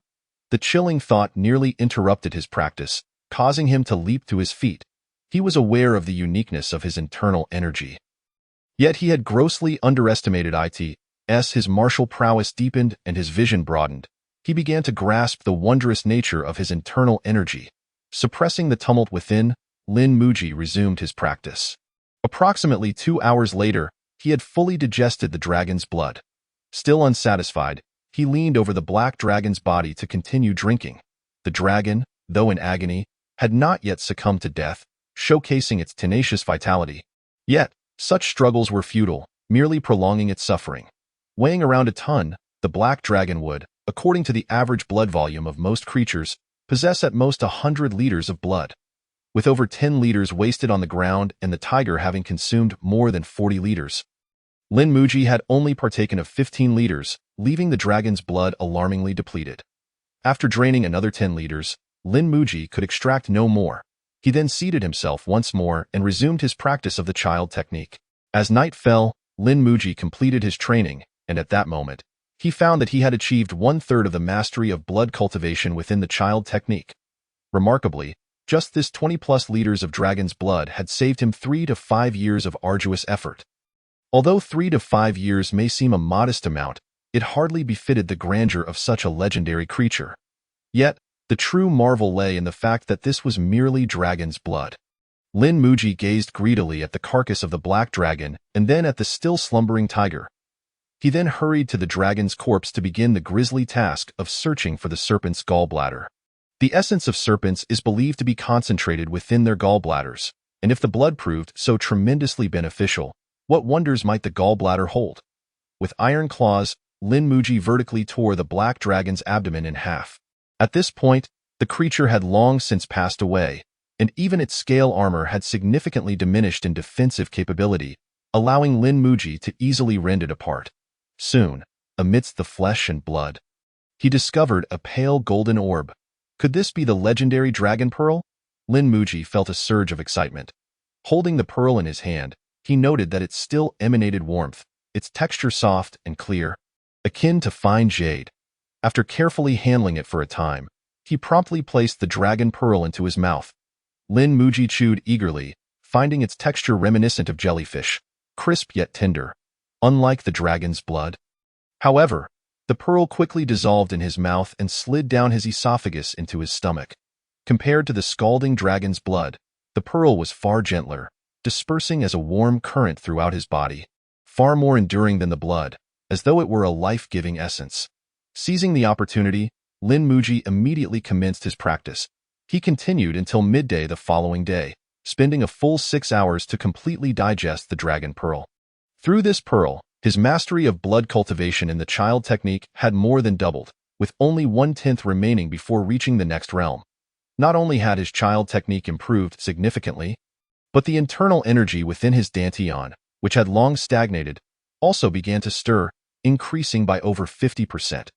While he hadn't experienced the legendary surge in power that would render him a dominant force in the martial world, he was nonetheless immensely satisfied with his progress. The gains of just this single day had saved him at least a decade of hard work. Lin Muji was not only thoroughly content, but also somewhat astonished by the magnitude of his rewards. After all, the strength of this black dragon was not particularly formidable. How potent could its dragon pearl truly be? Such unexpected gains were indeed a delightful surprise. At this moment, the tiger, which had been slumbering the entire day, finally stirred awake. Upon awakening, its first action was to approach the carcass of the black dragon and sniff around. However, when it realized that the most precious dragon pearl had already been claimed, it cast a forlorn glance at Lin Muji, its eyes filled with reproach. "Ha! We're brothers, after all. You won't be angry that I devoured the dragon pearl, will you? Don't be so petty," Lin Muji exclaimed unabashedly, even patting the tiger's head. The tiger let out a low growl in response, then begrudgingly sauntered over to the dragon's massive head. Had it not known it could not best this treacherous monkey, it would have certainly sought to retaliate. Yet, even though the dragon pearl was gone, there was still the dragon horn, which brought the tiger some comfort. Just as it was about to swallow the horn whole, Lin Muji abruptly halted it. "Hold on, tiger brother. How could you be so ungrateful as to attempt to hoard the treasure for yourself?" Lin Muji thought to himself in dismay. He had initially assumed the dragon horn was merely ornamental and had not anticipated it could also be consumed. Otherwise, he would have surely claimed it for himself earlier. The tiger growled in displeasure but ultimately retreated, recognizing the futility of its frustration. Lin Muji uprooted the dragon horn, examining it closely but finding no peculiarities. It resembled the properties of rhinoceros horn, suggesting it likely possessed significant medicinal value. After pondering for a moment, Lin Muji produced a dagger from his robe and vertically sliced the dragon horn in half. Concerned that the effects of the tip and root might differ, he opted for this method to ensure fairness. The dragon horn was not particularly hard, and Lin Muji easily split it apart. This time, he refrained from consuming the entire horn himself. Even he felt it would be somewhat inconsiderate. Upon presenting half of the dragon horn to the tiger, its excitement was palpable, and it promptly swallowed it whole. Seeing this, Lin Muji followed suit. The dragon horn was tasteless and had a waxy texture. He had to force it down. However, after swallowing, no reaction occurred. The anticipated warm current failed to materialize, and he felt no unusual sensations whatsoever. "Tiger brother, is this dragon horn truly beneficial? Are you not deceiving me? Surely you wouldn't resort to such a self-destructive ploy to trick me?" Lin Muji inquired, his eyes wide with disbelief. Yet the tiger ignored him, sulking as it walked away. "Hey, don't go," Lin Muji called out, noticing the tiger seemed genuinely upset, and he hurried after it to offer comfort. "Why are you angry? I willingly shared my dragon horn with you. Why should you be upset?" Lin Muji caressed the imposing tiger's head, brazenly declaring, "You wouldn't think I stole your dragon horn, would you? Foolish. You cannot defeat me. Were it not for our brotherhood, would I share even half of the dragon horn with you? Let alone the dragon horn, I wouldn't even allow you a sip of this dragon blood." The tiger brother lifted its head, casting a disdainful glance at Lin Muji, as if it truly comprehended his words. "Hey, what kind of look is that? Why the disbelief? Do you not know that this is how we humans conduct ourselves? It is only my benevolence that prevents me from doing worse. If it were anyone else, not only would they not share the dragon horn or blood, but they would also knock you down to brew it into wine." Roaring in annoyance at Lin Muji's incessant chatter, the tiger brother lowered its ears to cover its ear holes and closed its eyes to sleep. Observing this, Lin Muji ceased his nagging and sought a picturesque spot by the pond to resume his training. Chapter 45. Shattering. After several days of contemplation, Lin Muji conceived an effective method for delivering punches with rapidity. Ordinary people, in their quest to unleash greater force, often swung their fists from afar to gather power. The techniques within the tiger fist are predominantly long-range. However, the further the fist travels, the greater the energy loss, resulting in a decrease in speed. If he could minimize the range of his punches, naturally, the speed would increase. The challenge lay in how to exert all his strength within such a short distance. At this moment, Lin Muji recalled the so-called inch punch and burst punch from his previous life. Reflecting on it now, their principles should be quite similar, merely aimed at delivering the most powerful punch at the highest speed. With this thought in mind, Lin Muji clenched his right fist, positioning it an inch from the tree before him. He then closed his eyes and quietly adjusted his breathing. After 3 to 5 breaths, Lin Muji suddenly opened his eyes, simultaneously unleashing a punch that had been building up tremendous force. Crack! To his astonishment, the robust tree, as thick as a person, was abruptly snapped in half by Lin Muji's strike. "Is it done?" Lin Muji gazed at his fist in disbelief. "No. Wait." He reined in his smile, adopting a more serious demeanor. "This punch had nothing to do with technique. It was simply a result of my enhanced strength." At that moment, Lin Muji realized that as his mastery of the blood training realm progressed, his strength had surged significantly. While he could not measure precisely how much, he felt it had increased by at least 80%. This meant that Lin Muji, at present, possessed a raw strength of 1,800 pounds. Having completed approximately 90% of the blood training realm, it had granted him an astounding 800 pounds of strength. This foundational skill was indeed terrifying. How joyous, Lin Muji exclaimed, having previously thought that the blood training realm would only enhance his stamina and endurance, never realizing its remarkable augmentation of strength. After a moment of contemplation, Lin Muji slowly approached the tree he had just split in two.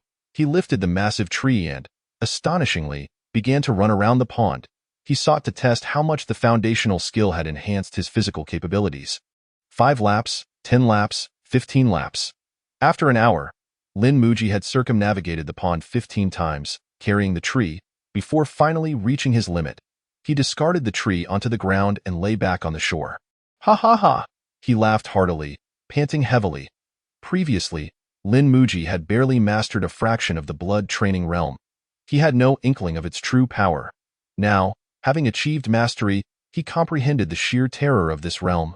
This small pond measured approximately 3,000 meters in circumference, and Lin Muji had run 15 laps around it, a total of 45 kilometers. Yet he had only taken an hour. This had shattered the marathon record from his past life. Moreover, he had been carrying a tree weighing nearly 800 or 900 pounds, which highlighted the extent of his current formidable stamina and endurance. Shortly after, about a quarter of an hour later, Lin Muji's agitated blood returned to normalcy and his racing heart calmed. Having engaged in such strenuous activity, he had remarkably restored his strength in just a quarter hour. Now, even without accounting for the added strength, I could defeat 5 versions of myself from a day ago, Lin Muji confidently declared, his gaze bright. After admiring his robust muscles reflected in the pond for a while, Lin Muji approached a massive stone to practice his punches. His strength had nearly doubled, and he needed to adapt swiftly to this newfound power. The best way to acclimate to strength was through punch practice. Bang, bang, bang. His iron fist struck the boulder, producing a resonating sound that echoed deep into the forest. Startling flocks of birds, Lin Muji struck with fervor, continuously augmenting his strength, even harboring the ambition to shatter the stone. Crack, yet the stubborn stone remained unyielding. Despite Lin Muji's relentless blows, it stood firm, losing only a few fragments. However, after a few punches, Lin Muji found his arm bone fractured from the impact. Clutching his injured arm, Lin Muji's expression darkened. Have I truly reached my limit? My bones cannot bear my current strength. Even a slight exertion breaks them. It seems I urgently require a profound manual capable of strengthening my bones, or else no matter how immense my strength, I cannot unleash it. The joy that had filled Lin Muji vanished in an instant. His foundation was far too lacking, possessing merely 1 foundational skill and 3 common external skills, severely constraining his training speed. He now needed an abundance of manuals. Firstly, he required a weapon technique to avoid being rendered defenseless in the face of an army's formation. Additionally, he needed a manual that could enhance his internal power recovery. He even sought a comprehensive martial art to bolster his physique and defense. Now, he also needed a manual to strengthen his bone density. Perhaps a manual for agility was also necessary to enhance his mobility.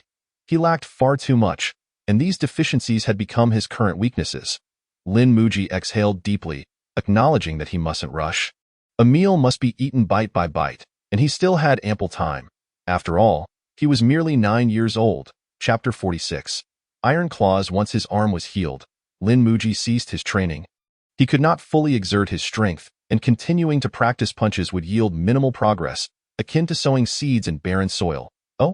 Where's the tiger brother? Lin Muji initially intended to seek the tiger brother to accompany him in hunting the fierce beasts of the mountain, hoping to encounter more rare creatures like the black dragon. However, he found that the tiger brother had stealthily disappeared, possibly due to dissatisfaction with the distribution of spoils. Alas, it seems the vast black dragon shall be my sole feast. Lin Muji sighed, then set about preparing a bonfire for a forest barbecue. Whoa, that startled me. Lin Muji grasped a piece of dragon meat, only to feel it still quivering in his hand, as if it were alive. Alarmed, he nearly dropped the meat. Was it still twitching due to residual nerve activity? It was said that fresh beef would also exhibit slight tremors upon being cut, a sign of freshness. Oh, how moving. This black dragon, despite having been dead for an entire day, maintains such vitality that it provides me with this remarkably fresh ingredient. Truly, it is touching. Lin Muji amused himself in the desolate wilderness. The dragon meat roasted slowly over the fire, soon turning golden and emitting an enticing aroma. Lin Muji, ignoring the heat, eagerly stuffed it into his mouth. The cooked dragon meat retained its elasticity, offering a chewy texture. Yet, unlike beef, it did not possess overwhelming toughness. Instead, it seemed to melt in his mouth, sliding down his throat with ease. The flavor was exceptionally smooth, devoid of any fishy odor, and after swallowing, he could even taste a hint of sweetness on his tongue.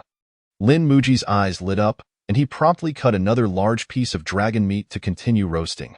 Compared to the dragon blood and dragon pearls, the meat lacked such exaggerated, nourishing properties. But it still facilitated Lin Muji's rapid recovery of internal power. After consuming around 5 pounds, his internal power had recovered significantly. If I manage to consume the entirety of this black dragon, I should be able to progress to the next realm of my foundational skill, Lin Muji thought, his eyes gleaming at the sight of the 1-ton black dragon. However, he pondered, that might be unlikely. Given the current heat, the dragon meat would spoil in a few days, not to mention the presence of the tiger brother. That moment, Lin Muji's ears perked up. He seemed to hear a distant cry of agony from the forest. Is it the tiger brother? Has it encountered danger? Lin Muji's heart raced, and he hastily discarded the roasted meat, hastening toward the depths of the forest. After sprinting for about 3 or 4 miles, Lin Muji finally arrived at the scene. The anguished cries were indeed emanating from the tiger brother, but it was not in peril. Rather, it was deliberately causing the ruckus. At that moment, he beheld the tiger brother fiercely striking a nearby boulder with its claws, the impact nearly causing its sharp claws to splinter. Yet it showed no sign of stopping, enduring the pain as it continued to strike. However, upon catching sight of Lin Muji, it hurriedly ceased its movements and, with its tail tucked between its legs, retreated to a greater distance, as if deliberately avoiding Lin Muji. Brother Hu, what troubles you? Lin Muji inquired. Even if I were to selfishly consume the dragon pearl, there would be no need for you to be so heartbroken as to harm yourself, would there? He grasped Brother Hu's tail and gently patted its rear, offering soft reassurances. Subsequently, Lin Muji hastened to inspect Brother Hu's claws. But Brother Hu quickly turned away, unwilling to be seen. Yet, the more Brother Hu resisted, the more Lin Muji sensed that something was amiss. Suddenly, he exerted force, wrapping his arms around Brother Hu's neck, firmly restraining it, and proceeded to examine its paw. Brother Hu, why have your claws turned black? Lin Muji queried, stroking Brother Hu's left front paw and gently probing with his fingers, only to discover that they had become sharper than before. By the heavens, Brother Hu, have you been secretly training behind my back? Do you know how to utilize that dragon horn? You sly rascal, here I was thinking of you as my brother, yet you were clandestinely indulging in secret training. No, not just training, but you went to such lengths to hide from me. Is it that my minor gains offend you more than death itself? After hearing your cries, I rushed to your aid, only to realize it seems I misplaced my trust, Lin Muji remarked with a scowl, pointing an accusatory finger at Brother Hu. Brother Hu, seemingly aware of its misdeeds, drooped its ears and turned its head aside, unable to meet Lin Muji's gaze. Take care of yourself. With that, Lin Muji returned to the edge of the pond, his thoughts racing. He quickly deduced that Brother Hu had likely shed its claws to trigger the effects of the dragon horn. Seizing the opportunity while the effects were still potent, he prepared to experiment further. Approaching the massive rock once more, Lin Muji clenched his fingers into a claw and struck fiercely at the stone. The sound of his nails scraping against the surface echoed sharply.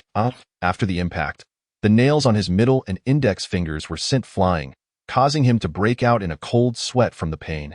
Once more, with his immense strength, he again raked his nails against the stone. This time, the nails on his ring and little fingers were completely shattered, yet the nail on his thumb remained tenuously attached. Seeing this, Lin Muji steeled himself and, with his teeth, yanked it off entirely. He grimaced and gritted his teeth for a moment, then quickly channeled his internal energy to mend his nails. Indeed, he felt a significant difference this time. Within him, alongside his internal power, lay another mysterious energy. This energy was subtly concealed, barely perceptible unless one was attentive, and it was gradually dissipating, being consumed by his blood as if it were mere sustenance. Upon losing his nail, it seemed this special energy finally found an outlet, surging towards the tip of Lin Muji's right hand. His nails began to grow at a visible pace. Oh, how marvelous! Lin Muji's eyes widened, astonished by the speed of recovery, which surpassed even that achieved through his internal energy. Moreover, the newly grown nails exhibited a remarkable toughness, their texture reminiscent of the scales of the black serpent. Excellent, let us continue. Seizing the moment while the effects of the potion still lingered, Lin Muji hastily turned his attention to his left hand. This time, he picked up a large stone from the ground and forcefully struck it against the base of his left fingernails. Soon enough, all the nails on his left hand were smashed off, only to gradually regrow. The power of the dragon horn still persists.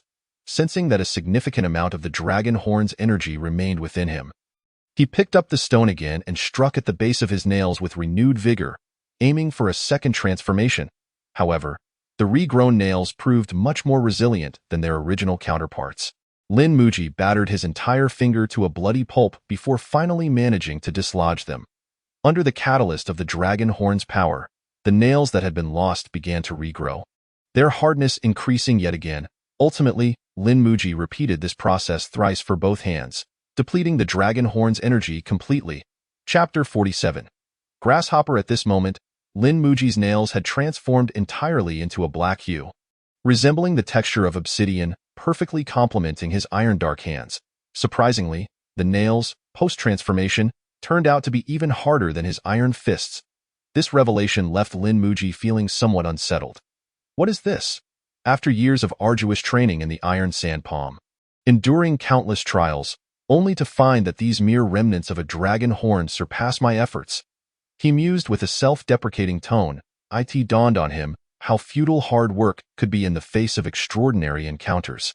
Even his foundational skills, merely acquired through a few drops of serpent blood and a single dragon pearl, had saved him a decade of toil. Similarly, in the eyes of the powerful, was his own labor truly insignificant? Was his serendipitous fortune merely the mundane reality of those in high places?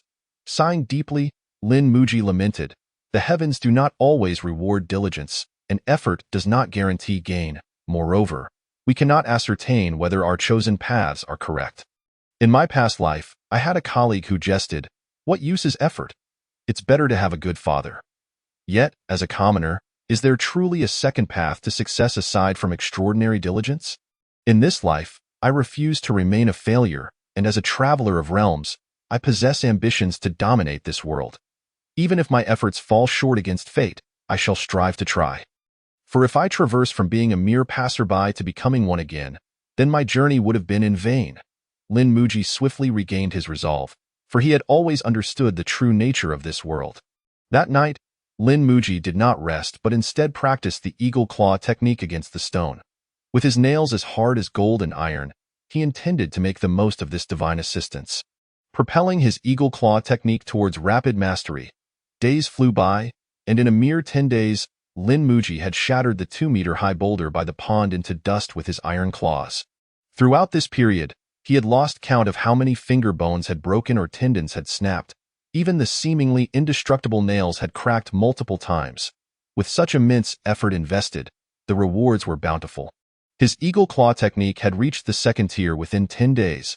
At this moment, he could lift 1,000 pounds with just 5 fingers, effortlessly stripping large chunks of bark from trees with a casual grip.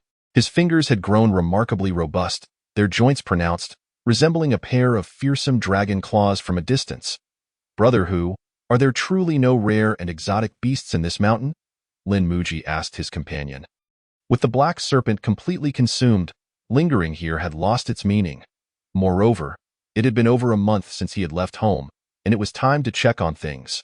Brother Hu wagged its tail and let out a couple of soft roars, as if bidding Lin Muji farewell. "Then until we meet again," Lin Muji chuckled, turning to leave quietly. After casting a couple of glances in the direction Lin Muji had taken, Brother Hu vanished into the forest. The parting between the man and the tiger was remarkably tranquil, so serene that it felt as though they would meet again the following day. Yet, the world is ever unpredictable. This departure could very well be their last. How peculiar! Are grasshoppers truly found in the forest? Lin Muji mused, observing the grasshoppers bouncing in the underbrush, filled with nostalgia for the days of his childhood spent catching them in the mountains. By the heavens, grasshoppers! Suddenly, Lin Muji's spirits surged as he realized that these grasshoppers were indeed locusts. The presence of these locusts in the forest suggested that a locust plague was imminent. Lin Muji quickened his pace, anxiety gripping him as he feared for his family's safety. However, with over 1,000 pounds of grain at home and Linda being a half-fledged warrior, it seemed likely that they would manage in the small Wang family village. Reassured by this thought, he felt a slight sense of relief. As Lin Muji approached the edge of the forest, the number of grasshoppers he encountered increased significantly. Along the way, he even spotted numerous corpses gruesomely mangled under trees, devoured by wild beasts, presenting a harrowing sight. Has the situation escalated to this extent? I haven't seen a single living soul. The deeper he ventured, the more alarmed he became. Previously, the forest might have harbored wild vegetables and fruits for sustenance. Yet now these locusts had ravaged the land, leaving even the trees stripped bare, let alone any wild edibles. Thus, those villagers who had resorted to the mountains in desperation either perished while searching for food or fell victim to the beasts. The closer he got to the forest's outskirts, the more chilling the scenery became. The trees were now swarming with swathes of locusts, creating the illusion that the very trees were composed entirely of them, sending shivers down Lin Muji's spine. This place had seemingly transformed into a realm of locusts, with nothing else in sight. The locusts showed no fear of humans, even landing on Lin Muji's body and head. Refusing to be shaken off despite his efforts, You consume my grain, and I shall devour your entire kin. At that moment, Lin Muji finally encountered a deranged villager who was ravenously devouring grasshoppers while shouting and cursing madly. Fellow villager, what is the situation back in the village? Lin Muji asked urgently. He did not recognize the man. It seemed likely that he was from another village. Devour them all. Yet, the man's expression was frantic, his gaze vacant, as if he had not comprehended Lin Muji's words at all. After calling out a few more times, the man spewed black blood and collapsed to the ground, lifeless. It is said that locusts gather together to produce toxins. And indeed, this proved to be true. Sighing, Lin Muji closed the man's unblinking eyes and hurried toward his home. As Lin Muji traversed the forest and returned to Wangjia village, he was utterly stunned by the desolation before him. At this moment, Wangjia village had long lost any trace of greenery. The fields were reduced to barren wastelands, as if they had never been cultivated. Even the elm trees by the roadside had been stripped bare by the locusts, leaving only battered trunks behind. Strangely, however, Lin Muji did not see a single soul in the village. The streets were so clean that not even a corpse remained. This bizarre scene sent a chill down Lin Muji's spine. He ceased to inspect the village and rushed anxiously toward home. Chapter 48. The Horrors Woo-Woo. Father, no, I do not wish to die. Before even entering, Lin Muji heard Lin Sidang's terrified pleas for mercy. Realizing that something was amiss, Lin Muji kicked the door of his home open with a forceful shove. The commotion instantly startled Lin Ergo and the others. Lin Ergo, Linda, what the hell are you doing? Lin Muji roared in fury, for at that moment, Lin Ergo and Linda had actually tied up Lin Si. Liu Zai, save me quickly. Father and elder brother want to kill me. Seeing a glimmer of hope, Lin Si cried out desperately. What of Chiya? Lin Muji disregarded the three in the courtyard and immediately inquired about Chiya. Chiya! Lin Muji shouted, his heart racing uncontrollably. Yet no matter how he called, that little one who had always followed him like a shadow did not appear. Where is Chiya? Lin Muji trembled as he turned to Lin Si on the ground. Wu, Liu Zai, Chiya was sold to the Wang landlord by our father. At this moment, Lin Si broke down in tears. Upon hearing this, Lin Muji collapsed onto the ground, fully aware that everything was over. Why? Was there not food at home? Why sell a child? Lin Muji gritted his teeth. Anguish etched across his face, filled with rage and helplessness. He had known it. He had known that his absence would surely lead to disaster. This ragtag bunch at home had brought him nothing but worry. He should have let them all starve from the very beginning. The food has been taken away by the officials. Linda suddenly spoke up, having remained silent until now. No, he lies. It was he who distributed the food to the villagers. It is all his fault. Everything is his fault. Lin Si shouted loudly, exposing Linda's lies. Linda. How kind you are. Lin Muji glared at Linda through gritted teeth. I did not wish for it. I only felt pity for the villagers, so I took out some food to help them. But, But who would have thought they would later rob us of all our provisions? Linda shook his head vigorously, his face paling. Save your mother! Lin Muji shouted frantically, and in a fit of rage, he struck Linda, sending him flying. What are you? A master of iron sand palm, with the old, weak, sick, and disabled of Wangjia village combined. Who could possibly be your opponent? Lin Muji nearly roared. Your so-called kindness is utterly worthless in my eyes. You merely sought to ease your conscience, and as a result, you have doomed your own sister. Linda, I have misjudged you. Wait, where is mother? Lin Muji's eyes widened in disbelief as he looked at Lin Si. At that moment, Lin Si was inconsolable, the outcome painfully evident. Lin Ergo, you truly deserve death. Lin Muji grasped Lin Ergo by the throat and lifted him high, wishing to crush the life out of this scoundrel. But in the end, he threw Lin Ergo to the ground, for he could not bear the infamy of fratricide. Ha ha ha, ha ha ha ha. Lin Muji laughed maniacally, leaving the Lin family behind. Liu Zai, save me!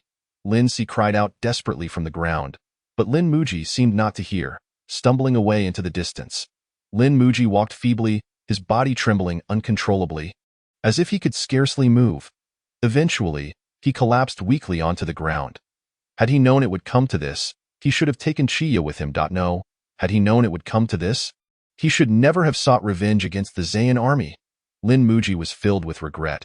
He had vowed to ensure Chiya would live a carefree life, yet he had failed to protect her. In that moment, his heart felt hollow. He had lost all desire to continue in this world. Lin Muji sat outside the Wang landlord's residence for a long time, yet he lacked the courage to cross the threshold. It was only when night fell that he finally found some semblance of calm and pushed open the door to the Wang landlord's home. At that moment, only 3 members of the Wang family remained. The landlord and his 2 sons lay weakly on the earthen bed, their bellies swollen from eating the cursed soil, clearly on the brink of death. Even upon Lin Muji's entrance, the landlord merely cast a sidelong glance at him, then fell silent. Where is my sister? Lin Muji asked weakly, but the landlord merely closed his eyes, offering no response. I am speaking to you. Lin Muji seized the landlord by the throat, intent on ending his life. However, given the landlord's current state, killing him would merely grant him mercy. Allowing him to live would subject him to further torment, while death would be a release. Lin Muji cast the landlord back onto the bed and turned to search the house. Your son is already dead, Lin Muji said flatly before leaving the room. Immediately, a feeble wail echoed from within as the landlord lamented. Lin Muji's heart felt heavy. This sense of impotent frustration, unable to avenge his grievances, nearly drove him to the brink of despair. Killing the landlord would only free him from his suffering.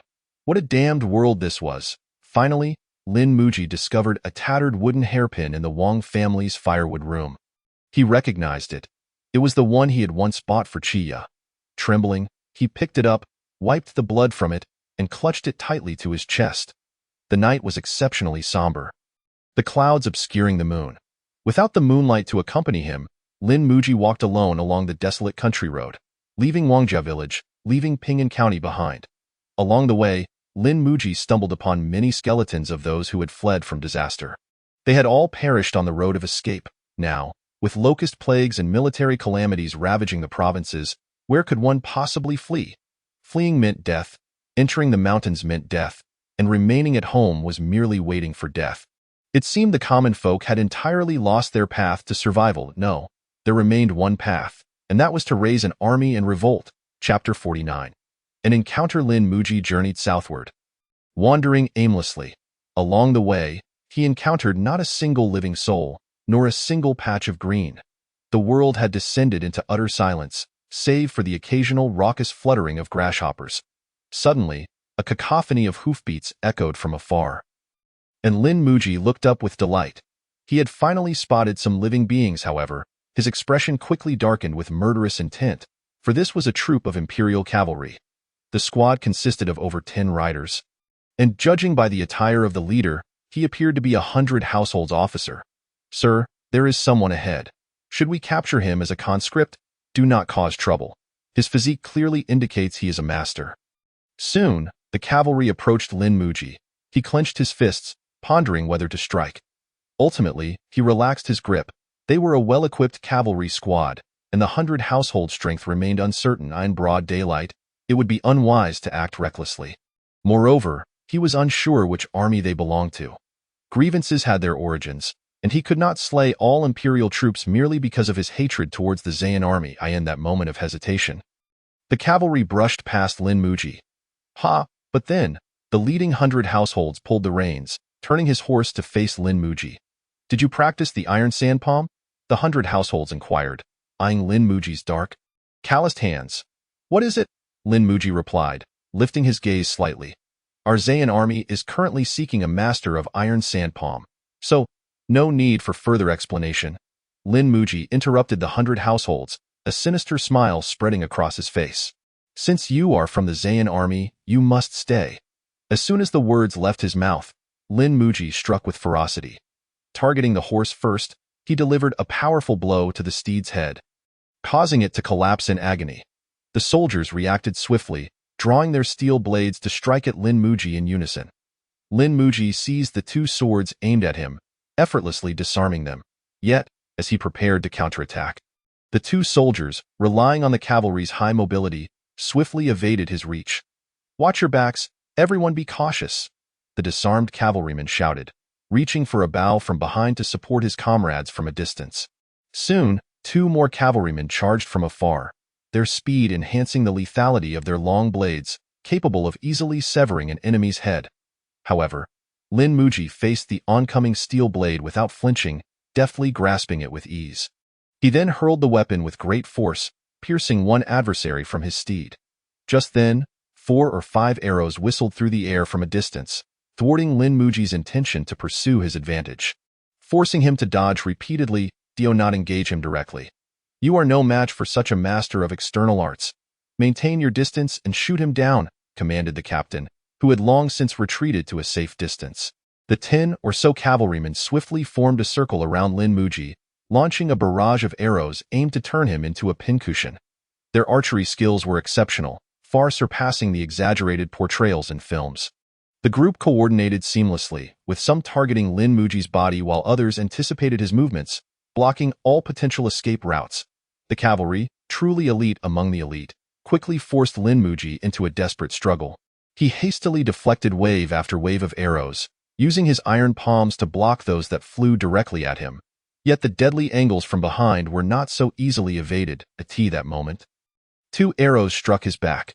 Fortunately, his robust physique prevented them from piercing through. Lin Muji understood that if he continued in this manner, he would surely be worn down and defeated. He had to retaliate. The warm-up was over. A sinister smile crept across Lin Muji's face.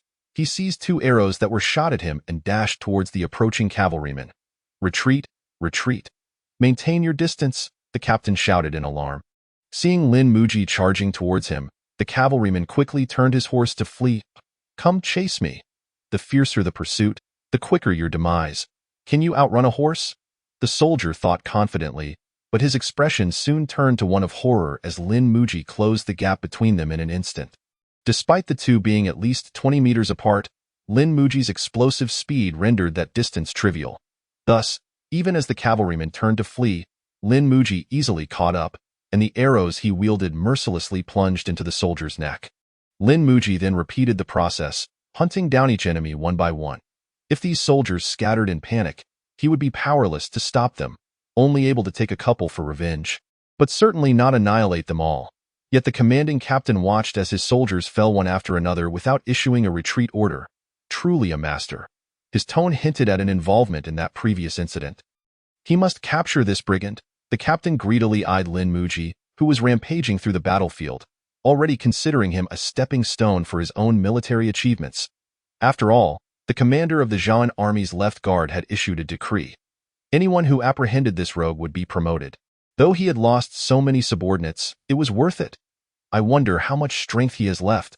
The captain coldly observed the scene, witnessing his brothers perish at Lin Muji's hands without a trace of remorse in his eyes.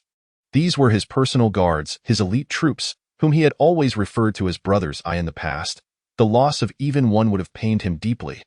But now, in the face of military glory, the lives of these few comrades had become inconsequential. What was his purpose in joining the army?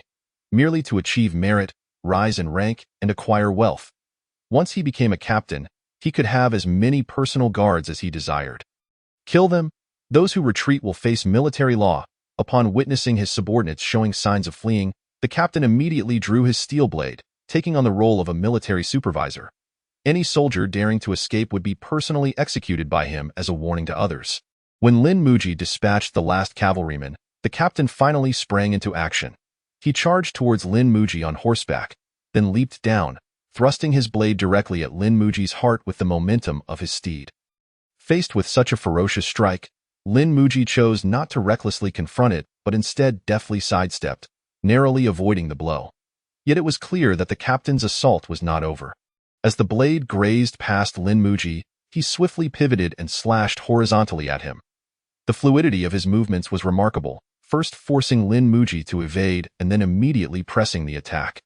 An opponent with slower reflexes would have already lost their head. However, Lin Muji merely raised his hand to block with ease, firmly grasping the blade while simultaneously delivering a powerful punch towards the captain. The force behind Lin Muji's fist was tremendous. Even though the captain attempted to block, he was still forced back repeatedly. In that fleeting moment, Lin Muji disarmed his opponent. Chapter 50. Heart like a fierce tiger, the captain rubbed his pained wrist but suddenly burst into unrestrained laughter. Iron Sand Palm. Eagle Claw Technique. Li Yu, you are indeed the one who killed. I do not know him, Lin Muji replied coolly, then immediately pressed the attack once more. The opponent's strength paled in comparison, and Lin Muji thought victory would come swiftly. However, to his surprise, his punches were inexplicably blocked by the captain. Though he struck with great force, it seemed to cause little damage. Lin Muji, unwilling to be deterred, unleashed a flurry of punches, yet each one was effortlessly countered.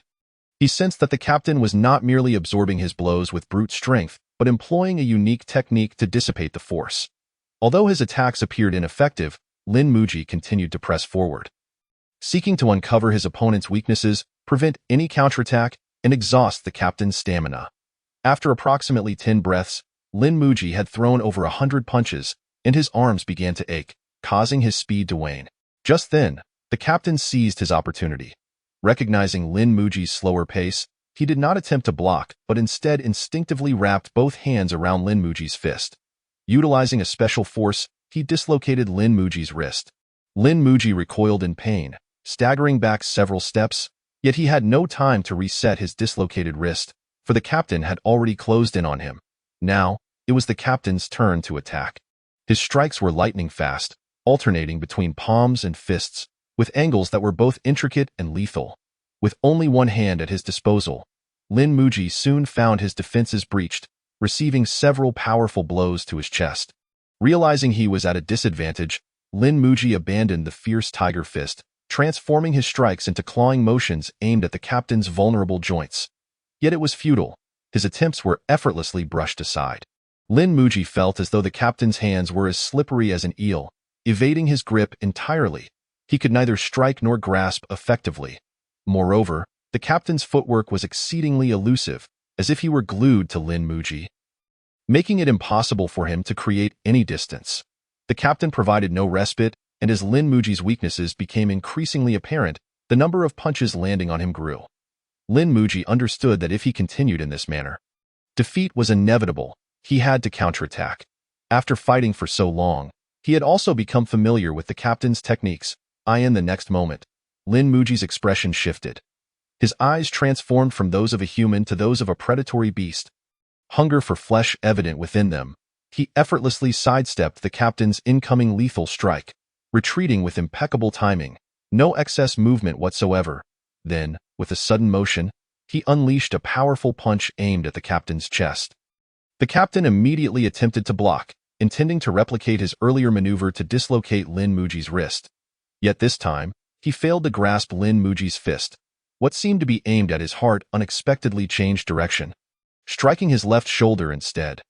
The force behind Lin Muji's punch was immense, sending the captain flying backward, causing him to spew blood and turn pale. The captain stared incredulously at Lin Muji, who, at that moment, had his eyes tightly shut. What terrifying instinct, the captain thought, trembling in fear. The eyes may deceive, but instinct does not. Lin Muji slowly opened his eyes, stepping out of the heart like a fierce tiger state. Do you not have that last move, whatever it is called, the murderous intent? Why not unleash it for a life-or-death struggle? You have brought me great amusement, for you are far stronger than the captain I killed last time. As you wish. The 100 households have once again returned to their former tranquility, and he is acutely aware that this is the limit of his life.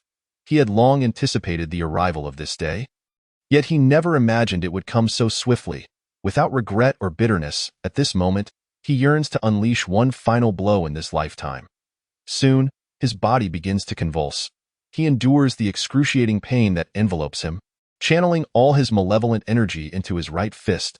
With his eyes ablaze in crimson, he roars toward Lin Muji.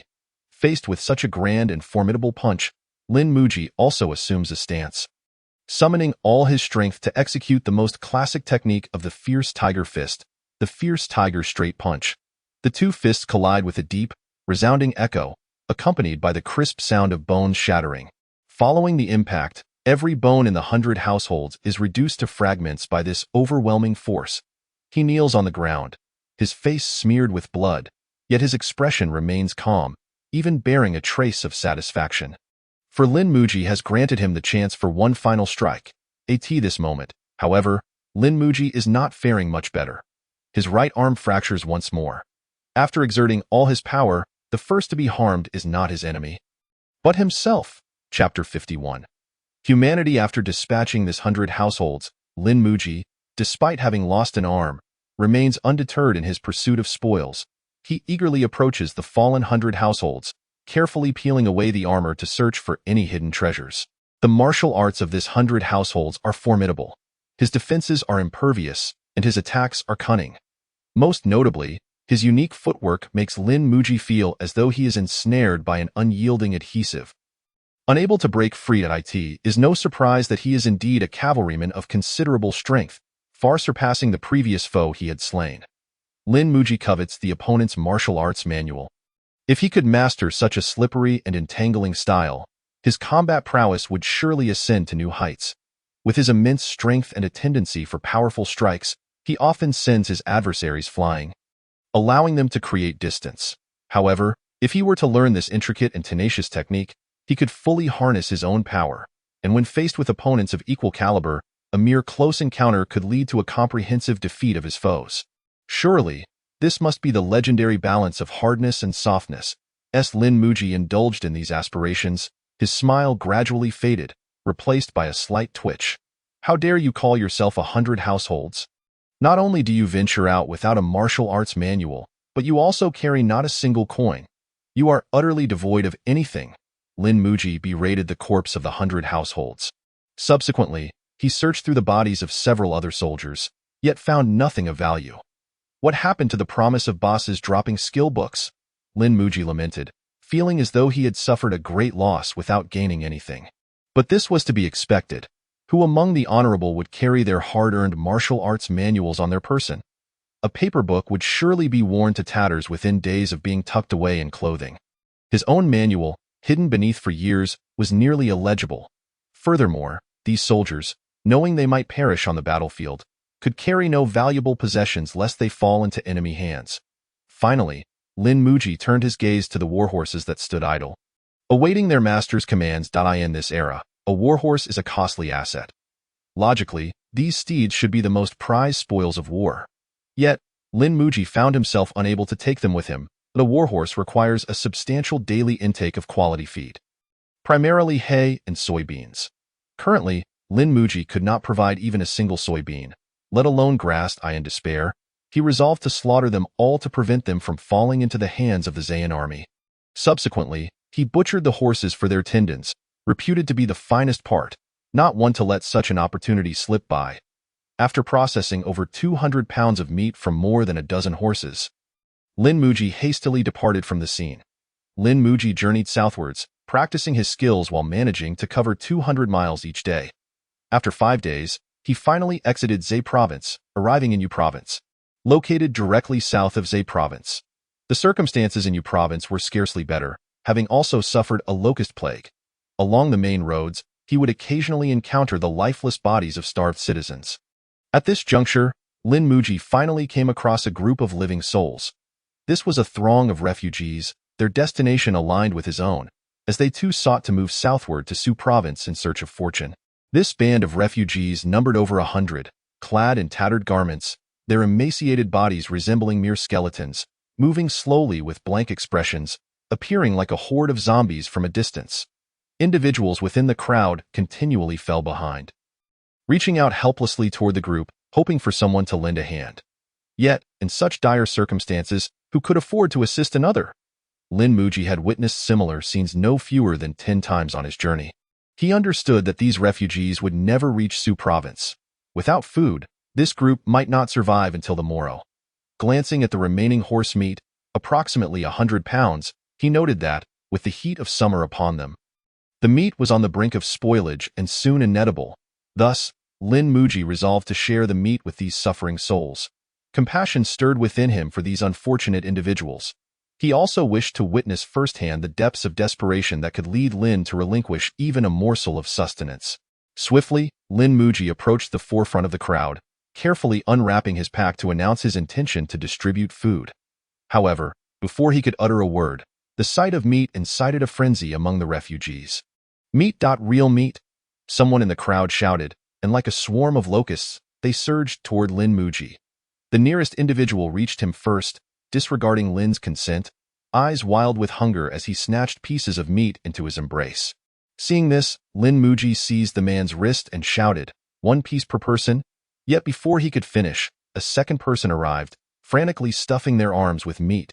Soon, Lin Muji found himself encircled, not by the crowd, but by the food before him. "Oh, not fight. 1 piece per person," he bellowed, but his words fell on deaf ears, as those in the back witnessed the meat being snatched away by the front lines. They too turned frenzied, hurling stones at the greedy individuals.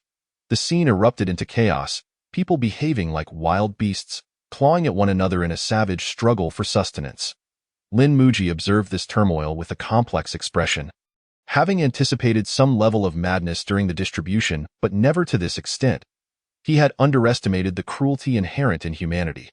These individuals knew that a single piece of meat would not stave off starvation. They would still face hunger tomorrow. Thus, in a desperate bid for survival, they felt compelled to seize as much food as possible, indifferent to the fates of others. Those left empty-handed could hardly accept their loss. Resorting to violence, it was no wonder Lin had struggled to distribute food. Madness had consumed them all. These people were no longer human, but rather a pack of ravenous wolves, driven by starvation. Enough. Cease this madness. Unlike Lin, however, Lin Muji would not yield simply due to their numbers. He swiftly hurled the most aggressive individuals away and declared, "Stop. 1 piece each. No one may take more." Yet his words had no effect. Upon witnessing the downfall of the most ravenous, the crowd surged forward, snatching food from their grasp. Chaos reignited, with individuals killing their companions to secure more meat. Some even resorted to devouring their portions whole, only to choke and perish. Faced with such desperation, Lin Muji's temper flared. His provisions could be given away, but they would not be stolen. Thus, he plunged into the fray, throwing the frenzied individuals aside while reclaiming the meat from their hands. If he did not intervene, who could predict how long the chaos would last? Recovering all the meat would eliminate their reason to turn against one another. Enough. In broad daylight, how can one oppress the people? To which faction do you belong? A soft yet furious voice pierced through the tumult behind Lin Muji. Turning, he beheld a striking figure, a swordswoman clad in white, radiating an ethereal beauty. Chapter 52. The grindstone. The white-clad woman was exceptionally lovely. Adorned in brocade, her complexion akin to blooming peach blossoms, resembling a celestial being descended from the heavens. Flanking her were 2 other young swordsmen, similarly dressed in resplendent attire, standing guard beside her. After glancing back at them, Lin Muji resumed his struggle to reclaim the horse meat amidst the unruly crowd. At this moment, the common folk were in a frenzy, and if he did not intervene to reclaim the stolen horse meat, allowing the chaos to continue unchecked, it was likely that only a handful of them would remain by the end. Impudence. My junior sister has commanded you to cease. A young swordsman behind the woman, fueled by indignation, unsheathed his treasured sword and lunged at Lin Muji without a second thought. Faced with the oncoming blade slicing through the air, Lin Muji hurriedly set down the horse meat and raised his hand to parry the attack. "Are you out of your mind?" Lin Muji exclaimed incredulously, bewildered by the aggression of these strangers who resorted to violence over mere words. "Humph! Oppressing the weak deserves punishment from all," the man retorted coldly, brandishing his sword once more and advancing swiftly towards Lin Muji. Lin Muji found himself forced into a series of retreats, quickly backing away into the depths of the nearby forest. At that moment, he was still in a state of utter confusion, as the entire altercation seemed utterly senseless. The opponent's relentless assault targeted his vital points, gradually igniting a spark of anger within him. Finally, seizing upon a flaw in the opponent's technique, Lin Muji grasped the thrusting sword with his hand. "I ask again, do you think you have had enough?" Lin Muji sneered. With a sudden burst of strength, he wrenched the sword from the foe's grip and hurled it towards a distant tree, where it embedded itself deep into the trunk. Just as Lin Muji prepared to press forward and counterattack, two additional figures, a man and a woman, arrived just in time, each wielding a sword to force Lin Muji back. "Excellent skill. May I inquire to which sect you belong?" The other man asked solemnly. "I am but a simple villager." "There is no need for your probing," Lin Muji replied dismissively, as expected, upon Lin Muji revealing his humble origins. The three of them collectively exhaled a sigh of relief. "As long as you are not a disciple of a major sect, you have all attacked me without discernment. If you do not provide an explanation today, none of you shall leave." Lin Muji's eyes widened in fury. Such audacity! The man from whom Lin Muji had seized the sword scoffed. "Enough, Ding Shidi," interjected another man, calming his junior's ire. He then addressed Lin Muji. "We, as disciples of the Wuliang sword sect, are known as Min Xian. This is my junior sister Tang Rou, and this is Ding Lei.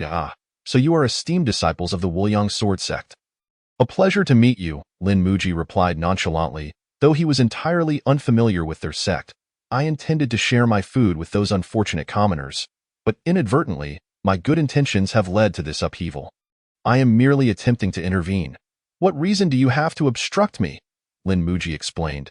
"Humph, do not attempt to deceive. You are clearly abusing your strength to oppress those innocent folk. I witnessed it with my own eyes. There can be no falsehood." Tang Rou glared at Lin Muji, firmly convinced of his villainous nature. "Min Shixiang, why waste words on such a vile criminal? He deserves to be executed," Ding Lei chimed in supportively. "Fools!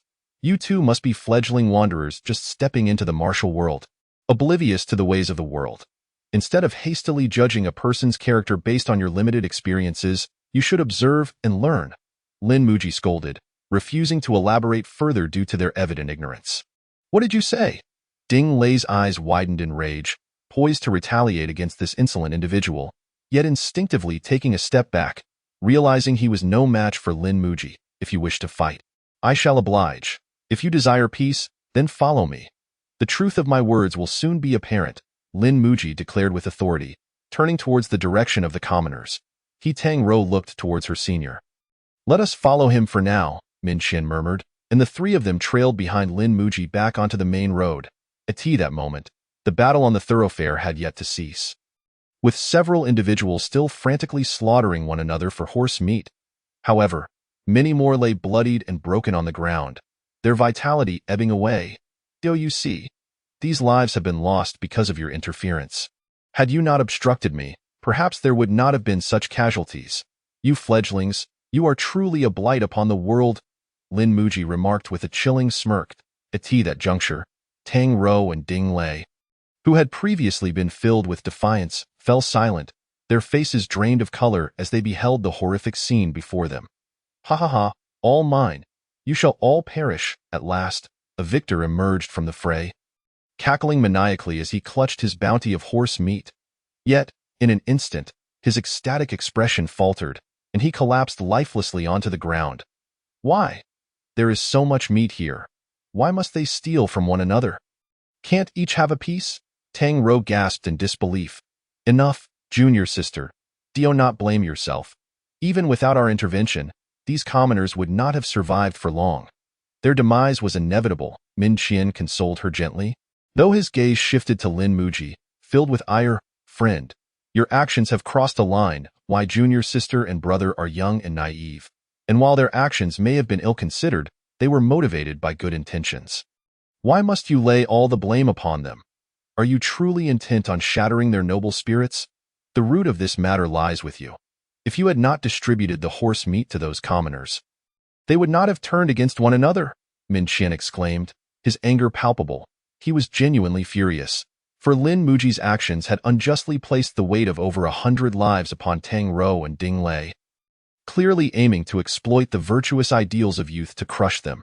Should this situation be mishandled, it could leave a lasting scar upon their hearts, a truly nefarious intent. Ha ha ha. You esteemed young heroes with your lofty ideals of righteousness, believing yourselves paragons of virtue, yet you dare not shoulder the burden of these lives lost. Those who err must face consequences. True manhood lies in acknowledging one's actions. Lin Muji continued his verbal assault. Or are all disciples of the Wuliang sword sect similarly callous, periodically sending out a few disciples under the guise of martial experience, merely to allow them to wreak havoc while using the lives of innocent people to further their own growth? Do you think the common folk are mere stepping stones on your path to enlightenment? Enough!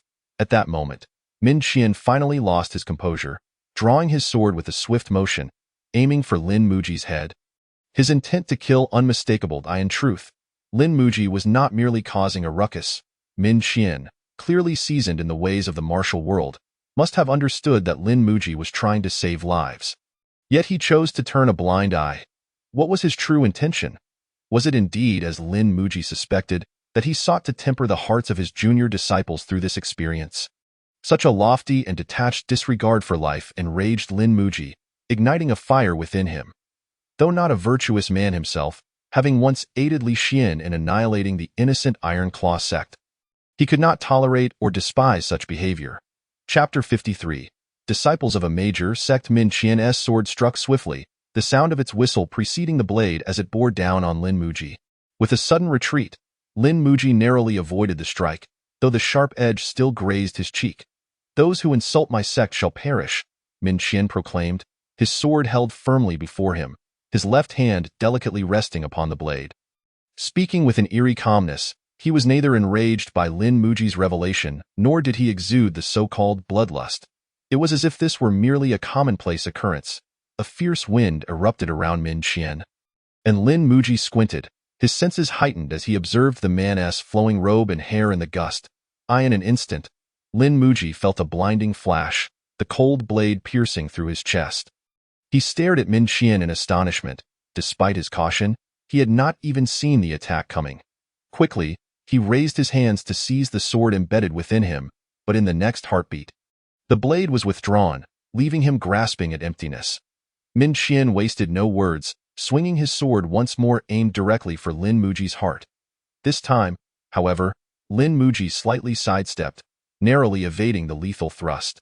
He then raised his head, revealing a feral grin. In a flash, Lin Muji surged forward, delivering a ferocious punch aimed squarely at Min Qian's chest. Simultaneously, his left hand morphed into a claw, swiping towards the left. With an effortless motion, he captured the barely discernible sword in his grasp. In that moment, Min Qian's expression shifted dramatically. He stared, wide-eyed, at Lin Muji's fierce visage, clearly taken aback by Lin Muji's ability to counter his attack. Just as quickly, Lin Muji's raging fist barreled toward Min Qian's heart. Yet, against the full force of Lin Muji's strike, Min Qian remained rooted, unyielding, not even a hair out of place. Lin Muji, feeling the impact of his punch, realized it felt less like striking flesh and more akin to hitting an impenetrable barrier, instantly dissipating his force. Confronted with this unexpected outcome, Lin Muji, in a primal surge of instinct, transformed his right hand into an eagle's claw, viciously targeting Min Qian's vulnerable neck. Min Qian calmly raised his left hand to block, channeling his formidable inner strength to withstand Lin Muji's iron grip. However, the iron grip of Lin Muji far exceeded his expectations. Even with 10 parts of his power exerted, he could not break free from that clasp. Instead, his left hand was firmly ensnared by Lin Muji's iron claws. A sinister smile crept across Lin Muji's face as he relentlessly intensified the pressure between his fingers. Gradually, under the immense force of Lin Muji's grip, Min Qian's left palm began to deform. Min Qian attempted to maneuver the sword in his hand, but it remained firmly held by Lin Muji, rendering him utterly immobile. If this continued, his left hand would soon be crushed into a pulp by Lin Muji. Yet, even in such a dire situation, he refused to relinquish his sword in defense. For a swordsman, nothing could be more humiliating than having his weapon disarmed by an opponent. "What are you doing?" Seeing Ding Lei draw his sword from the tree and approach Lin Muji with a sinister expression, Tang Rou hurriedly restrained him. "Since it has come to a life-and-death struggle, we must cast aside any notions of chivalry. Senior brother is clearly at a disadvantage. I must assist him." Ding Lei forcefully pushed his junior sister aside and, employing his lightness skill, silently darted towards Lin Muji from behind. Yet, in a state of heightened awareness akin to a fierce tiger, Lin Muji possessed an extraordinary sensitivity to danger. Even without turning around, he sensed the impending ambush. Consequently, he decisively released Min Qian's left hand and swiftly shifted his body to the right. Simultaneously, he subtly redirected Min Qian's sword toward the assailant, intending to let the two of them perish at each other's hands. Min Qian immediately realized Lin Muji's treacherous scheme, but no matter how he struggled, he could not maneuver his sword even slightly. At that moment, Ding Lei's expression became exceptionally vivid, for his thrust was executed with tremendous ferocity. As Lin Muji suddenly evaded, Ding Lei found himself unable to retract his attack, his body uncontrollably lunging toward his senior brother. Observing this, a mocking smile appeared at the corner of Lin Muji's mouth. Yet, just as he believed victory was assured, a sharp pain suddenly shot through his left hand, as the immense force from the sword sent his palm soaring. Subsequently, Min Qian calmly maneuvered his sword to block Ding Lei's blade, effortlessly averting this tragic conflict between brothers. "You are truly insidious, attempting to incite a conflict between me and my senior brother," Ding Lei bellowed, pointing his sword at Lin Muji. "Ha! A despicable coward who resorts to ambushes has the audacity to call me insidious?" Lin Muji scoffed disdainfully, while his concealed left hand discreetly shook off the sudden jolt. After sustaining that inexplicable blow, his left hand felt numb, immobilized for a prolonged moment. "Junior brother Ding, step back." At this juncture, Min Qian, standing behind Ding Lei, spoke indifferently. His gaze, however, was not directed at his junior brother but remained steady, like water, fixed on Lin Muji. "You, indeed. May I inquire, how did you execute that previous move?" Lin Muji asked curiously. He had anticipated that the other party would not engage in idle chatter, yet to his surprise, Min Qian began to elucidate. Compared to other weapons, the sword's lethality is not particularly remarkable. In combat, an ordinary longsword can easily shatter or break. But do you know why the sword is referred to as the monarch of all weapons? Min Qian inquired, with his treasured sword naturally positioned across his chest, his left fingers gently caressing the blade, his brow reflecting his deep affection for the sword. Because when inner strength is channeled into the sword, it will not break, becoming invincible. What you just performed, was that the so-called sword energy? Lin Muji's eyes widened in astonishment. You must be cautious now. Min Qian ceased his explanations, raising his sword towards Lin Muji. Then, he moved. Go Lin Muji. It was as if he beheld a dreamlike realm of falling flowers. But those were no mere petals. They were torrents of sword energy, shimmering red under the sunset's refracted light. Chapter 54. Victory and defeat. Faced with the overwhelming sword energy, Lin Muji stood frozen, at a loss. Even in a state of fierce concentration, he did not know how to evade it. The surging sword energy swiftly engulfed Lin Muji, and despite his utmost efforts to defend himself, he was left battered and bruised by the razor-sharp onslaught. The most terrifying aspect was that even when Lin Muji managed to block a portion of the sword energy with his iron palms, the intangible nature of the energy meant that the unblocked segments still sought to strike him. Without inner strength, it felt as if there were no means of defending against this deluge of sword energy. In that moment, Lin Muji finally comprehended the significance of inner strength. Had he possessed the ability to protect himself with inner energy, like Min Qian had earlier, he would not find himself in such a precarious situation. Yet, despite his dire condition, Lin Muji's resolve remained unyielding. Are you giving me a massage? The corner of his mouth twitched painfully, but he still gritted his teeth and charged at Min Qian. Fortunately, Min Qian refrained from employing that previous technique again, merely parrying Lin Muji's frenzied assaults with his sword. Your speed has diminished. In the midst of their exchange, Lin Muji finally grasped hold of Min Qian's long sword with both hands. This time, he felt absolute confidence. Even if the opponent unleashed sword energy once more, he could endure the pain and disarm him. However, Lin Muji remained vigilant, for he noticed the movement of Min Qian's lips. As if he were uttering something, a sword's bloom. In an instant, a violent surge of sword energy erupted from Lin Muji's grasp, a force that was exponentially stronger than the previous rain of swords. Realizing the imminent threat, Lin Muji swiftly retreated, steadying himself as he examined his hands, disbelief etched across his features. His prideful iron palms had been breached. Numerous deep gashes, visible to the bone, marred his palms. And upon closer inspection, he was astonished to find that these wounds formed a blood-stained lotus flower. What a splendid technique! A sword's bloom! Lin Muji sighed in admiration. Min Qian remained silent, raising his head slightly, and then executed another sword's bloom, aimed directly at Lin Muji's heart. Just when everyone believed Lin Muji was doomed, they heard a crisp sound at the moment the palm met the sword. Then, to the astonishment of all present, Min Qian's long sword shattered. How could this be? Tang Rou gasped, covering her mouth in disbelief. Yet, Min Qian's expression showed little change. He became serious, martial intent. You are a worthy opponent. But that does not mean you have triumphed. Should you survive this strike, perhaps we could become friends. Min Qian spoke calmly, pointing the remnants of his sword at Lin Muji. At that instant, Lin Muji's eyes widened in shock. For within the momentum of the opponent's sword, he discerned a familiar sensation. Martial intent. The other party had also mastered martial intent. Feeling the terrifying pressure surrounding him, Lin Muji internally scoffed, realizing that while the other spoke of friendship, his actions were anything but merciful. Ha ha ha! If that is the case, allow me to demonstrate the might of my Wu Qiu Ju? Lin Muji laughed heartily, his left hand retreating behind him as his right hand stood before him, seemingly gathering all his inner strength. Observing this, Min Qian felt an additional weight of seriousness in his heart. He gathered the last remnants of inner strength from his dantian and infused it into the shattered sword. He had never heard of Wu Qiu Ju, but he surmised it must be an incredibly formidable martial art, warranting his utmost caution. Yet, the next moment, Lin Muji unexpectedly turned and fled. What a load of nonsense about Wu Qiu Ju. He was merely posturing. In truth, Lin Muji had exhausted all his tricks and was left with no choice but to escape. Even if he had managed to withstand Min Qian's final strike, what would victory matter if he were ultimately ambushed from behind? Thus, he chose to flee. He did not regard escape as a disgrace. One must possess self-awareness and not risk life for fleeting glory.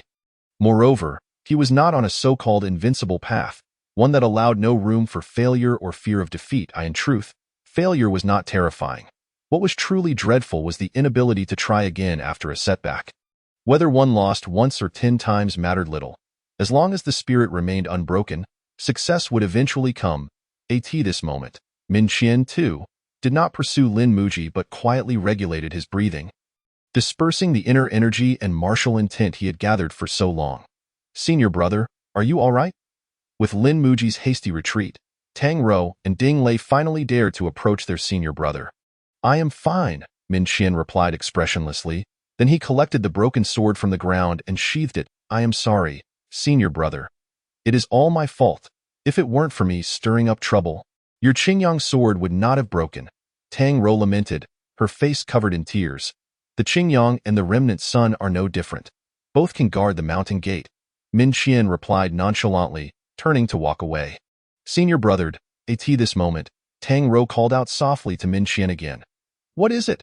Min Qian halted. Did those people truly die because of me? Tang Rou's eyes were red. That man was clearly no good. Junior sister, do not listen to his nonsense, Ding Lei interjected, filled with righteous indignation. In my opinion, he acted deliberately, distributing horsemeat to the commoners merely to witness them slaughter one another over scraps, feeding his twisted psyche. At this, Ding Lei interrupted Tang Rou, speaking fervently. What has been done is done. Whether right or wrong need not be debated further. Just remember, do not act so recklessly in the future. Suppress your impulsive natures. Min Qian commanded loudly. Yes, yes. Chapter 55. The heart of the strong Lin Muji ran frantically, relieved to find that Min Qian did not seem to pursue him. Yet, at the same time, a sense of disappointment lingered within him. For if that individual truly dared to pursue him, the outcome could very well be uncertain. After wandering aimlessly for 2 hours, Lin Muji arrived at an uninhabited village. After surveying the area, he selected a relatively opulent residence and entered to recuperate. At that moment, Lin Muji bore over 100 wounds across his entire body, rendering him a veritable sight of devastation. Particularly grievous was the sword wound that had pierced through his chest, injuring his lung. Fortunately, he had swiftly mobilized his internal energy to staunch the bleeding, thereby avoiding loss of consciousness or the incapacity to resist due to oxygen deprivation. Furthermore, his hands were grievously injured, each palm adorned with a sinister blood lotus. Yet beneath that beautiful exterior lay a hidden menace. The multitude of scars, each deep enough to reveal bone, would have caused an ordinary person to succumb at the slightest tremor, leaving behind nothing but a skeletal remnant. However, Lin Muji's flesh was resilient, and with his mastery of blood techniques, the blood that flowed from his wounds quickly coagulated and scabbed over, preventing him from falling apart. He was able to endure the pain and continue fighting. Not only his palms, but at that moment, the wounds across his body had bled little, as the blood had rapidly congealed upon their emergence. Thus, he was spared from the brink of death due to excessive blood loss. Although he had been thoroughly beaten this time, it was not fatal, far from the point of crippling injury, illustrating the tenacity of Lin Muji's vitality. After 2 hours, the scabs on Lin Muji's body began to flake away, and he shook himself before standing up with a relaxed demeanor. It seemed he could not underestimate the heroes of this world.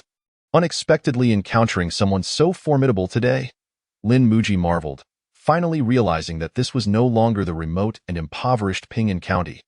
The world was vast, and it was brimming with talent. Speaking of which, why was Mu Songfeng so weak, despite being a disciple of a major sect? Lin Muji pondered aloud, but soon he comprehended the answer. At that time, Mu Songfeng had only trained in martial arts for less than a year, so it was natural that he lacked strength. Conversely, possessing such prowess indicated extraordinary talent. Disciples of major sections indeed, their reputation was well-deserved. Yet it was precisely because of this that the martial world, this realm, held its intrigue. Lin Muji laughed heartily, his bright eyes filled with confidence and anticipation. After this battle, Lin Muji's mindset underwent a profound transformation. What if they were disciples of major sects? What of the offspring of noble families? Even if they enjoyed limitless resources, Lin Muji, shall one day surpass them all. At that moment, Lin Muji truly established a heart of a warrior, a mindset so confident that it could conquer all difficulties. Unafraid of any obstacles, a momentary defeat would not alter anything. As long as his spirit remained unbroken, he would be invincible. Once he had healed, Lin Muji did not linger any longer but continued his journey southward, heading towards the prosperous Su province. Along the way, he encountered several waves of fleeing commoners, yet this time he refrained from engaging with them, for the ugliness of humanity and the suffering of the world were sights he no longer wished to witness. 10 days later, Lin Muji finally reached Su province. Throughout his journey, aside from a few sips of water, he had consumed not a morsel of food. Although he could rely on his internal energy to sustain himself, the accumulation of gastric acid and the gnawing sensation from his empty stomach rendered him particularly uncomfortable. At this moment, all he desired was a hearty meal followed by a good night's sleep. The Sanzhong Pass was the first checkpoint of Su province, located at the juncture between Yu province and Su province. Crossing this pass would grant him entry into Su province. However, at that moment, the gate was tightly guarded by a contingent of soldiers who refused to allow any of the desperate commoners to pass, no matter how they pleaded. "Officials, please have mercy. Grant us a way out. I am the sole survivor of my family, and I never anticipated this outcome. Please, have pity on me. Great lords, grant us a way to live." These lamentable commoners wept before the gates, hope just within reach. Yet they could not take that final step. Faced with such overwhelming despair, some had even fainted at a way to live. "Certainly, if you are willing to serve 2 years of labor in Su province, I shall permit you entry," the leading officer proclaimed loudly. "Very well, I agree." Upon hearing this, some immediately acquiesced. "I too agree."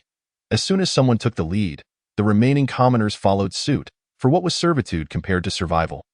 Even if they were stepping from the jaws of a wolf into the clutches of a tiger, they felt no fear. As long as they could live, they could endure anything. With Lin Muji's strength, he had struggled to find a morsel of food along the way, let alone the other commoners. Therefore, those who successfully made it into Su province, aside from a few fortunate souls, were all formidable individuals in their own right. Soon, a group of commoners was led away, leaving only Lin Muji behind. "Good sir, do you possess a travel permit?" The leading sergeant inquired courteously, his demeanor now far from the earlier arrogance. For Lin Muji, viewed from any angle, did not appear to be an ordinary person. He was certainly no refugee. Standing nearly 8 feet tall, he towered over the average commoner by a considerable margin, and with a robust physique. It was evident that he was no mere mortal. The soldiers stationed at the gate dared not offend him. I have yet to conclude my tale. Please turn to the next page to continue reading the exciting content. Despite their display of authority over the commoners, they were wary of others. They were the lowest tier among the military ranks. Otherwise, they would not have been dispatched to this desolate border post. In the past, they could have profited from the passing merchants, but now, the situation had changed, and they found themselves surrounded by impoverished souls. "Sir, I am a disciple of the Iron Palm Gang, come to Su province to visit an elder. Alas, I encountered formidable foes on the road and lost my belongings, including my travel permit and valuables. I humbly request your assistance." Lin Muji raised his hand in greeting, revealing his darkened palms to prove his affiliation with the Iron Palm Gang. "Ah, a descendant of the Iron Palm Gang. Young hero, please enter." The guards immediately cleared the way, allowing Lin Muji to pass with warm hospitality. "Thank you kindly, but I am currently without means to repay your generosity." Lin Muji feigned reluctance. "Oh, young hero, you flatter me. It is my honor to assist you. Then I truly appreciate this military man. If fate allows us to meet again in the future, I shall surely repay your kindness." Lin Muji clasped his hands in gratitude before turning towards the direction of the county city. Just like that, he was allowed to pass. A young soldier lamented. "What else could we do? The 100 households leader has just taken those wretched laborers away. If he were to force his way through, do you think we could stop him?" The sergeant barked. "Do not let a little power go to your head. Be vigilant. Do not offend any significant figures. For if you perish, it would be of little consequence. But do not involve your comrades. Yes, I understand." The young soldier immediately stood tall and responded loudly. Chapter 56. Entrepreneurship. Who would have thought that one day I would become a privileged individual? In the past, I believed that without a travel permit, I could go nowhere. Now I understand that rules are merely set for the weak. For the strong, they become mere relics, Lin Muji contemplated as he continued along the official road towards the county city. Before nightfall, Lin Muji finally arrived at the city known as the brightest in Su province, Rieo City. In stark contrast to the desolation of Ziyuan province, Rieo City exuded signs of prosperity, as if the calamities afflicting the northern provinces had not touched Su province at all. "Good sir, care for a sesame cake? Dogai." Sugar-coated haws, vendors along the streets warmly beckoned, and as darkness approached, they showed no signs of closing up shop. Despite the hardships, their persistence underscored the city's vibrancy. Listening to the bustling market sounds, Lin Muji felt an unexpected sense of stability. It had been ages since he had witnessed such liveliness. Yet, he realized he could not comprehend their words. It dawned on him that he was no longer in Ziyuan province. In ancient times, with vast lands and sparse populations, dialects could differ significantly in just a few miles. It was only natural that he struggled to understand the local language after traveling over 3,000 miles from home. However, he was puzzled as to why the soldiers guarding the gate spoke the dialect of Ziyuan province. Did one need to be bilingual even to be hired as a gatekeeper? Shaking his head, Lin Muji dismissed such useless thoughts and continued to observe the lively scene in the marketplace. When he spotted the plump, juicy braised pig trotters at a stall, his mouth watered uncontrollably. Lin Muji stared at the trotters for a long while before reluctantly turning away. For he was currently without a single coin to his name. A penny can thwart even a hero. It's time to earn some money. That night, Lin Muji found a sheltered corner and sat down to practice his martial arts. Lacking funds for an inn, he had to make do for the night and plan for the next day. Early the following morning, Lin Muji rose and began to wander around the city, hoping to find a means of temporarily establishing himself. With his martial prowess, he quickly contemplated how to convert it into wealth. escorting goods, joining a gang, serving as a guest instructor for a wealthy family, or perhaps opening his own martial arts school. So how shall I choose now? Should one embark on the path of a rising gang leader, or perhaps initiate the legendary tale of a master bodyguard? Alternatively, is it wiser to establish a school and become a revered grandmaster? Or should one settle for a mundane life as a security guard in a wealthy household, thus beginning a life of idleness? Logically, the choice of becoming a security guard seems prudent, as it would spare me decades of unnecessary detours. Yet, Lin Muji swiftly dismissed these thoughts. As for gangs, they are, in essence, merely organized crime syndicates, thriving on the oppression of the common folk. Such blood-soaked endeavors are beneath his contempt. Engaging in escort duties would squander far too much of his training time, rendering it a poor exchange. While he admires the carefree existence of Uncle Gong, who is rumored to have an ex-girlfriend within every 5-mile radius, he currently lacks the capital to open a martial arts school, nor has he yet made a name for himself in the bustling city of Rieo. Serving as a guest instructor is similarly impractical, as his reputation is still obscure, and few would be willing to trust him at this stage. Before he could even begin to act on these ideas, Lin Muji had already dismissed them one by one, ultimately giving rise to a bold notion in his mind: to start a business. In this tumultuous era, where the world is in disarray and the populace suffers, Rieo may appear prosperous, but this is merely an illusion. A single conflict could plunge this thriving city into chaos. Much like Ping'an County in chaotic times, the foundation of strength is paramount. Both power and influence are indispensable. What was that saying? If one does not rebel in a time of upheaval, it is better to as a time traveler. It is only fitting that I attempt to carve my own path. What if I succeed? Lin Muji pondered gravely, a flicker of hope in his heart. Reflecting on thousands of years of history, the number of self-made entrepreneurs who achieved true success is exceedingly scarce. Those I can recall include Liu Bang, the founder of the Han Dynasty, and his far descendant, Liu Xuande, as well as the great Emperor Hongwu, Zhu Yuanzhang. Perhaps I could glean some wisdom from their experiences. Regrettably, my knowledge of their histories is but superficial. I deeply regret not having studied diligently in my earlier years. At present, I find myself with two potential courses of action. First, to accumulate a foundation and await the opportune moment to rise and strengthen myself. Second, to directly join a formidable rebel army and bide my time to seize command. Regardless of which path I choose, I must first cultivate a loyal cadre of followers who will heed my every command. Otherwise, I would be but a lone tree unable to withstand the storm. As for how to select my followers, that may not be the most pressing concern. The paramount requirement is their unwavering loyalty. Theoretically, a county's worth of talent could conquer the world. The majority of Liu Bang's supporters hailed from Peixian, and most of Zhu Yuanzhang's allies originated from Huaishi. So, is it heroes who shape the times? Or do the times create heroes?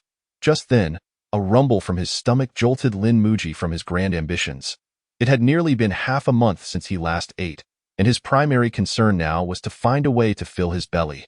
Soon, Lin Muji devised a method to earn some money and began to navigate through the streets of Rieo City.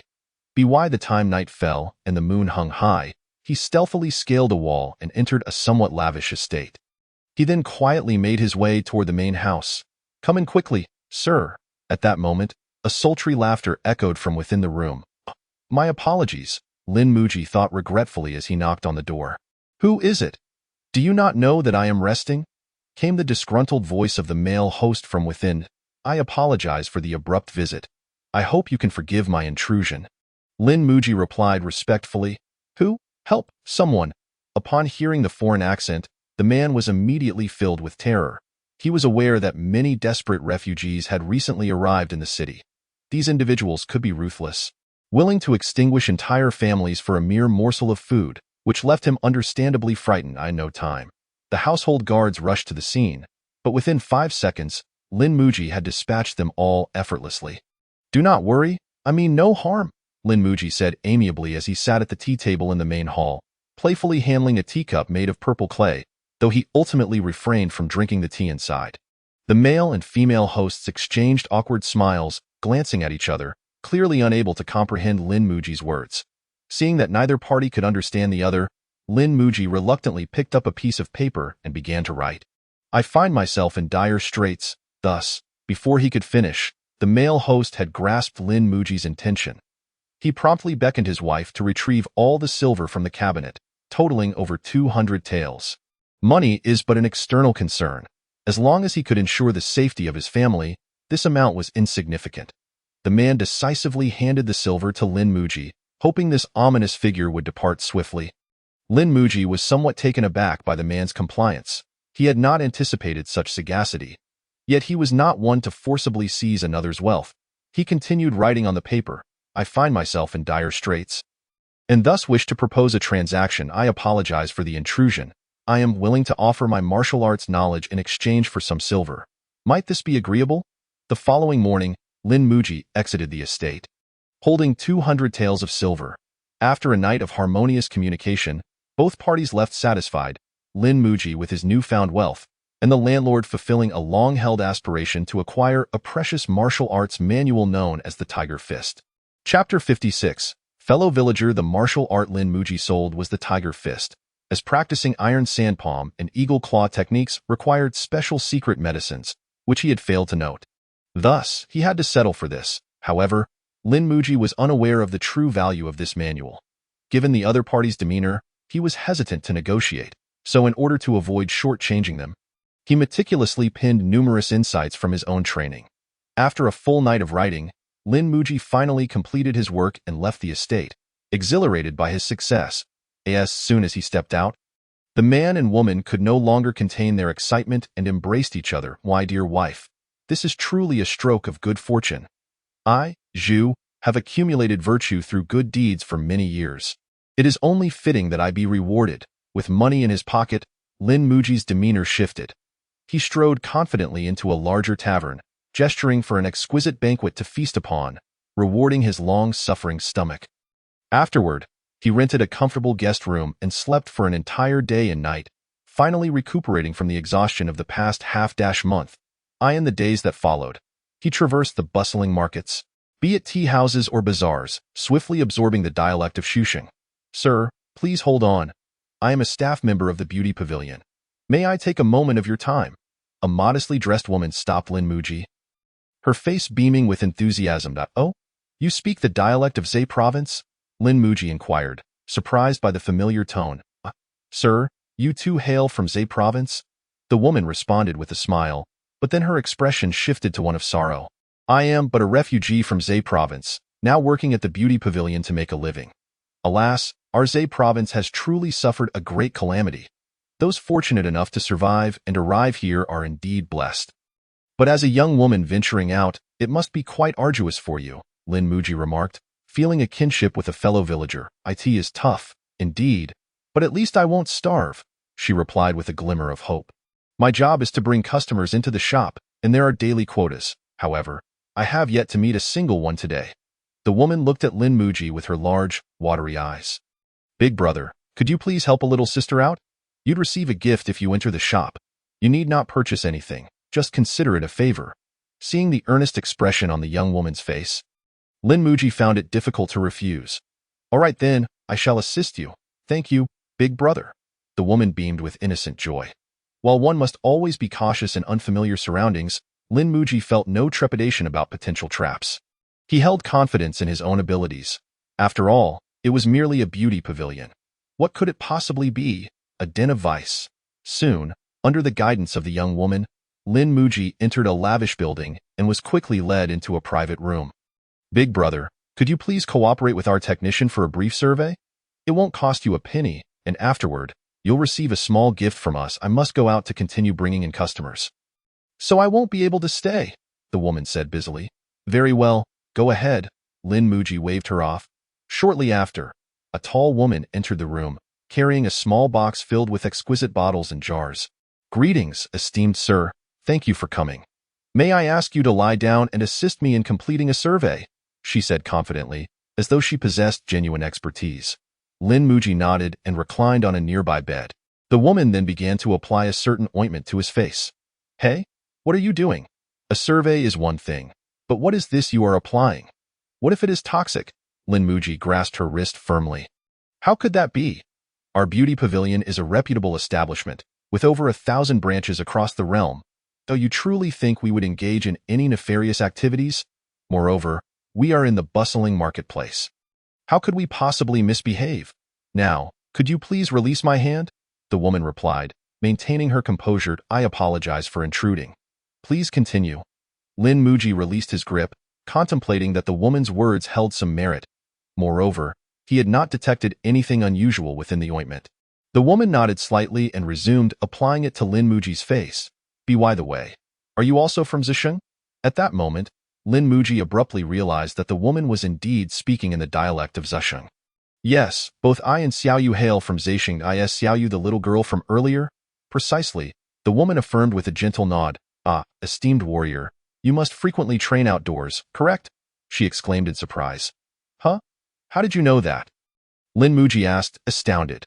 This ointment allows us to assess the size of the pores on our facial skin. As you can see, the ointment has turned black, indicating that your pores are quite enlarged. I surmise you must have trained outdoors for many years, exposed to the elements, hence the condition of your skin? Indeed, training is unavoidable, Lin Muji nodded. You are familiar with the concept of pores? Peefed, esteemed warrior. How could we at the Beauty Pavilion not know such things? We are renowned in Dayu for our expertise. The woman chuckled, her pride in her establishment evident. By the way, dear brother, I detect a Qingping accent in your speech. Huh, you could discern that? Lin Muji inquired, surprised, for Ping'an County was indeed part of Qingping Prefecture. How could I not recognize the unique accent of Qingping? It is my homeland. Subsequently, the two compatriots engaged in conversation for quite some time, sharing a sense of camaraderie as if they had known each other for ages. They discussed life, aspirations, and future plans. By the way, Brother Lin, we have a special promotion at our shop that would suit you perfectly. Your skin appears rather poor. After years of martial training, it has become roughened. You truly ought to take better care of it. A single application of our specially formulated facial mask could improve your skin's pores and last for 6 months. It would be quite suitable for you. At this point, the woman began to promote her business. No, why would a grown man need a facial mask? Haha, Lin Muji laughed heartily. What if it men too should take good care of themselves? You work so hard. Isn't it only right to pamper yourself a bit? With your martial prowess complemented by a handsome visage, wouldn't all the noble ladies flock to you? Moreover, we have a promotion. The original price of the package is 588 won. But today, it's only a few dozen won, Brother Lin. Considering our fortuitous acquaintance, won't you support my endeavor? With the price so low, how could Lin Muji refuse? All right, fine, he relented, unable to resist her persistent persuasion. Thank you so much, brother, the woman exclaimed joyfully, but then hesitated. Brother, our shop requires payment up front. All right, how much? 98 won. That's not right, little sister. You deceived me. You said it was just a few dozen won. Rounding that off makes it nearly 100 won.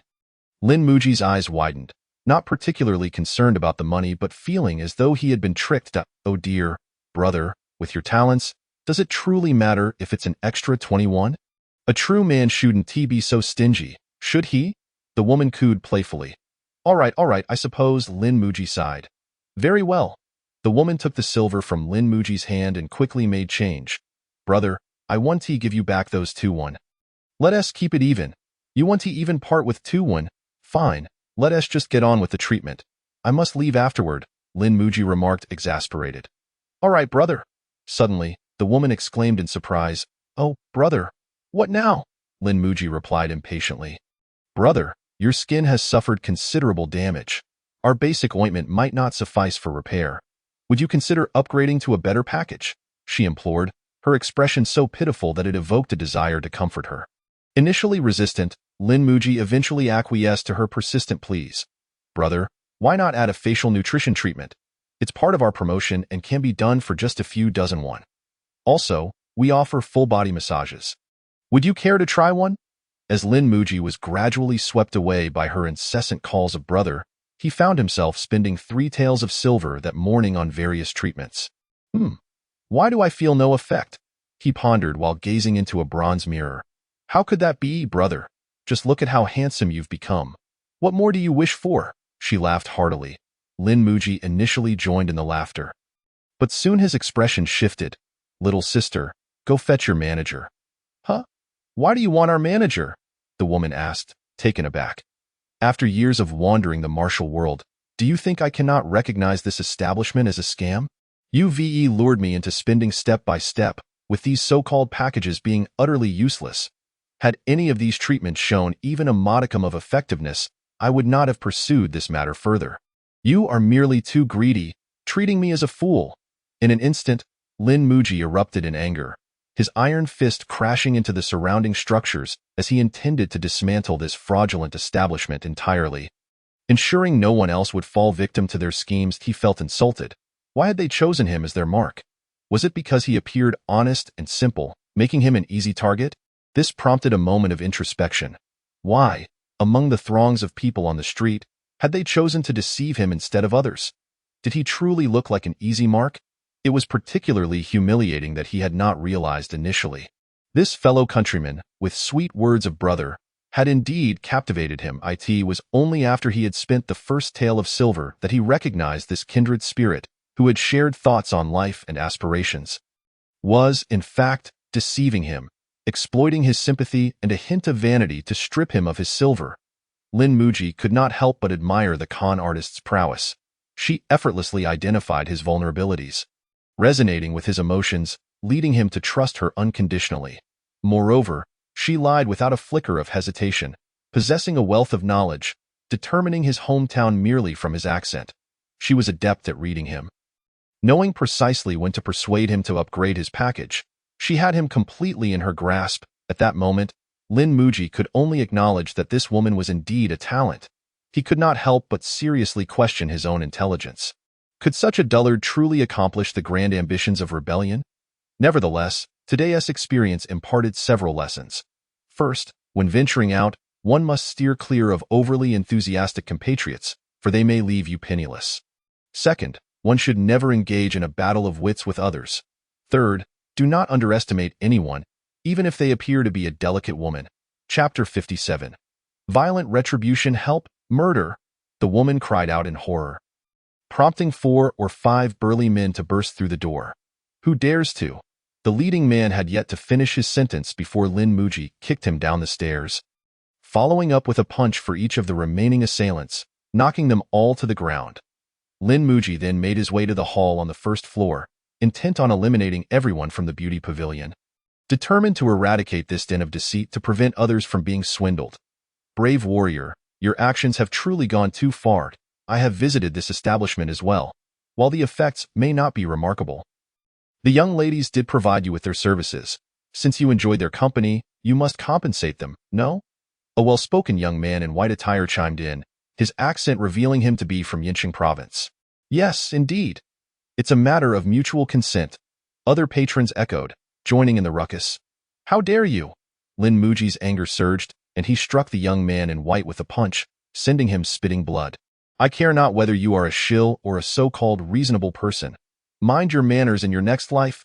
Lin Muji glared furiously, then surveyed the surroundings. In that moment, he completely disregarded the beauty pavilion's patrons and began seeking out those who had joined in the ruckus. He despised such individuals, who blindly join in the chaos without understanding the situation. In fact, their presence had caused him to momentarily lose sight of his original objective. You there? You were the loudest just now? Soon enough, Lin Muji located the most boisterous instigator among the crowd. Please spare me, sir. The gaunt man, resembling a monkey, trembled as Lin Muji grasped his throat, a warm stream soaking through his trousers in fear. Ha ha ha, get lost? Lin Muji laughed heartily as he flung the man away. He did not intend to inflict severe harm, merely to teach a lesson, for such individuals might not be inherently malicious. They were simply foolish. The onlookers, witnessing the brutality of the dark figure, scattered in fear, while those who had recently joined in the raucous jeering were left so terrified that they would likely never dare to participate in such antics again. With the crowd dispersed, the interior of the beauty hall was devoid of any presence. Lin Muji had no choice but to relent and, brimming with fury, stormed onto the main street in search of his fellow townsmen. Xiaoyu, excuse me, good sir, might I trouble you for a moment? At that moment, he noticed Xiaoyu engaged in conversation with a young swordsman, who, despite his rough demeanor, held a sword in hand, speaking in a pure accent from Shusheng. Still deceiving others? You're not even aware that your home is gone, Lin Muji shouted, seizing Xiaoyu by the wrist. Well, young lady, as a swindler, you certainly possess a remarkable command of languages. You're quite the talent. He scoffed. Be brother, I don't understand what you're saying, Xiao Yu replied, feigning innocence. Humph, do you have any other hideouts? Take me there, or I shall escort you to the authorities, Lin Muji declared vehemently. At his words, Xiao Yu trembled in fear and cried out, Help! I'm being wronged, stop, in broad daylight. The swordsman, witnessing Lin Muji's brutishness, attempted to draw his sword to rescue her. Get lost. But before he could finish his sentence, Lin Muji turned to him with a glare filled with menace. All right then. The young swordsman promptly sheathed his sword and fled, his movements fluid and swift, for he had just realized the iron-black hands of Lin Muji were indicative of his mastery in the iron sand palm technique. Faced with such a formidable opponent, he knew his slight frame would not withstand even a few blows. Brother, save me. Seeing the swordsman retreat in fright, Xiao Yu grasped the arm of a passing burly man, hoping for a champion to rescue her. Hey, let go. I dare not intervene. The man quickly dodged away, having just witnessed Lin Muji's ferocity firsthand and unwilling to meddle in broad daylight. You stand idly by as a towering man bullies a weak woman? Are you not men? Xiao Yu cried out loudly in her Shushing accent, her voice filled with helplessness, as if she had lost all hope in the world. Damn it. I cannot stand by. I must rescue her. A naive youth rolled up his sleeves, intending to play the hero, but was firmly restrained by his companion. Slap! Lin Muji lightly tapped Xiao Yu's head, saying, Do not think I am ignorant of your Shushing dialect. Do not try to fool me. Lin Muji's iron palm was as hard as steel, and even without force, the tap left Xiao Yu's head buzzing, finally rendering her compliant as she resignedly led Lin Muji towards their lair. Brother, you should escape quickly. Our leader is immensely skilled. He will surely kill you, Xiao Yu said, her tone laced with concern. You are truly a cunning woman, trying to charm me with your persuasive rhetoric? Lin Muji replied disdainfully. No, no, I am wronged, Xiao Yu insisted, shaking her head in distress. I am forced to comply. If I do not follow their orders, they will deny me sustenance and they will insult me. What can a woman like me do to resist them? At this moment, Xiao Yu's face was one of utter despair as she collapsed onto the ground. Lin Muji observed her quietly, uncertain whether her display of emotion was genuine or merely another ploy. Brother, please flee. Though you are formidable, our leader is an innate master. If he finds you, you will surely not survive 2 exchanges. After a bout of tears, Xiao Yu managed to regain her composure, urgently advising Lin Muji, as if she genuinely cared for his well-being. Ha ha ha, do not try to deceive me. What sort of person would an innate master be to engage in such petty schemes? Lin Muji clearly expressed his disbelief. What I say is true. Our leader is the infamous thief Bai Yujing. You must have heard of him, Xiao Yu exclaimed, her urgency escalating. Though I cannot fathom why he established the beauty hall, a person of his stature is beyond our comprehension. Lin Muji's expression grew grave. He was aware that Xiao Yu was likely fabricating her story, yet he could not dismiss the possibility entirely. No longer was Lin Muji the destitute youth he once was. Even a 1 in a million chance compelled him to risk his life seeking opportunities. Now, with a clear path ahead and a promising future, he found himself increasingly apprehensive, lacking the decisiveness he once possessed, fearing that a single misstep could lead to ruin. If one does not gamble, one cannot lose. Yet a single loss could signify the end, he pondered. Thus, he resolved to exercise caution, opting to conceal himself and observe before making any plans. It was time for him to alter his approach. He could not charge through every situation without thought. Even if he triumphed this time, what about next time? Or the time after that? Without careful consideration, he risked the certainty of eventual failure. Leader, they have departed. At that moment, within the secret stronghold of the beauty hall, a lookout, indistinguishable from an ordinary citizen, reported to the leader. The leader sighed in relief. This place is no longer safe. Send word to gather belongings and withdraw from Rieo City before sunset. Understood. Oh, where are you all headed? The members of the beauty hall hastily packed their belongings and left Rieo City under the cover of night. However, they did not anticipate encountering Lin Muji, who had been waiting in the desolate wilderness just outside the city. Who is Bai Yujing? Step forward and let me see you, Lin Muji taunted. Esteemed sir, we concede. We were in the wrong, but we merely swindled you of a few coins. Is it worth exterminating us for that? The leader replied, wearing a look of resignation. No, no, no, that is not how the matter is to be settled. I care not for the coins. I simply cannot abide by the injustice that you scoundrels perpetrate. Lin Muji declared with righteous indignation. Why must you make things difficult for us? We are all members of the martial world. Why pursue total annihilation? The leader implored, eyes filled with resignation. If there were no valiant souls like myself to uphold justice, would the world not descend into chaos? Lin Muji proclaimed, his words resonating with moral authority. Alas, sir, we have erred in our judgment and offended you. We accept our fate. I can offer you 1,000 taels of silver as an apology. Please spare us, the leader pleaded, visibly pained. The mention of 1,000 taels stirred something within Lin Muji, and he approached eagerly. It seems you are no strangers to deception. 1,000 taels is readily offered. Lin Muji mused, but as he drew near the leader, he suddenly unleashed a fierce punch, striking the leader's throat in swift succession. He dispatched the remaining skilled henchmen with a few blows, leaving only the less capable lackeys alive. Fools! Killing you means this money is mine, Lin Muji scoffed, then turned to the trembling survivors. I know not whether you were coerced or if this is your true nature. I have no time to discern your character. You may leave now, but take heed in the future. Lin Muji stated coolly, then began to gather his spoils. Chapter 58. Learning well. It is often said that the world is rife with deception and trickery. Such ventures yield swift profits with little investment. Lin Muji examined his spoils and discovered over 2,000 taels in silver notes. The naive young heroes just starting out in the martial world are so easily deceived. They are wealthy yet innocent, swindled by a few cunning women into impulsive spending. Having fallen victim to the deception himself, Lin Muji had also observed the clientele of the beauty hall. Most were youthful and somewhat skilled, likely new to the martial world, and had just received a harsh lesson from its treacherous nature. Yet the beauty hall was indeed unfortunate to have crossed paths with Lin Muji, who was unyielding. Where others might have kept silent out of embarrassment after being swindled, Lin Muji did not hesitate to dismantle the black shop. He was unconcerned with the so-called martial ethics of mercy. Regrettably, aside from the over 2,000 taels, there were no other valuable items. He found no martial arts manuals. Brother, I beg you, let me go. I swear I will not do it again. In an inn room, Xiaoyu lamented, filled with remorse. What dialects can you speak? Yet Lin Muji remained unmoved, asking coolly, Brother, I am well versed in the dialects of Zhe Province, Yin Province, Yu Province, Chuan Province, and all the northern provinces. I am of use to you.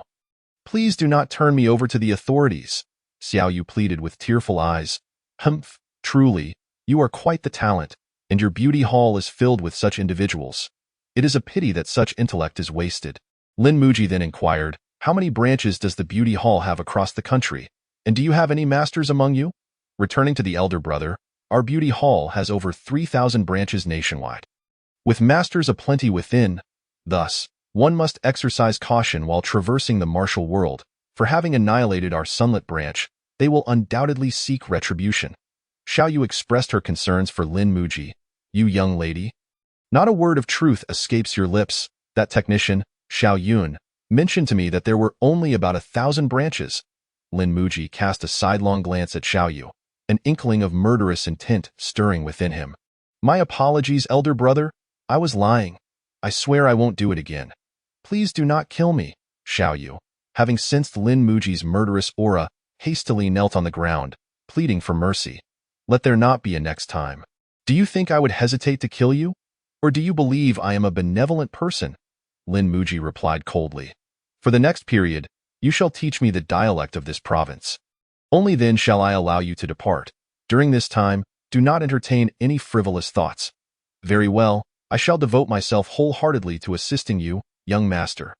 Lin Muji spent 10 taels of silver to rent a modest residence on the outskirts of the city. And thus he temporarily settled down. For the next 2 months, Lin Muji did not immediately embark on any entrepreneurial ventures, but chose instead to recuperate. Here, he was akin to a foreigner, utterly incapable of communicating with others. Therefore, he needed to master the local dialect before he could engage in any other activities. Additionally, his recent surge in power had outpaced his body's ability to adapt, necessitating time to recalibrate his condition. Thus, for the past 2 months, Lin Muji either practiced martial arts or studied the dialect with Xiao Yu. Time flowed gently, and soon it was November, with winter fast approaching. Here you are, today's herbs. Xiao Yu handed Lin Muji the herbs she had procured and respectfully withdrew. However, once she closed the door to Lin Muji's room, she did not leave immediately. Instead, she hid outside, eavesdropping on the happenings within. Through their 2 months of interaction, she had come to understand the terrifying nature of Lin Muji Point. One could even say he was a veritable monster. He consumed 20 jin of beef daily, along with 3 aged ginseng roots and countless other nourishing tonics. Over these 2 months, his expenditures on food alone amounted to a staggering 1,000 taels of silver. The rapidity with which he spent money, even though it was not hers, made her heart ache. Moreover, consuming such an abundance of tonics would surely overwhelm any ordinary being. Yet Lin Muji seemed to thrive, his vitality only growing stronger. What was even more astonishing was his ability to restrain his desires despite indulging in such potent nourishment. This quality left Xiao Yu in awe. Having roamed the martial world for years, she was well aware of the nature of men, yet she could not decipher Lin Muji at all. One night, while rising to relieve herself, she accidentally entered the wrong room and found herself on Lin Muji's bed. However, before she could act, he had already expelled her. From that moment on, she was convinced that Lin Muji was impotent. Yet later, while he was bathing, she caught a glimpse of his physique, leaving her momentarily bewildered and filled with self-doubt. Was it possible that she was simply too unattractive to pique his interest? Ultimately, she concluded that Lin Muji was undoubtedly a man of great willpower, not swayed by the allure of women, and it had nothing to do with her appearance. It's far too cold outside. Why not come in? Suddenly, Lin Muji's voice echoed from within the room. Xiao Yu was instantly startled, her face turning pale as she collapsed to the ground. Do not attempt to pry into my secrets. The moment you uncover them may very well be your last. Lin Muji opened the door and stepped out, ignoring the trembling Xiao Yu as he strode directly out of the residence. Yes, young master, Xiao Yu obediently replied, but as soon as Lin Muji turned away, her eyes darted with mischief. Should I escape? She pondered, but then sighed deeply. Her identification papers were still in Lin Muji's possession. Where could she possibly run to? Lin Muji wandered through the county city, eventually arriving at a martial arts hall named Jinshi Martial Arts. Over the past 2 months, he had spent his idle time exploring the city, memorizing the locations of various martial arts halls. His purpose for visiting today was to train. He had numerous shortcomings, making it essential to learn different styles of martial arts. Greetings, noble hero. How may I assist you? The guard at the entrance inquired respectfully. I come to pay a visit to the hall master. Might you be able to announce my arrival? Lin Muji nodded slightly and spoke in clumsy local dialect. Of course, noble hero. Please step inside. The guard courteously led Lin Muji to the reception area before hastily reporting to the hall master. Ha ha ha. This morning, I heard magpies chattering at the entrance. True to form, a distinguished guest has arrived. Soon, a similarly robust man hurried into the reception area, warmly greeting Lin Muji before he even arrived. Lin Muji promptly stood, clasping his fists in greeting. I am Lin Muji, here to visit and apologize for the intrusion. Ah, Lin, my young brother. I am Jinshi Wu. A pleasure to meet you. The hall master introduced himself. Lin Muji regarded him with curiosity, feeling as though he had come to the wrong place. He had assumed that Jinshi Martial Arts specialized in external martial arts training, only to discover that Jinshi Wu was the name of the hall master. What brings you to my humble establishment today, Lin, my young brother? After exchanging pleasantries, Jinshi Wu inquired about Lin Muji's purpose. What else could it be? I have come to learn martial arts, Lin Muji replied with a smile. Ha, Lin, my young brother, you flatter me. Your martial prowess is no less than mine. What could I possibly teach you? Jinshi Wu laughed heartily. Martial arts are best learned from many sources. It is through synthesizing various strengths that one can continuously refine oneself and reach the pinnacle of mastery, Lin Muji countered. Unfazed by the compliment, that is indeed true, but one's energy is ultimately limited. It is quite an achievement in itself to master even a single style of martial arts in a lifetime. Jinshi Wu mused. After a moment of contemplation, he continued, the martial art I specialize in is the iron cloth shirt. If Lin, my young brother, does not mind, I would be delighted to share it with you as a token of friendship. Upon hearing iron cloth shirt, Lin Muji's eyes brightened. This was precisely the type of external martial art he had been seeking.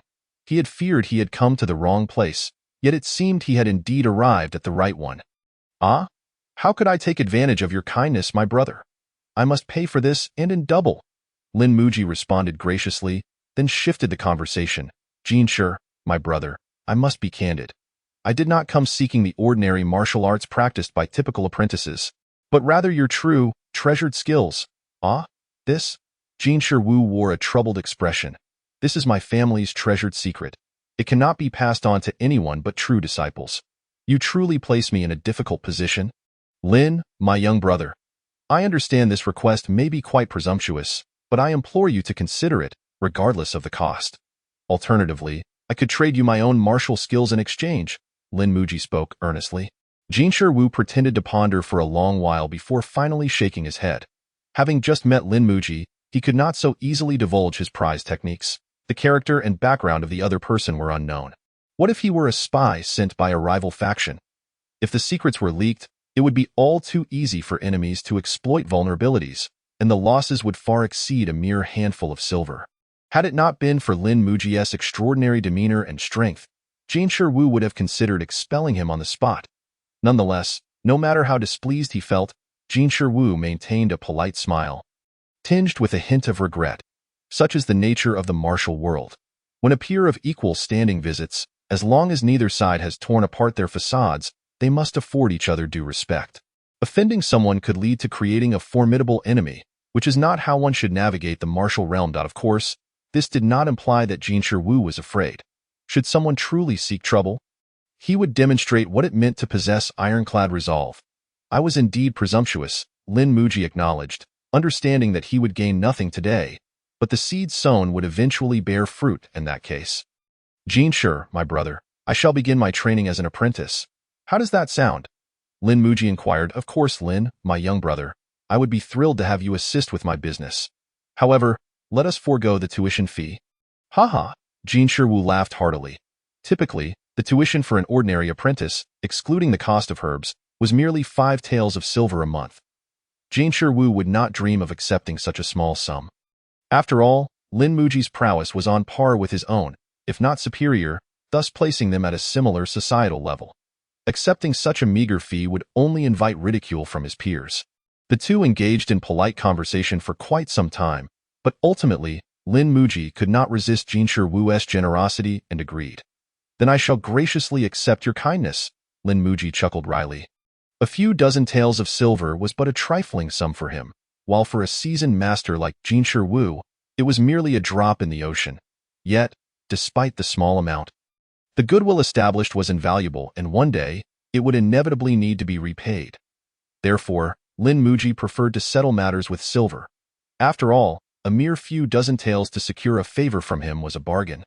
And ultimately, it was he who stood to lose. My lord, there is more to this chapter. Please click the next page to continue reading. The story only gets more thrilling, however, given the warmth of the other party. He had no choice but to acquiesce. Sometimes, things given for free are not necessarily cheap. They may, in fact, prove to be far more costly. The following day, Lin Muji arrived as promised, early in the morning, to practice the iron cloth shirt technique at the Jinshi Martial Arts School. The iron cloth shirt training for apprentices is fundamentally no different from that of direct disciples. However, the former can only attain the 2nd level, while the latter has the potential to reach the 3rd level. Although Lin Muji claimed he would start as an apprentice, Jinshi Wu did not dare to treat him as such. Instead, he brought along his eldest disciple to the training room and began discussing the method of cultivating the iron cloth shirt with Lin Muji. Shall we commence, my dear brother? Jinshi Wu chuckled. Yes, I appreciate your guidance, elder brother, Lin Muji replied with a slight nod. By the way, if I may be so bold to inquire, have you cultivated any internal energy? My esteemed younger brother? Jinshi Wu asked, feeling somewhat embarrassed, as inquiring about someone else's foundation is considered quite impolite. I have. And what of it? Lin Muji pondered for a moment before responding, concluding that he had indeed cultivated internal energy. That is splendid.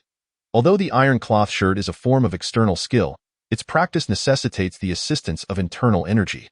Otherwise, relying solely on physical resilience will eventually prove unbearable. Jinshi Wu nodded and continued. When practicing the 1st level, One must strike the entire body with a wooden stick while simultaneously circulating internal energy and using secret medicinal concoctions to nourish the body. By doing this repeatedly for 3 years. One can achieve the first level. However, he shook his head at the thought of the hardships involved. Yet, for you, my dear brother Lin, this shall be a mere trifle. With that, Jingshi Wu glanced at Lin Muji's darkened hands. Filled with admiration, goodness, your iron sand palm must be perfected. The suffering endured while cultivating this skill is no less than that of the iron cloth shirt. Well then, without further ado, let us begin. Lin Muji nodded and proceeded to remove his clothing. As he stripped down completely, the onlookers were momentarily stunned.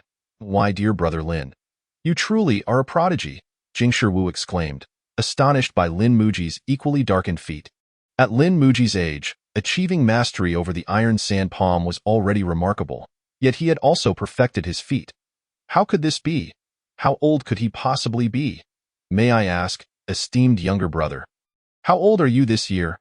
Jingshi Wu stared wide-eyed at Lin Muji. I am 19.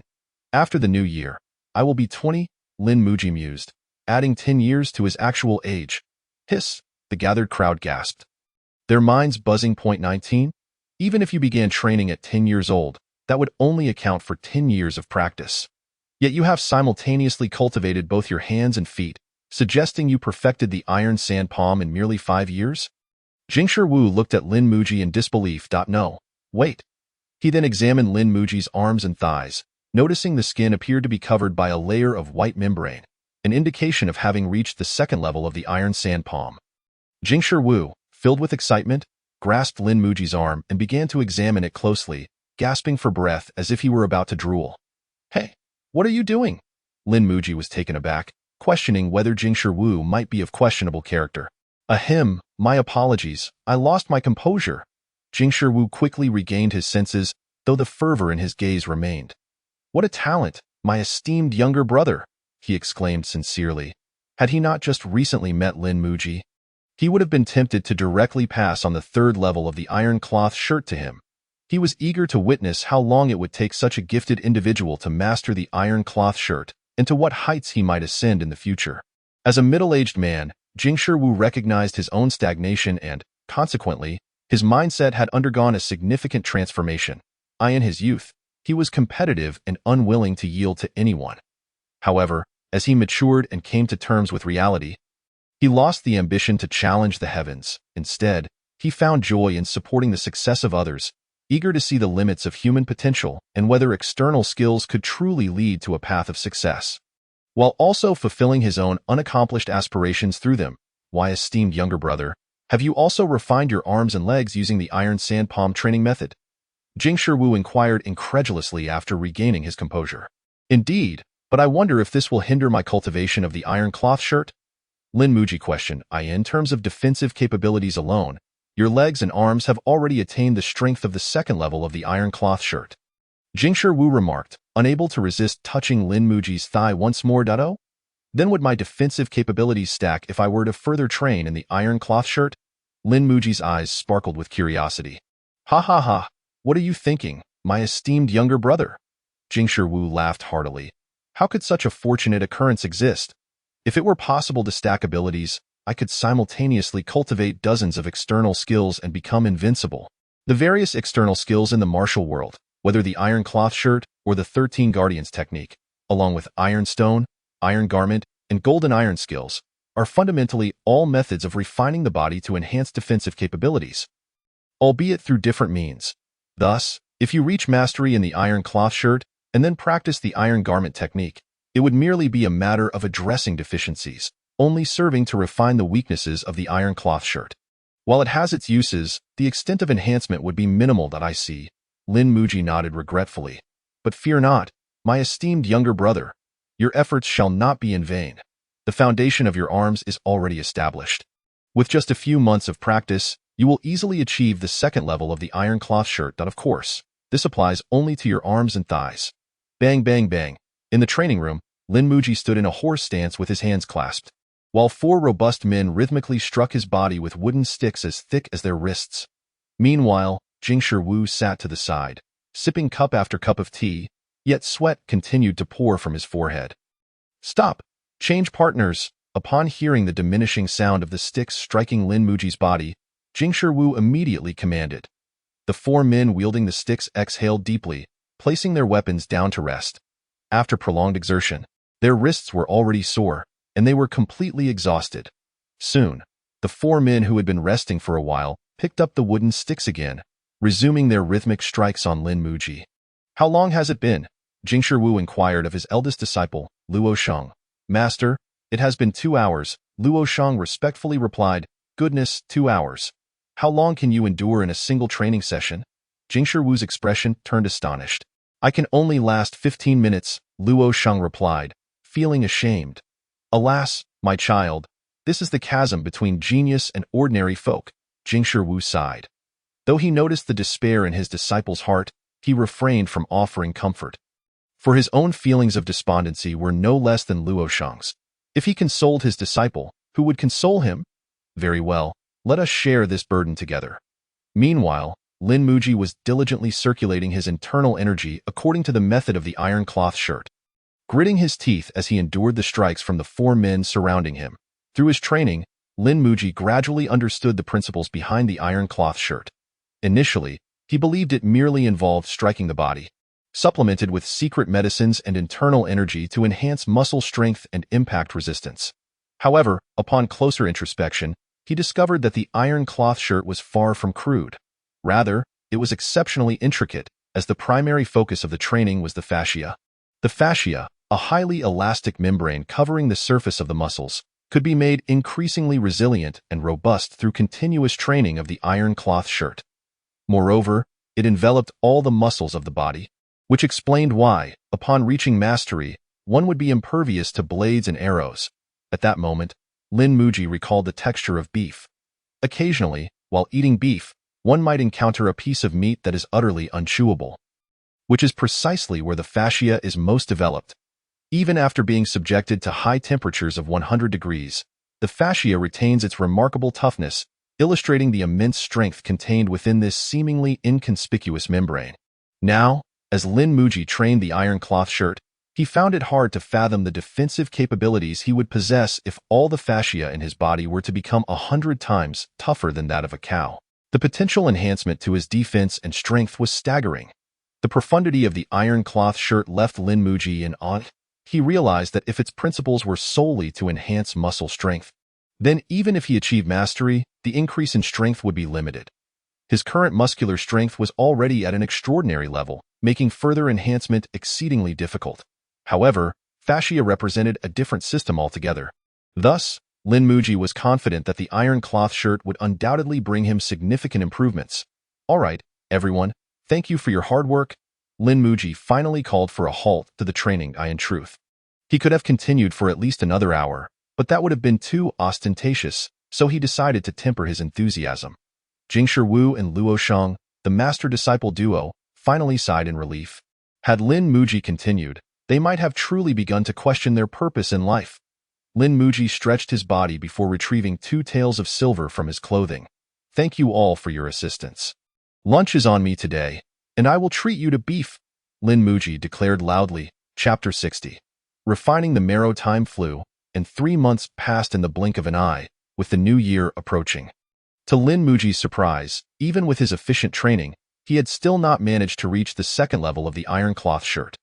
Yet, curiously, his body's resilience was far superior to that of an average person at the second level of the iron cloth shirt.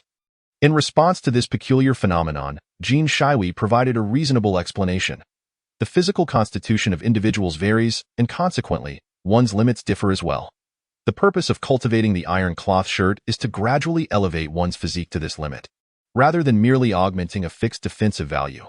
Given the disparities in limits, the duration of cultivation naturally varies. Therefore, Lin Muji's slow progress in his training is not merely a disadvantage but, in fact, a tremendous boon. This indicates that his potential far exceeds that of the average person. Once he masters the iron cloth shirt, his resilience will undoubtedly surpass that of his peers. Furthermore, he has made significant strides in learning the dialects of the various provinces. Zhe Province, Yin Province, and Yu Province share borders, and although their dialects differ, the variations are not substantial. The inhabitants of these 3 provinces can communicate freely, with only occasional misunderstandings. Thus, Lin Muji quickly learned their dialects. However, the dialect of Su province is markedly different from that of Zhe province. Initially, Lin Muji struggled for 2 months before he could manage rudimentary communication. The dialects of Chun province and Xian province bear some resemblance to Su province, allowing Lin Muji to learn them swiftly. Additionally, the dialects of Chan province and Chen province are largely intelligible to one another, which Lin Muji mastered in about 3 months. By this time, he had thoroughly grasped the dialects of the 8 northern provinces of Dayu. At this moment, Lin Muji, engrossed in his training within the confines of his room, reached a critical juncture. After 5 months of relentless effort and continuous herbal supplementation, he was on the verge of breaking through to the next realm. Lin Muji had been cultivating for 3 consecutive days and nights. While 3 days may seem tedious and unbearable, Lin Muji felt little discomfort, having entered a wondrous state where he was oblivious to the passage of time. Within him, the energy contained within his blood seemed to have reached a critical threshold. Consequently, a qualitative transformation occurred, giving rise to a mysterious change, or perhaps an evolution. Lin Muji felt as though a blazing fire was consuming his blood from within, yet strangely, he did not perceive any heat. Instead, his body felt increasingly light and comfortable. This state persisted for 3 days until, suddenly, 1 drop of his blood turned purple. Subsequently, this purple hue rapidly spread throughout his body. With the 2nd drop, the 3rd drop, until ultimately, all of his blood had transformed into a deep purple. At that moment, Lin Muji finally opened his eyes, and as he did so, the dim light of the room seemed to brighten a few degrees. Unrepentant, he immediately sensed the presence of someone outside. "I apologize, young master, I was worried about you, having not seen you emerge from your room for so long. So I Xiao Yu stammered as she timidly opened the door. Her head bowed in a pitiful manner. "Were it not for our half-year association, where you have contributed neither merit nor hardship, I would have long since ended your life. Do not presume that I am unaware of your constant probing of my limits. What? Do you wish to turn the tables and make me your subordinate? How foolishly clever." Lin Muji's tone was calm, yet his words were laced with ruthless finality. Over the past 6 months, Xiao Yu's every action had been keenly observed by Lin Muji. Her performance had been commendable, dutiful, and diligent, with her care extending to the minutiae, yet she was also somewhat willful, occasionally committing trivial blunders. However, Lin Muji understood that these were merely aids she wished him to see. Even to this day, he still found it difficult to decipher her true intentions, uncertain of which words were genuine and which were deceitful. "No, young master," Xiao Yu replied, her eyes red and helpless as she shook her head. "All good things must come to an end. Let our friendship conclude here." With that, Lin Muji returned her household registration document along with 10 taels of silver. "No, young master, I cannot leave." Xiao Yu immediately knelt on the ground, pleading earnestly. After half a year of companionship, she had come to fully comprehend the strength of Lin Muji's position, realizing that following him would lead to prosperity beyond comparison, far more advantageous than any deceitful scheme in a beauty parlor. Thus, upon hearing Lin Muji's intention to dismiss her, she knelt and begged for mercy, exuding an air of utter desolation in the hope that he might retain her. "Enough with the pretense. I will give you the time it takes for an incense stick to gather your belongings. Otherwise, you shall not leave." With that, Lin Muji lit a thin incense stick and placed it in the incense burner. Xiao Yu, with tear-filled eyes, lifted her head to gaze at Lin Muji. Seeing his resolute expression, she understood that resistance was futile. "Thank you, young master." With tears brimming, she accepted her household registration and exited, glancing back every few steps. Such a pitiable scene would have evoked sympathy from others, yet Lin Muji remained indifferent, his gaze devoid of any emotion. "Young master, please take care of yourself. Without me, you must ensure your own well-being. I shall always be your servant." With that, Xiao Yu covered her face and departed, tears streaming down her cheeks. Step by step, she walked slowly until she finally exited the estate, and Lin Muji made no move to retain her. Once she realized the situation was irrevocable, her once innocent visage transformed into one of cold indifference. Lin Muji sat at the table, rhythmically tapping his fingers while contemplating Xiao Yu's predicament. In truth, she was a rare talent, proficient in various dialects and skilled in the art of manipulation. Such an individual would be invaluable for his entrepreneurial ambitions. However, The issue lay in his inability to control her. She was 100 pounds of weight with 80 pounds of cunning. Even now, Lin Muji remained uncertain as to which of her many faces was her true self. Such an enigmatic and ungraspable person was not suited to remain by his side, especially considering his plans for rebellion, where harboring a potential threat was akin to inviting disaster. Nonetheless, interacting with her had sharpened his own discernment. Were it not for the need for discretion in his upcoming endeavors, he would not have minded engaging in a battle of wits with her. As for why he did not simply eliminate her, he had given that considerable thought as well. Reputation was paramount. In these times, success relied not only on brute strength but also on social acumen. If he were to ruthlessly execute a servant for a minor infraction, he would undoubtedly earn the label of being heartless and ungrateful. Looking back in history, the great heroes who achieved greatness were often renowned for their benevolence and righteousness, drawing many followers in their wake. The most exemplary cases were Liu Bei and Song Jiang. Therefore, to achieve great things and ensure unwavering loyalty from others, one must conquer them on a moral level. This approach far surpasses any form of coercion or bribery. Of course, achieving the level of benevolence exhibited by Liu Bei is a formidable challenge, yet it is not impossible to at least feign such virtues. Chapter 61. Advancement. After much contemplation, Lin Muji exited his room to test the extent of his recent progress. His courtyard was a chaotic sight, with a massive stone block marred by claw marks on the western side, while an iron post, over a foot in diameter, stood on the eastern side, covered in countless fist impressions. In the southeast corner, a pot filled with iron sand rested, and in the center of the courtyard lay 5 or 6 enormous iron locks, each weighing 500 pounds. Lin Muji moved to the center of the yard, exerting a slight effort to lift one of the locks and toss it into the air. After a few seconds of freefall, he deftly caught it with his hands. After repeating this process more than 10 times, he finally ceased. Satisfied, he nodded, for his strength had significantly increased. He could not have accomplished such a feat with such ease before.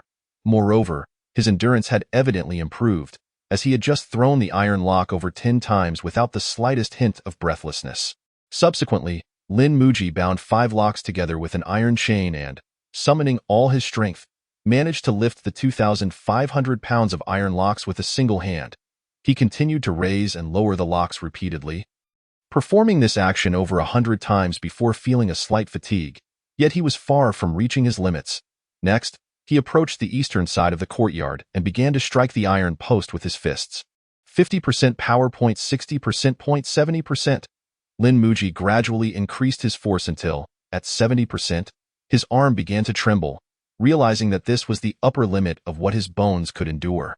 The resounding clash of metal echoed throughout the courtyard, startling the neighbors who jumped in surprise. Fortunately, he was on the outskirts of the city, where the populace was relatively sparse. Additionally, he occasionally gifted some beef to his neighbors, which allowed him to disturb their peace without consequence. The vitality of human movement is inextricably linked to oxygen. Thus, during intense exertion, the demand for oxygen escalates dramatically. If one's oxygen supply cannot keep pace with their exertion, they will inevitably succumb to exhaustion within a short span. This is closely connected to lung capacity, cardiac output, and blood oxygen levels. For instance, in the boxing matches of Lin Muji's previous life, each round lasted around 5 to 10 minutes, followed by a brief respite. Moreover, during that time, there was also the element of gauging opponents and maneuvering, meaning the actual combat lasted less than 3 minutes. In this life, while martial artists possess formidable physiques, Lin Muji had previously only managed to deliver rapid punches for about 15 minutes without interruption. However, at this moment, he astonishingly sustained his onslaught for an entire quarter of an hour before the speed of his strikes began to diminish. Certainly, the relationship between this and the iron post, being an inanimate object, is significant. In the heat of battle, one must also consider the dynamics of the situation, constantly altering one's position, testing the authenticity of moves, and defending against the opponent's attacks. Under such circumstances, sustaining such endurance becomes quite challenging. Nevertheless, it is evident how remarkably powerful Lin Muji's physical stamina has become.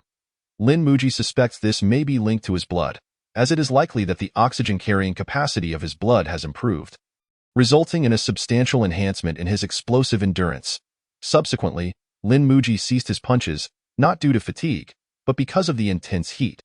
The prolonged and uninterrupted punching had generated considerable heat in both his fists and the iron post. This heat radiated outward, and even with his mastery of the iron sand palm, he found it somewhat unbearable, compelling him to stop. This moment, the iron post before Lin Muji had indeed been deformed by his relentless strikes. This was, of course, also significantly influenced by the reduction in hardness due to the rising temperature. Indeed, his body's capacity to withstand force has improved considerably. Just now, I exerted 70% of my strength. In the past, my arm might have already been shattered. Could this be related to marrow refining? Lin Muji's eyes brightened.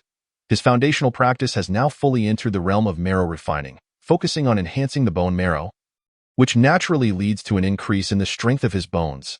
At this point, the load-bearing capacity of his bones has increased by at least 50%, enabling him to unleash much of his power.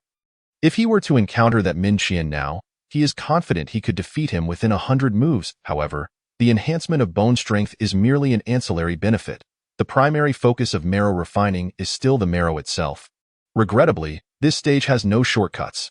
It necessitates a slow and steady process of nourishing the marrow with blood to achieve evolution, a process that takes approximately 15 years. Once mastery in marrow refining is achieved, every drop of blood produced from the marrow will be of a purple hue, which Lin Muji suspects signifies a genetic transformation. During this period, he must periodically intake nutrients to maintain the strength of his blood, preventing it from degenerating into ordinary blood. This stage is straightforward yet arduous, as those practicing foundational skills often experience significantly heightened desires. Lin Muji then checked his internal energy but found it unchanged, just as it had been before. This left him puzzled. He could not comprehend the method of cultivating this internal energy. Initially, he believed that consuming large quantities of herbal medicine would enhance his internal energy, but he later realized it was not so simple. The total amount of internal energy seems more closely tied to his physical fitness. Yet, despite his improved physical condition, his internal energy remained stagnant, leaving him thoroughly baffled. Shaking his head, Lin Muji took a brief rest before returning to the iron post, eager to test the limits of his current abilities. He had been practicing his inch punch for almost half a year, and now his punching speed had increased by at least 30%, albeit only under adequate preparation, making it unsuitable for practical application just yet. Lin Muji positioned his palm an inch away from the iron post, adjusted his breathing, and then instantaneously transformed his palm into a fist. The moment his fist formed, it struck the iron post with a resounding clang. The loud noise startled the surrounding birds, sending them into a frenzy in the sky.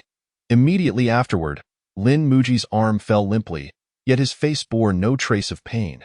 Instead, he was filled with exhilaration. For on the iron post, a fist imprint, 5 millimeters deep, had unmistakably appeared. Chapter 62. Falling Phoenix Ridge. Sir, Mr. Lin. Within the Jinshi Martial Arts School, apprentices respectfully greeted Lin Muji upon his arrival. Lin Muji nodded slightly, then walked directly to the training room. Haha, Brother Lin. I never expected your skills to progress so much in just a few days. Upon seeing Lin Muji, Jin Shiwu immediately rose to greet him. Brother Jin, your keen insight is truly remarkable. Nothing escapes your notice, Lin Muji replied, offering a slight bow. Such talent, truly exceptional. Jin Shiwu circled around Lin Muji, observing him closely, and the more he looked, the more astonished he became. Having watched Lin Muji practice the iron cloth shirt daily, he had thoroughly studied his physique and could easily discern the changes. Such surging vitality, just standing before you. I can almost feel the heat radiating from you. Jin Shiwu stared at Lin Muji, his hand instinctively reaching toward him. What kind of wolfish words are these? Lin Muji grasped Jin Shiwu's wrist, jesting. Haha, shall we exchange a few moves, good brother? Jin Shiwu's eyes gleamed with enthusiasm. To my utmost delight. With that, both men exerted their strength, their arms locked in a fierce contest. Jin Shiwu aimed to break through Lin Muji's palm to touch his abdominal muscles, while Lin Muji firmly held his wrist, preventing any advance. The two engaged in this stalemate for a good quarter of an hour without a clear victor emerging. Indeed, heroes emerge from youth. Finally, Jin Shiwu, out of breath and fatigued, withdrew his arm. Lin Muji merely smiled, his breath remaining perfectly even.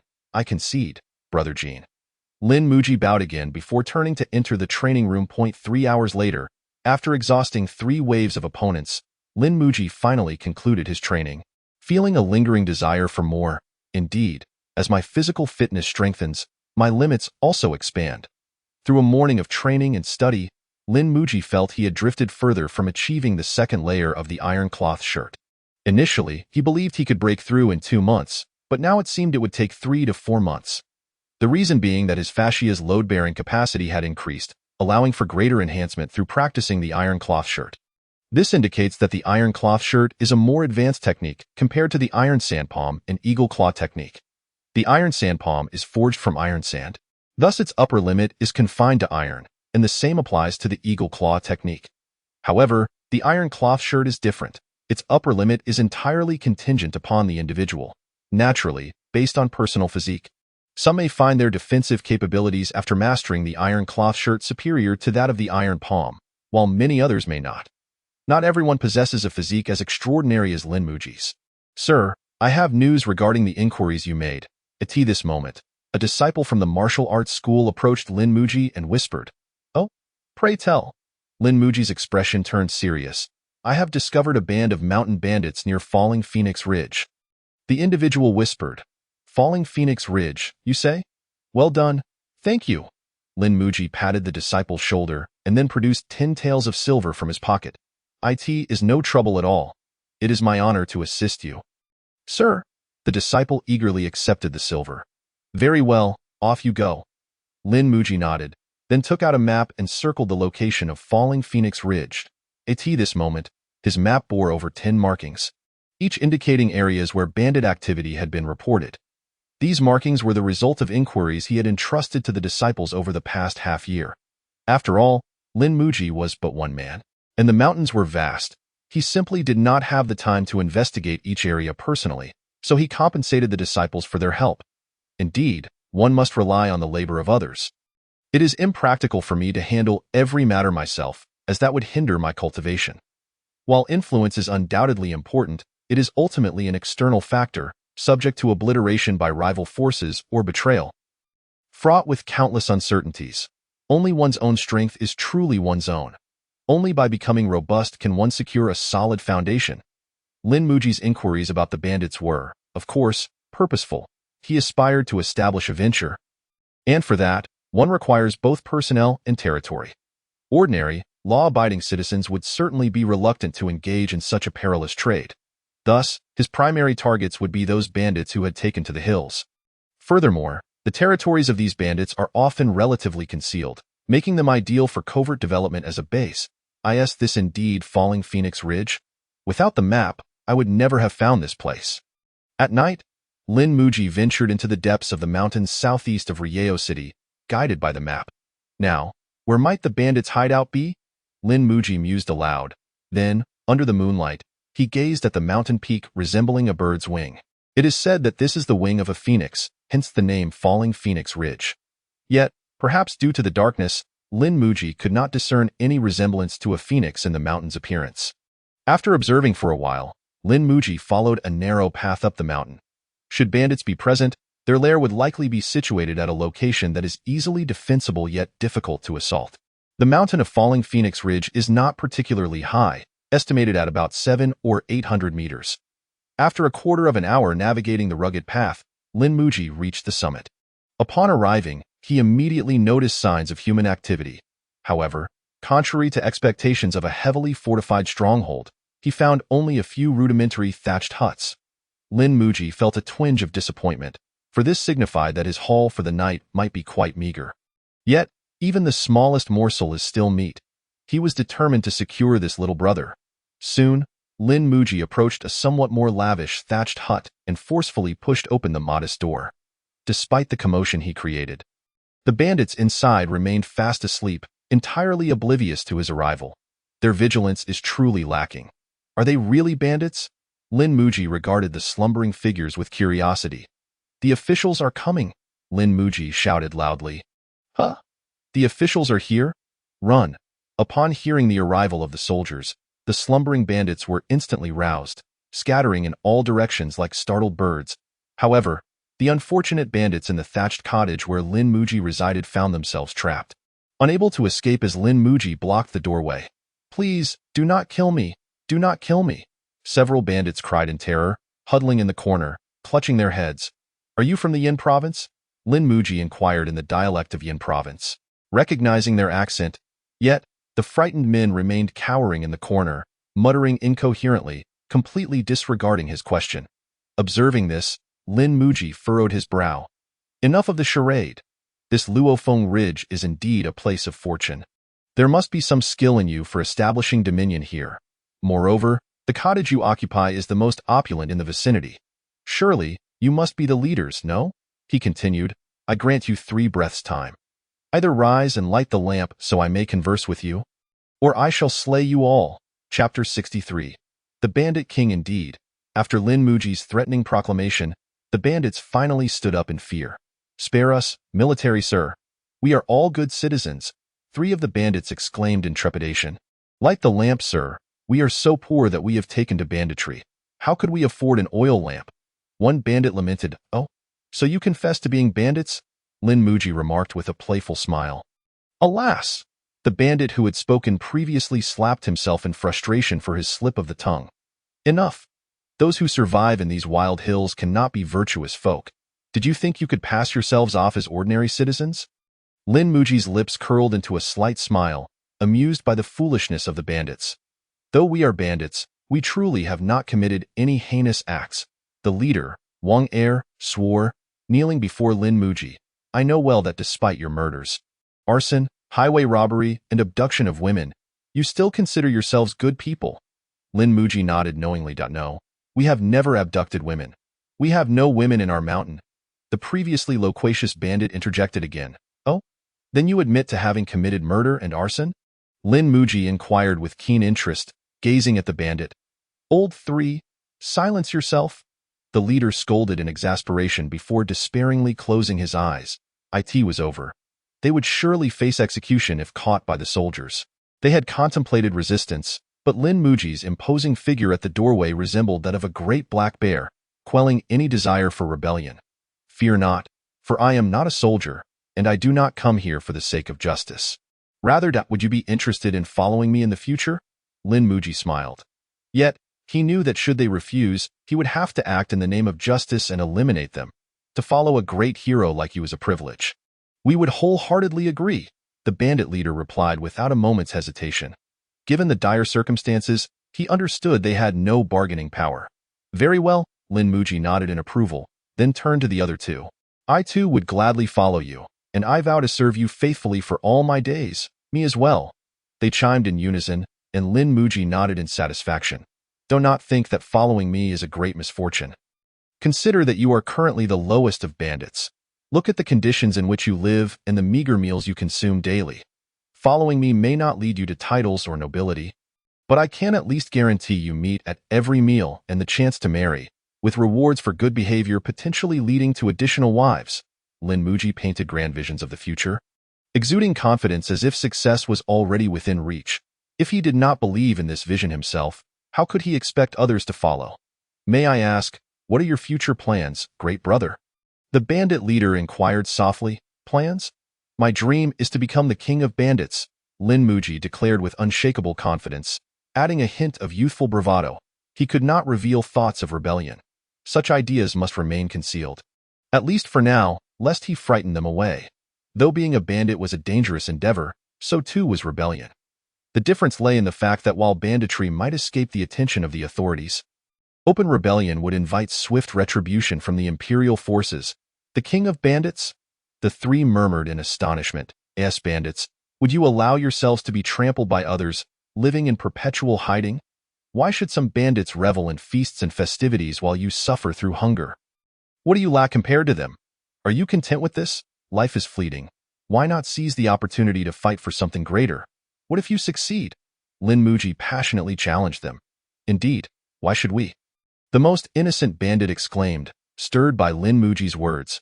Meanwhile, the leader shot him a disapproving glance, tugging at his sleeve. Brother, why do you pull at me? The big brother speaks no falsehood. The bandit namely interjected boldly, dropping to his knees before Lin Muji. From this day forth, my life and fortune are entrusted to you. Very well, in times of adversity, One must take risks and seize every opportunity for change. Regardless of what the future holds, it cannot be worse than the present, can it? Lin Muji replied with a smile, casting a sideways glance at the other two. I am Wang Er. Thank you for not abandoning me. From now on, my life is yours to command, without hesitation. The leader swore, kneeling before Lin Muji. I am Lu Ji, and I too wish to serve you.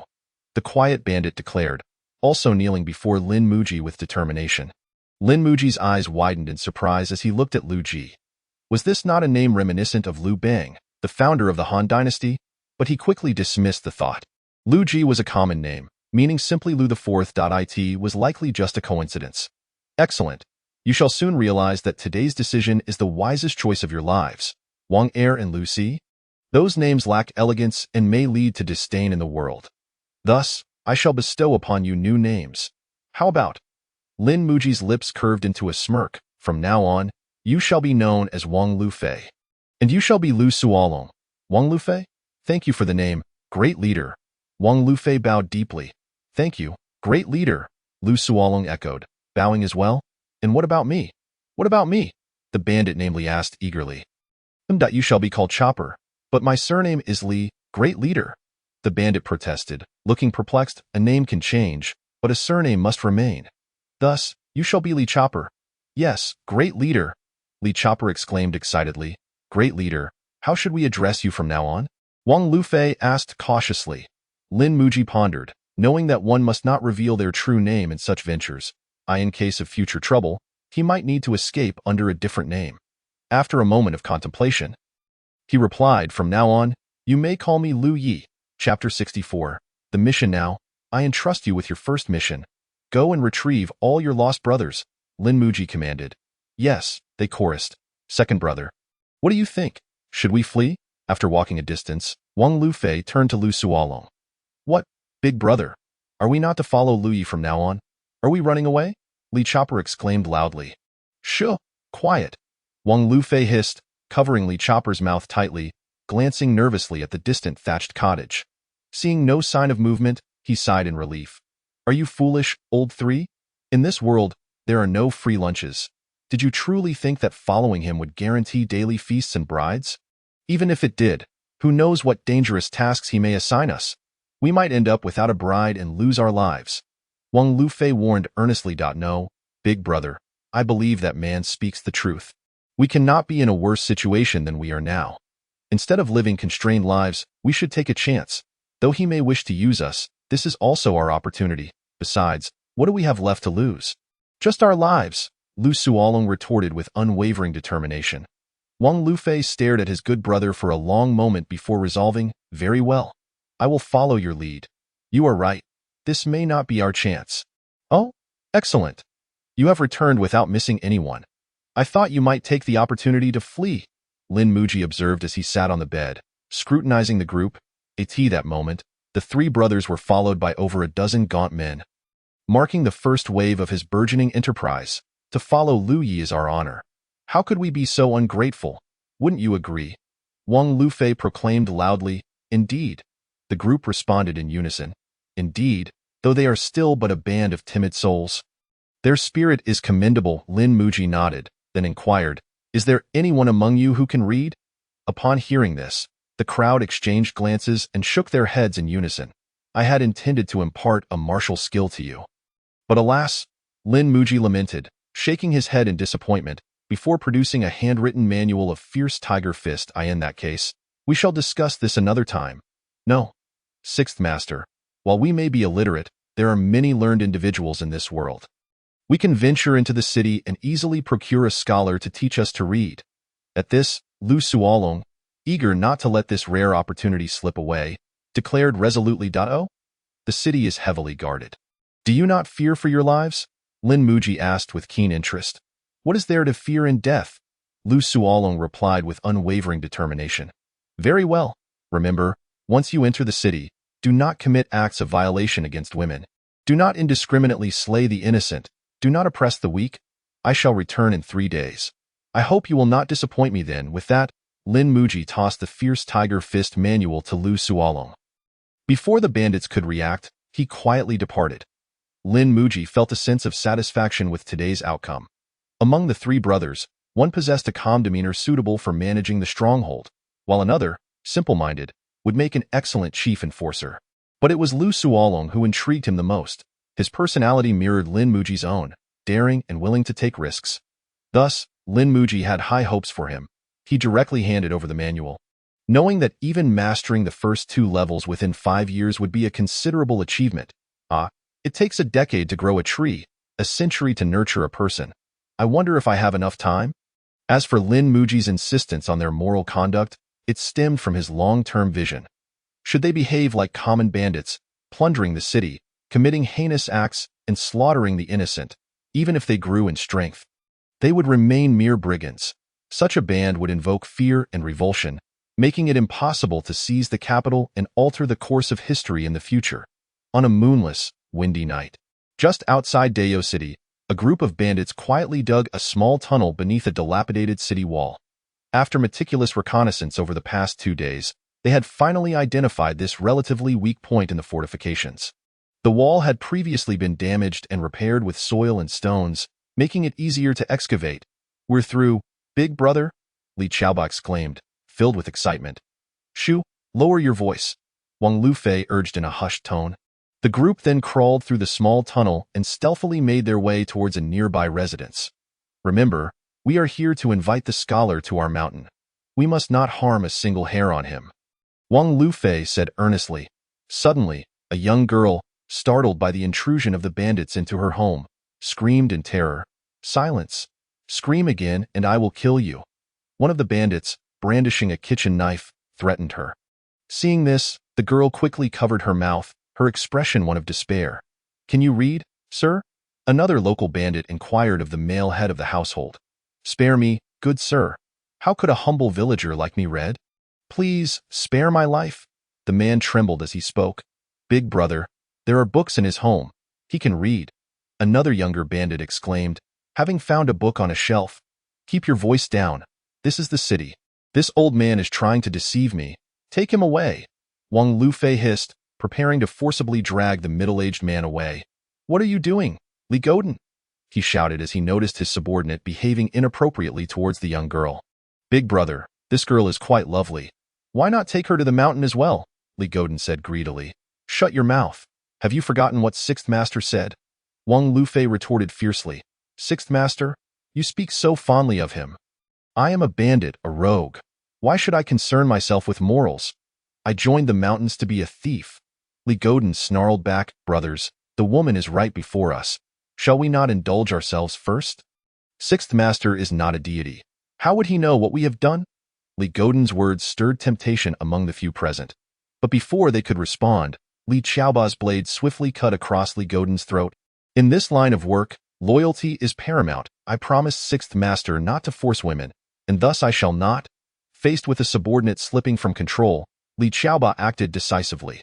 His actions demonstrated that he was not as foolish as he appeared. Indeed, his boldness left the others in stunned silence, and they quickly abandoned their selfish thoughts. "Big brother, someone is coming." A lookout outside announced urgently. "Quickly, extinguish the lights and silence yourselves," Wang Lufei commanded, panic etched on his face, as the bandits held their breath and hid in the darkness. However, the middle-aged man seemed to understand their conversation, and he immediately began to shout, "Help! The bandits are here! Damn it!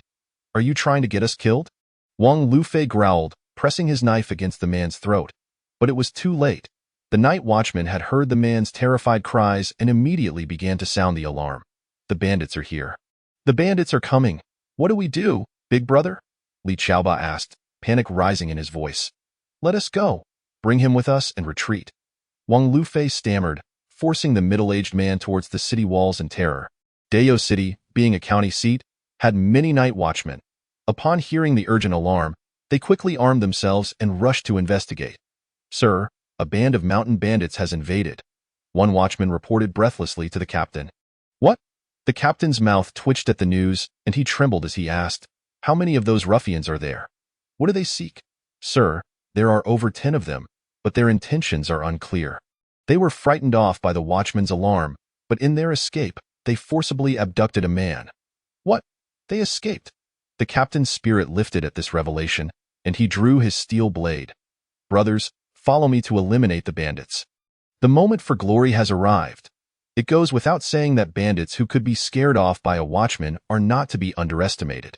Such an opportunity for merit should not be squandered. The watchmen immediately drew their blades and pursued the direction the bandits had fled. Everyone, please hold. In a desolate area on the outskirts of the city, Lin Muji blocked the path of the frenzied watchmen. Who are you? Please clear the way for official business, the captain urged anxiously. With the bandits about to escape back to their mountain hideout, he was understandably agitated. Please, you should turn back, Lin Muji replied. His voice low, the captain scrutinized Lin Muji in the moonlight. While his features were obscured, his imposing stature was unmistakable. After much deliberation, the captain ultimately decided against pressing the pursuit.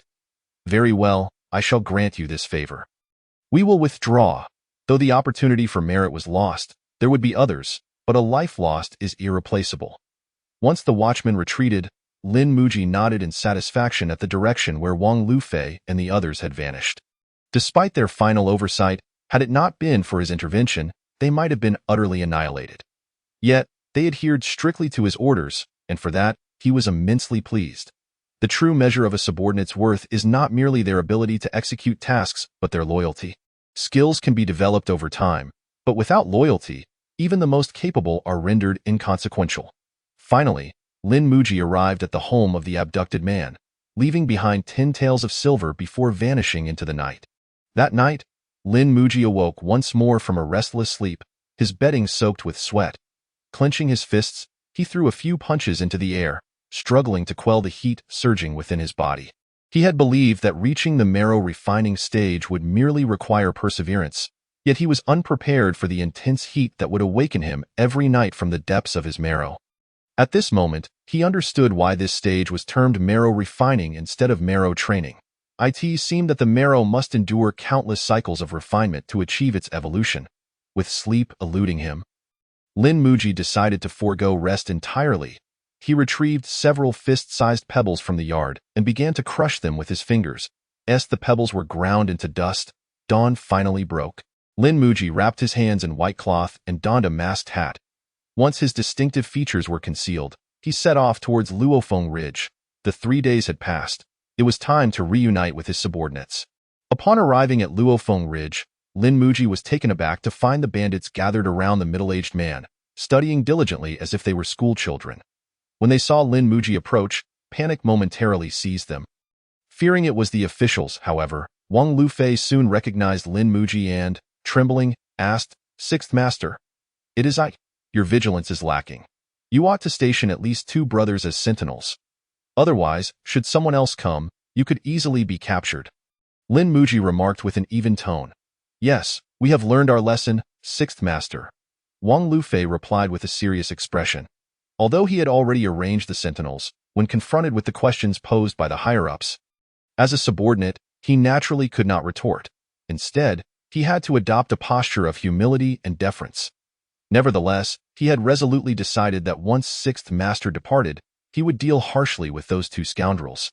The leader had arrived at his doorstep, yet no one had come to report to him. Had they gone off to sleep again? I am here to assign you a second task. Although you now have a scholar, and can gradually practice the fierce tiger fist, remember that knowledge is no substitute for wealth. Without money, you will achieve nothing.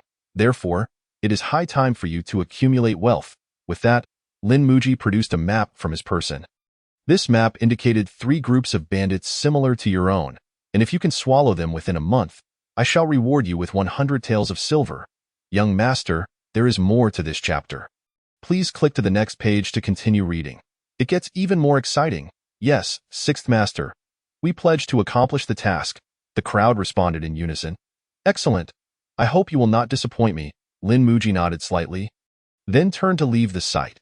This time, he decided not to offer them any special privileges, for what he was building was a force, a power that could assist him in resolving his troubles, rather than merely playing the caretaker to a bunch of grown infants. Yet, this feeling was truly delightful. Lin Muji strolled leisurely along the roadside, as if even his manner of walking had subtly transformed. With a mere command from me, my underlings would go to great lengths to fulfill their tasks. The sensation of controlling the fates of others was indeed gratifying. No wonder so many became ensnared by the allure of power. However, at that moment, Lin Muji was not merely reveling in the pleasure of wielding power.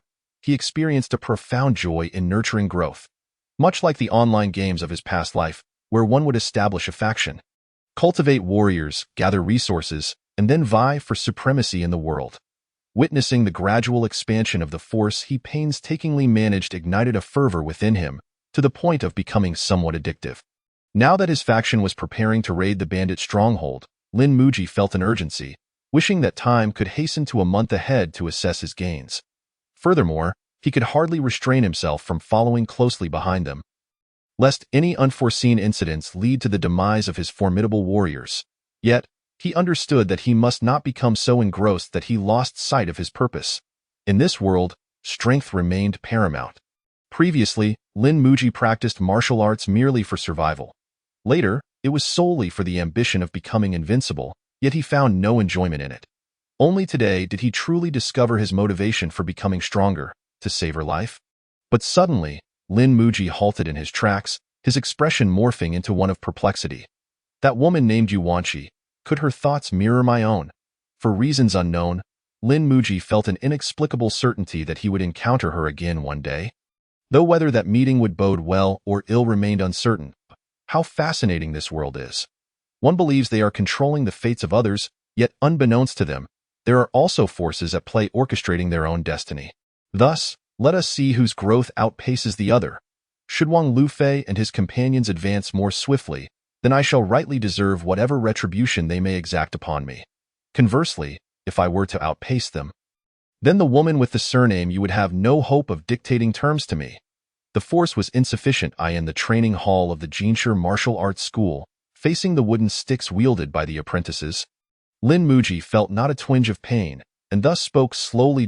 Why, talented younger brother? Excellent, switch to iron rods. Jinshi Wu cleared his throat and then commanded. After the apprentices replaced their wooden sticks with iron rods, Lin Muji distinctly felt the sting of pain, which was precisely what he desired. Days passed in a cyclical manner. Lin Muji diligently trained in martial arts at Jinshi Martial Arts School, and in the blink of an eye, a month had slipped by. Everyone, this is Sixth Master, our chief at Luofeng Ridge. Don't you hurry to greet him. Facing the 30-odd subordinates, Wang Lufei declared with spirited enthusiasm. Sixth Master. The underlings responded in unison. Good, commendable spirit. I did not expect that within a month, you would have doubled the size of the stronghold.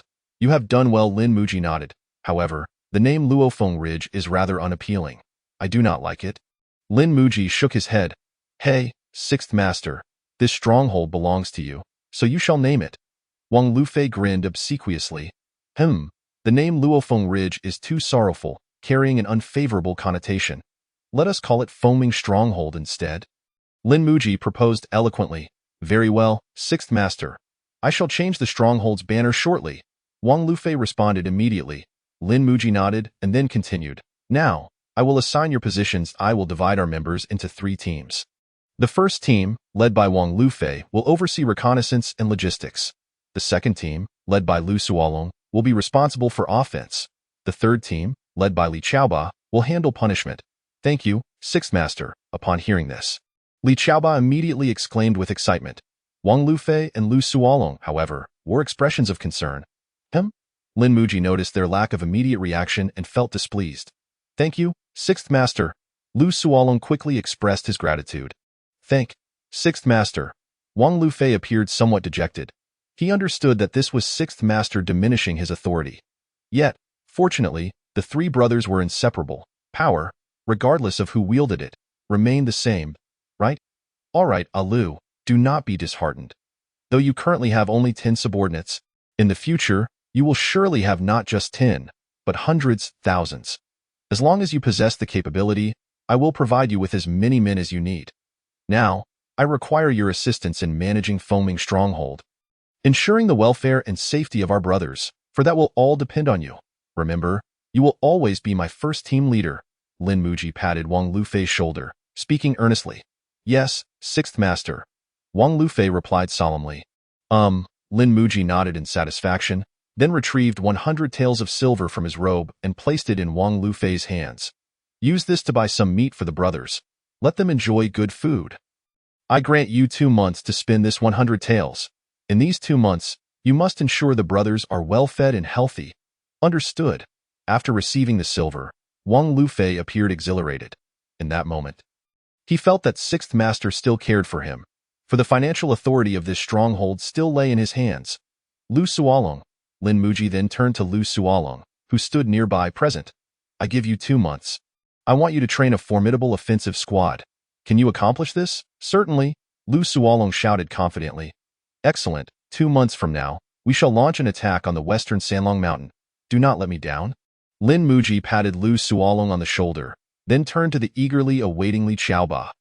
Old Li, henceforth, the punishment within the stronghold will be your responsibility. Anyone who violates my 3 iron decrees shall be severely punished. Anyone who betrays the stronghold shall be executed without mercy. Lin Muji declared with a fierce glint in his eyes, sending shivers down the spines of the bandits. Understood, Sixth Master, Li Qiaoba responded loudly. But then he scratched his head sheepishly. Hee, Sixth Master, what exactly are those 3 iron decrees you mentioned? Lin Muji sighed helplessly, then turned to Wang Lufei. Upon seeing this, Wang Lufei immediately shouted, No illicit relations with women, no indiscriminate killings, no oppression of the weak. Good. I will return to visit you in 2 months. I hope during this time you will train diligently, for I do not wish to see any of you perish on the battlefield 2 months hence. 2.5 months later, Lin Muji did not adhere to the 2-month promise because he felt his iron cloth shirt was on the verge of a breakthrough, so he extended the deadline. Until today, his iron cloth shirt finally reached the 2nd layer of mastery. At this moment, Lin Muji, having broken through, no longer feared the attacks of ordinary blunt weapons, and his resistance to damage was estimated to be around 1,000 pounds. Additionally, his strength had indeed increased significantly by a full 500 pounds. He could now single-handedly lift 3,000 pounds. Yet, it proved of little use, as the limits of his skeletal structure constrained him. No matter how much strength he possessed, he dared not utilize it recklessly. He was even more reluctant to test his limits with both hands, fearing that his spine might not withstand the strain and fracture. At that point, he was uncertain whether his internal energy could mend such injuries. Brother, have you succeeded? At that moment, upon hearing the news of Lin Muji's breakthrough, Jinshi Wu rushed in from outside in a frenzy. Yes, my efforts over the past 6 months have borne fruit. I have finally broken through, Lin Muji exclaimed with genuine joy. Brother, may I test you? Jinshi Wu's eyes sparkled with excitement. Certainly, Lin Muji nodded in agreement. Standing straight, be careful, brother. I will use 50% of my strength. Jinshi Wu concentrated his energy and then delivered a punch to Lin Muji's chest.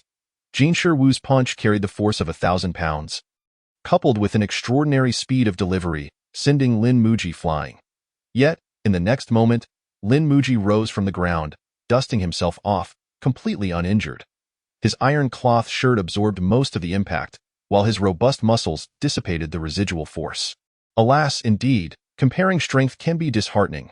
Brother, your iron cloth shirt strength is comparable to that of a master. Jinshi Wu regarded Lin Muji with a complex expression. This is all thanks to you, Brother Jin.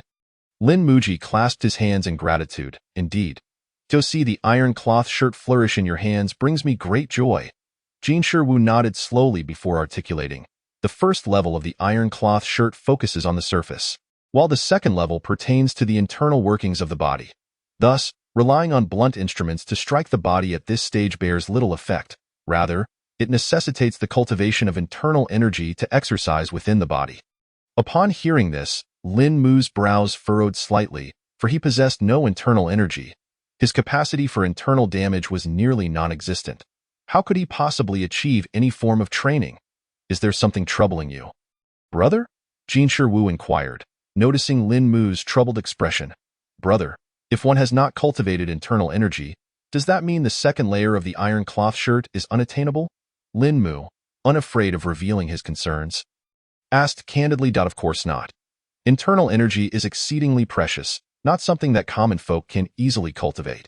Just like my apprentices, the majority have not cultivated internal energy, yet many have still reached the second level. Jinshi Wu responded, I implore you, Brother Jin, to impart your wisdom to me. Lin Mu's eyes brightened with hope. Why do you wish to study this? Jin Shiwu questioned, his face displaying confusion. Alas, never mind. I shall not pry further. Seeing Lin Mu's hesitance, he decided against further inquiry, acknowledging that everyone harbors their own secrets, and pressing further would be impolite. Moreover, the method of training without internal energy was not an esoteric secret. Anyone could learn it for a mere 100 taels of silver at the martial arts school. With that, Jin Shiwu produced a thin book and handed it to Lin Mu. The method of internal energy body forging. Lin Mu read aloud from the cover. Indeed, if one lacks internal energy, one can temporarily condense internal energy within the muscles and utilize it for training. This is indeed a clever approach. Chapter 67. Suppressing bandits over the course of 2.5 months. The bandits of Fengmingjai had grown plump and robust, a stark contrast to their former gaunt forms. Coupled with their martial training, their spirits flourished, shedding the lethargy of their past. Very well, the momentum is promising. Today is the day we assess your training results. To Sanlong Mount, March. Upon the high platform, Lin Mu delivered a brief pre-battle rallying speech, after which Lu Suolong led the troops in a somewhat disorganized charge towards Sanlong Mountain. Observing the scattered ranks from the rear, Lin Mu felt a pang of concern. Regardless of other factors, the first measure of a unit's efficacy is its formation. Their lack of coordination was evident, and against skilled opponents, they would likely falter and flee in disarray. The strength of a military formation lies in its orderly movements and the synergy of offense and defense. The road ahead is long and arduous. Lin Mu lamented. He did not blame Wang Lufei and the others for their ineptitude, for he understood that establishing a cohesive unit is no simple task. Furthermore, they hailed from peasant backgrounds, previously unlettered. How could they possibly master the intricacies of military training? Soon, the forces of Fengmingjai arrived at the foot of Sanlong Mountain, sharpening their blades in preparation for the assault. Sixth Master, shall we commence? Lu Suolong inquired at the front lines. Though he was the overall commander for this campaign, the true leader remained behind him, hence he sought confirmation. Do you believe victory is assured? Why not opt for a nighttime ambush? Think critically. How many brothers are you prepared to lose? Each fallen comrade weighs heavily on my conscience, Lin Mu expressed with profound sorrow. Lu Ji, you have disappointed me gravely. The surrounding brothers felt a surge of emotion at Lu Suolong's evident concern for their well-being. Very well, I shall order a halt for regrouping, and we shall launch our attack at sunset. Lu Suolong declared resolutely. Oh, you think they will remain oblivious, as you do? The enemy is already at our doorstep. It is too late. Let us engage. Lin Mu replied calmly. Sanlong Mountain was also home to 3 leaders, each skilled in martial arts and commanding approximately 50 subordinates. However, their men had suffered under the exploitative rule of the 3 leaders for so long that they had not trained adequately in martial arts, which was precisely why Lin Mu chose them, numerous in number yet lacking in combat effectiveness. At this moment, chaos reigned atop Sanlong Mountain. Despite being outnumbered, the bandits of Fengmingjai, with their superior physical condition, pressed forward. Kill them! Lu Suolong shouted, leading his brothers into the fray. Yet in the next moment, he was sent flying by a punch from the chief of Sanlong Mountain. A rabble dares to be so audacious, scoffed Heilong, the chief of Sanlong Mountain, as he advanced step by step towards the men of Fengmingjai. With his arrival, the tide of battle shifted dramatically. The once dispirited bandits of Sanlong Mountain regained their confidence upon witnessing their leader's prowess, rallying behind him to counterattack. Conversely, the men of Fengmingjai, witnessing their leader's swift defeat, began to entertain thoughts of retreat. Kill them. Fortunately, Lu Suolong managed to rise from the ground just in time, brandishing his steel blade with fierce intent. Sixth Master, allow me to join the fray. Wang Lufei, recognizing the dire situation, urgently requested from the rear. Very well, Lin Mu replied succinctly. Thank you, Sixth Master. Wang Lufei expressed with respect, hastening to the battlefield to rescue his comrades. Sixth Master, what about me? Li Qiaoba implored, anxious to join the fight alongside his brothers, unable to bear standing idly by. Do not forget your duties. Lin Mu shot him a cold glance. Yes, Li Qiaoba was immediately intimidated, breaking into a cold sweat. With Wang Lufei's entry, the situation for Fengmingjai improved significantly, as he and Lu Suolong could now restrain the opposing chief, Heilong. They merely needed to await the elimination of the enemy's subordinates before converging on He Lung for a decisive victory. However, at that moment, the second-in-command of Sanlong Mountain stealthily appeared behind the men of Fengming Zhai, intending to annihilate those audacious bandits. With the sudden assault from the second-in-command of Sanlong Mountain, the ranks of Fengming Zhai crumbled. Suffering severe casualties in an instant, Sixth Master, let me take action.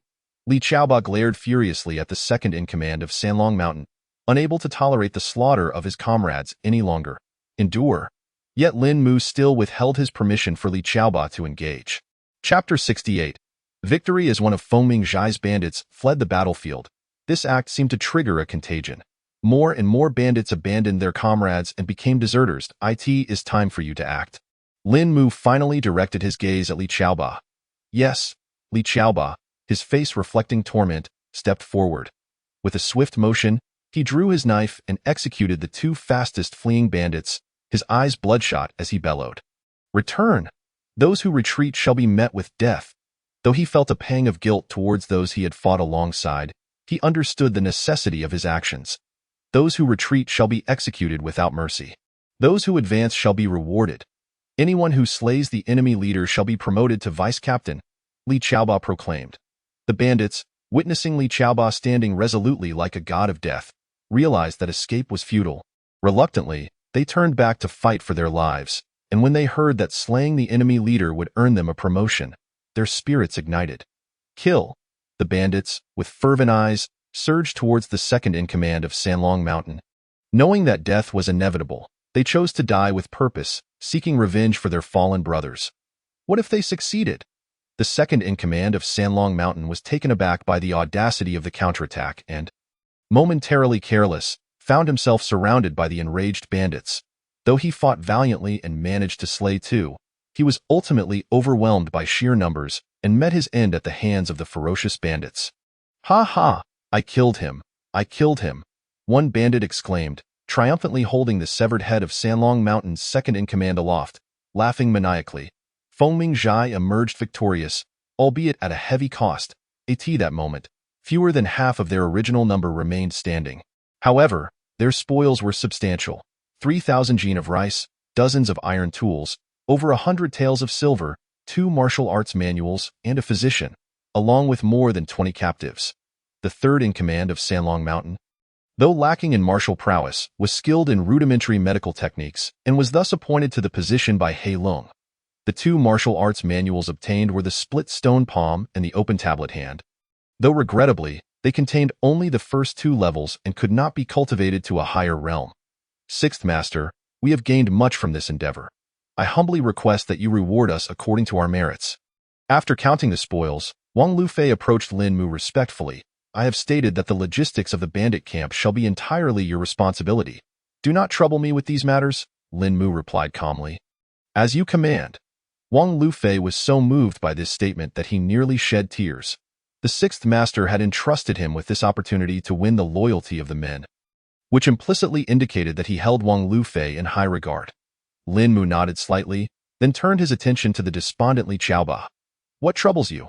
Are you feeling unwell? Yes, Li Qiaoba nodded, wishing to express that he could no longer bear the burden of executing those he had shared camaraderie with. The guilt weighed heavily on his conscience. You performed admirably, and I am not disappointed in you. Therefore, I have decided to change your name. Qiaoba does not suit you. From now on, you shall be known as Li Qi. I hope that in the future, you can truly become my right-hand man. Strive for excellence. Lin Muji patted Li Qi on the shoulder and then made his way towards Lu Suolong. Initially, he perceived Li Qi as simple-hearted and adorably foolish, which prompted him to bestow upon him the affectionate name Chopper. However, he soon realized that Li Qi's temperament was more akin to that of Li Kuei. Furthermore, given the ruthless and decisive nature of the tasks at hand, it was no longer appropriate to call him by such an endearing name. Thus, Lin Muji resolved to rename him Li Qi, hoping that he would one day carve out a formidable reputation akin to the legendary General Bai Qi. Yes, Li Qi exclaimed with unwavering resolve. Although Lin Muji's encouragement was merely a simple gesture, it imbued him with immense motivation. Sixth Master. Upon seeing Lin Muji approach, Lu Suolong quickly rose to greet him. The brothers are all celebrating. Why aren't you joining them? Lin Muji inquired. resting a hand on Lu Suolong's shoulder as an old friend might. "Sixth Master, I feel ashamed," Lu Suolong replied, struggling to hold back tears. "If it weren't for my own weakness, so many brothers would not have met such a tragic fate. You have already performed admirably. The only limitation lies in your perspective.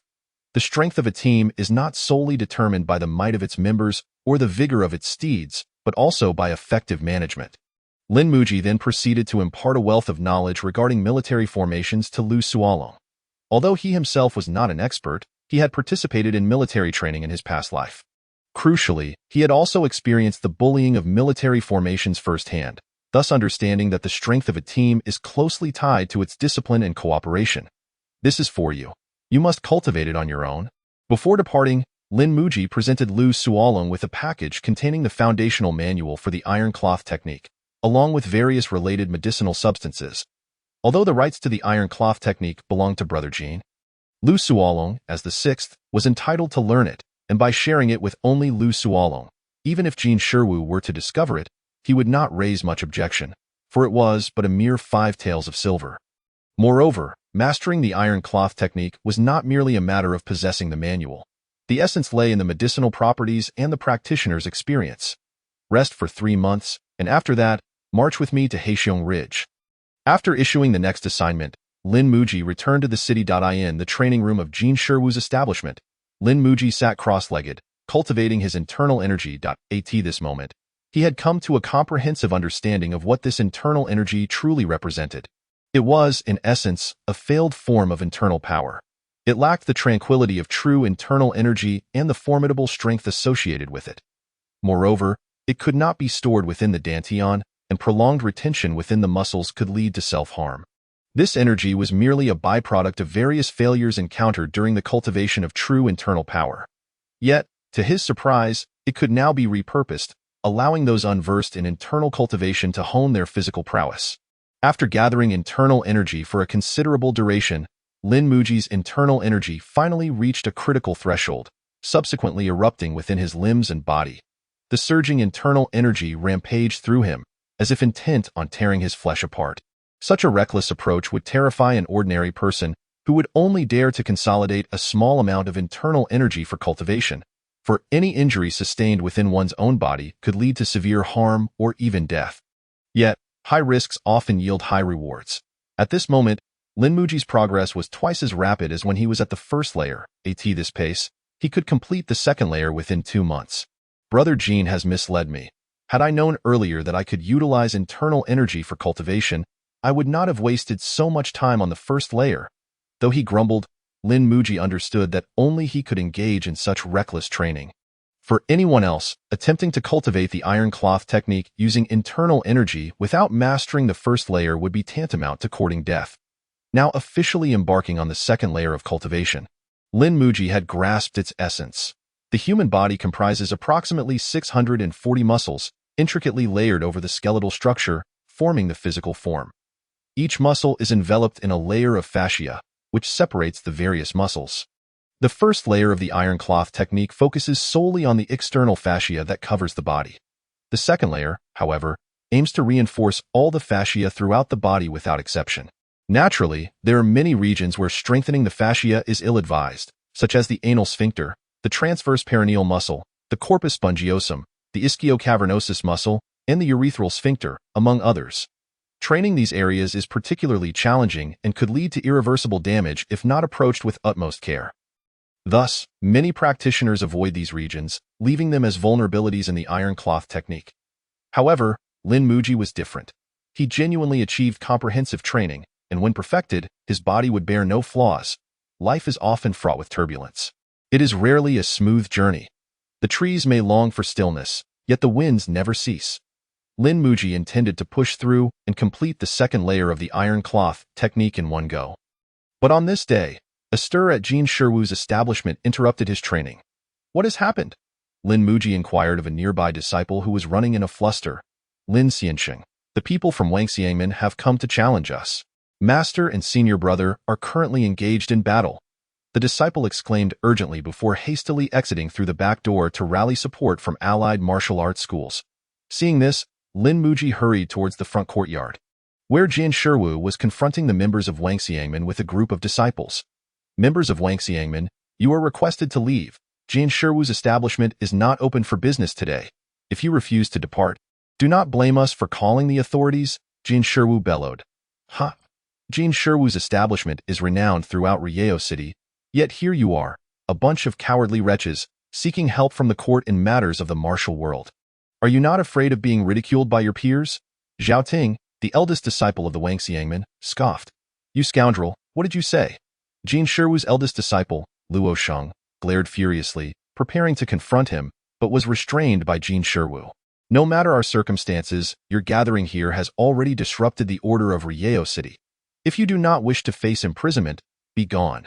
Do you truly disregard the court's authority, treating the governor's words as mere nonsense?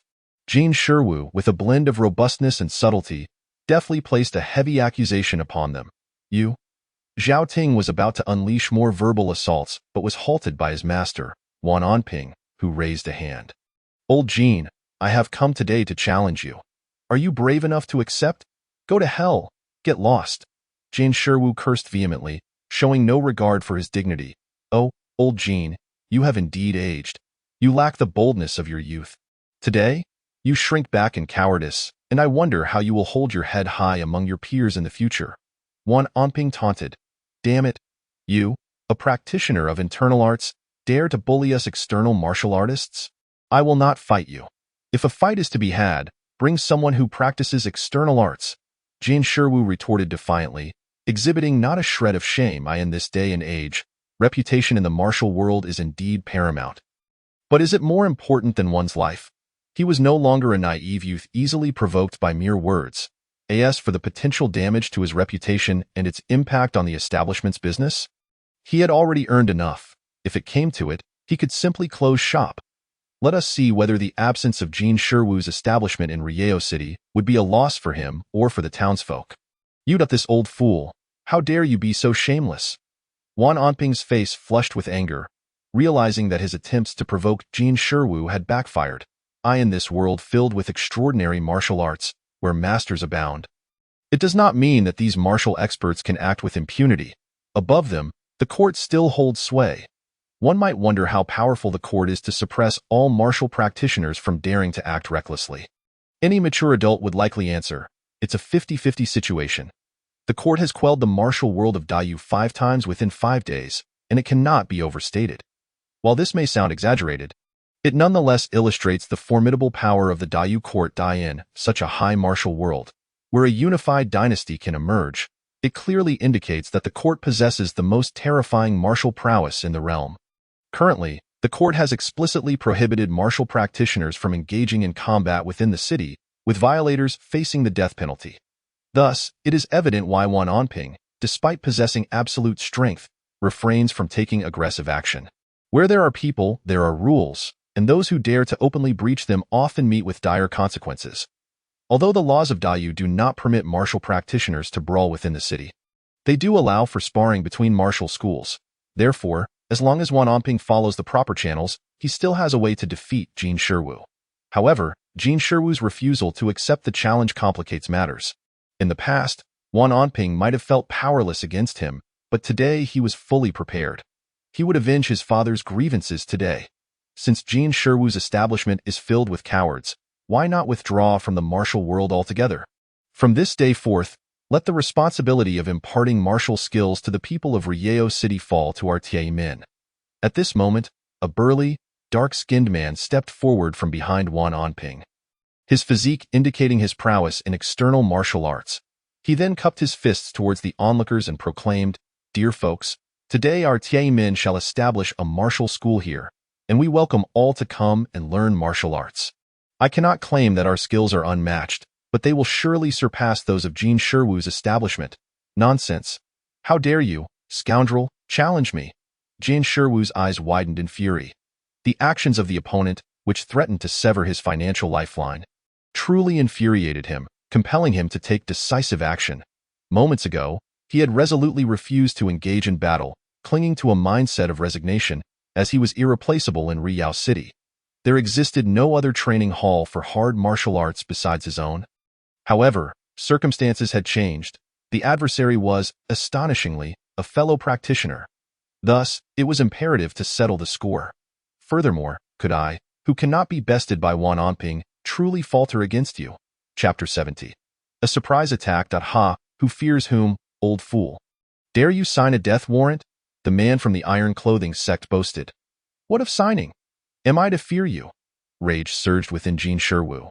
The two parties swiftly signed their names, and then simultaneously tore off their upper garments. Engaging in combat within the courtyard, as they harnessed their internal energy, both of their bodies swelled slightly. Lin Muji watched with exhilaration. This was precisely as described in the texts. The iron cloth shirt technique had reached its zenith, the tendons rising beneath the skin, rendering both men impervious to harm. They then became entangled in a fierce struggle. The man from the iron clothing sect employed the cotton fist, which appeared soft. Yet each punch concealed lethal intent, targeting Jin Shiwu's vital points with every strike. Jin Shiwu, on the other hand, practiced the Eight Extremes fist, a style characterized by its ferocity, utilizing the unity of waist and hips to maximize his formidable physical prowess. Delivering blows of immense power. One was a blend of gentleness and strength, while the other exuded sheer might. For a time, it was impossible to discern who was superior.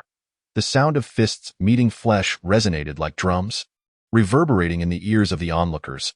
Such a visceral clash ignited a fervor among the spectators, who longed to join the fray.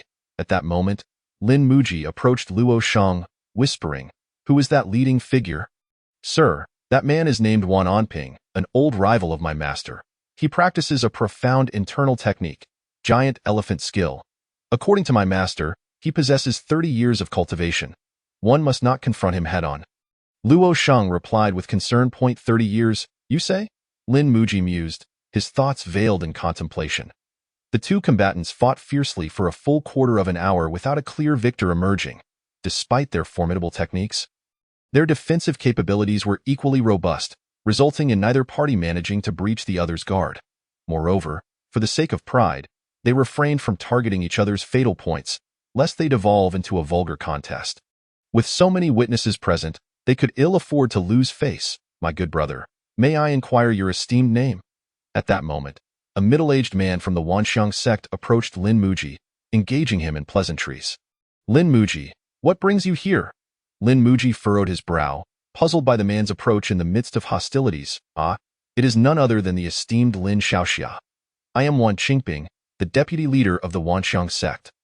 Wan Qingping interposed himself before Lin Muji, introducing himself. Suddenly, an unexpected twist unfolded. Wan Onping, the leader of the Wanxiang sect, disregarding martial ethics, launched a sneak attack while Jin Shiwu and the master of the iron clothing sect were locked in confrontation, unleashing the full force of his 30 years of mastery in a single punch that sent Jin Shiwu reeling, blood spurting from his mouth. "Old Jin," Lin Muji finally grasped the situation. Wan Qingping's approach had been a ruse to obscure his vision, facilitating his leader's underhanded assault. Such treachery and cunning were appalling. They had calculated that he alone could thwart Wan Onping's attack, hence sending Wan Qingping to divert his attention. "Wan Onping, how dare you launch a covert assault? Are you not afraid of being ridiculed by the martial community? Moreover, you have violated the rules of the duel. How can you strike at a combatant?" Luo Shang hastily interposed, embracing his master, his face a mask of fury as he glared at Wan Onping. "Nonsense! Who says I launched a sneak attack? I merely entered the arena a tad early for the second round of the duel. Ha ha ha ha." Wan Onping replied, utterly unconcerned for his own reputation. The state forbids martial artists from fighting within the city primarily to protect innocent civilians, as large-scale conflicts would undoubtedly have adverse repercussions. Hence, it is strictly prohibited. However, small-scale duels, provided a death warrant is signed, would not elicit governmental intervention. Though launching a sneak attack during a duel is deemed unethical and would earn the scorn of the martial world. Legally, there is no explicit prohibition against such actions. Even if he were guilty, he would accept the consequences. He hadn't killed anyone outright, perhaps merely compensating for a bit of medical expenses. Furthermore, he had already arranged matters with the governor. Money speaks volumes, and such a minor infraction would be inconsequential. How unfortunate that the old fool could not contain his impatience, striking before his reinforcements arrived. Ha ha ha ha. At that moment, Wan Qingping, standing before Lin Muji, turned around and burst into laughter. Both brothers felt a surge of triumph, having finally avenged their forebears. For years, Jin Shiwu had remained cooped up within the city, his brothers powerless to act due to the laws governing the area. Today, they had successfully devised a scheme to provoke him into battle, allowing for a surprise attack that severely injured him. The next step was to aid Tai Ao in establishing the Iron Clothing Martial Hall to usurp Jin Shiwu's business. Effectively dismantling his establishment, such underhanded tactics in the arena were not uncommon. Hence, martial artists often brought friends to support them, to avoid being victimized by sneak attacks. More formally, referees were appointed to ensure fairness in the duel.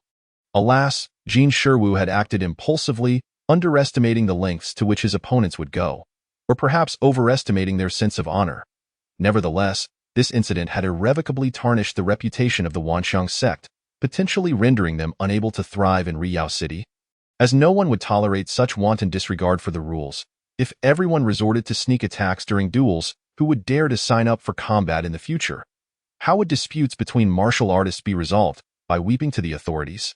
While the adversaries were indeed shameless, their willingness to jeopardize the entire reputation of the Wanxiang sect for revenge was, in a twisted sense, commendable. Thus, the martial world, like the greater society, is not merely black and white. There are no absolute heroes or villains, only differing perspectives. Be careful, Qingping, Wan Onping suddenly bellowed. Yet Wan Qingping remained oblivious to the impending danger, only to be seized by Lin Muji from behind. Is that so? I see now that it is the time for the duel, thus killing is without guilt. Lin Muji inquired with curiosity, tightening his grip. You dare, wretched child. Wan Onping's eyes widened with fury, and he charged at Lin Muji without hesitation. Yet it was too late. Lin Muji's grip tightened, and with a sickening crack, Wan Qingping's neck was shattered. Ah, beast! I will kill you! Wan Onping screamed in a frenzy, unleashing the full force of his power upon Lin Muji. The giant elephant skill was renowned for its overwhelming power, and now, with 30 years of mastery bearing down upon Lin Muji, he felt his bones creaking under the strain. Lin Muji swiftly retreated,